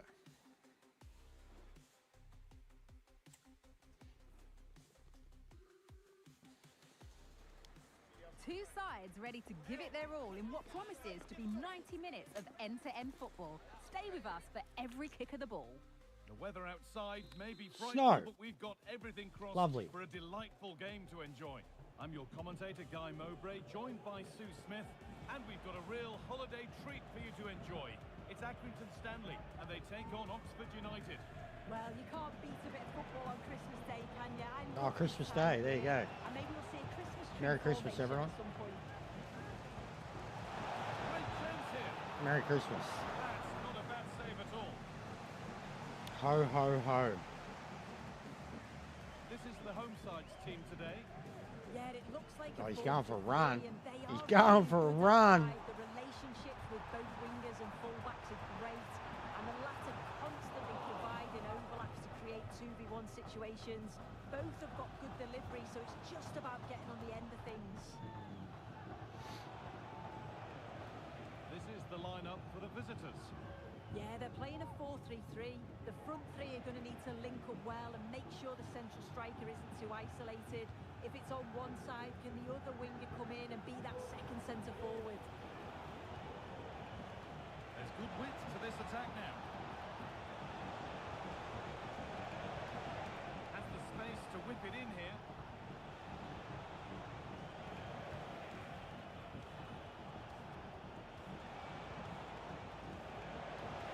Chance here. Kicked out, but for how long? That's a nice cutback.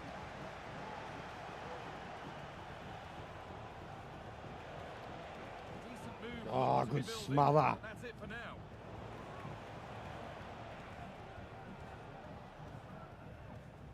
Well, I'm sure our hosts will just be focused on claiming the 3 points, and if results go in their favour, they may just end the day on top of the table. Yet I think they've played well. I know there's still a long way to go, and I'm sure many more twists and turns, but so far so good, and if they carry on like this, they'll be right up there come the end of the season.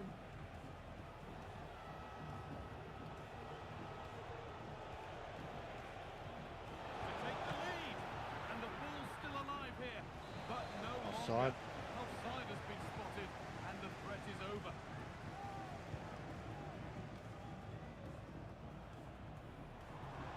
Pushing forward now to make the right choice. Nicely taken away. It's gone out for a throw.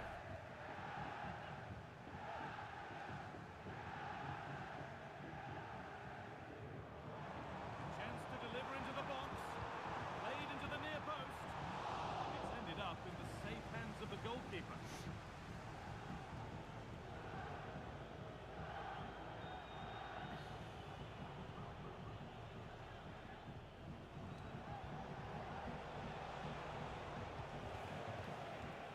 Nothing to split the sides, but this move is looking promising. And it's opened up! Very, very close, but hit too hard to get the bend that was needed to score.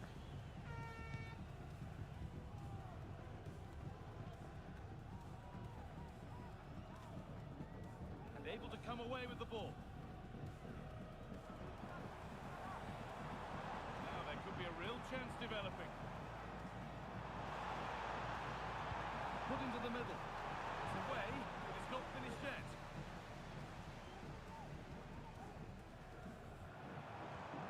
Are sitting a bit deep here, you feel. Need to engage a little higher.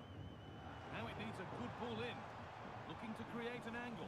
And that's a shame for them. Nothing doing. Now, something's happened in one of the other matches. A goal. Over to you, Alex. It's a goal for Huddersfield Town. The score's level again now at 1-1 with 28 minutes played. Regular updates from Alex along the way. Fucking snow. Throw in to come.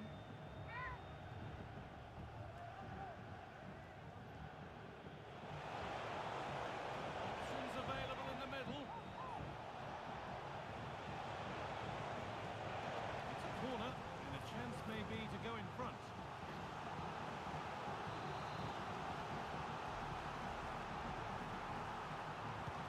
It's played in now, and the defence ready for what was coming.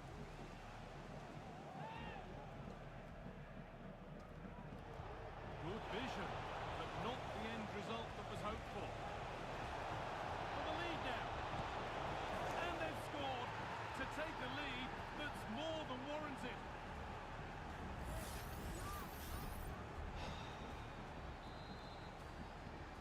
So it's 1-0 as the game restarts.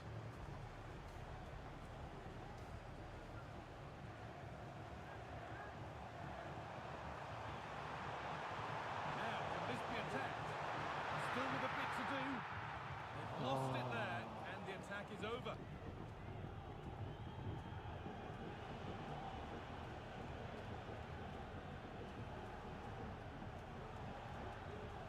Ah.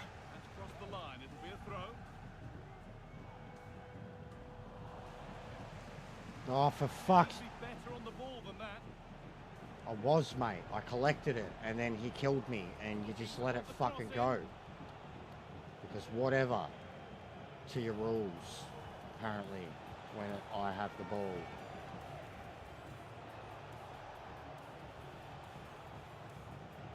Yeah, I can see it, mate. It's the same play every fucking time.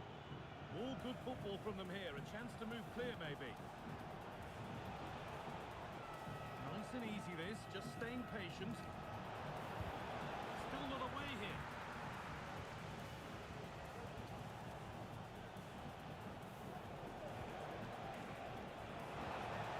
That set up the chance. Doing well to hold off the defender. And then Corner to come then. every time. Opportunity to extend this lead. Every fucking time. Ball comes in. Well, given the position he found himself in, he really should be testing the keeper. Fantastic opportunity squandered.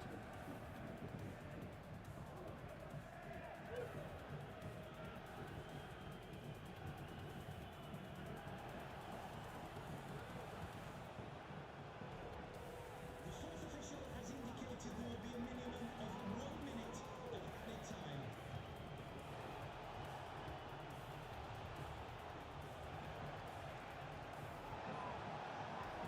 Lovely weighted pass. He's in here. It's in.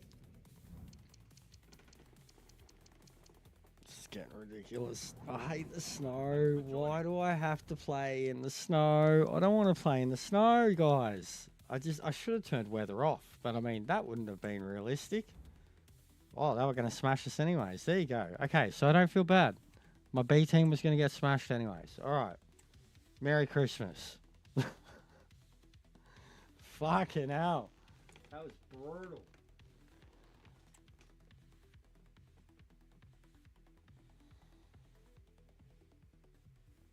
So Oxford are definitely one to look out for. They're one of the better sides.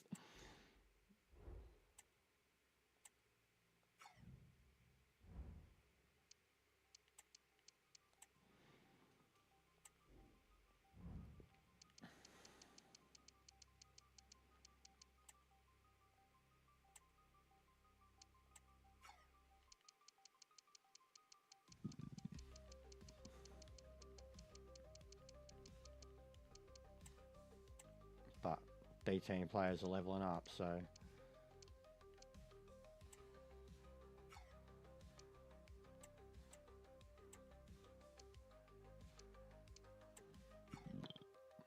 thunderstorms in Spain today, really?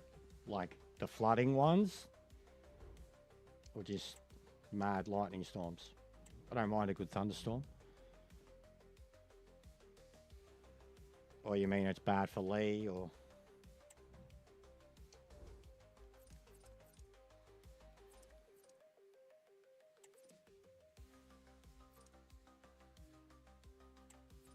Alright, so... A team, B team, A team, yep.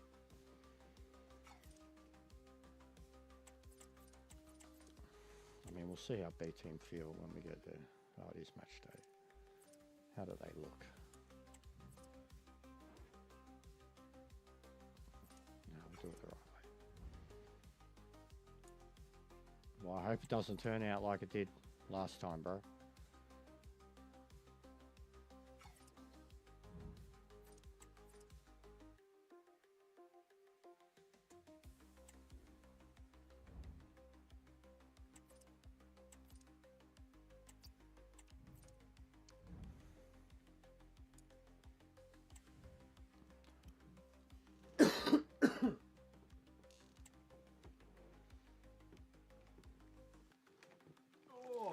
What a game we have in store for you today. The hype has been building all week and we're just moments from kickoff. All the action coming live. Well, hello to you and welcome to another exciting game brought to you by EA TV. I'm Guy Mowbray and Sue Smith is alongside me for commentary. We've got action from League One coming up for you. It's Leyton Orient and they take on Accrington Stanley. Well, thanks as always, Guy. It's a real pleasure to be here. It's been buzzing ahead of kick-off. Let's hope the football lives up to the atmosphere.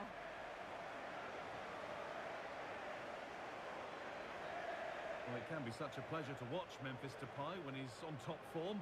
What can we expect from him today, Sue?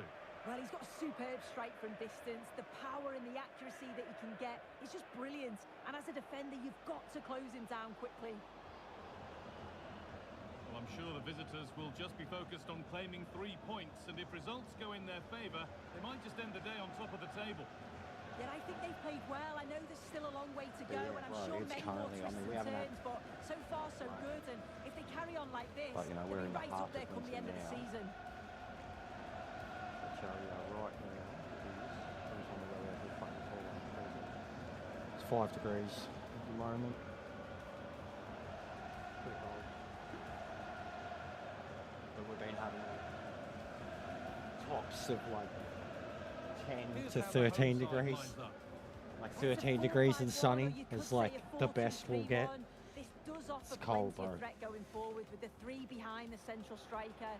We may see the wide midfielders Warms up in cut here and eventually the because of all the fullbacks push equipment on, that I while have the in here. defence is still Look, protected all the from lights two and holding. computer and screens and shit. This is the lineup for the visitors. Yeah, it looks like a Like even doing 4-3-3. promo I class think in the in morning, bro, midfield I'll be they'll have pumping the one heater deeper first and thing in the the other two a morning. little bit further We'll have a forward. hot shower We'll first also thing, have that option to and I'll have get two out. deeper I'll line get dressed in midfielders front of if the they do heater, and start to get 5 overrun. minutes fucking before I have to go live with the boys, I'll move away from the heater, you know, like it'll be that cold. So away we go then.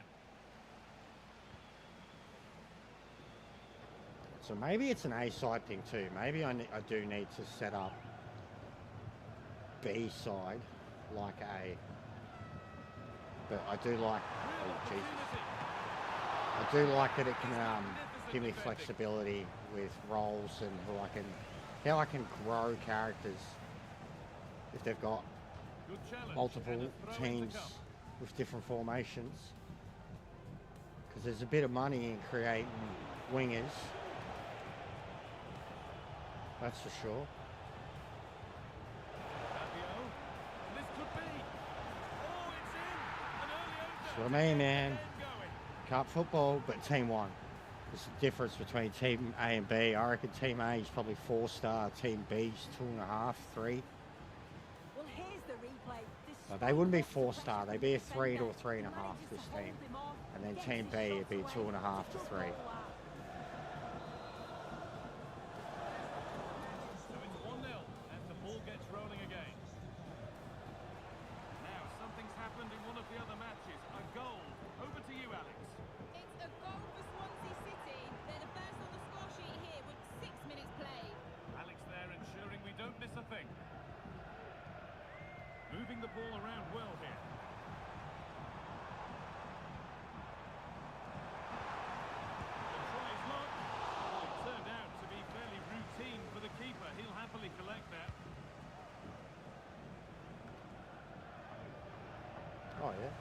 taken away from them. Oh, one of them's hurt. Mad. Key defender.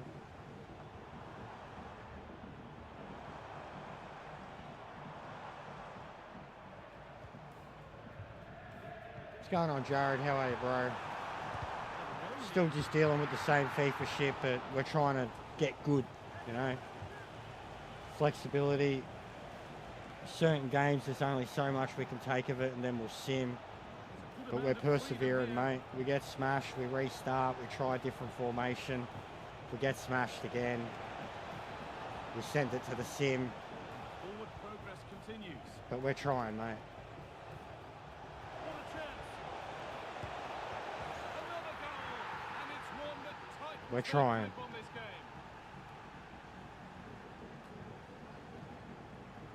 game. So Chavez. Super Chavez. Well, here we can see it again, and he shows great ability to get past his man. But then there's still plenty to do, to be fair. How are you, mate? Lots of pace, What are you lots up to? of power, and the keeper just can't react in time. It's a really good strike.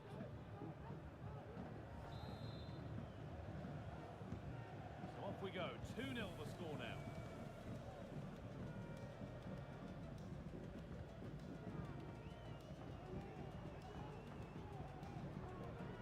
Just league game, but we're like halfway through the season, about to hit transfer period. There is a few different cups going on. I was just playing cup football, and that's what's been doing my head in, like elimination cup football. But no, this is just a league game, mate. Me versus a much lower side. I believe there's been a goal in one of the other matches. Alex But the Scott with difference the between league and cup games is a joke, bro. Like, It was a nice one too, and then he coolly slotted it around the goalkeeper. They've scored the opener with 21 minutes played. oh, Thanks good to on you, Alex bro. for the update. Appreciate the hustle.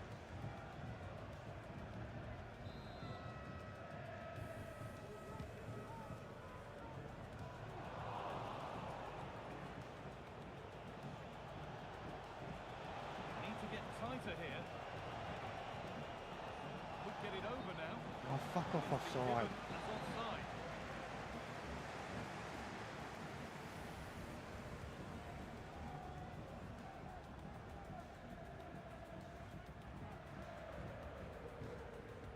But yeah, I'm trying to get to the transfer period quickly.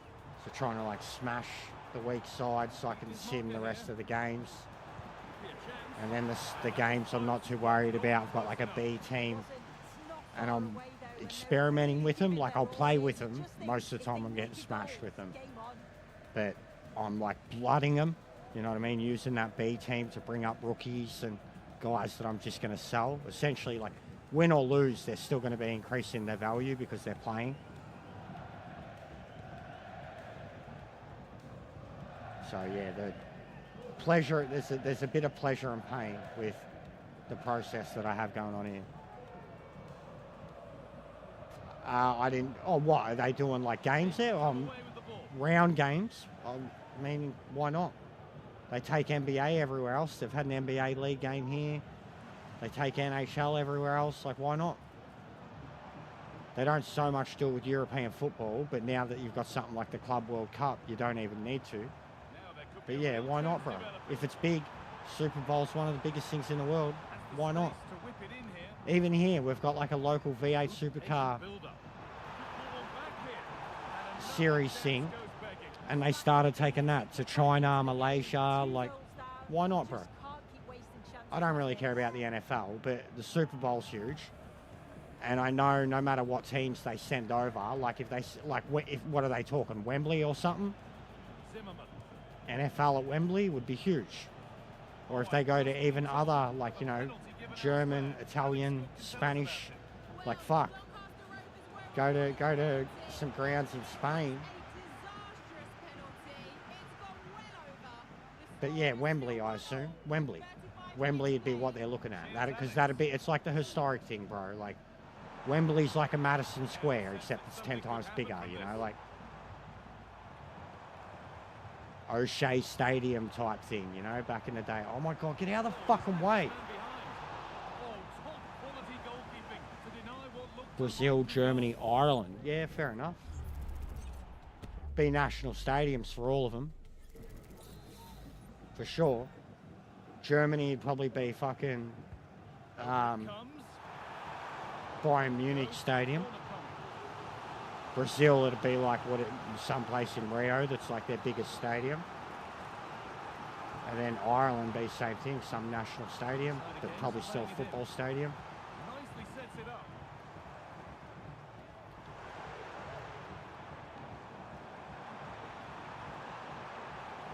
This could be threatening. Picking this on. Great defending. Oh shit, great defending.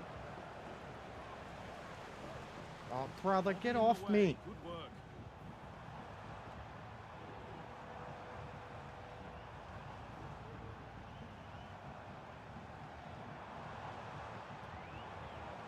The forward progress continues. He's beaten his marker here, and this could be. And that's a decent save, at least certainly made to look that way.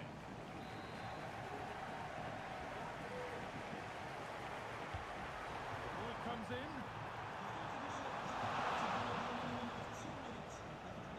Well, it looks like a change in tact here.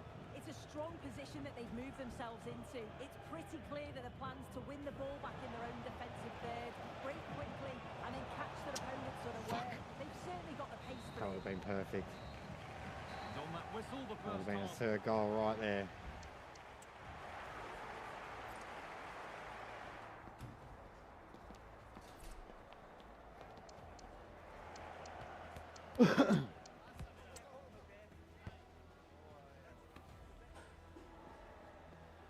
Oh, well, yeah, mad.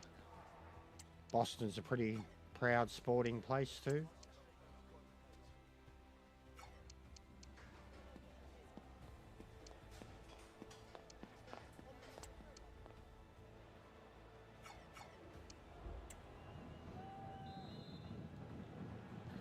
Off we go, the second half. Yep.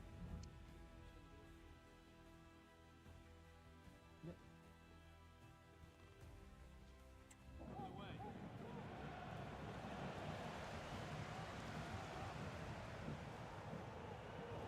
The hard work pays off. They won the ball.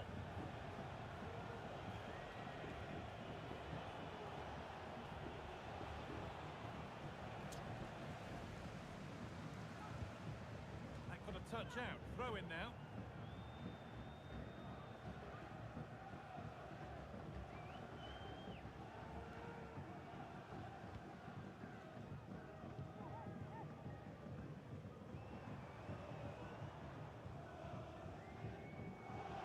Nice throw. Massachusetts. Options available Boston. in the middle. And the danger is cleared. Thank God, keeper. Thank God.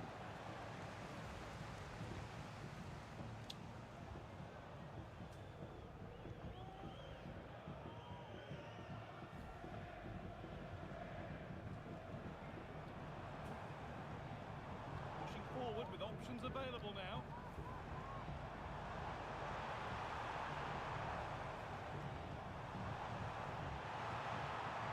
Genuine chance. That was seen all the way, and the save is made. There's been a goal in another game, and Alex can give us the details.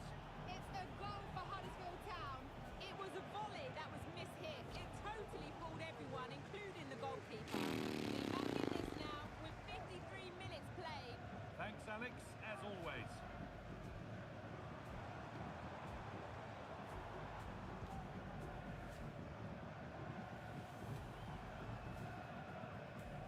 Moving the ball around well here.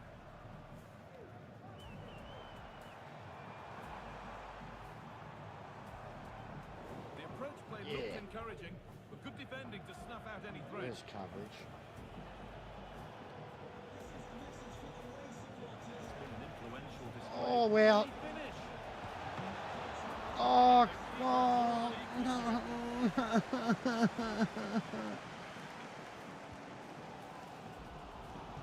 Would have been a hat trick.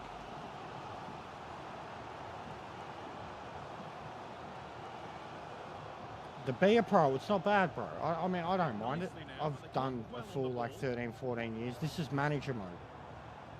But it's hit and miss, bro. Using his body well. There's good, great things about it. There's really bad things about it. But I think the best version of this game to play is manager mode.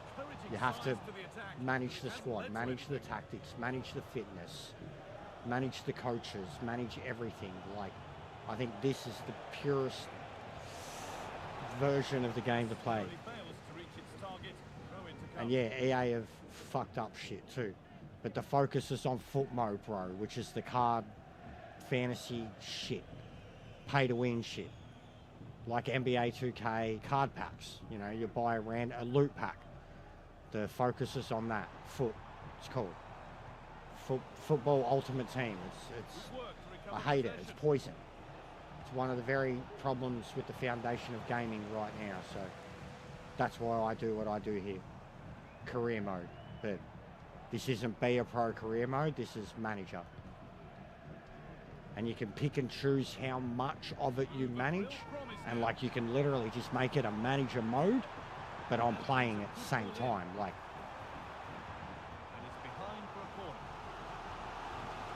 they've not seen much from their team lately in an attacking sense, but if this goes in, it could turn the game around. but in be a pro, you don't have much control over the tactics or whatever. You've just got, you know, your position that you play. Yeah, it's in all of them now, bro. It actually wasn't them though. NBA 2K invented it, bro. With their they had it in the wrestling games as a card game, so they had that. But in the NBA games, they had like the online Be a Pro thing, and they had like the booster packs and shit. So they were actually the first ones. 2K created the card game thing with the wrestling, and they created the pay-to-win booster packs with NBA 2K, I think it was like 16, 17. And then after that, once EA got a hold of it, the foot. And now in all the EA versions of whatever sports games they have, with the exception of F1, they have a foot version. Even F1 though, and it's has like an online like Be a Pro, My Pro type thing. That's got pay-to-win shit in it too. Like boosters on how fast you get research, how fast your XP goes up, therefore how many, you know, better items or cars you can, like it's... And EA took control of F1 a couple of years ago too, over fucking Codemasters.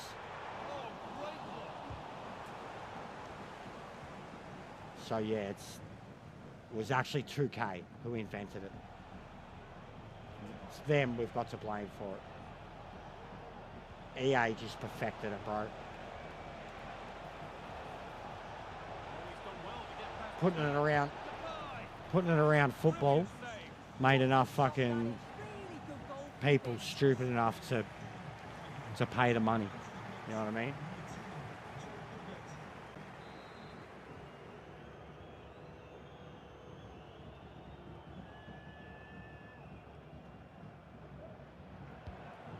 Towards the edge of the penalty area. Looked like something building there, but no longer. It's in. That was insane. Wasn't exactly how I planned it, but that was insane. Any more subs left?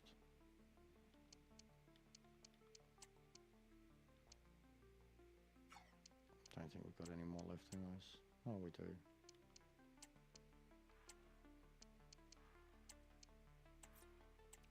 There we go.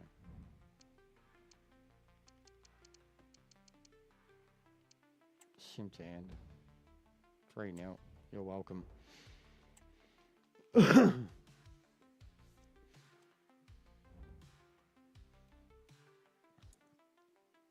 we're nearly there.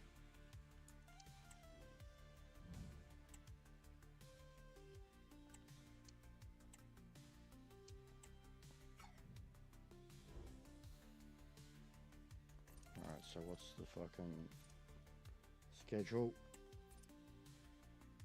So this is the last league game for the month. Then we've got a break and then another league game. Okay, cool. And we'll see how they look for fitness. Because that should have been a pretty cruisy game for him. And was it against 23rd? Bring in B team, Simmet. Yeah, I know, man. I know. And they just have a yearly formula thing. It's why I really don't. When they got a hold of the F1 license, I already wasn't liking a lot of the rinse and the repeat that Codemasters were doing. Codemasters, the engine was good, and they were always known for good racing games, but they were starting to fuck up the Dirt series. They were starting to fuck up the F1 series.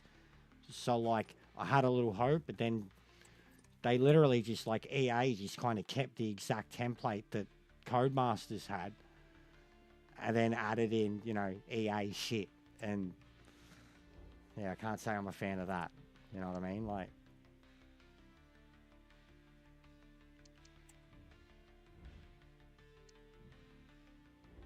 so yeah, I haven't really cared about F1 games for about 3 years now, even though, like, I'm a diehard F1 fan. They're the same thing. And I know these are, but I haven't played one of these since FIFA 20, so it's good to have yearly breaks from them. I used to love the Maddens, bro, but then I stopped Madden around 19. But I love Maddens. I can get into Maddens hard. I understand, you know, American football video games, bro. Like, I used to be a pest to play online. The way I'd fucking come to the huddle with a fucking formation, and then all these cunts would move around and they wouldn't know what had fucking hit them.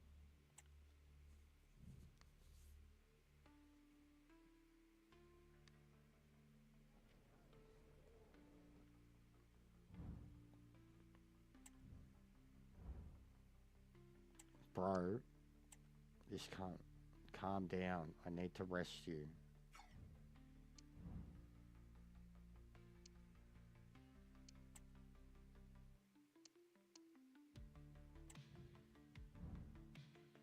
Yeah, they ruined that too, I agree. Alright, all these blokes are out, so squad numbers 45, okay. Academy.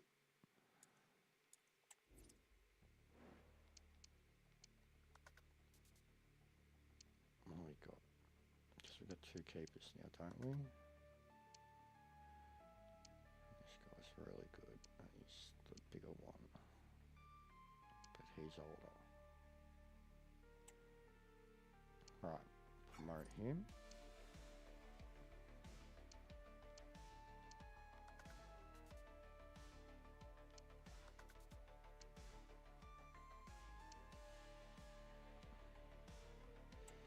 Might as well promote both.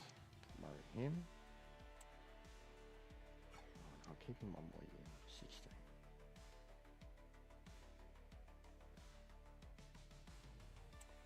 Promote him. And dump him.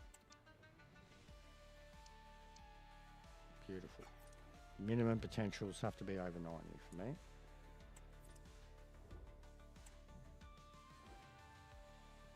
Sign him.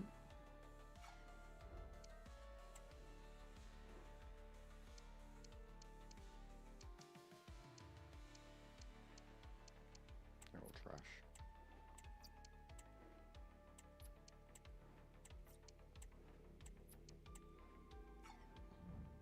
Simon Cow.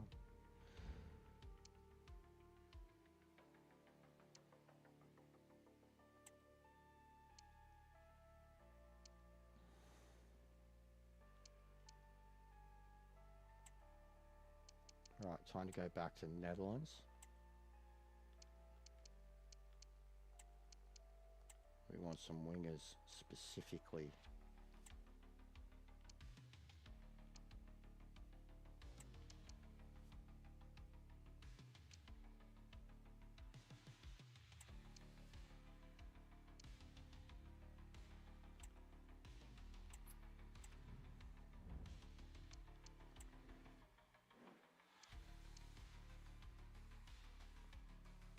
Hey, Brixby, what's going on, bro?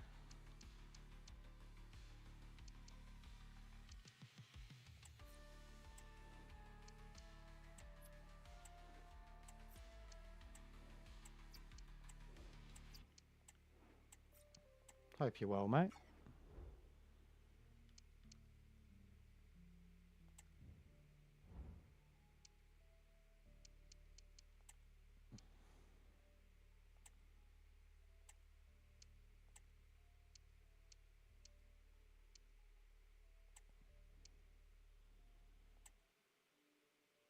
Oh, nice. I've seen a lot of people get hooked on that game, bro. A lot of people. I think Boggs is still playing it. I know Risk was hooked for a little while.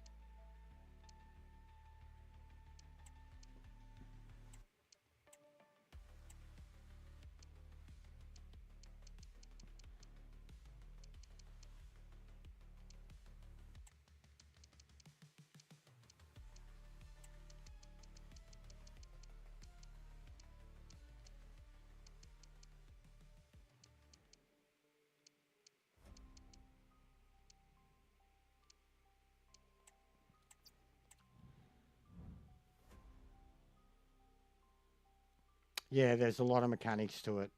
But it is cool. Any open world game, playing with your mates, kind of having a base of operations type shit, all that's awesome, bro.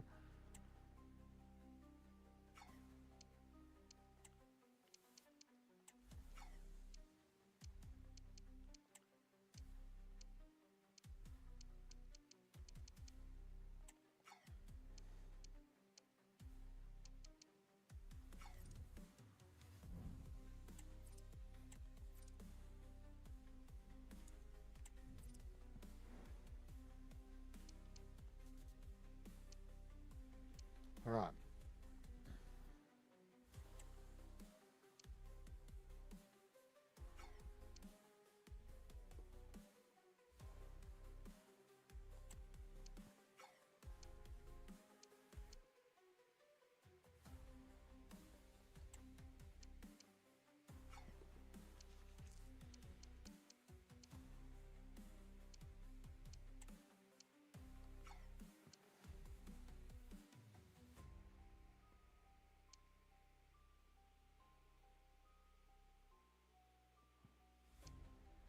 Get on the Boggs. I know Boggs was into it.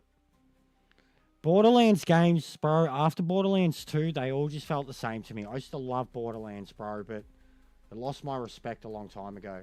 And they ruined the Duke Nukem. Like, you know, they were meant to do Duke Nukem, and yeah, nah. Didn't really work out, did it?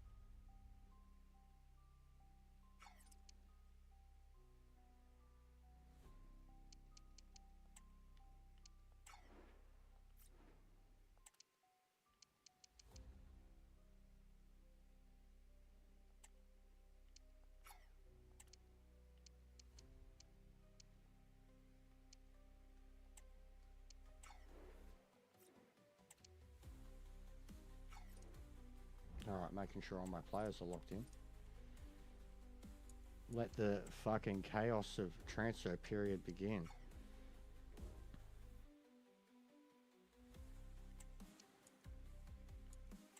Oh, and actually, we'll have a quick look at the scouting. Yeah, it's going to be a lot in there.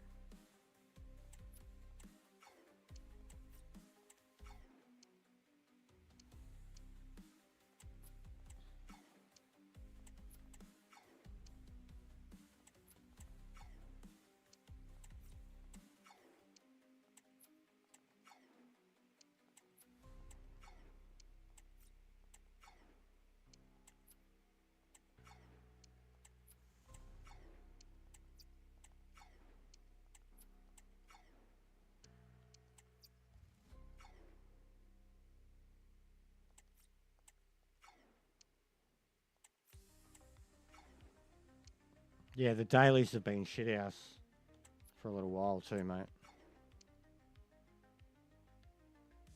And we all know what it's like streaming at Watkins Glen.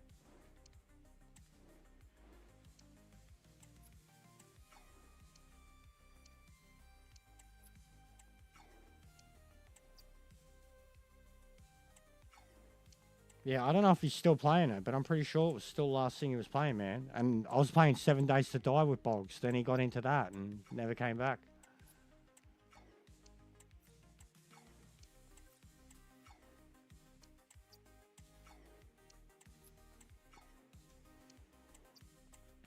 Yeah, this is going to be a good transfer period.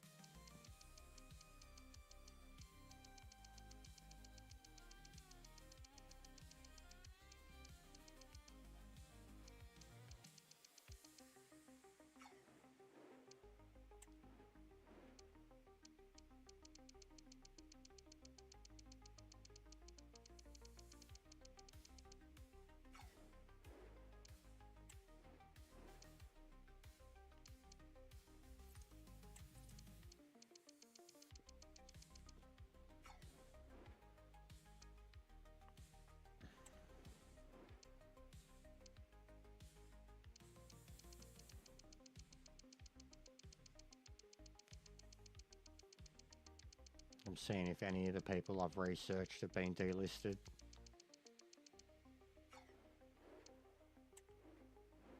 You always find surprises.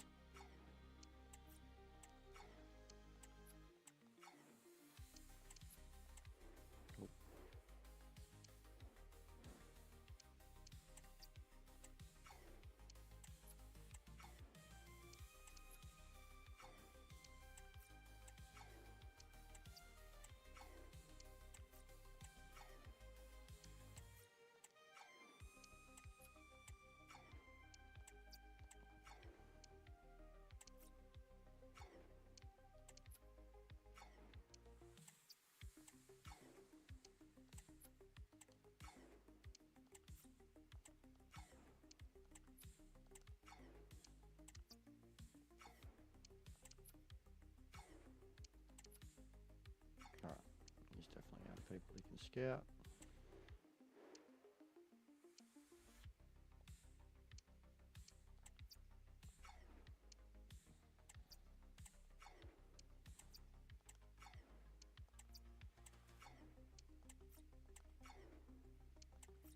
God, I wish there was just a scout hole. How have they not fucking...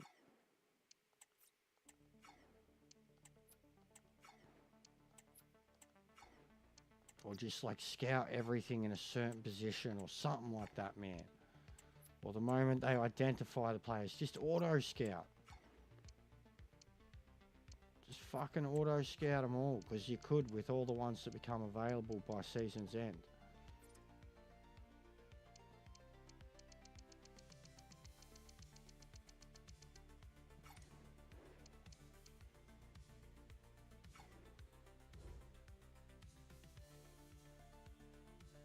No worries, bro. Yeah, there's a lot of, I know there's a lot of tactics and shit to it. And there is a lot of people out there like, no worries, bro. It's like DayZ.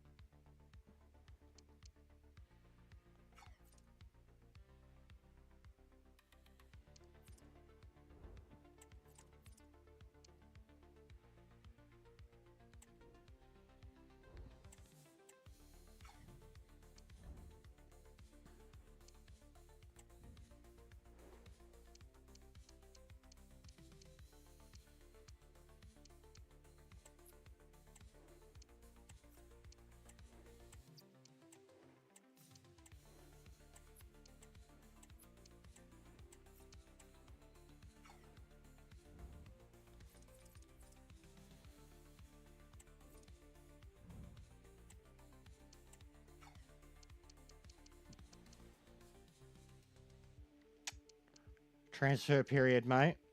Just come into the mid-season transfer period. What's going on with you, AJ? Big ups, bro. I'll be on promo class tomorrow. Got a lot to talk about. Thanks, mate. Not bad. We had a lot more than that watching throughout the day. It's been a long stream. Had a few raids.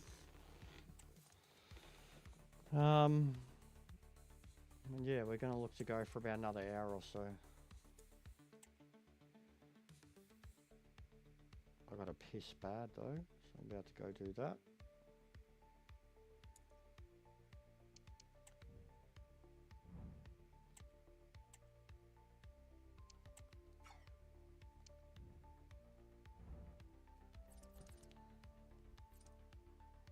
No worries, mate. How are we going money-wise too? Back to 9 mil. I'll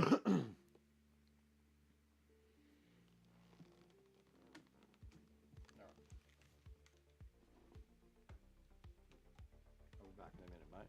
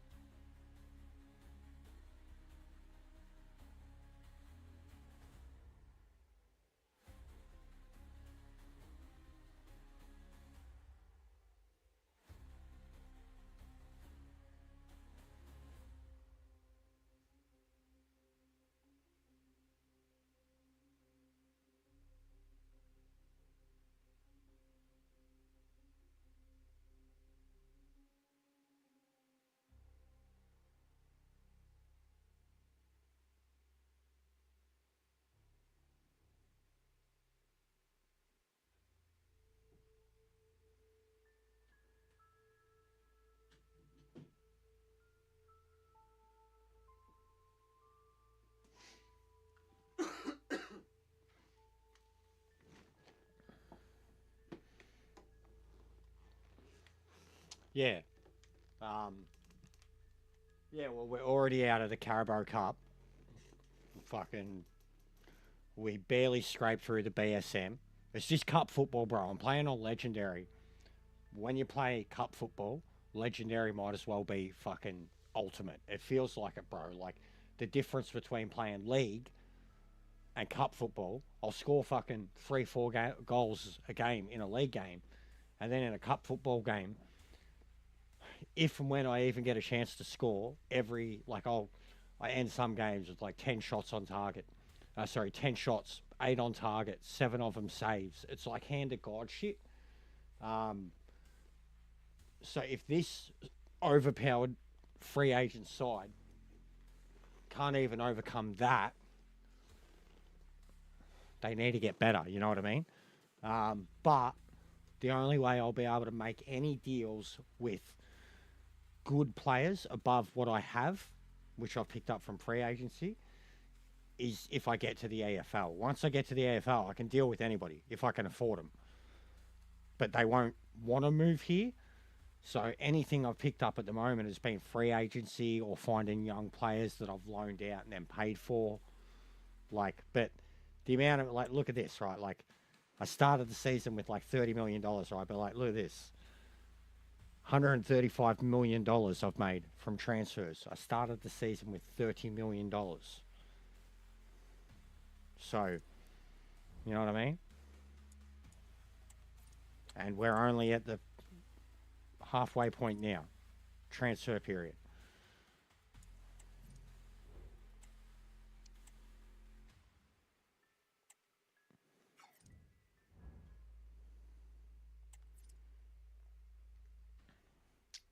Alright, how are they looking? What are we on? B team? Yeah, B team. And what have we got coming up?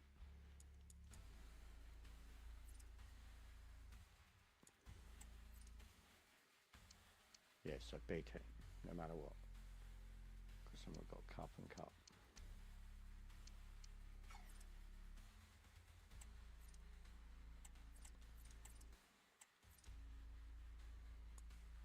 And yeah, we're not playing every game because I've literally got 2 sides going on. They've even got 2 completely different formations, and I'm doing it partly to increase the value of the second-rate guys, partly to learn and try with new formations. And then most of the time it goes bad, I'll restart it, sim the game. They'll either win or lose, but either way, their value's going up. But we're about to hit the part of it where it's just nothing but this type of shit. Me accepting fucking deals.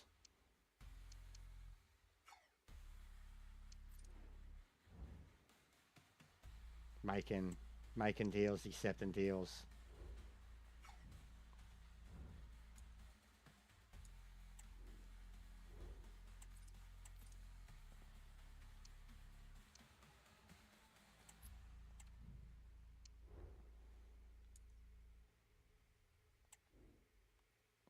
But yeah, we got a big final after this. Oh.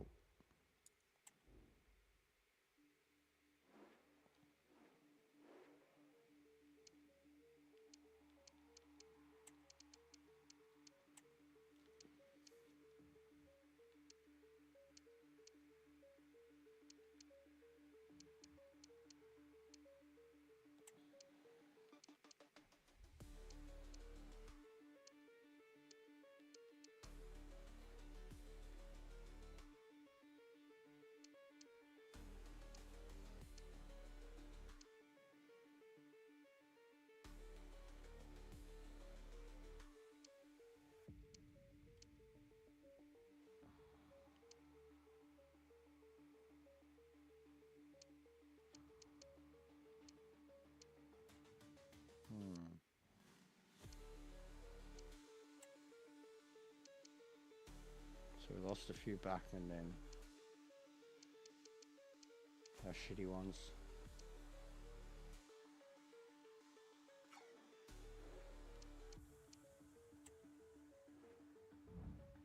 (2-1).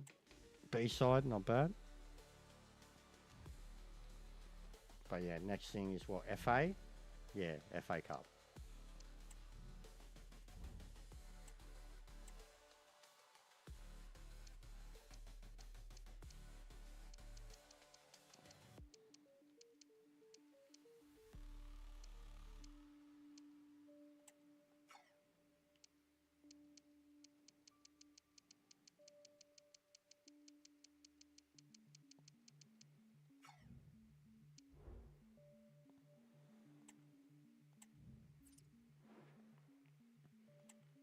weekend, we need to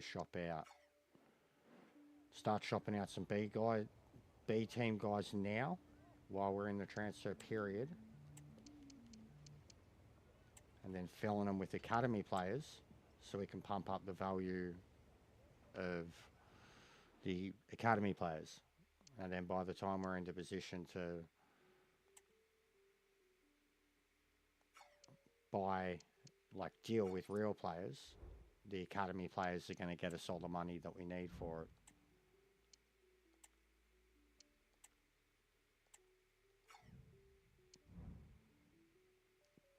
But as examples, so we'll have a look at it actually. We'll look at it this way. Financial value. 43 million he's worth already. Oof, oof, oof, oof, oof, oof, oof. So Chavez. Chavez is always a good one to shop around. Herwerda would be good. Afif would be good. Plays more of a backup role for me. His market value's down 4%.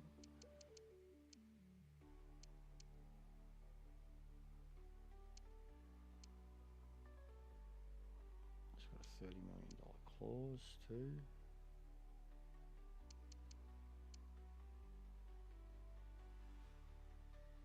Thief doesn't have a sell-on clause, so I have to keep on hanging on to him. I think Chavez is my guy, as always. It's nothing personal, mate. A $20 million man.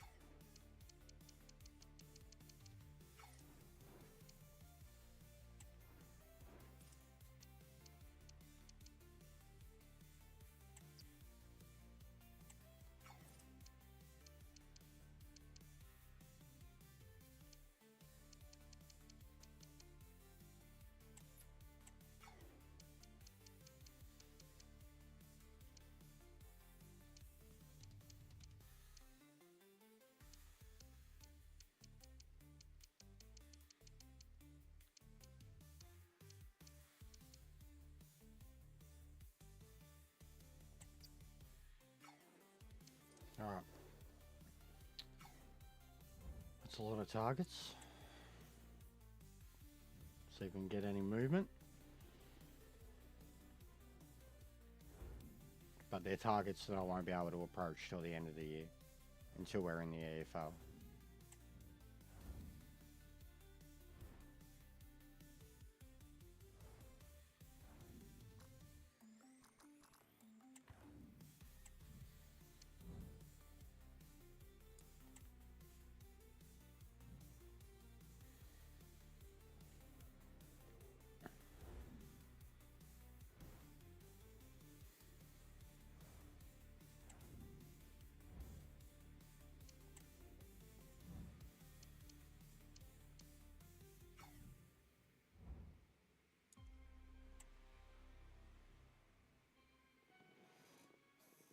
Oxford again. Dogs.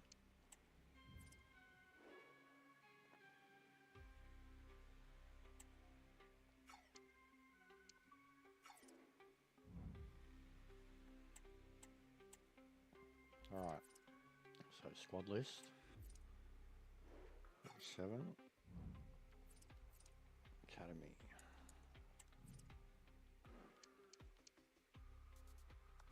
Show me that meat. And we got 17, just one, and he's a goalkeeper, and we've got 2 more in reserve. 6'4" though. Oof. 6'3". 6'4". They're all going to be good. Alright, so promote.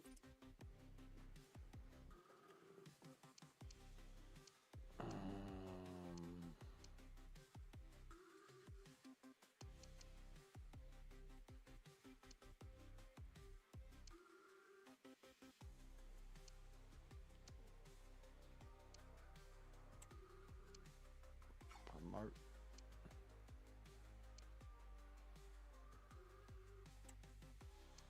Promote.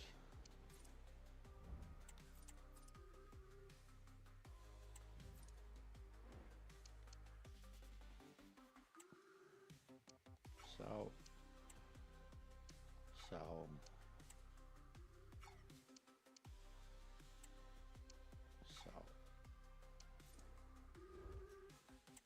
Beautiful. Alright. Oxford. Ugh. Dogs.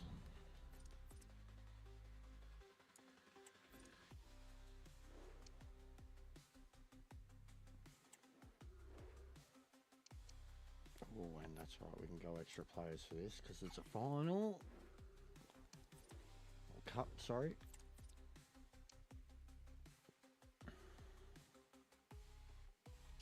Yeah, well, I'll finalise the squad, eh? So they, it doesn't matter with the bench players.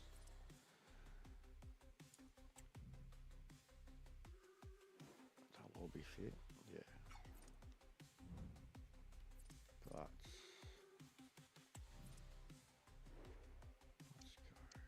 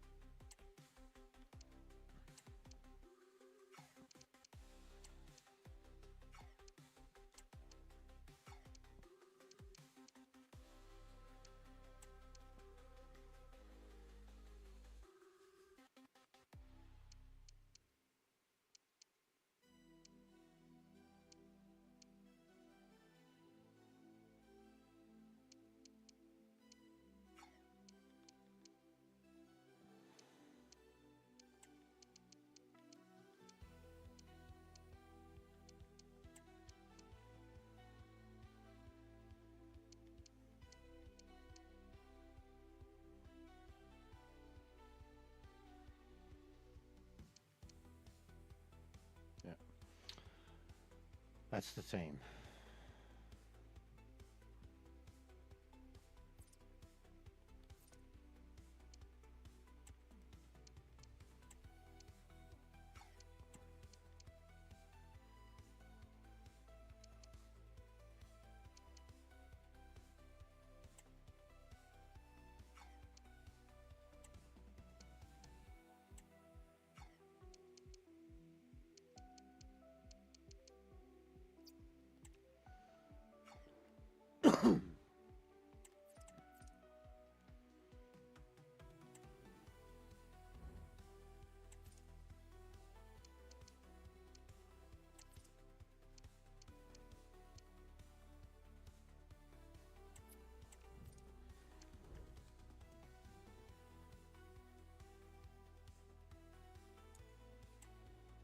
Round 3 FA Cup.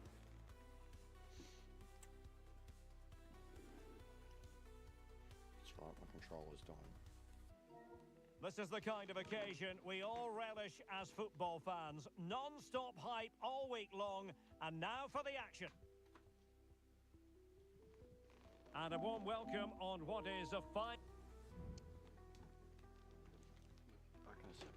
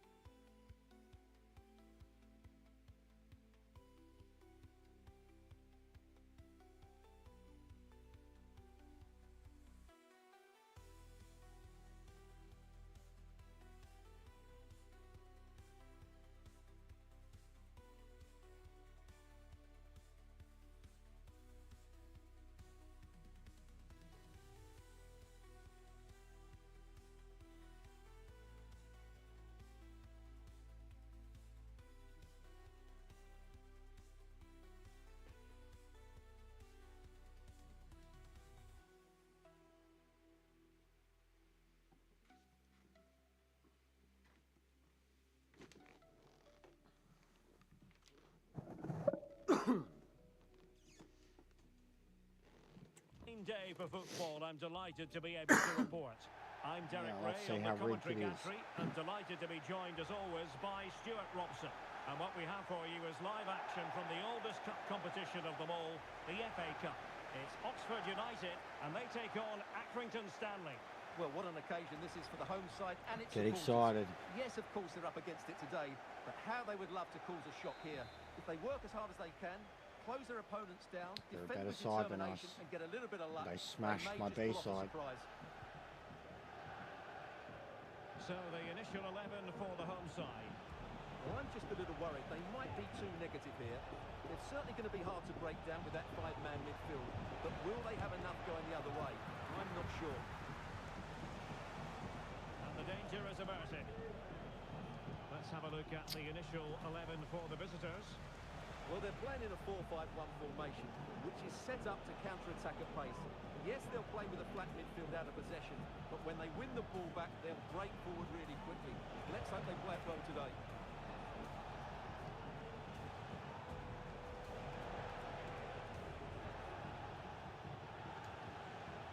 Hume.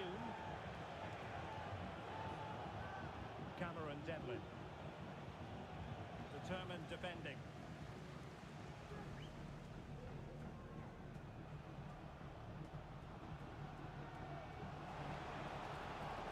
Excellent use of the ball as they make their way forward. Oh, Tackle like that and in then the he's initial going to phase of the game, attracting the interest of the referee. cup football, So we and are now they want me only to looking here to cup football, cup football, cup football. I just got carded for that tackle. It's great to be with you, and I don't think anybody But is going to they complain will especially fly about kick the me weather. My name is from Derek behind, Ray, positioned and here I on won't the even get a commentary whistle. gantry, and sitting next to me, And ready my to give you my all the main analysis player is just got Stuart carded Robson. from. And we have live action from the FA Cup to bring you today. It's Oxford United, and they take on Accrington Stanley. Yes, cheers, Derek. Well, what an occasion it is for this club and its supporters. These are the games that they dream of. No doubting they're the underdogs, If they can frustrate their opponents, stay in the game up until half-time, you just never know.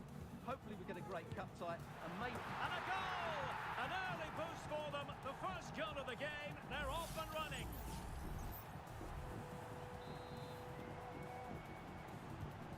And back underway. 1-0 it is. Arteaga. Cameron Devlin.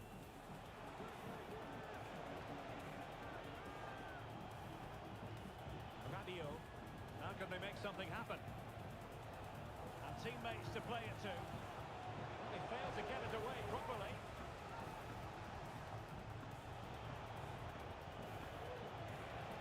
He'll be delighted to have won the ball, having made that difficult challenge. Marcus McGuane.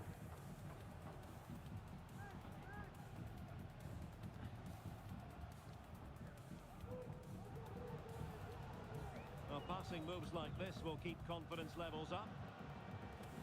Harris. Now with Volks. Very quick thinking there. And he has options available.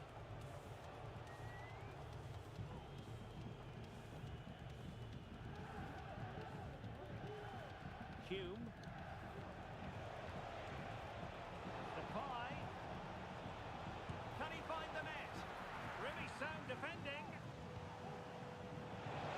Can he finish this? And a fine stop.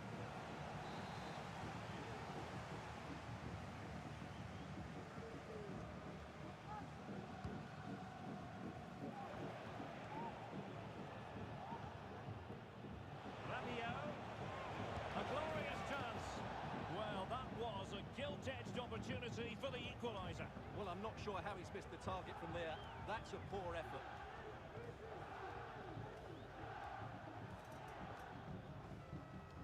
Marcus McGuane.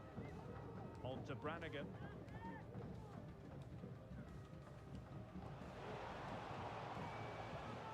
Yeah, they're not closing down. As soon as they score a goal on you, the defenders don't do a thing. He just ran in between three guys then, and no one put a foot out to stop him.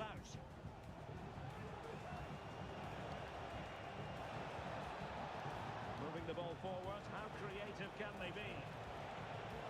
Oh, maybe the equaliser. And that, a piece of goalkeeping you're going to see again and again and again.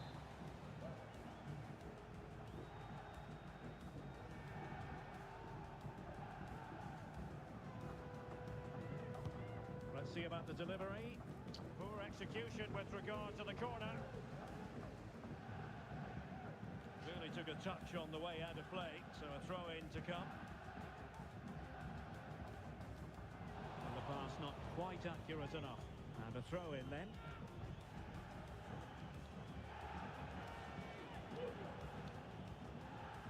Will it happen for them?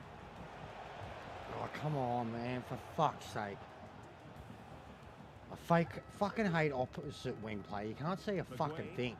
Even on a massive TV with it right in front of me, with this camera, you can't see a fucking thing. Oh, great play.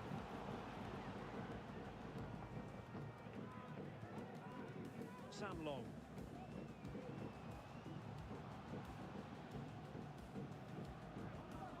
And tidily played. Patient enough build-up. Can they carve out a chance? And players waiting in the centre.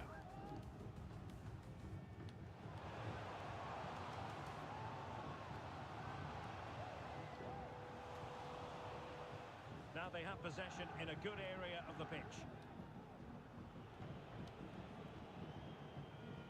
Gerardo Arteaga.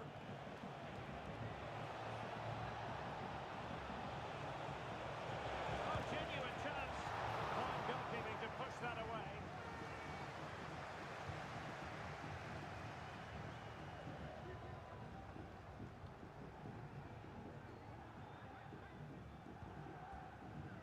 Volks.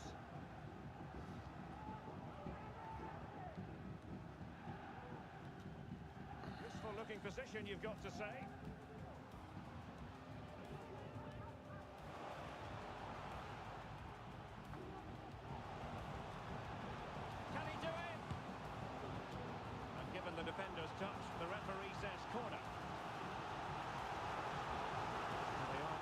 to making the substitution here. Can he deliver it with accuracy? Not away completely. He's blocked it. Long.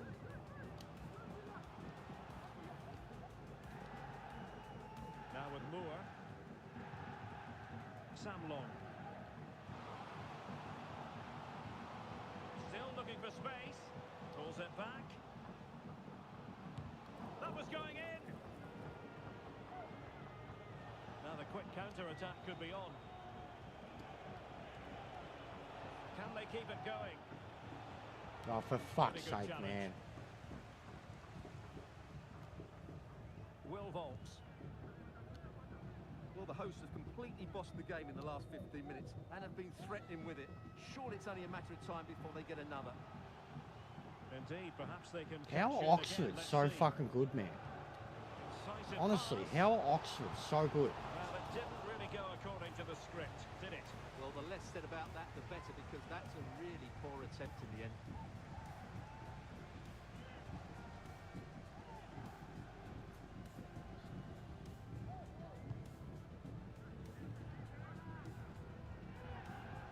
A mistake from the keeper. Will it be punished?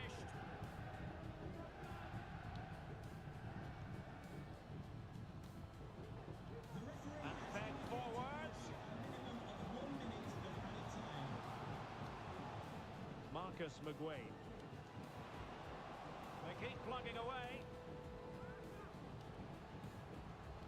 Oh, breezing past him. It was on its way in. And the managers will now deliver their half-time team talk.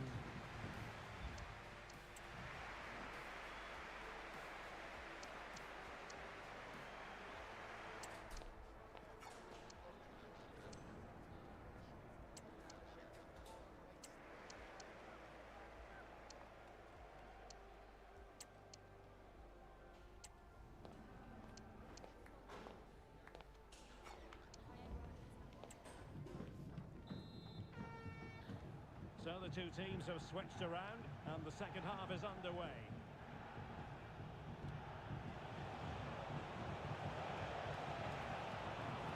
Possibilities inside the box.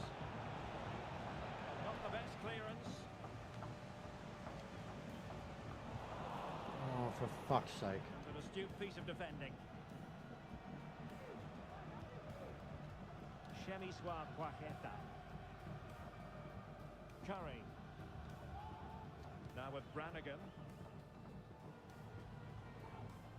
Firing it towards goal! Well, it wasn't quite the quality of shot that we were all anticipating. Well, there's been a lot of speculation as regards this transfer and whether it would go ahead. It's finally been confirmed, Stuart.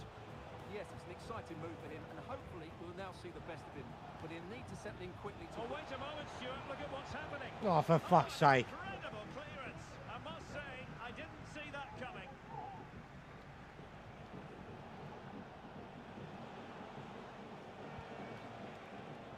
Oh, moving it nicely. And quick thinking defensively.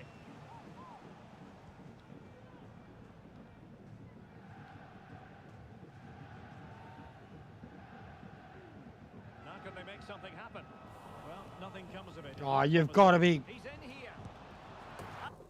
You've got to be kidding me. This is a joke. Like cup football. Literally, the moment I change my tactics and I make the tackle, I made the tackle successfully. Dude shrugs it off, recovers the ball. All my other defenders just...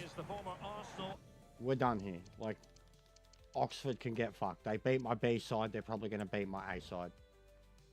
Then they went on a cup football. I can play it at a league level. I can't play it at a cup level. Legendary. Like, straight up. Openly admitting it. It's just, it's ultimate on cup football. And there's, if you play legendary, then when you're doing cups, it's ultimate. Straight up. There's no way around it. The DDA shit, 100%, that's one of the things it's doing. And then my squad on paper with their tactics and shit beats them.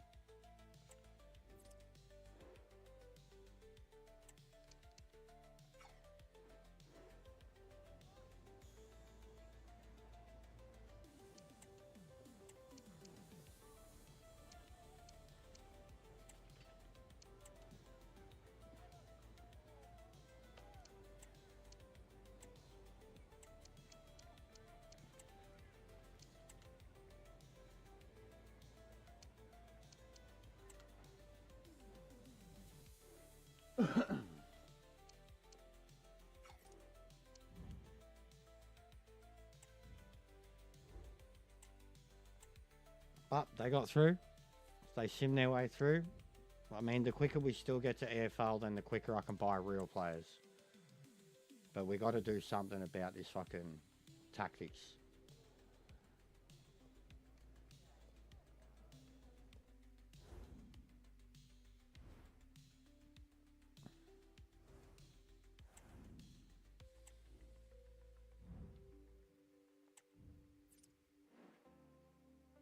$18 million swap deal. No.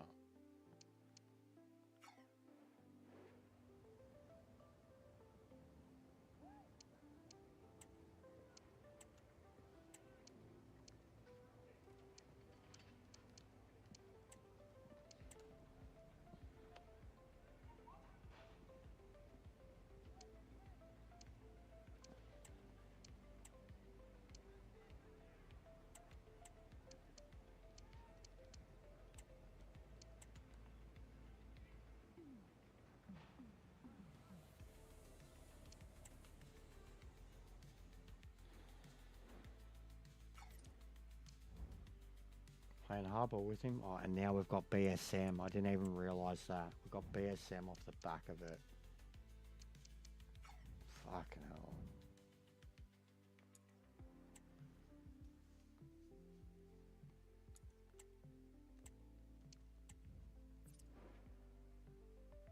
These cunts. Swap deal. Centre midfielder worth. No. I want the money, bro.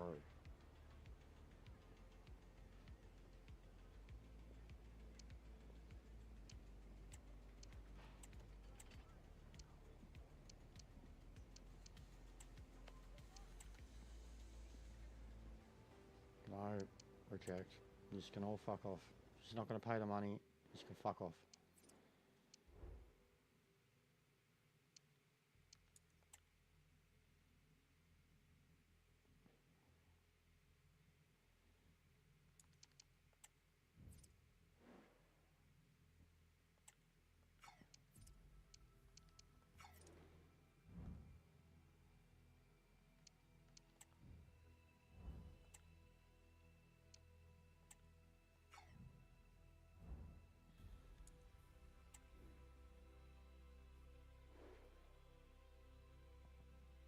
Yeah, they're in pretty good shape.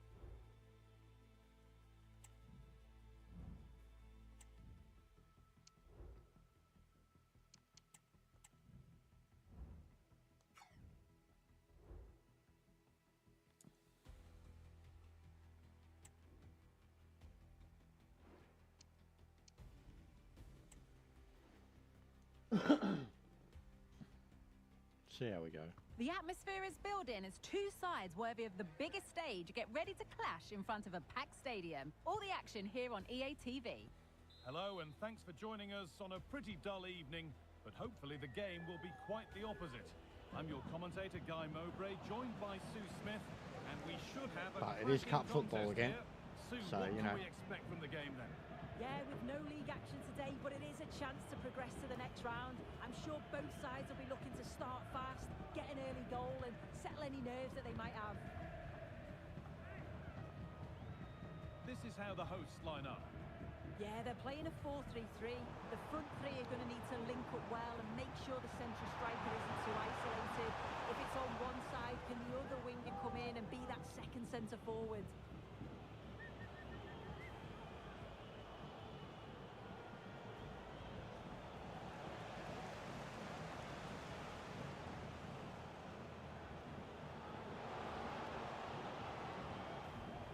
Options available in the middle. Having a try. And no scraps for the attackers to beat off. Hung on to the ball well. This is the visitors' team for today. Yeah, it looks like a 4-3-3, and they are really good out wide. The relationships with both wingers and fullbacks are great, and the latter constantly providing overlaps to create 2v1 situations. Both have got good delivery, so it's just about getting on the end of things.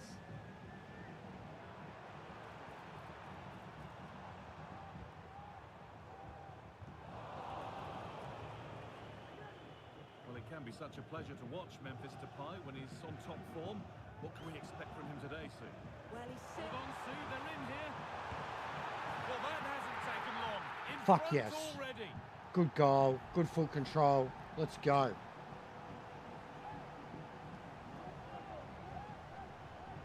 Yeah, that's a mad celebration. A little bit of a glitch there in the stance. Well, here's the replay. And just look at the way he glides past the defender. Makes it look so easy. And what a finish. He goes for power. It was never in doubt. He just looks so confident running through. Now watch him score back inside.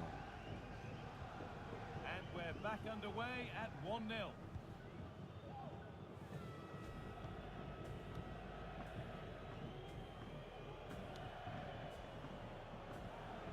Now, what can they do from here? This is a lovely spell of possession.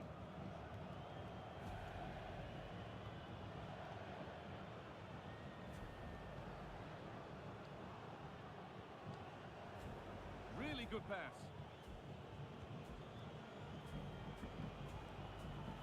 There we go. Have a go here. Falcons off my face. Gerardo Arteaga.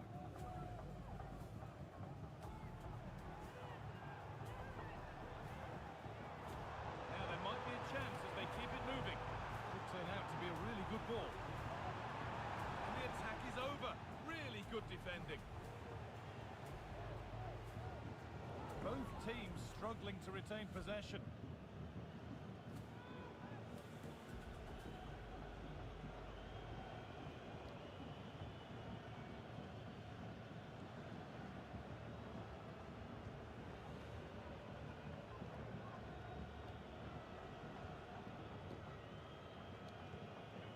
Decent looking attack, this.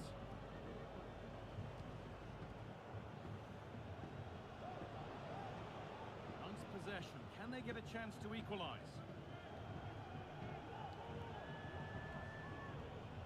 Thanks, mate. Getting into a good position.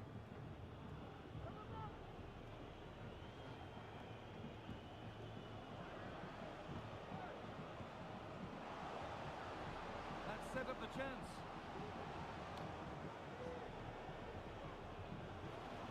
Takes it on. Oh, great work from the keeper to avert the danger.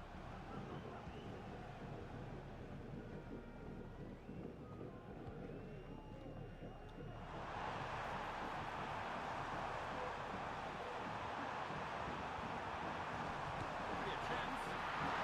No need to worry about that effort for the keeper.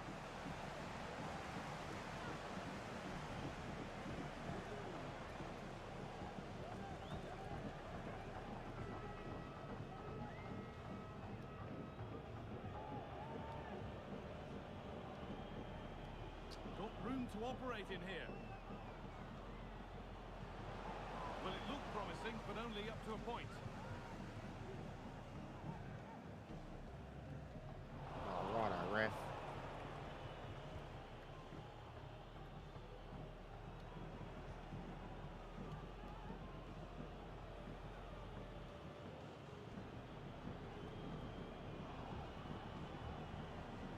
A little sloppy on the ball there.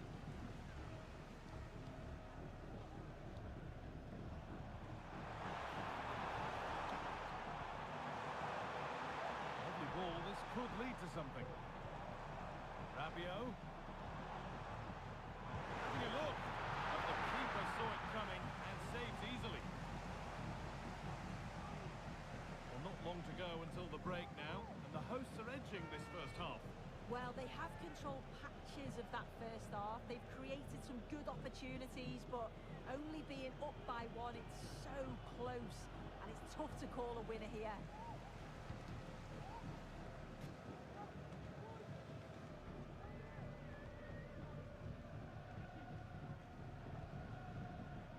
Arteaga. On to Rabiot. Oh, you've got to be. It's in there. That's How? nicely cut out.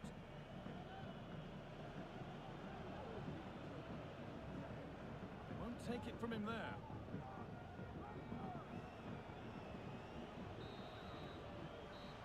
whistle, the first half comes to an end.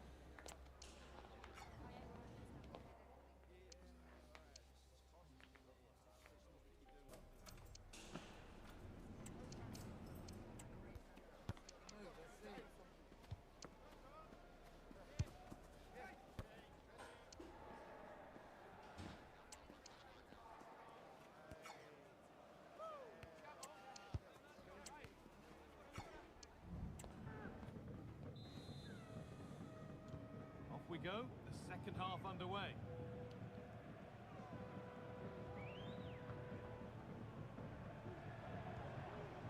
Gerardo Arteaga. On to Rabiot.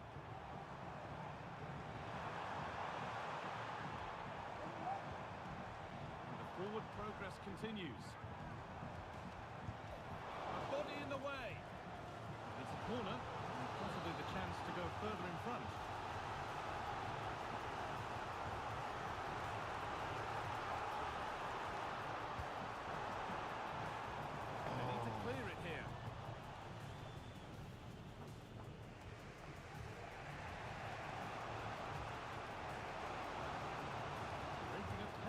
Could be dangerous. It was a real chance, but it's gone now.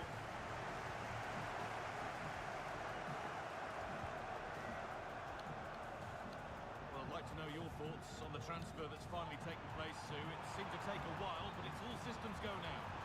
Well, yeah, certainly a lot of focus on the boy over the last year or two, and he does seem to have a bright future ahead of him.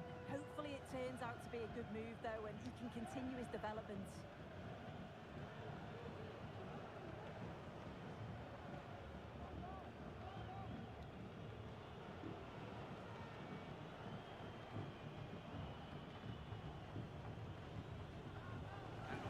Off as they get the ball back. It's not been a vintage performance from Memphis Depay in what we've seen so far. He's struggled to get involved. Yeah, we certainly haven't seen the best of him today. Not up to his usual standards, but I'm sure he'll be desperate to pick himself up in the second half. The bonus is they're still winning. Brilliant work by the man in goal. That's a top stop.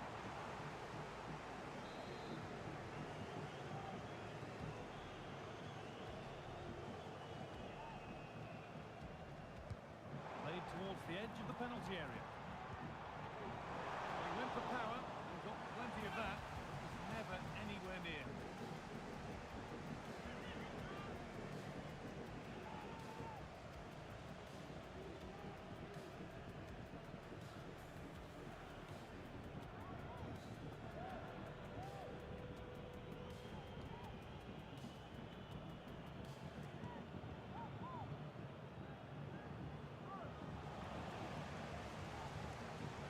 Forward with options available now. They'll have a go here. That is a quality bit of goalkeeping.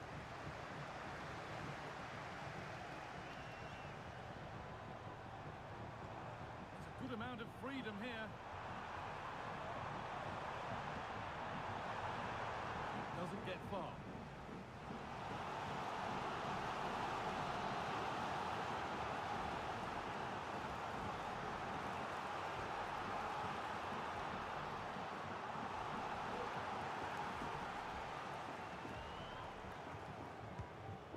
To the edge of the box. And unable to retain possession. Now there could be a chance to counter.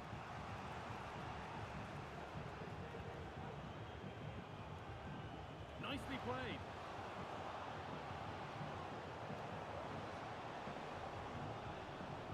A chance to cross here. Good patient build-up. To level it. Maybe that's a misconnection with the ball. It's well wide.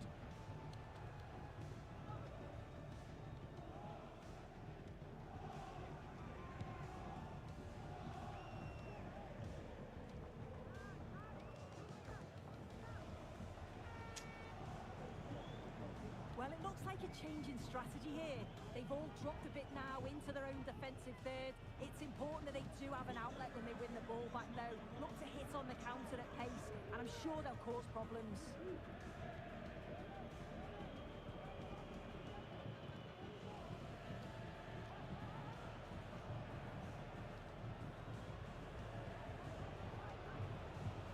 Working hard to win it back there. Firm in the tackle, it'll be a throw. Well, it's been all the visitors in terms of possession, but you can see the opposition are just letting them have it. It's not troubling them. If they want to get back into this, they'll need to speed the play up a bit more. There needs to be more forward passes. Hang on, Sue, they're in. And there's another one. Memphis! Space for them now. Let's go. Where if we see it again, it's a wonderful ball in behind. It's a perfect way to pass. And it's a brilliant finish. He strikes through the ball. The keeper has no chance. It's a superb finish.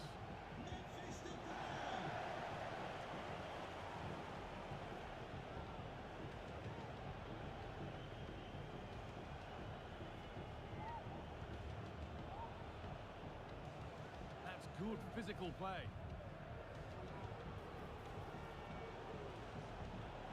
Genuine chance.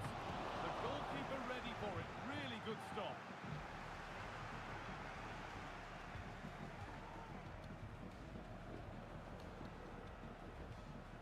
Jorge Sanchez. This could be dangerous. He's got behind it. Last touch of the defender. Corner to come.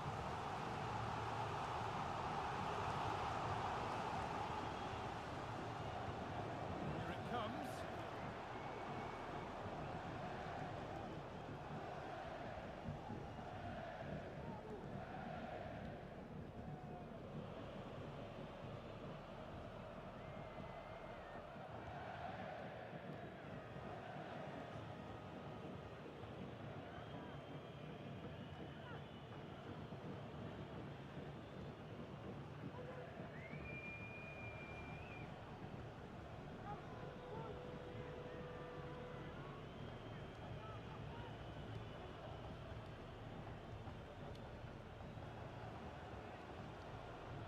Chance to deliver into the box.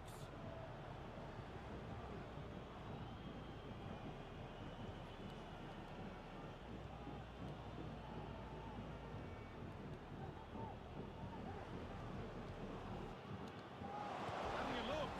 It's there. And maybe there could still be something. Genuine joke. Genuine joke. And we're back Dead up the set. way. I was pressuring and pressuring and pressuring, and then they find that. Fuck off, mate. That's not where I sent it. It's job to stop any trouble brewing.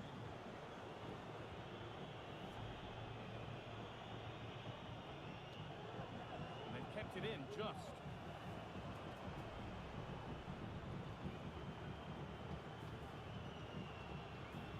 It was literally a first shot in about 30 minutes. Could they take Gone over advantage 93 here? minutes. Time's starting to be the enemy now. That's not a Yeah, bad fuck looking off. ball. Oh, And that's it. don't worry about the slide tackle at the end too. There would have been a red card. The home supporters have got what they wanted. They're going through. Yeah, it was a really close game. They worked hard and maybe had that extra little bit of quality in the Fucking end. hell, tough still.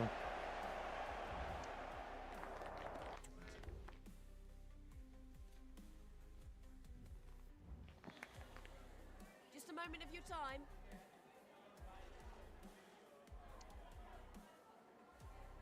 Mate, he's still got his goal.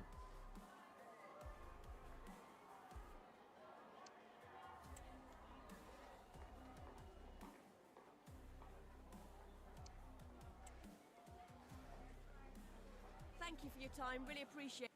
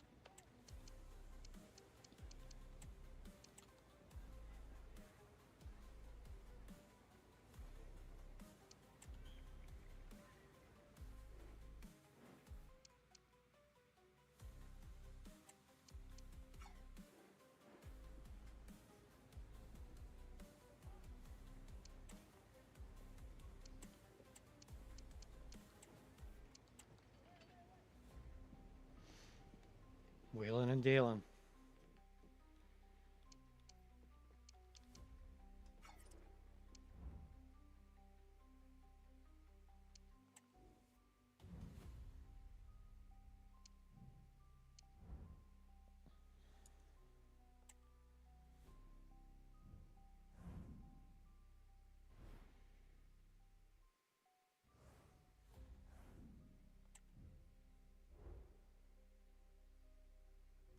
Alright, so what's coming up? All league games. BSM semi, FA Cup 4th round, but nothing but league games. We got a 4-point lead. All right.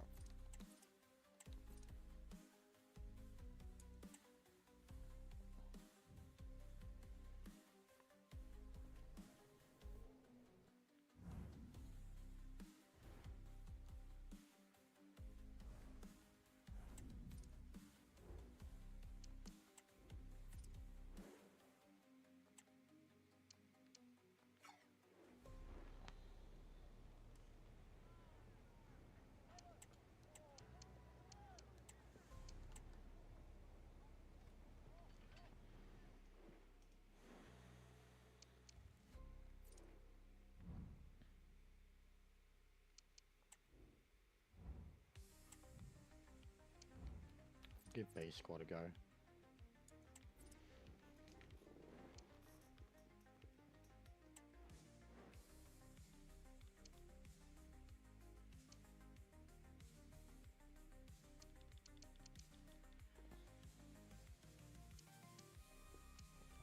Swap out some of the players. Castro. You're out. You're in.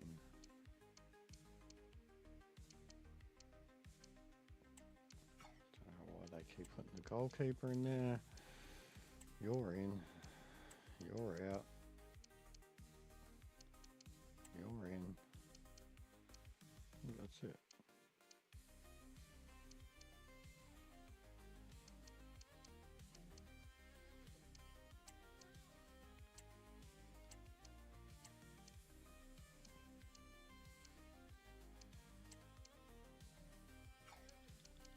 We don't have any kids. Goalkeeper, right wing.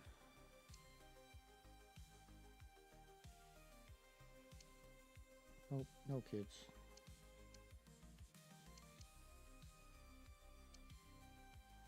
Ahmed, right.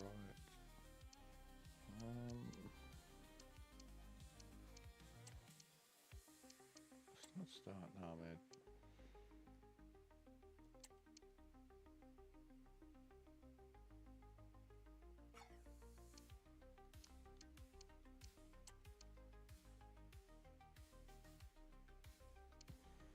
Castro.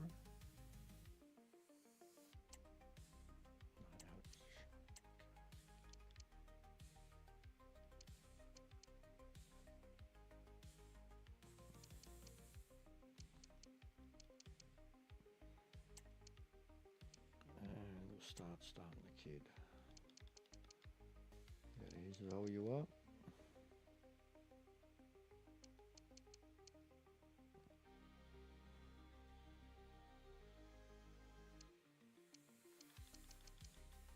And no backup backman though. None. So I'll probably get smashed, but that's okay. Tire him out. More spirit building for him when you can't sub out your defenders.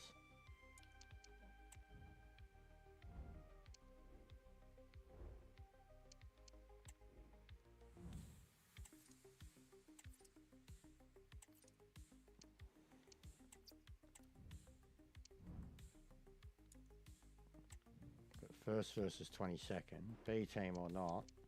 Come on, B team. They lose 3-1.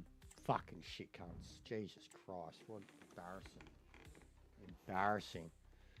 Cunt should be ashamed. embarrassing.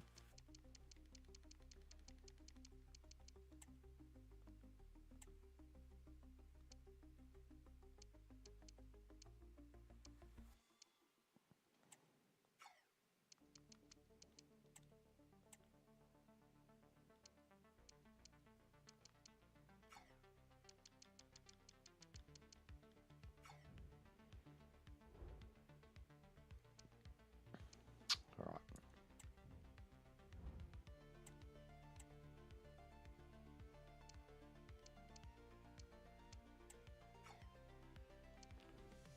So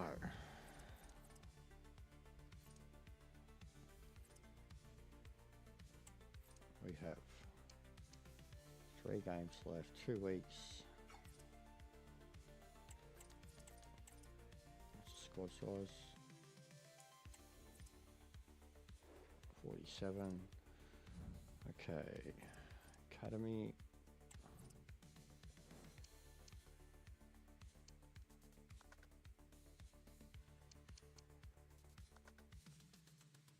So we've only got that one, so we have to keep him no matter what.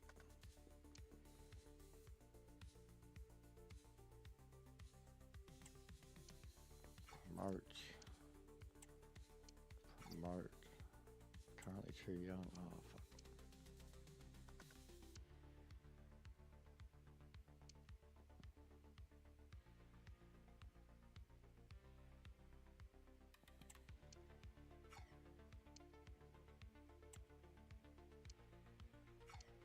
Need more backmen. Need more young backmen.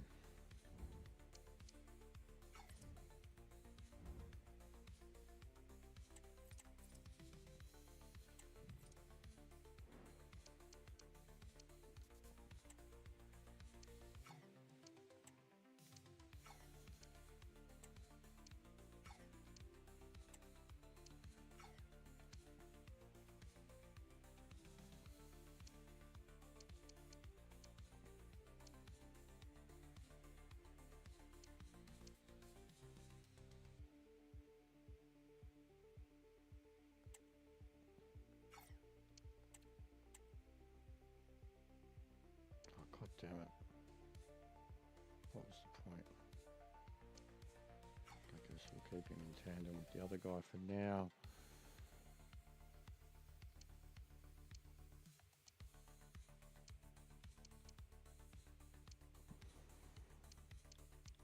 Right.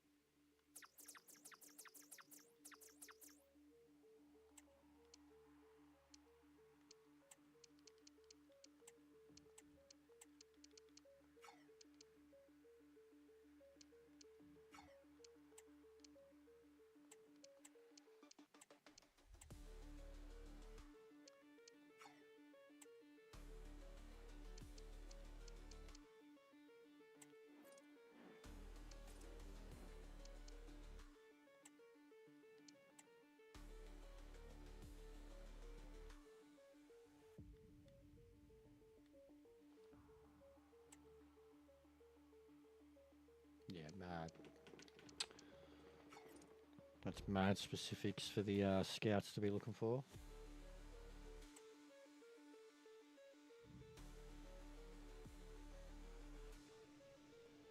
Is that the goalkeeper?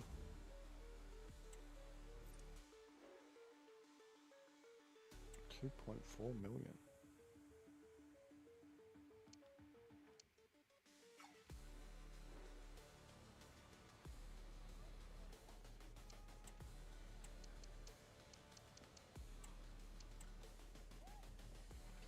Thank you.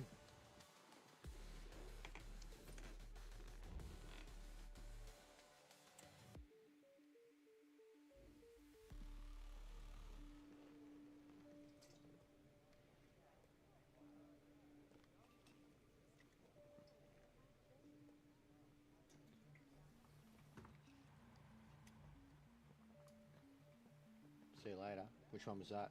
Defender?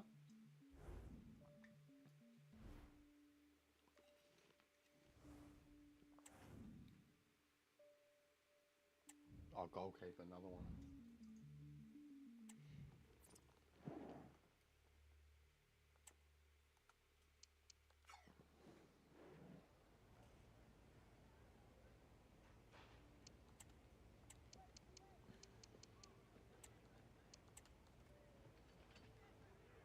Got a bidding war for this young striker here.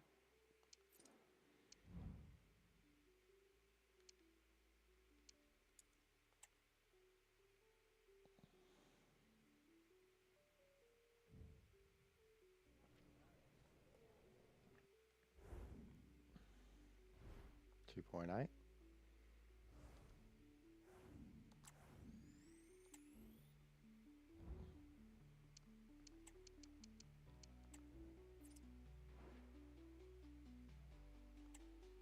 Accept.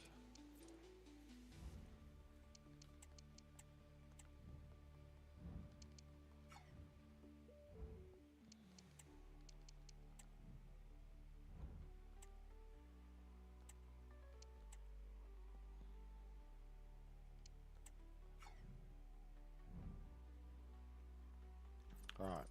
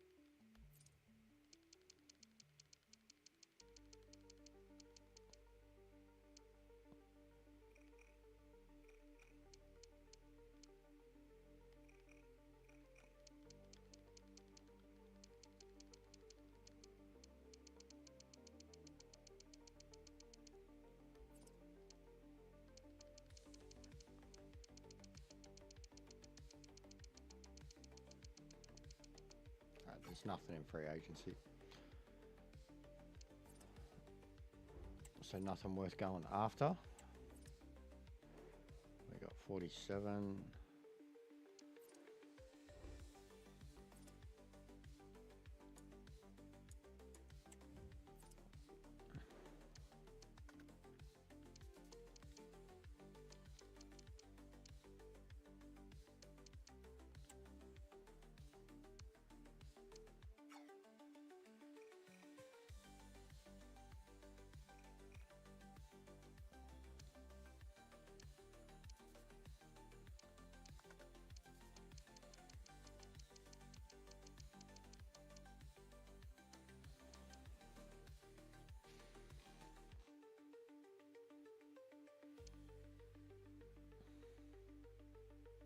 How much do I have even right now? 17.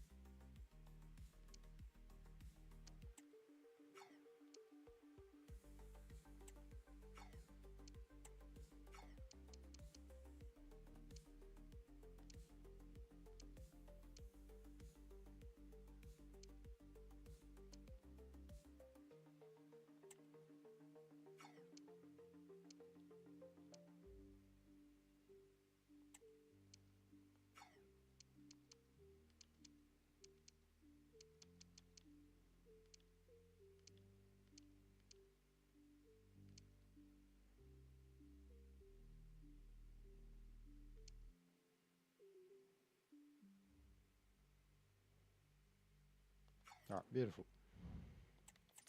That's plenty we can shop out.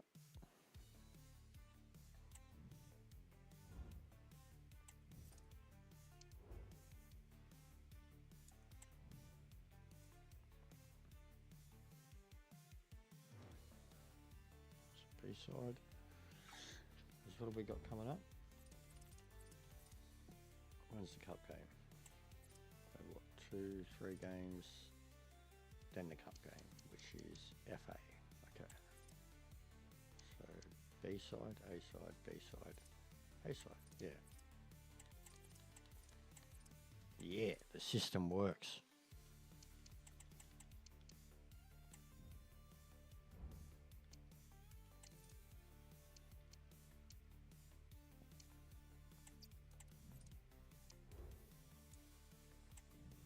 Good luck, B-side.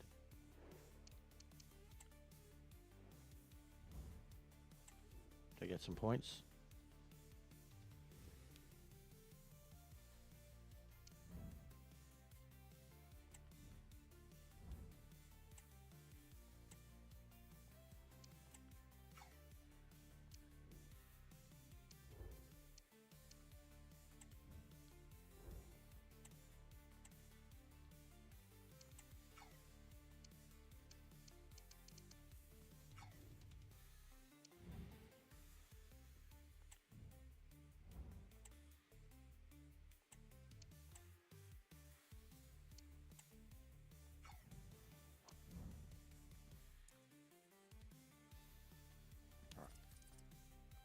A-side.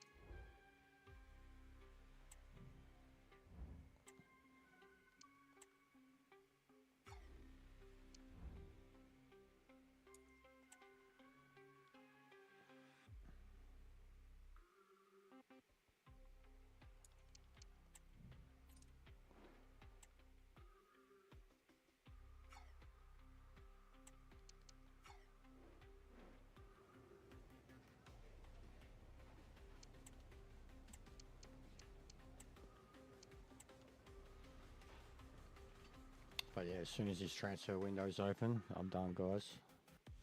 It's nearly 1 AM. I should be in bed. I still need to have something to eat.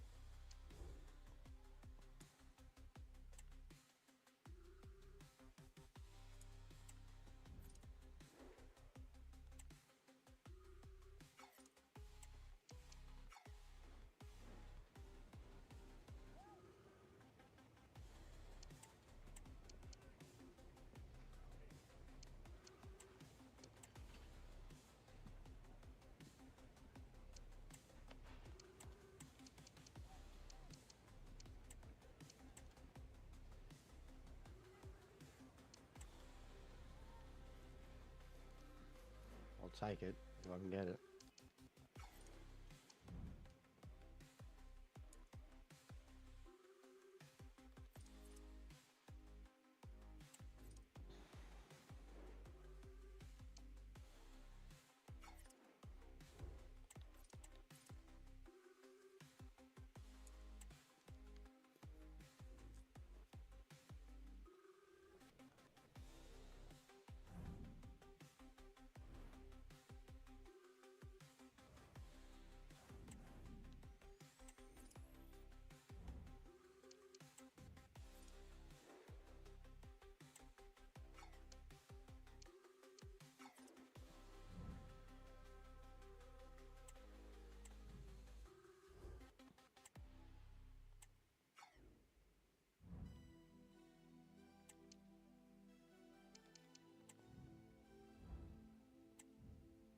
Oof.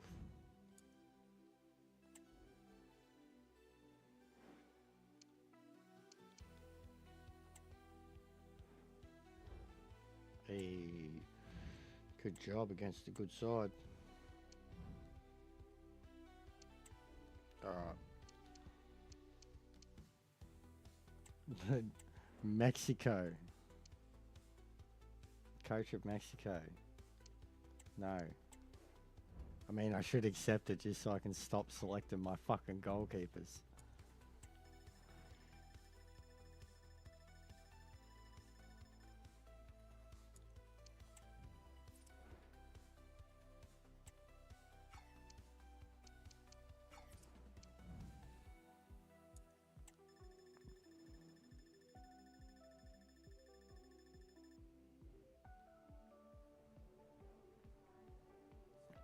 Chavez. Hey, $26.5 million. I was going to say we need an offer on him now.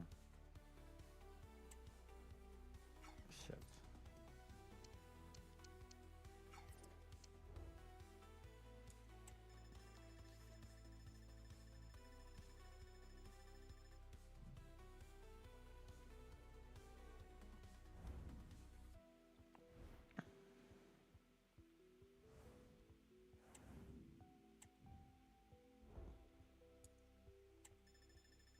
So they give me shit about these used deals that are just dumb kids I'm throwing out the door, but all these deals, they're like, yeah, good shit, well done, yeah.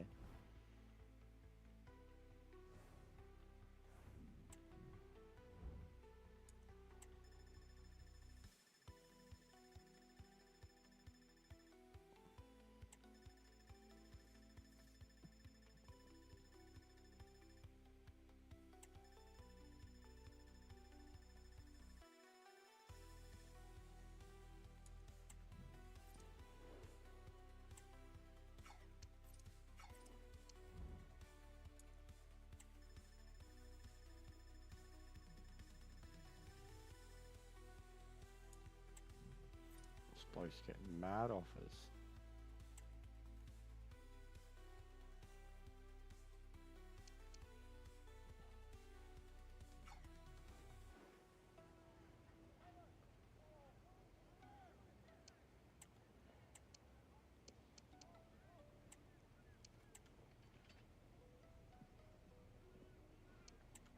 Oh, whatever, I'll accept whatever. If he chooses that one, then he's a fucking idiot. Less money for him.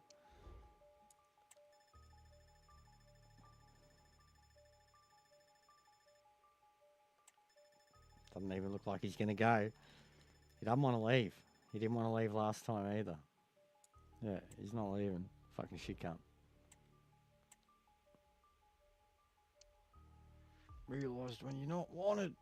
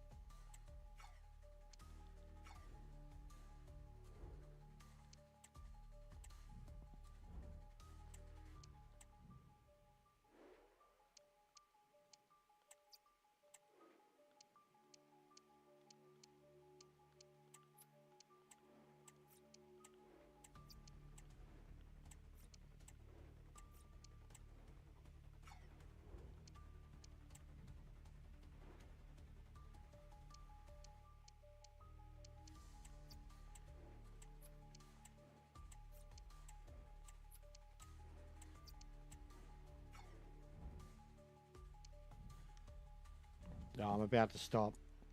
I was just in transfer period, bro. But I'm literally stopping. I'm done. I got to do a wrestling show in like 8 hours. Look at this, mate.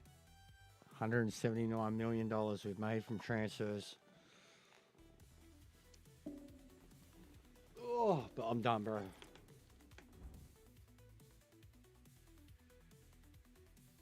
Nah. I've gone over 12 hours before, but nah, I'm good, bro. No one's watching anyways, no one cares. But I'm done. Have a good one. I hope you had a good day. I'll see you tomorrow. I got the wrestling show and then I'll be playing FIFA after.